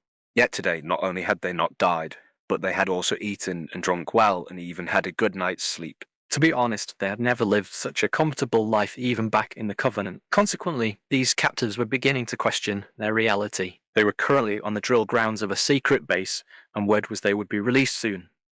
I think this is a conspiracy. Indeed, these humans must want to humiliate us before killing us at the very end. I doubt it. Would you waste so much food and time just to humiliate an enemy? Exactly. They even let us wipe our mouths after eating. I never used a cloth to wipe my mouth in the army. The elites whispered among themselves, all of them clueless. They weren't afraid of death, but what had happened today was simply too bizarre. Just then, Borutami, clad in battle armor, walked over. Many of the elites had seen his portrait. After all, the Valiant and Cautious was a top-tier large fleet in the Covenant. In their memory, this commander had died in battle, so everyone's expression turned to one of shock upon seeing Borutami. I know what you're thinking. Those bullshit prophets certainly wouldn't tell you that I have found and followed the true God. The crowd began whispering again. They weren't madmen. They weren't particularly interested in religious beliefs or so-called gods.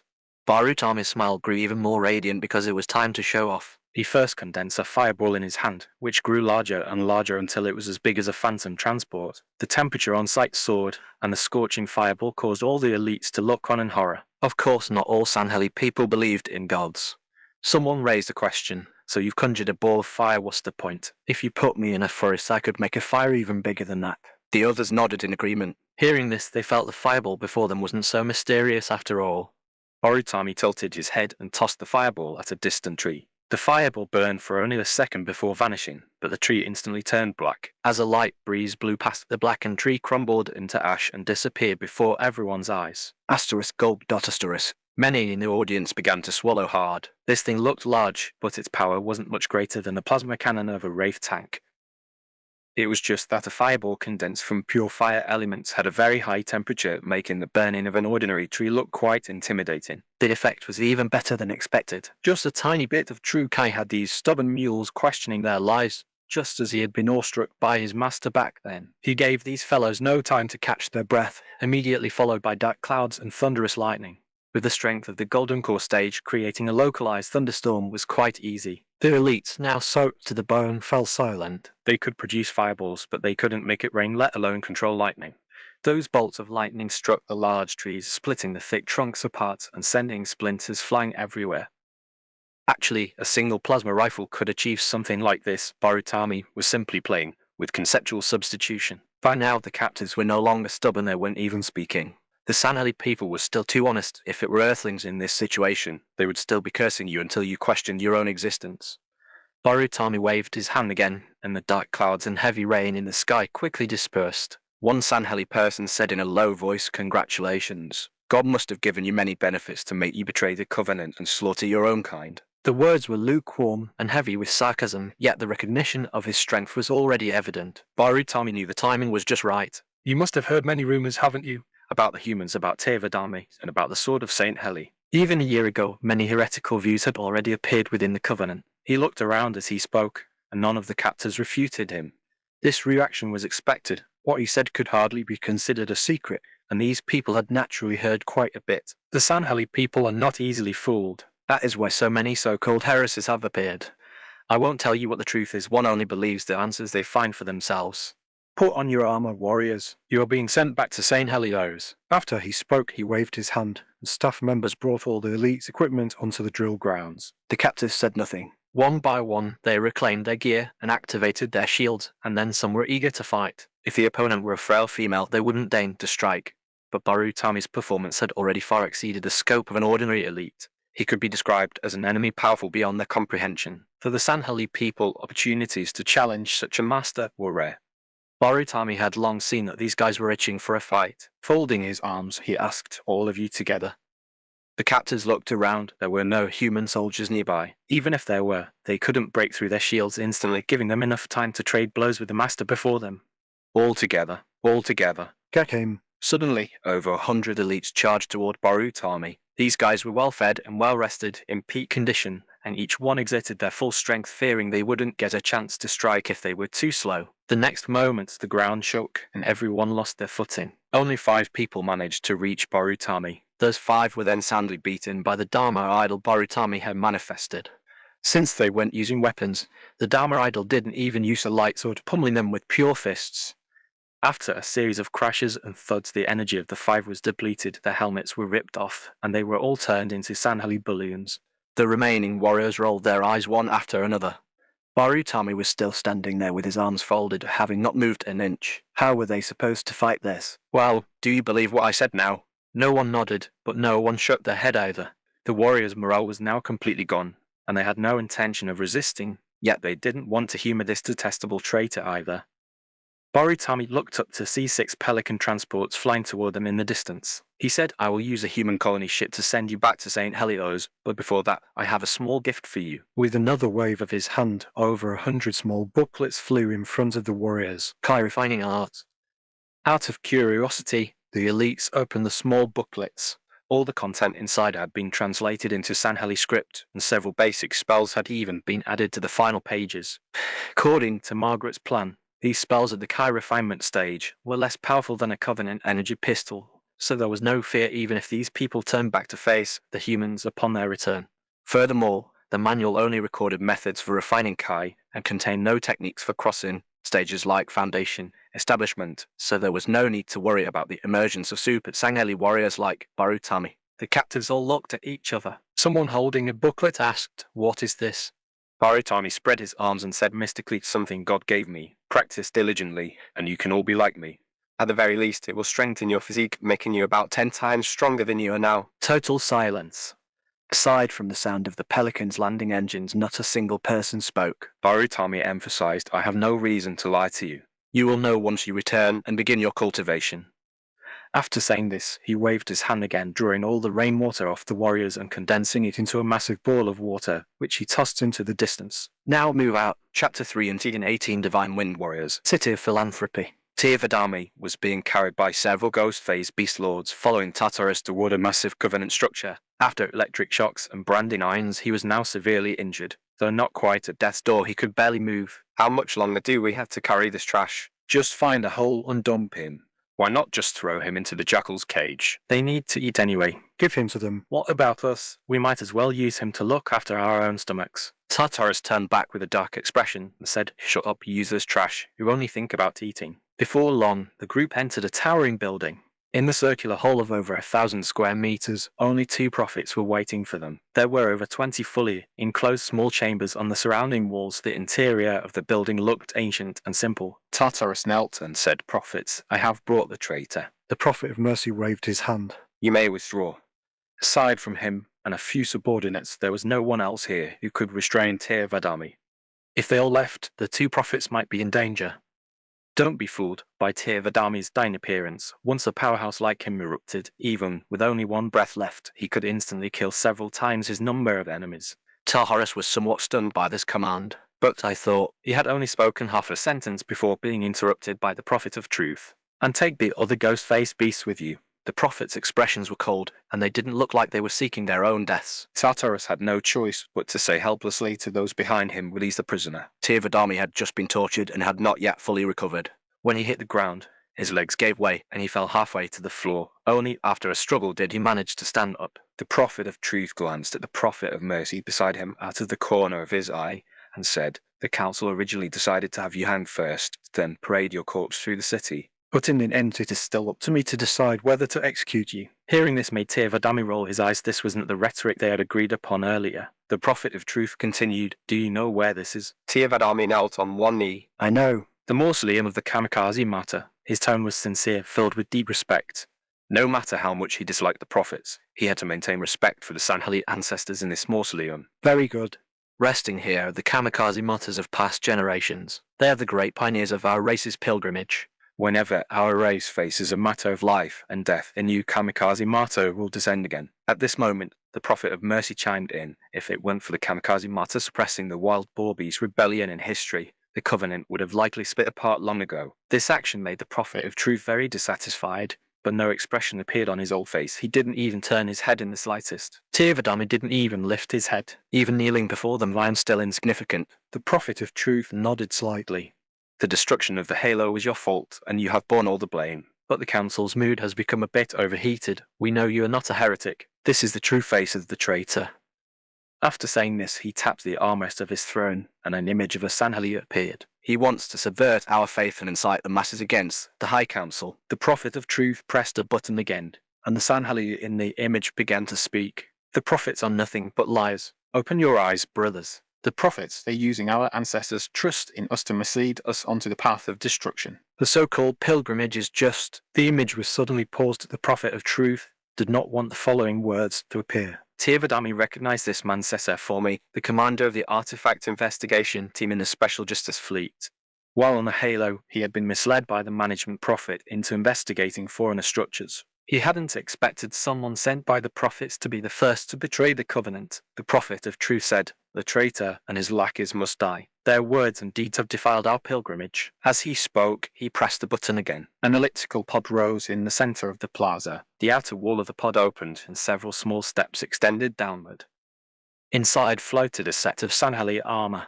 Made of pure gold, the style was ancient and simple, with fewer protected areas than standard Covenant armor. However, the meticulously designed lines indicated that this set of armor was extraordinary. Tirvadami swallowed hard. He was a bit nervous. Even though this had all been prearranged, any Sanhali would be nervous facing this identity. The prophet of sorrow said, "This is a dangerous suicide mission. You will sacrifice your life like the kamikaze martyrs of the past. The High Council will help collect your remains." Collect my remains for such a minor task. Just an artifact investigation team that Cesar for me wasn't even as powerful as one of his own guards. There was no need to speak so gravely. Tirvadami found it somewhat laughable, but it would be impolite to laugh in this place and in this scene. He forced himself to stand up, covered his heart with his hand, and slowly walked up the steps. Under the intense light inside the pod, the armor emitted a dazzling golden glow. An hour later, 3 Phantom transports flew out of the City of Philanthropy. They passed through the remains of Halo 04 and arrived at the gas giant Critical Star. At this moment, all of the Covenant's combat power, including their home base, the City of Philanthropy, was stationed less than 1,000 kilometers from the Halo. It was clear how much the prophets valued the sacred ring. Arts was wearing a suit of white armor, giving a mobilization speech in the cabin. When we joined the Covenant, we all swore a solemn oath. Through thick and thin in shared joy and sorrow, Treading upon the blood of our ancestors, we guard our race's lifeblood and swear to protect the Covenant to the death. He spoke with great passion, making the warriors in the cabin extremely excited, but his eyes kept glancing toward Tirvadami. Tyr was very frustrated. He didn't know how this guy had managed to get into the Special Operations team. What was even more frustrating was that this guy had shoved a small booklet into his hands and solemnly demanded that he must practice according to it. He had secretly read through the thing before boarding the aircraft. He recognized the words and understood the meaning, but he just didn't know what it meant to follow such a thing. The things recorded inside went complicated. Even after just one reading, Tyr had memorized them all. Now he was trying to do as the contents instructed. 5 minutes later, a strange sensation appeared within his body. Just as the Kai refining manual said, it felt warm and somewhat comfortable. Even the injuries on his body didn't hurt as much. A look of surprise and joy appeared on Tirvadami's face. So this thing was for healing injuries. No wonder Arts was so nervous. At this moment, the kamikaze martyr was completely immersed in cultivation, totally ignoring the deafening oaths in the cabin.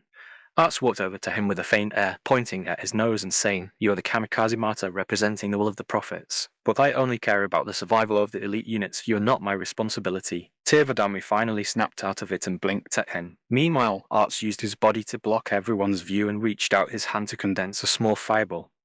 This supernatural phenomenon caused the kamikaze martyr's pupils to shrink suddenly. Then he remembered those so-called minor spells on the last few pages. So, after trying to circulate his true Kai, he secretly condensed a small water ball. It really worked. The shock of this was 10 times stronger than the recovery of his injuries just now. At this moment, Tirvadami had a strange feeling in his heart. He even felt that these things all came from humans. Only that Super Soldier could create lightning out of thin air and control objects. Thinking of controlling objects, he tried that spell called the Object Control Technique again. The plasma grenade hanging at his waist slowly floated up. A few drops of fine sweat appeared on Tirvadami's forehead. That's right, it's that person's spell. Why does Arts have something like this? Could it be that He is already allied with the humans. The more Tyr thought about it, the more alarmed he became. He lost focus on his control, and the grenade just floated away. In the cabin, 5 wild boar beasts were dozing off. The little guys didn't understand what the elites were shouting. They just treated it as white noise, which made for good sleeping anyway. Just then, one wild boar beast saw the grenade floating in front of him. Finding it very interesting, he tried to catch it. Then he lunged and missed, laughing as he jumped forward, stepping directly on the foot of the teammate in front of him. Then the 2 little guys began to shove each other. Tirvadami, who had snapped back to his senses, immediately pulled the grenade back secretly. Then he closed his eyes and desperately circulated the mental method of the Kai refining art. Although Tirvadami had never heard the saying, he understood the principle well. When heaven offers a gift and you do not take it, you will surely suffer the consequences. Chapter 319, Change of Batch. 3 Phantom transports quickly entered Critical Star. This gas giant appeared unstable, with lightning and thunder flashing everywhere. The pilot warned report. A storm is coming soon. By Earth's meteorological standards, even a Category 13 typhoon would have no effect on a Phantom. So the storm the pilot spoke of was no ordinary wind and rain, but a superstorm powerful enough to destroy a Phantom transport. This was spoken over the communication channel. Arts replied indifferently, "It doesn't matter, we'll have long since departed by then." For this mission, the Prophet had specifically issued new battle armor to everyone in the squad, including the wild boar beasts. Everyone had an internal communication channel. Even the kamikaze martyr's armor had a temporary communicator added to it. These fellows, who had built their fortunes by plagiarizing foreigner technology, had no psychological burden whatsoever about plagiarizing human equipment and tactics. The destination was reached soon. The foreigner gas mining facility was immense. Its full scale couldn't even be seen through the mist-shrouded gas giant. The 3 transports landed on a large platform and the combat squad picked up their weapons and charged forward. Soon the wild boar beasts leading the way found the entrance. Arts said, "This storm has also disrupted the enemy's military communications here. We have all the conditions for an assault. Let's go." An elite at the front immediately slapped open the entrance gate. After a flash of light, the seemingly heavy stone door opened instantly, its body absorbed into the walls on both sides without a single visible gap. Tirvadami had already been cultivating for over half an hour. His cultivation had reached the first level of Kai refining, and his injuries were mostly healed. As the kamikaze martyr, he wanted to be the first to enter and lead the charge. A golden shadow was seen rushing to the front of the team, slamming directly into a pillar inside. The wild boar beasts in front were startled and jumped. Enemy attack. Enemy attack. Tyr shook his head and pulled back the scurrying little creatures. "It's fine, it's just me." At this moment, his pleasant surprise outweighed his alarm. Although his head hurt a bit, his heart was filled with wild joy. Sangheili warriors were all masters who knew their own strength and speed perfectly. This was even more true for a warrior of Tirvadami's caliber. He could detect Even the slightest minute difference. But this time, the difference wasn't just a tiny bit, it was nearly a 30% increase. Based on his past judgment, Tyr knew that his strength was now comparable to a hunter's. The Special Ops members walked in one by one behind him, looking at the silly kamikaze martyr, wanting to laugh, but not daring to. Aside from Arts, who had snuck in by posing as the captain, who would dare to show the kamikaze martyr any attitude. Even if he weren't the kamikaze martyr, Tyr Vadami was a prominent figure in the Covenant. Even if former preceded his title as Fleet Commander, he was still a fleet-level commander. At this time, all 30-plus members of the Special Ops Squad had entered the building. Aside from a single pillar, there was only another door here appearing to be a staging area specifically for entering the interior. Ots suppressed a laugh and said seriously, activate tactical cloaking devices. You must wait until the Kamikaze Martyr engages the enemy before revealing yourselves. PFFD will be serious, no laughing. All the squad members rolled Their eyes. who else was laughing besides him. Tyr was surprised to find that everyone had entered a stealth state. Even those wild boar beasts had disappeared. It seemed the Prophet truly valued this mission, as even the wild boar beasts were given cloaking devices. 5 seconds later, the inner door opened. Arts reminded him, I suggest you activate your cloaking device, Kamikaze Martyr. Please be careful, your armor is somewhat dated compared to ours, and your cloaking device might not last long. Hearing this, Tyr pulled back the foot he had stepped out with. Good grief, he had been thinking about Kai refining the whole way and hadn't paid any attention to the performance of the Kamikaze Martyr's armor. He might have capsized in a shallow ditch if he wasn't careful. At that moment, someone behind him fired a shot into the room, and both sides began exchanging fire. Tyr, who was about to charge in, was pulled back by Arts. What are you doing? Nothing, just wait a moment. Wait for what? Tyr still wanted to rush in, but he discovered that Arts' strength had actually increased significantly. In the past, this guy's strength was definitely inferior to his own. But today, uncharacteristically, he was being held immobile. Seeing his suspicious gaze, Arts said with a smile, I'm already at the 3rd level of Kai refining. It's normal for my strength to be a bit greater than yours. By now, the exchange of fire had ceased, and the entrance doors had automatically closed. Arts took off his helmet and said with a smile, wait for those idiots to die. Half of these people were here to monitor you. Those ones shouting slogans earlier were really putting on a show. Tyr finally realized weren't you the one who started the shouting. That's different, I was faking it. While the two were talking, the battle inside had ended. The Covenant troops that had rushed through the door were all wiped out. There wasn't a sound left. By now, Tyr's senses had also enhanced. He asked in confusion, what's going on? What do you mean, what's going on? Aren't these people from the artifact investigation team? Why is their firepower so intense? Arts said nonchalantly, it's fine, our people will arrive in 10 minutes. I was afraid this group would harm you, so I sent them to their deaths. Tyr sighed, they were also Sanheli people. He thought for a moment and added, No, I feel something is fishy, I still need to go in and check. Don't! Arts blocked him. That junk armor of yours can only cloak for 10 seconds, going in is just seeking death. Those guys are all armed with carbines and energy machine guns. Don't be fooled by their lack of armor, they have plenty of defensive shields. I don't even recognize the equipment. Tyr said that equipment was originally intended for ghost-faced beasts, but it's all been resized for these rebels. I don't think the artifact investigation team would have such technology. Arts said it was likely done by the Sword of Saint Heli group. I checked the black market, they've been sending a lot of equipment this way. Tyr became even more confused upon hearing this news. Right under the nose of the City of Philanthropy. Or this, the two looked at each other in silence. The City of Philanthropy was no ordinary small warship. It was a giant city with a living area larger than many asteroids. It had thousands of docking berths alone, and its detection range was staggering. Currently, the scale of the Sword of Saint Heli was still very small, even weaker than the remnants of the Special Justice Fleet led by Arts. Relying on those black market fellows to smuggle supplies in shouldn't have been possible. In fact, Tyr had already guessed the truth. He was just relatively honest, but his mind was no slower than Borutami's. He could figure things out once he thought about them. No wonder the Prophet said this was a dangerous suicide mission. But for the sake of Covenant unity, he could only swallow this grievance in silence. The more he thought, the more frustrated he became. At this moment, Tyr wanted even more to go in and ask Sessa for me why he had betrayed the Covenant and why he had started a war that would surely result in mutual destruction. If he could be as powerful as that human super soldier, could he prevent this catastrophe? Tyr subconsciously began to operate the Kai refining art. The true Kai within his body circulated continuously. Recalling Khalid Zaman's various methods, he felt there were many things not in that little booklet. At least one thing he was certain of, Khalid Zaman could use techniques to turn invisible. Tyr asked, do you know the energy circuits for the shields in our armor? What circuits? Arts was completely lost, having no idea what he meant. I've studied them. Why would you study that stuff? Then Tyr Vadami vanished on the spot. Arts suddenly became alert. What? Is there an enemy? He looked around, but found nothing. No, there's no enemy.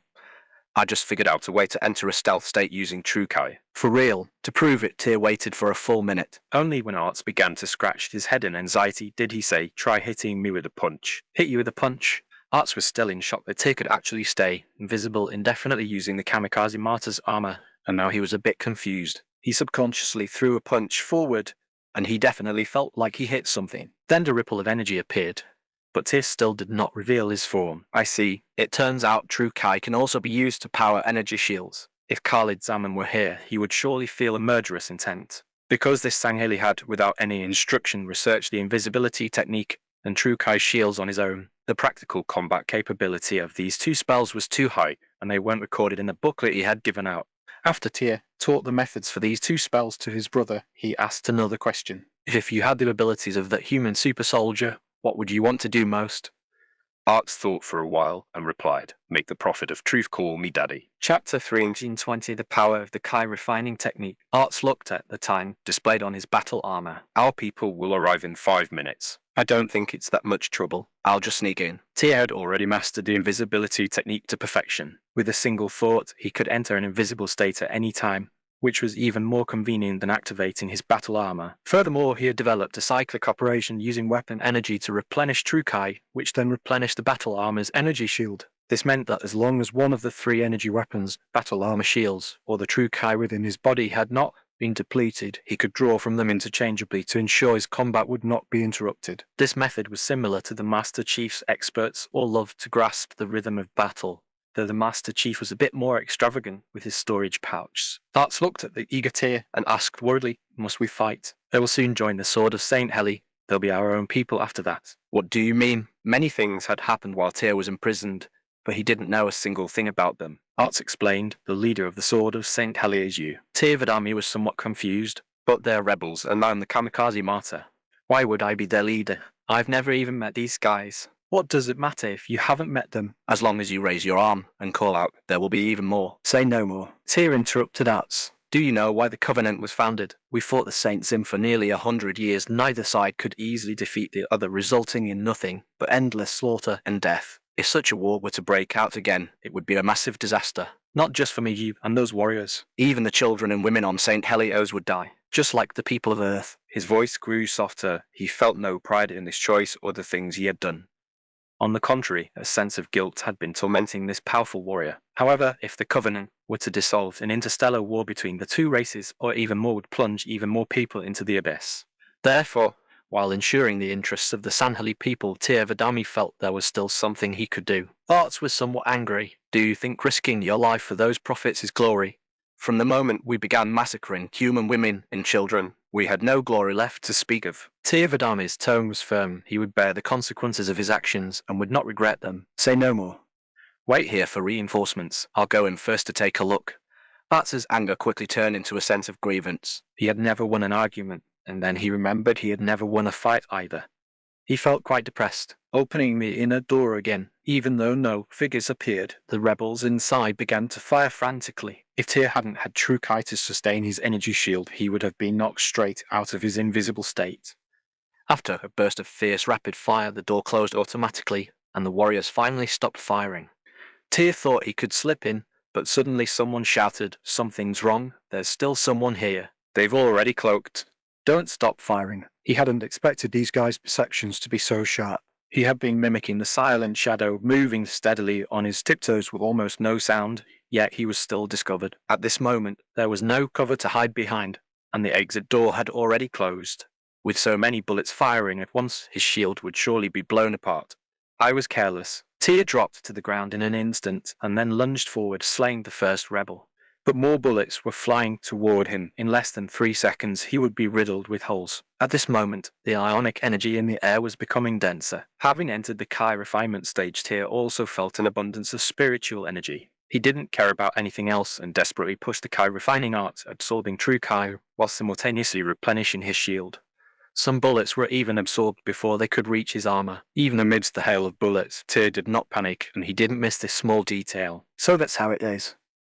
The next moment, he altered the technique of the Kai refining art. Instead of absorbing from the air, he shifted to absorbing from various meridians. 1/3 of the bullets near his body were dodged, another third were absorbed, and through this recycling, The remaining firepower was no longer enough to break through his energy shield. The rebels were astonished to find that this golden armor warrior moved like a dancing ghost, constantly weaving and dodging, taking hits while moving his limbs. The sight was somewhat comical, but none of the Sanheli people who were charged by this guy could bring themselves to laugh. After the last rebel fell and saw Tyr reveal himself, he asked with a face full of disbelief, "Why?" Tyr immediately delivered a finishing blow, not letting his compatriot suffer for even another second. He was kind, but not pedantic. This kindness was closer to Margaret's way of thinking. He had a sense of the big picture and was never overly sentimental. He would kill when necessary and save when possible. After clearing the firepower points at the entrance ahead was a large ramp leading underground, which had 2 energy conveyor belts. These belts were like flowing bridges of light. As long as one stood on them, they would be transported downward. Many boxes over 2 meters high were piled on both sides of the conveyor belts. Even without looking, Tyr knew there were many enemies behind those boxes. After several attempts, he found that his stealth was not very effective. He would be discovered within 10 meters of the enemy. This had happened before when he fought the human Spartan warriors. Mobile radar detectors. As long as a moving object approached, it would be detected regardless of whether it was invisible. This was human equipment. When did the Covenant get this kind of technology? No, the Covenant didn't have this technology yet. Why did these rebels have it? Had they really joined forces with the humans? The sense of oppression in Tyr Vadami's heart grew stronger. Everything was developing in a direction he did not wish to see. The Saintsim were not just prophets who only used their mouths. Their combatants were very skilled in close quarters, and their martial skills even surpassed those of the Sanheli people. In terms of technology, the Sanheli people were even further behind. They viewed the foreigner more with faith and worship and did not like to tamper with things in the ruins. Unlike those Saintsim, who were eager to strip the foreigners' very undergarments to see if they could research any new technology. Therefore, in that war thousands of years ago, the Sanheli people were actually the weaker side. If it weren't for the Saintsim's numbers being too small, the tide of the war would have been completely one-sided long ago. No, he still had to find Cesar for me. He had to ask clearly why this guy had betrayed them. He knew Rifami too well. This guy didn't belong to the Counselor faction or the Prophet faction. He usually didn't pursue military merits and lacked drive. He was the kind of fence-sitter who didn't care about anything. Yet now, he was creating a rift in the Covenant and starting a great war. This made no sense. Chapter 321, The Pursuit of the Divine Wind Warriors. Walking down the slope along the light path, Tyr soon spotted an elevator. The elevator was a single platform, and the outer corridor was constructed of transparent material, providing an unobstructed view of the scenery outside during the descent. Tyr found himself entering a place resembling a hangar, where a dozen foreigner sentinels were moving cargo. This situation was somewhat awkward. Even in stealth mode, a platform descending like this was too conspicuous. Any normal person would see something was wrong. Fortunately, these sentinels were not normal people, and not one of them noticed anything unusual about the elevator. Just as Tyr breathed a sigh of relief, he noticed 2 rebel warriors staring blankly at the elevator after it stopped. On Halo, his troops had suffered plenty from the lasers of these flying machines. He never expected these rebels to be working alongside foreigner sentinels. They had reached some sort of consensus. No, it was more than that. They were cooperating for some specific purpose. Sentinels were foreigner creations. Logically, these rebels should be closer to the pilgrimage than the prophets. Could the rebellion against the Covenant be related to this cooperation? Tyr Vadami pondered for a long time, remaining motionless until the 2 rebel warriors turned and left. If the Master Chief or Khalid Zaman were here, they would have cleared the room immediately. But Tyr was different. As a fleet commander, he disliked making mistakes. His years of command made his combat feel more like playing a real-time strategy game. If he could gain an advantage, he would never take an extra bullet. In this regard, he was quite similar to Johnson, though the difference between them was that Tyr Vadami was a powerhouse of formidable strength.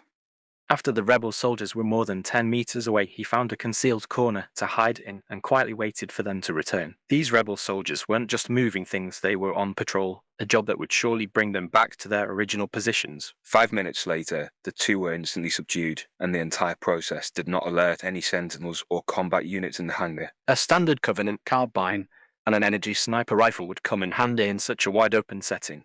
Another 5 minutes passed, and without anyone seeing, a killer, 10 mechanical sentinels, 8 rebel Sanheli warriors, and 16 wild boar beasts were all eliminated. At that moment, Arts's voice came through the communication channel. Open the hangar doors, Kamikaze Martyr. Our reinforcements have arrived. A phantom transport hovered outside the transparent window at the other end of the hangar, and Arts was waving a hem from the machine gun turret. Tyr opened the hangar doors, and the roar of mechanical operation alerted the nearby defenders. A large number of sentinels swarmed out from the narrow conduits on the surrounding walls. These things could shred a transport like a toy, and Tyr didn't want them killing all the reinforcements. Having already hidden his presence, he stood by a square pillar and fired continuously into the air. However, the sentinel's attack duration was long. If he wanted to avoid being hit, he had to stand there and endure the lasers. The transport had slowly entered the hangar, and Arts also noticed the problem, shouting, "Let me handle this." Then the Phantom opened fire with everything it had: the bottom point defense turrets and the side machine guns. This was the kind of firepower that even Khalid Zaman in the Golden Core stage would fear. Sentinels were shot down one by one, and the Phantom's shields constantly flickered with light. Arts leaped down with a single bound, and 10 Sangheli warriors and 10 wild boar beasts behind him all joined the fray.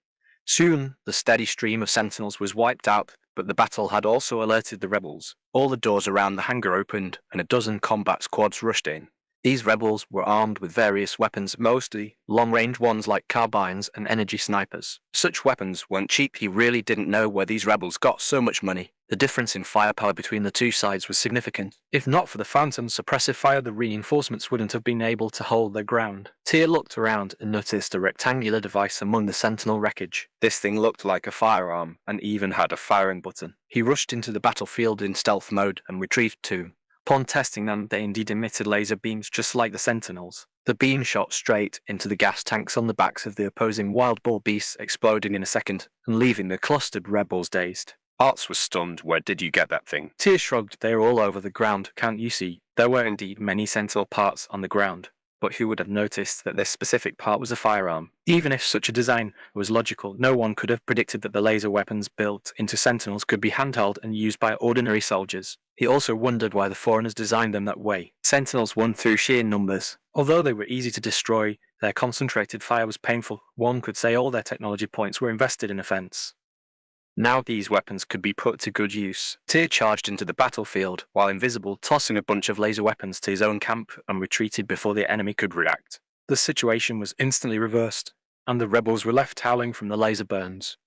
After wiping out these enemy forces, Tyr's side had only lost 2 wild boar beasts, and most of the reinforcements were unharmed. Armed with laser weapons, the group fought their way downward, sweeping through everything in their path. Sentinels went weak because of their weapons, but because they were easy to hit while hovering in the air. Once these weapons fell into the hands of combat troops, the effect was comparable to a fuel rod cannon. Following the downward corridor, they soon burst into a small warehouse. Through the window, 2 banshees could be seen parked outside. Tyr recognized the person beside the aircraft at a glance. Cessa for me. Lasers fired toward the window but failed to penetrate the transparent pane. At that moment, the doors on both sides of the warehouse opened, and another wave of sentinels and rebels rushed out. Rifami looked through the window at the Covenant troops charging in. The golden armor among them was far too dazzling. Even if the style was simple, there wasn't a single Saint Heli who wouldn't recognize it. It was the kamikaze martyr. He couldn't see clearly through the glass, who was wearing the golden armor, but he didn't plan to stay and find out. The kamikaze martyr wasn't just a symbol. Every Saint Heli who had worn that armor throughout history was a ruthless character. Regardless, he knew he couldn't beat a kamikaze martyr. Take care of these guys, brothers. I'll protect the Oracle. The guy jumped onto a banshee and fled right in front of everyone. Tyr had come specifically for Cessa for me this time. There was no way he would let him escape so easily. Be careful. I'm going after him first. With that, he entered stealth mode and ran toward the exit on the left. Due to the intensity of the battle, none of the rebel reinforcements noticed the motion radar. After all, it was full of red dots, and the sentinels flying out of the conduits had no ability to see through stealth. So while the warehouse was a scene of chaos, Tyr's army charged straight outside, and there happened to be another banshee parked there. It was as if it were telling him, "Come on, follow me." Seeing Rifami's aircraft flying further and further away, about to leave his sight, Tyr stopped thinking and jumped straight onto the aircraft. Chapter 322, the Flood Demon reappears. The banshee took off. Tyr's eyes nearly popped out when he looked at the display. A Phantom transport was less than 5 meters ahead. He quickly maneuvered the fighter into a side roll. This was one of the Banshee's advantages, its horizontal rolling and explosive flexibility. Whoa, whoa. Careful there, kamikaze martyr. I almost got knocked out of the sky by you. How are you moving so fast, kid? It turned out Arts had run back before the fight even started, retreating directly to the hangar and circling around from the outside. This guy wasn't the smartest, but his subconscious reactions were incredibly fast, occurring almost without thought. Did you see where that guy ran off to? Don't worry, follow me. Better keep close, those guys have quite a few fighters too. Thus the Phantom led the Banshee toward a specific direction. The rebels not only had superior weaponry, but they also possessed many fighters. Furthermore, shadow turrets were deployed all over the mine's exterior, along with many wild boar beasts wielding fuel rod cannons. Arts complained, these guys are filthy rich. I don't remember the artifact exploration team having so much equipment. Where did all this stuff come from? Tyr asked. Didn't you say the Sword of Saint Heli sent it? They did send equipment here, but those guys are even poorer than us. They definitely couldn't provide this much heavy firepower. Tyr Vadami noticed a key point in Art's words. He asked, have you defected from the Covenant too? Not yet. It depends on you. I'm just finding someone to rescue the elderly and weak from the city of philanthropy. There are tens of thousands of them. How many have you saved? Only 40% for now. All right, keep it up. Regarding the rebels' equipment, Tyr already had some suspicions. Humans and the Sword of Saint Heli couldn't obtain that much gear, and even if they did, they couldn't possibly transport it in. There was only one answer: the Covenant had sent it themselves. That was why the Prophet of Mercy called this a suicide mission. He had wondered at first why they placed such importance on a mere artifact exploration team. Now it seemed everything was a trap set for him. If he hadn't started refining Kai, and if Arts and those reinforcements hadn't arrived, he might truly have died here. The situation had spiraled out of control, but Tyr Vadami still wanted to salvage it. At least now was not the optimal time to defect from the Covenant. He kept thinking about the relationship between Saint Heli and the Covenant. But the person who came to mind most often was a human from Earth, that extremely powerful super soldier who had caused him to suffer defeat repeatedly. If this human hadn't appeared, he would have resolutely maintained the stability of the Covenant. But this human was too terrifying. Given enough time, the Covenant's downfall was almost a certainty. Just as the prophets feared, this powerful warrior was considering the fate of the Saint Heli race. Even without knowing the truth of the pilgrimage, Tyr was already considering an escape route. Under the Phantom's powerful suppressing fire, the surrounding fighters were quickly eliminated. After shooting down several Banshees, Tyr could clearly feel an improvement in his reaction speed and predictive abilities, all changes brought about by the Kai refining art. If just starting out yielded such obvious improvements, that human warrior must have already cultivated to a very high level, right? He thought of a 1,000-meter tall figure. Although it hadn't caused any damage at the time, the warship's energy detection devices wouldn't lie. That was an energy level comparable to a plasma projector. The aerial battle ended quickly. The Covenant's fighters went fast, and the energy bolts travelled slowly. Aerial combat depended on which side had faster reactions and stronger predictive abilities. In this regard, here and Arts simply crushed all ordinary Saint Heli people. They were top-tier experts even before learning the Kai refining art, and now there was no suspense at all. All resistance in the landing zone has been cleared. Entering the fuel station, wreckage from the turrets was scattered around the fuel station's perimeter. The dead rebels had fallen into the gas giant, leaving many weapons on the ground. A few wild boar beasts excitedly ran over to loot, quickly gathering a pile of weapons each. Thus Tyr's subordinates each held 2 plasma rifles, carried fuel rod cannons on their backs, and had several energy pistols tucked into their waists. Activating the door switch, Tyr and Arts immediately aimed inside, but they didn't see a single enemy. The two exchanged a glance, both sensing something fishy.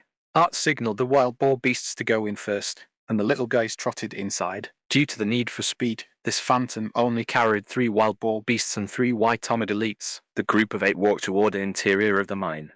As the inner entrance door opened, a massive glass tank came into view. The tank was filled with green gas, making it impossible to see what was inside. Tyr felt something was wrong and instinctively asked, "What is this?" Arts sniffed. "This stench, it feels like I smelled it somewhere before." They didn't have to reminisce for long, because after passing through another door, the two saw a familiar scene: the flood. This room seemed to be used for observation and experiments. The transparent floor allowed them to see the scene in the room below. A group of combatite flood was trading fire with the rebels. The scene was gruesome. The flood feared neither pain nor bullets. The rebels screamed, roared, and fell. Tyr didn't watch for long. The final outcome was already determined. Back then, Arts and his Praetorian Guard had almost been wiped out. These people were certainly beyond saving. He hadn't expected there to be flood in a gas mining well like this. The rebels hadn't expected it either, nor had 343 Guilty Spark. Khaled Zaman hadn't taken all the flood remaining on Halo 04.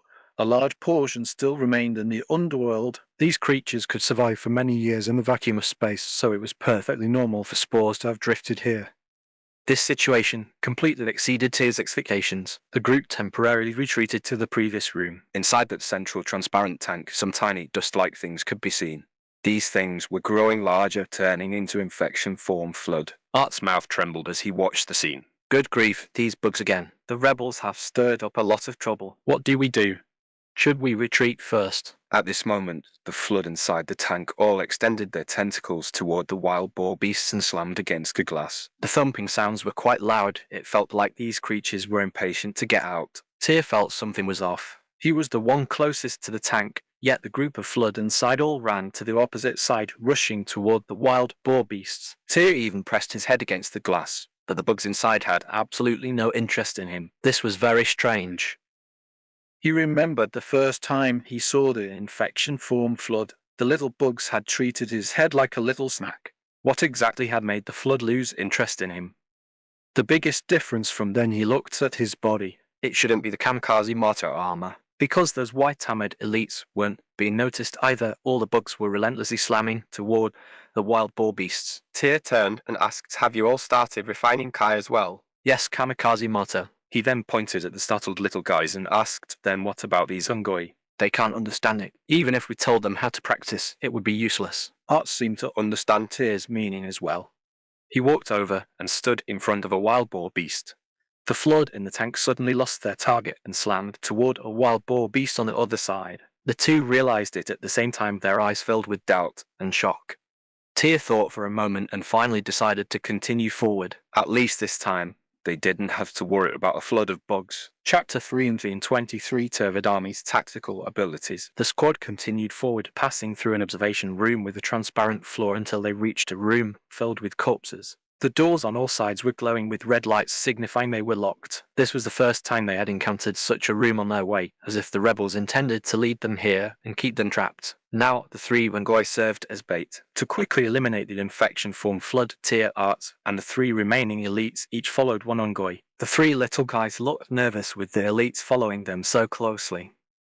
I have a bad feeling about this. Your feelings are never good. You even have a bad feeling when you're eating a nutritional breakfast. The nutritional breakfast they spoke of was a green, slimy substance. It was comparable to the methane the Ungoi breathed, smelling so foul it made one want to retch. Arts whispered, "Shut your filthy mouths, or I'll take action myself." The little guys immediately fell silent. However, because they had bodyguards behind them, they soon became playful and started wandering all over the room. Tyr's tactic was simple: let the wild boar beasts act as bait, while they eliminated the little bugs at the first opportunity. As for the corpses on the ground, they had long since been sliced into pieces by the group. There was no way they could stand up again. At that moment, a small sphere resembling a plasma grenade flew onto the floor. Since it didn't emit any ionic energy, Tyr didn't pay it much mind. Even if it were a plasma grenade, it wouldn't cause damage if not triggered. However, the next moment, a Sandheli appeared above the small sphere, floating in midair. This Sandheli wasn't wearing Covenant armor. Judging by his gear, he was a rebel. The wild boar beasts were startled, crying out, "Art a heretic!" They fired frantically at the figure in the air. Tyr looked at the image of Seseformi in midair, somewhat speechless. He could tell at a glance that the thing had no physical form. It was merely a projection. The rebel leader was humming and groaning, matching the movements with fake screams of pain. The sounds were very realistic, but his face was full of a mocking expression. Art said, "Ceasefire. Stop shooting." Once the little guys stopped their attack, Refami stopped pretending as well. I was wondering which fella the prophets would send to deal with me. It turns out it's you. I'm truly on it. One elite said, "Come out and let us send you to hell." Hell. Wait another 100 years.